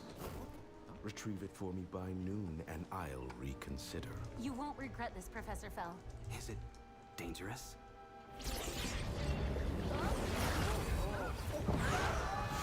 Chop chop.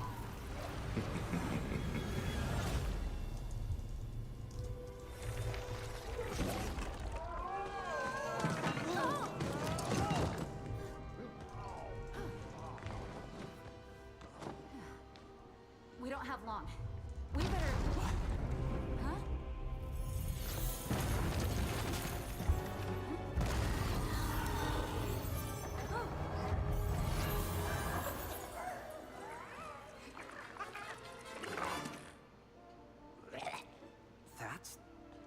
creature? I got this. For Lord! Whoops. Don't let them get away! Can't believe how many times we've seen this ad, by the way. I know. So many times.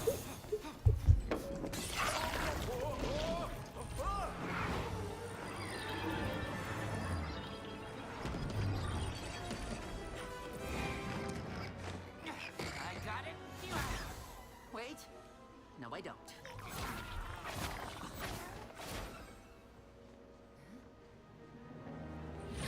Everyone, come on!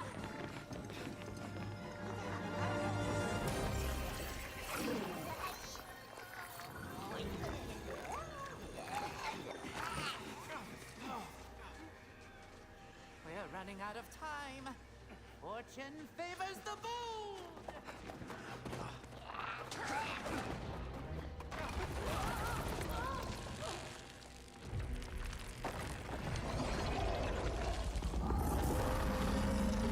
Go!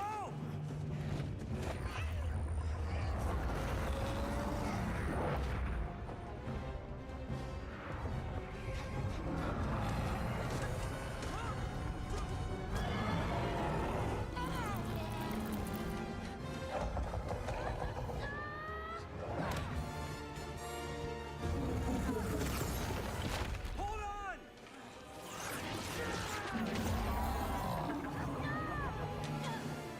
Gotcha. Field trip's over. It's now or never.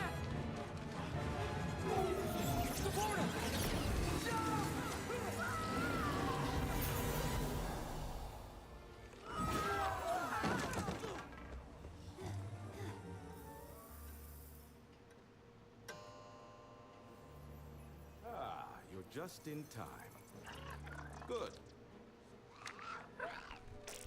Oh. I do hate a late lunch. Congratulations. You didn't disappoint me. Now for your next assignment.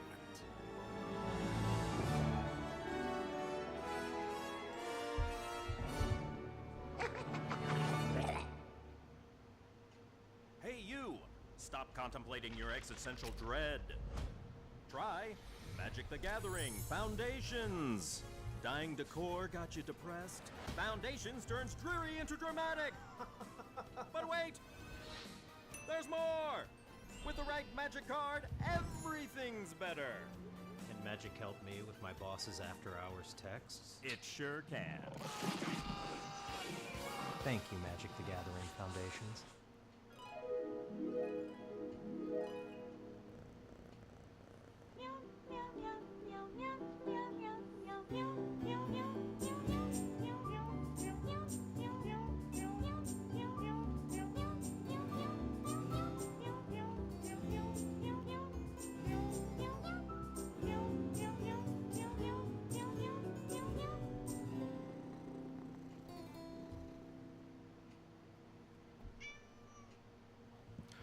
お待たせしました。チャンピオンズカップファイナルシーズン4ラウンド3。残すところ決勝戦。Wow. It looks like they're letting the, I guess because they had to do the semifinals concurrently, the other pair of casters is going to get to commentate the finals. We don't have another pair of casters here. It's just me and Jason, but... Just us. No one else up the slate except the 174 people watching. Yeah. Thank you all for coming along with us. This has been a pleasure. Quite enjoyed watching this tournament with all of you. We've got one left. One more Jeskai Revelation Mirror to go. So I have a suspicion that this mirror will be much different than the previous one, though. Yeah, the previous one was first person to put 15 mana and play wins, but this one might have a little bit more texture to it. Especially since Inevitable Defeat plays very well against these tablets, so Toru is going to have to be a little bit more judicious in how he actually winds up developing. Yeah, if I were to guess, I would say that Keiichiro is going to be a little favored here, not just because they get to be on the play, but because of these inevitable defeats.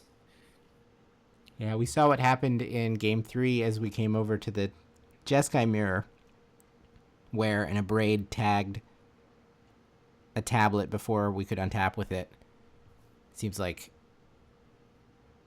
that could happen, plus you could get punched in the face. With that said, there are some clunky spells in Keiichiro's main deck. We've got Pyroclasms, Fire Magics, Seers, etc. that are probably not going to have targets. At least, they're certainly not going to be cards that you want to take off of Stock Up or Consult the Star Charts, unless we reach a certain point in the game where they're the card that you really need. Yeah, I mean, it's not like Toru's deck is any better along that axis of having upward cards that serve as mostly creature removal. Firebending Lessons, Thunder Magics, Into the Flood Maw, Seer. Yeah.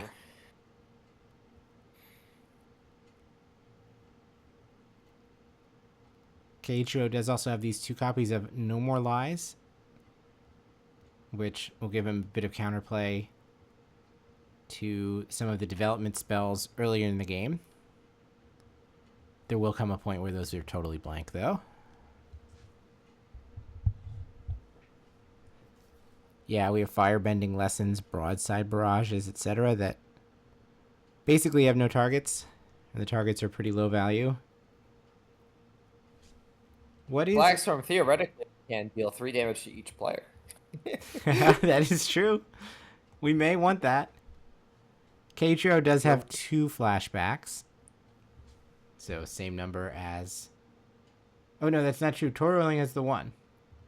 Yeah, it's 1 flashback for Toru, 2 for Keiichiro. Toru also has 2 petrified hamlets in the main, which is a pretty big difference. So Toru will have full control over what does or does not get petrified here, but it is mostly the same suite of mirrored utility lands on the other side anyways, so. Yep, both players have 4 Great Halls, 1 Quarry Mountain Monastery, and 2 Mistrise Villages. Oh, I think Toru actually only the 1. Yeah. Keiichiro has 2 Mistrise Village. Toru only has the 1.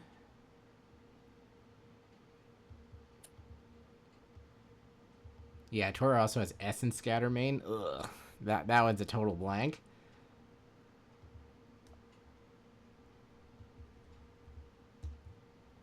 We are not going to see a single creature spell from Keiichiro game 1. We probably are not going to see a creature spell from Toru either, but at least he does have 1 Twin Moss Stormbrood, which he could in principle cast.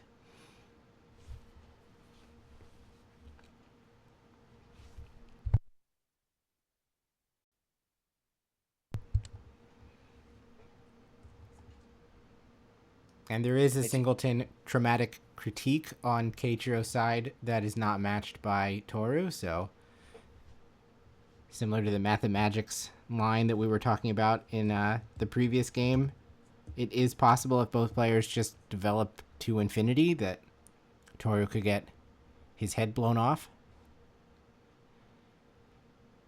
Yeah, I do imagine that that Traumatic Critique could be pretty pivotal. Yeah.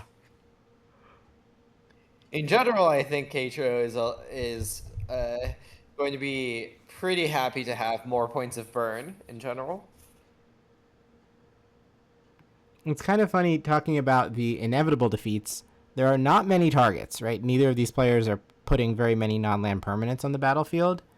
Toru can, to some extent, modulate how easy it is for Keiichiro to get those cards out of his hand if he doesn't play the tablets. Yeah, but if you're not playing tablets, you are falling behind in other ways. That is true. The tablets are very important. Also, notably, the inevitable defeat drains the player that controlled the non-land permanent, so you can't just like fire it off on your own stuff to drain your opponent. That's right. That would be a wash. Also, if the target disappears, like if you target a monk and then your opponent just kills the monk, you will not get the drain, unfortunately.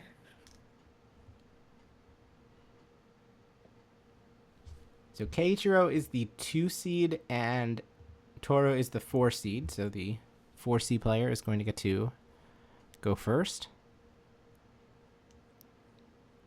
To what extent do you think the play matters in some of these Jeskai mirrors where we're expecting these games to go 15 to 20 turns?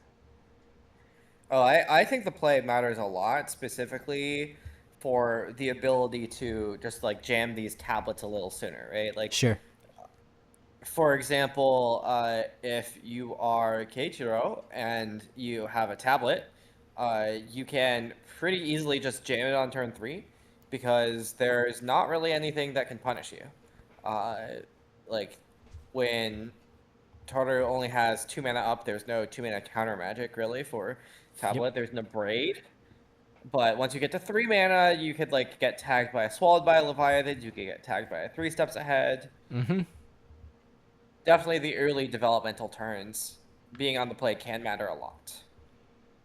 Of course, being on the draw does let you naturally hit a few more land drops.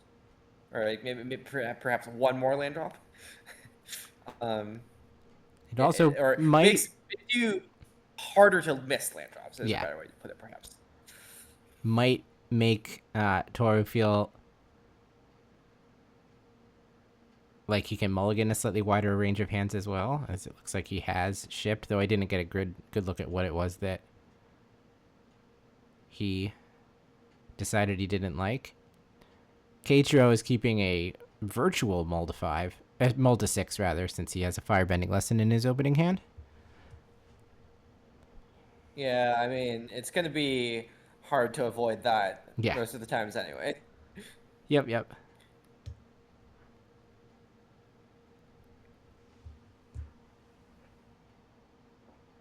Those are just prowess triggers on the eventual monks of the game.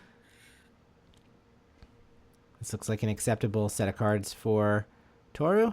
So we'll put 1 card below deck. I think it's Keiichiro with the blue sleeves, by the way. Oh. It's Keiichiro on the play that is mulliganed. I have the players backwards. Yes. It looked like both players had Jeskai hands, so it was kind of hard to tell the difference, but... Yeah, the No More Lies clued me in, because I believe Toru does not play that. God the Shrine totally gives it away.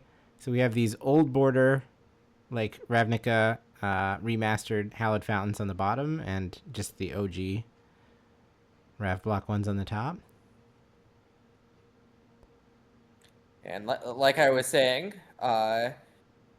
Keiichiro just can feel free here to jam a tablet on turn 3, and there's nothing that Toru can really do about it. Though it looks like Toru might be jamming back. No, just a stock up. Just to stock up. So I would say that's advantage Keiichiro for these early turns. Yeah, generally the mana development is going to be more important than putting more cards in your hand, because like, especially as a lot of these control mirrors can be about hitting land drops. If you imagine your stock ups like letting you hit like 1 to 2 more land drops, well, this tablet's kind of like just hitting 2 land drops for free by itself. Yeah. Looks like... and also we need to discard the hand size. That's right. Having done nothing except cast a divination, that puts too many cards in Toru's hand, but I mean, there's a broadside barrage and a firebending lesson that need to get out of there. Yeah. Probably won't matter too much in the long run. Now it's Keiichiro's turn to stock up. I think I saw another stock up and an erode. Let's see if we can figure out what else he's looking at. Another tablet and a No More Lies, as well as a Steam Vents. And it looks like we're going to take land and stock up and throw the rest underneath.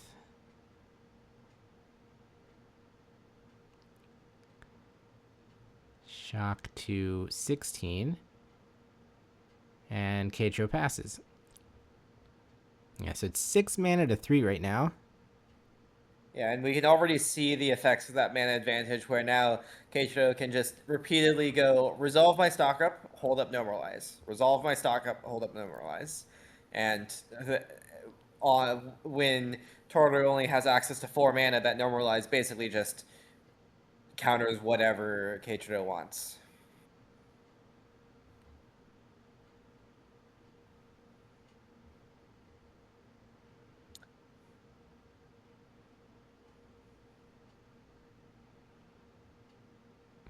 Looks like Keiichiro has shuffled tablet number 2 to the front of his hand. Yeah, it's a little interesting how you play it out, like how you tap. This looks like a pretty nice tapping, though. It leaves up no moralize to fight on the stack over this tablet. Oh, flipping a stock up. Well, now or never. Let's just go ahead and cast it. And Toru says, yep. Maybe he's going to kick a Star Charts here. I don't know exactly what's in his hand. Mistrized Village and Swallowed by Leviathan pulled to the front. Pyroclasm Tablet and Steam Vents. Looks like we're going to say 2 tablets is enough for the moment. Yeah, now Keiichiro is really running away with the game. Or at least the mana development part of the game. A full 4 mana ahead. Ooh, and Toru does not have any way to use his mana on turn 4.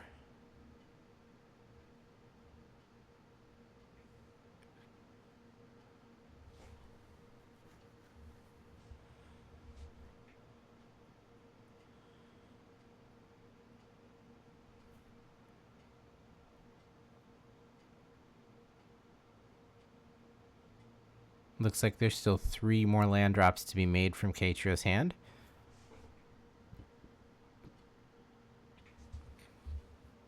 You could try and just go for a protected Jeskai Rev here. Mm-hmm. Your opponent doesn't have any way to fight over a misrized Jeskai Revelation.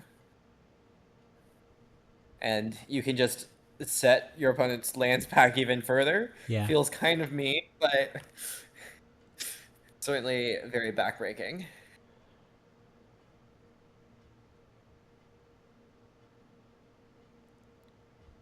Shock Steam Vents.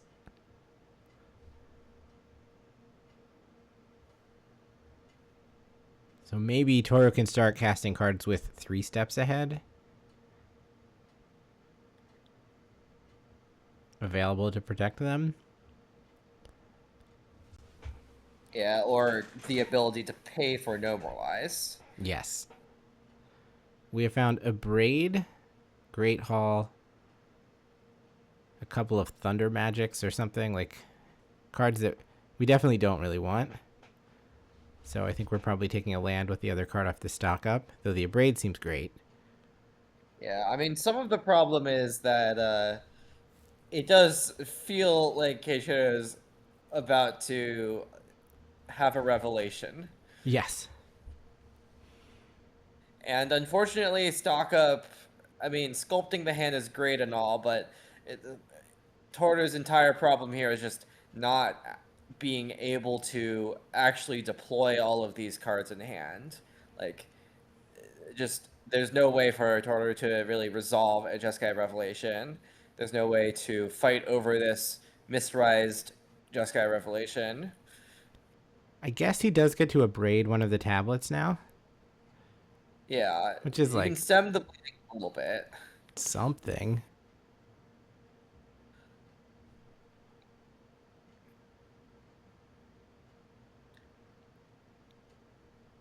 But now you're even tapped out of even representing any interaction. So if Keiichiro just draws another Jeskai Revelation, which of course there are quite a few more left in the deck counting flashbacks, you can just be set back yet another land. And there's really no coming back from that. Also, if there were sears or barrages or something that was in Toru's hand that he had stuck there, if he can't actually interact with these monks, we've seen that Keiichiro can effectively put someone in the tractor beam. You get too close to 0, it gets pretty spooky.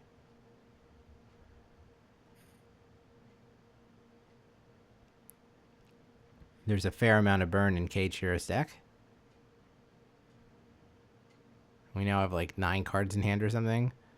Land for turn is Shattered Sanctum. Do we want to get another Prowess trigger, or are we just attacking for 4? Oh, there's a Lightning Helix. That's a nice Prowess trigger. We're going to go ahead and zap him. So 11, and then that's going to be 3/6 damage from the monks, taking Toru all the way down to 5.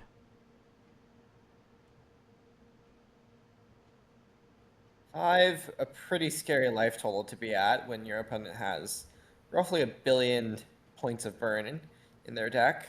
Yeah, and a bunch of 3s and 4s, which you might think, well, 5 is more than 3 or 4, but when you have these 2 monks in play, that's enough to turn a lot of different spells into lethal problems.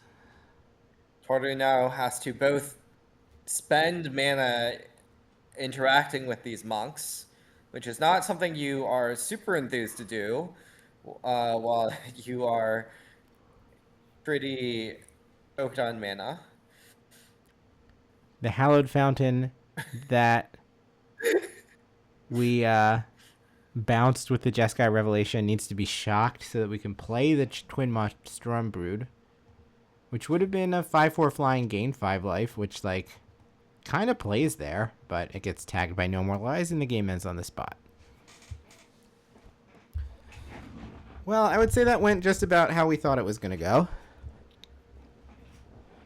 Yeah, it turns out I think it's pretty hard for the player with more tablets in this mirror to lose, honestly. Yeah. And we saw Keiichiro able to leverage the play to play a turn 3 tablet and really run away with it. Yeah. Stock Up is a great card, but in this mirror, I believe Toru resolved more Stock Ups, but much fewer tablets, and the tablets were a lot more impactful. I'm guessing anything that is warm-blooded is coming in here. Yeah, creatures are pretty good in control mirrors. The most interesting question for me is whether Keiichiro brings in these high noons. They're a little goofy. I think they're probably bad. They're like, it's really bad to play a high noon when your opponent on your turn when your opponent has to cast a spell. Yeah. And then they just cast a Jeskai Revelation while your shields are down because you have now cast a spell. Yeah, that is the real danger with High Noon. If you can find a spot for it, it does definitely look good, but it is easy to pants yourself, let's say. Mostly, I just really like to see Keiichiro leaning more into the burn deck persona, so to speak. And not your normal burn deck. Burn deck where all your burn spells cost 7 mana. Yeah, certainly I am a connoisseur of pointing Lightning Helix at your opponent's face in a control deck.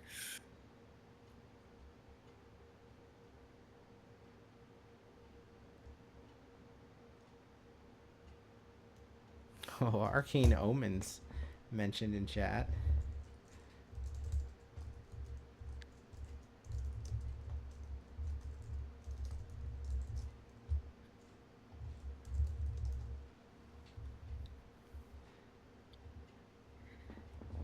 I mean, I can imagine that card playing here.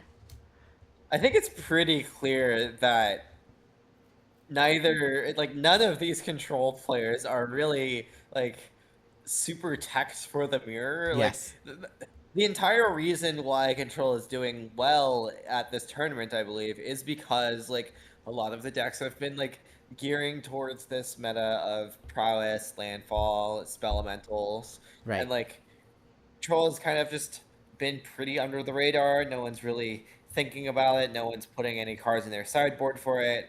People are building their decks in ways that are weaker to Control, and that includes the Control players because no one's expecting it. So really, these people, these 3 or 4 Control players that found themselves in the top 8, just kind of accidentally won their way through all of the Izzet decks and stuff, and now they have to play each other, but these are decks that are prepared for Izzet. Yeah, I mean, they made a pretty good metagame call. Yeah.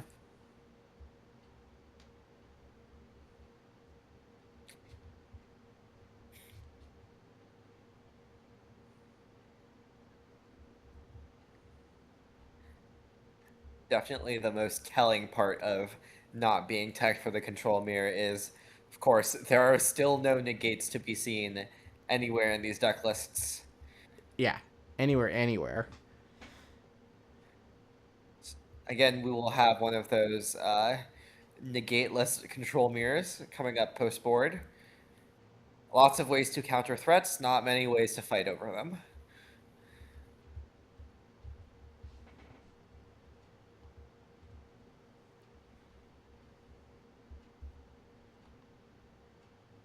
Right, Keiichiro's additional counter magic that he can bring in. Flash Freeze does not counter a counter spell. Annul does not counter a counter spell. Disdainful Stroke does not counter a counter spell.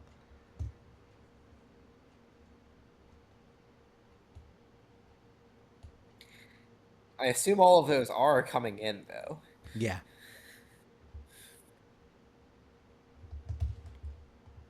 Yeah, both players have 1 copy of Annul, and yeah, I assume that anything that is easy to hold up and can tag a tablet sounds great.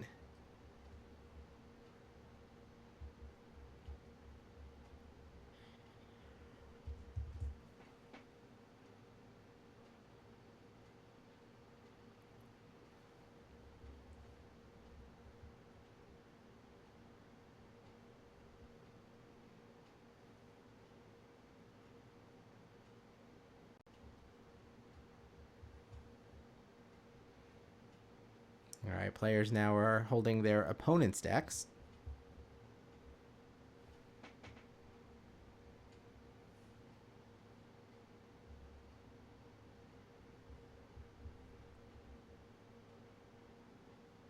One of the prop bets that I've never actually written down, but I've thought about is, will the day 2 stream end before or after when the day 1 stream ended? I think this is probably going to be a before. I think we were at the mic until 5 something, like 5:30, 5:45 yesterday, but I mean, who knows? Maybe this one game will take 50 minutes. That's true. I might have just jinxed us into this game coming down to decking, but I mean, I would be very surprised if this came down to decking in a way that did not involve mathematics. Yes, that's fair. It looked like only 2 lands for Keiichiro, and he's not going to keep it. I think it was 5 lands for Toru. Yeah, I mean, which give me a 7-lander, honestly. Exactly. I would keep that sometimes. I think I've definitely kept 6 lands in Control Mirror before. Don't misunderstand my intonation there. That was a feature. He's got 5 lands. That's so many. It's so nice.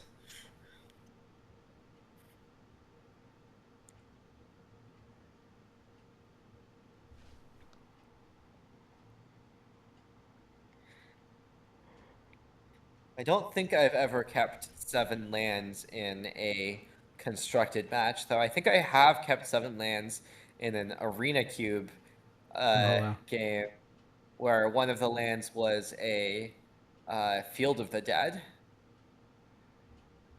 This looks like a tough one to keep from Keiichiro's side, with the two lands being Sacred Foundry and Basic Plains. Yeah, you're gambling on drawing a blue land to like try to cast a stock up, and that hand isn't that exciting. Even if you do hit, it's functional. Not exciting though. Yeah, you draw like a Shattered Sanctum and a Sundown Pass or something, and you feel really bad. You also feel very bad if your opponent just jams a tablet. Yes.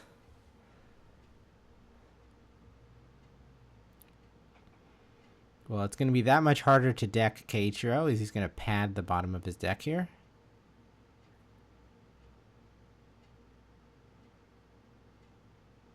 Alright, acceptable mana. Looks like an Erode is going away. There was a second one that's in his hand. There's a Flash Freeze, so he does have the ability to fight over...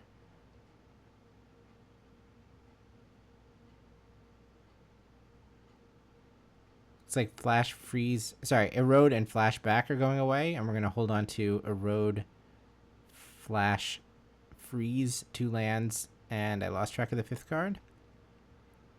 I think it's just 3 lands. All right, 3 lands, Erode, and Flash Freeze. I wonder what the impetus is to hold on to Erode here, given that it does not hit tablet. Trying to protect against Emeritus. Yeah, Emeritus or Unagi. Yeah. It's not amazing to give your opponent a land in a control mirror. No. But better than nothing when you're facing down one of those threats. Eroding an Unagi is a tough way to do it as well. It costs a lot of mana.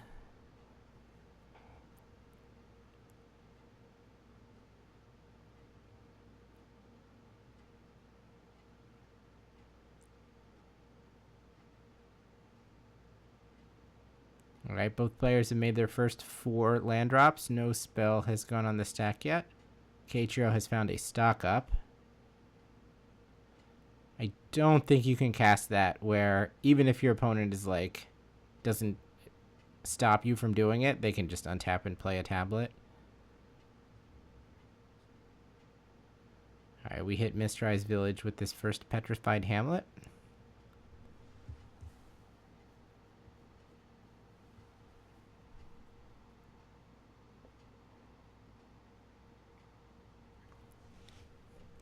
What will the first spell of this game be? It might be the stock up from Keiichiro, honestly. Now we're at the point where we will still have a Flash Freeze available. Yeah. We're going to cast this. Oh, we're going to cast a tablet.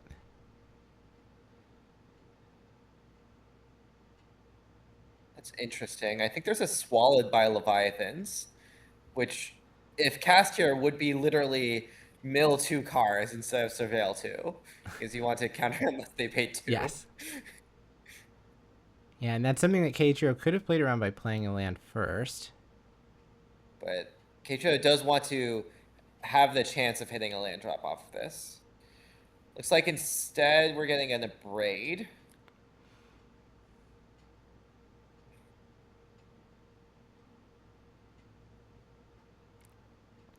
So we're going to elect to stock up. We had the option to try to Flash Freeze the Abrade. But we do have to mill a card.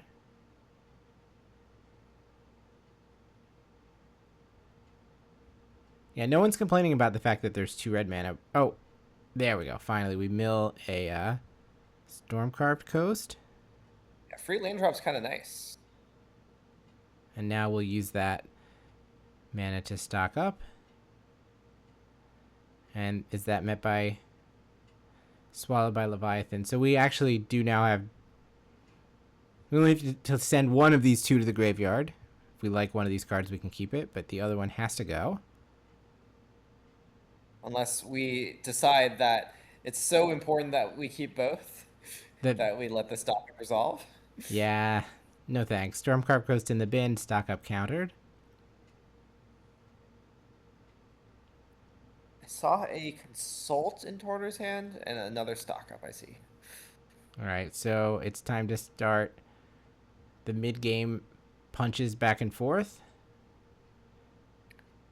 There's an annul, disdainful stroke, revelation, and emeritus that we're choosing between, and one of the cards was snapped off.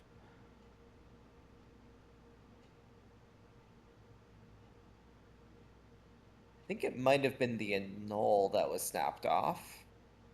I couldn't quite tell. I think the annul is what is getting taken, and we're going to let the bangers go to the bottom for now.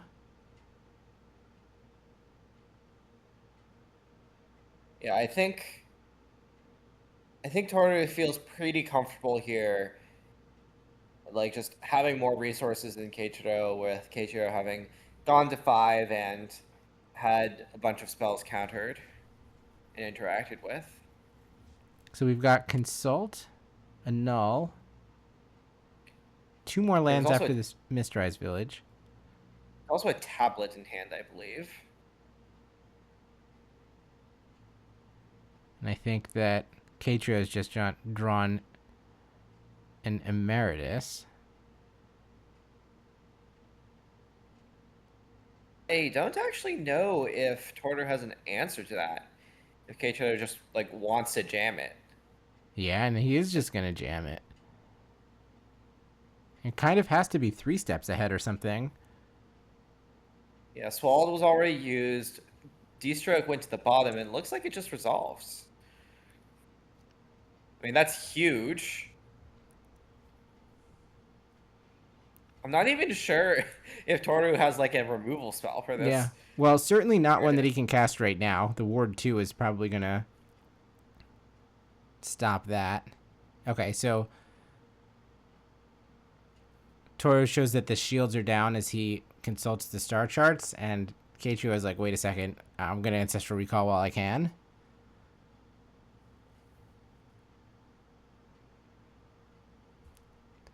Now Toru is saying, uh-oh, I took 7 cards off the top of my library. I don't know which order they were in. Somebody help me. Yeah, I think it's not too big of a problem because I don't believe Toru actually looked at the cards. No, he hadn't. But he, like, pulled 3 or 4 of them, and then he pulled a couple on top.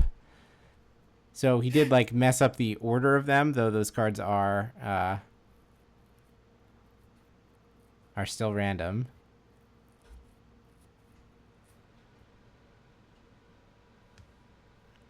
Yeah, I could believe that. He might have thought that the Post-it note on the Petrified Hamlet represented another land or something. Yeah. So what answers does Toru have to this Emeritus? You have to think that the Firebending Lessons are probably gone. The Thunder Magics are probably gone. The Broadside Barrages probably are in. Yeah. The Firebending Lessons wouldn't be particularly good answers anyways. No, they would cost 7 to clear the thing. The Seer does nothing. We got it past the Essence Scatter. There's not much. It might be just 2 or 3 Broadside Barrages. And those do necessitate mostly tapping out, so... Yeah. This Emeritus looks really threatening here.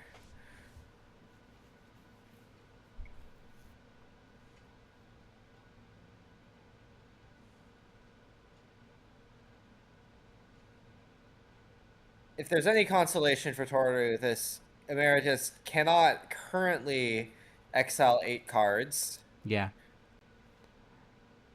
I think we do have the option on this Consult to take... So it is Annul, Tablet, Consult, and Steam Vents in hand. I think that's the hand, yes. And then in the pile that we're looking at for this Consult, where we can only take 1 card, one of the choices is Broadside Barrage. So if we feel like we need to do it, we can do it that way. This thing is not kicked, right? No, this is not kicked. So do we want a flash freeze? Do we want a removal spell? So one nice part of Barrage is you can go like play the tablet, then tap it to cast the Barrage and still have the 2 mana left to pay for the ward on Emeritus. And that's a way that you can, like, even though you're like spending your whole turn on this Barrage kind of, you still get some development in between. You do go a little bit shields down to do so. Yeah, but I think casting the Barrage is going to be shields down no matter when you do it for a pretty long time. And you kind of have to do all of this right now, given that you're casting a bunch of red spells, so you can't let Keiichiro untap and gain access to Flash Freeze. Especially after drawing 3 cards, but it is a shame to let that stock up go. True. I just don't really see a way to sequence it in here.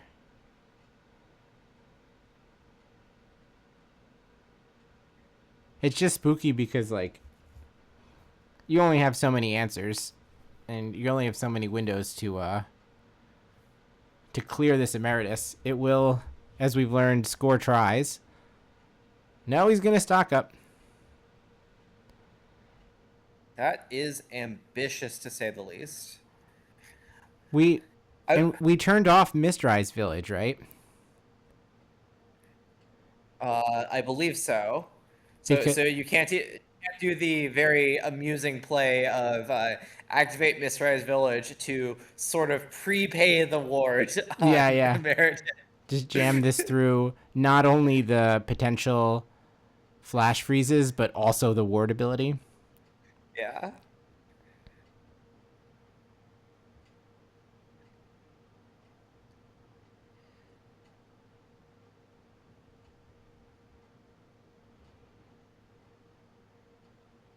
And now I believe last turn I saw Keiichiro pick up a inevitable defeat for this tablet off of the Ancestral.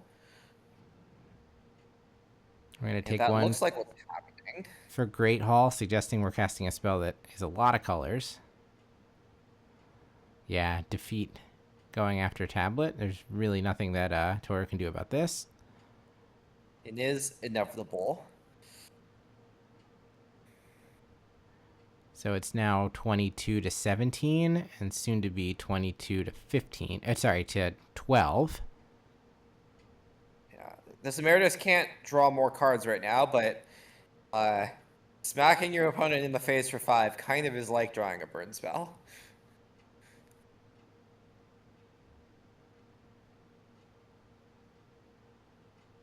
Yeah, he kind of has this, like, epic or paradigm spell that's just Lava Axe at this point. Paradigm Lava Axe would be really broken in a control mirror. Yes.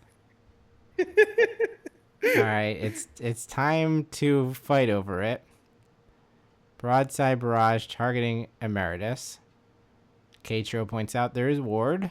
Toru pays. So we have both a Flash Freeze and a No More Lies. So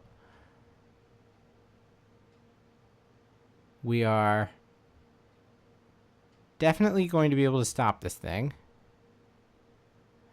Oh, Shadow Titan, the Petrified Hamlet on Toru's side is naming Mistrise Village. So all Mistrise Villages are off. Yes. One might call naming Mistrise Village a punt, but I certainly do not believe that Toru had the Mistrise Village in hand when the Hamlet was played, and Keiichiro had it in play. So, very wonky fact of Petrified Hamlet in this mirror. Yeah, I agree with that. At the time, it was, it wasn't symmetric, but now both players have a Mistrise Village, and I'm sure if Toru could change the name, he would definitely switch it to Great Hall of the Biblioplex right now. All right, here it comes to score another try, and we're just going to prepay the ward to try to broadside barrage the thing, and Toro acting like Noah Ma with his turn 1 Llanowar Elves. Pretty sure this isn't going to work, but we're going to try. I mean, the other thing about that body language to be like, I'm going to try to cast this and like kind of move it towards the graveyard like it's not going to work, it does seem to give away that there is no counterplay if there's an answer. I don't know if could also be a pen trick to like give your opponent, put thoughts into your opponent's head, like. All right, so we're going to cast Swallowed by Leviathan. Right now, this is a pay 4 situation, so one of these two cards that he sees, Shattered Sanctum or Tablet, needs to go in the bin. To be fair, Keiichiro might just be pretty happy throwing both in there, getting towards that 8-card threshold. Yeah. Though we are currently mid-attacks, right? So we're not going to have the opportunity to prepare. Yeah. I guess if we wanted to, we could just like hold priority and go ahead and No More Lies on top to get card number 8. But that seems unnecessary. I mean, presumably the trigger is like already passed. Yeah. Also, Toro is now at 2, facing a deck that has Jeskai Revelations and Inevitable Defeats and Lightning Helixes and a 5/5 Ward 2 in play. I'd say it's a really interesting question whether you No More Lies this Consult.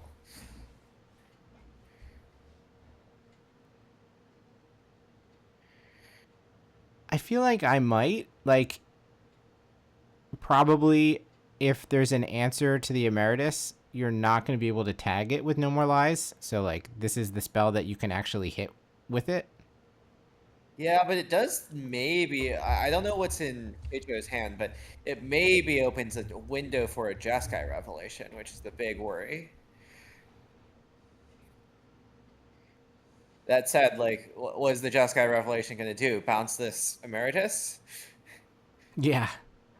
All right, flip, find Steam Vents. We cannot shock that, and we show some cards that don't answer Emeritus, and so that means Keiichiro has taken it down. Congratulations to Keiichiro. Wow, that is a very nice result for Keiichiro. He was, I would say, the least accomplished of the players in the top 8, so not only making his first Pro Tour, but also making his first World Championship appearance and getting his first trophy.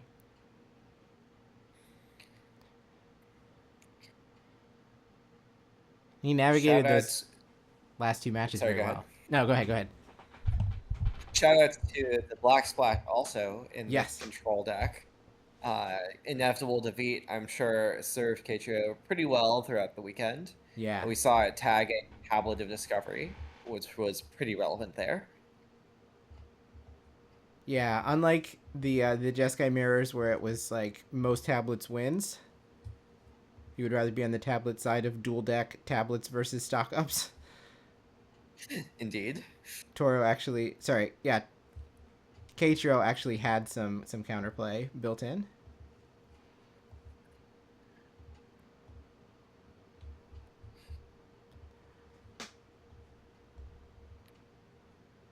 Okay, so is that the end of our coverage? That is the end of our coverage. So I am doing a quick check to see if anyone else is... Europe hasn't started yet, is that correct, chat? We're a couple hours away from day 2 in London. I believe that's true. I would raid them if they were around, but I don't think that they're online yet. Yeah, it's 5 a.m. here. I should go to bed. I don't know how I got to be the guy who stays up till 5 a.m. watching these things, but I quite enjoy it. I love that you guys have all come along with me, but we get to the end and I'm just like, done. So, Jason, thank you for hanging out with us this weekend. This was a real pleasure to get to cast this tournament with you. Thanks for having me. It's been great. Got to watch some nice control Magic. I love control decks. Yeah.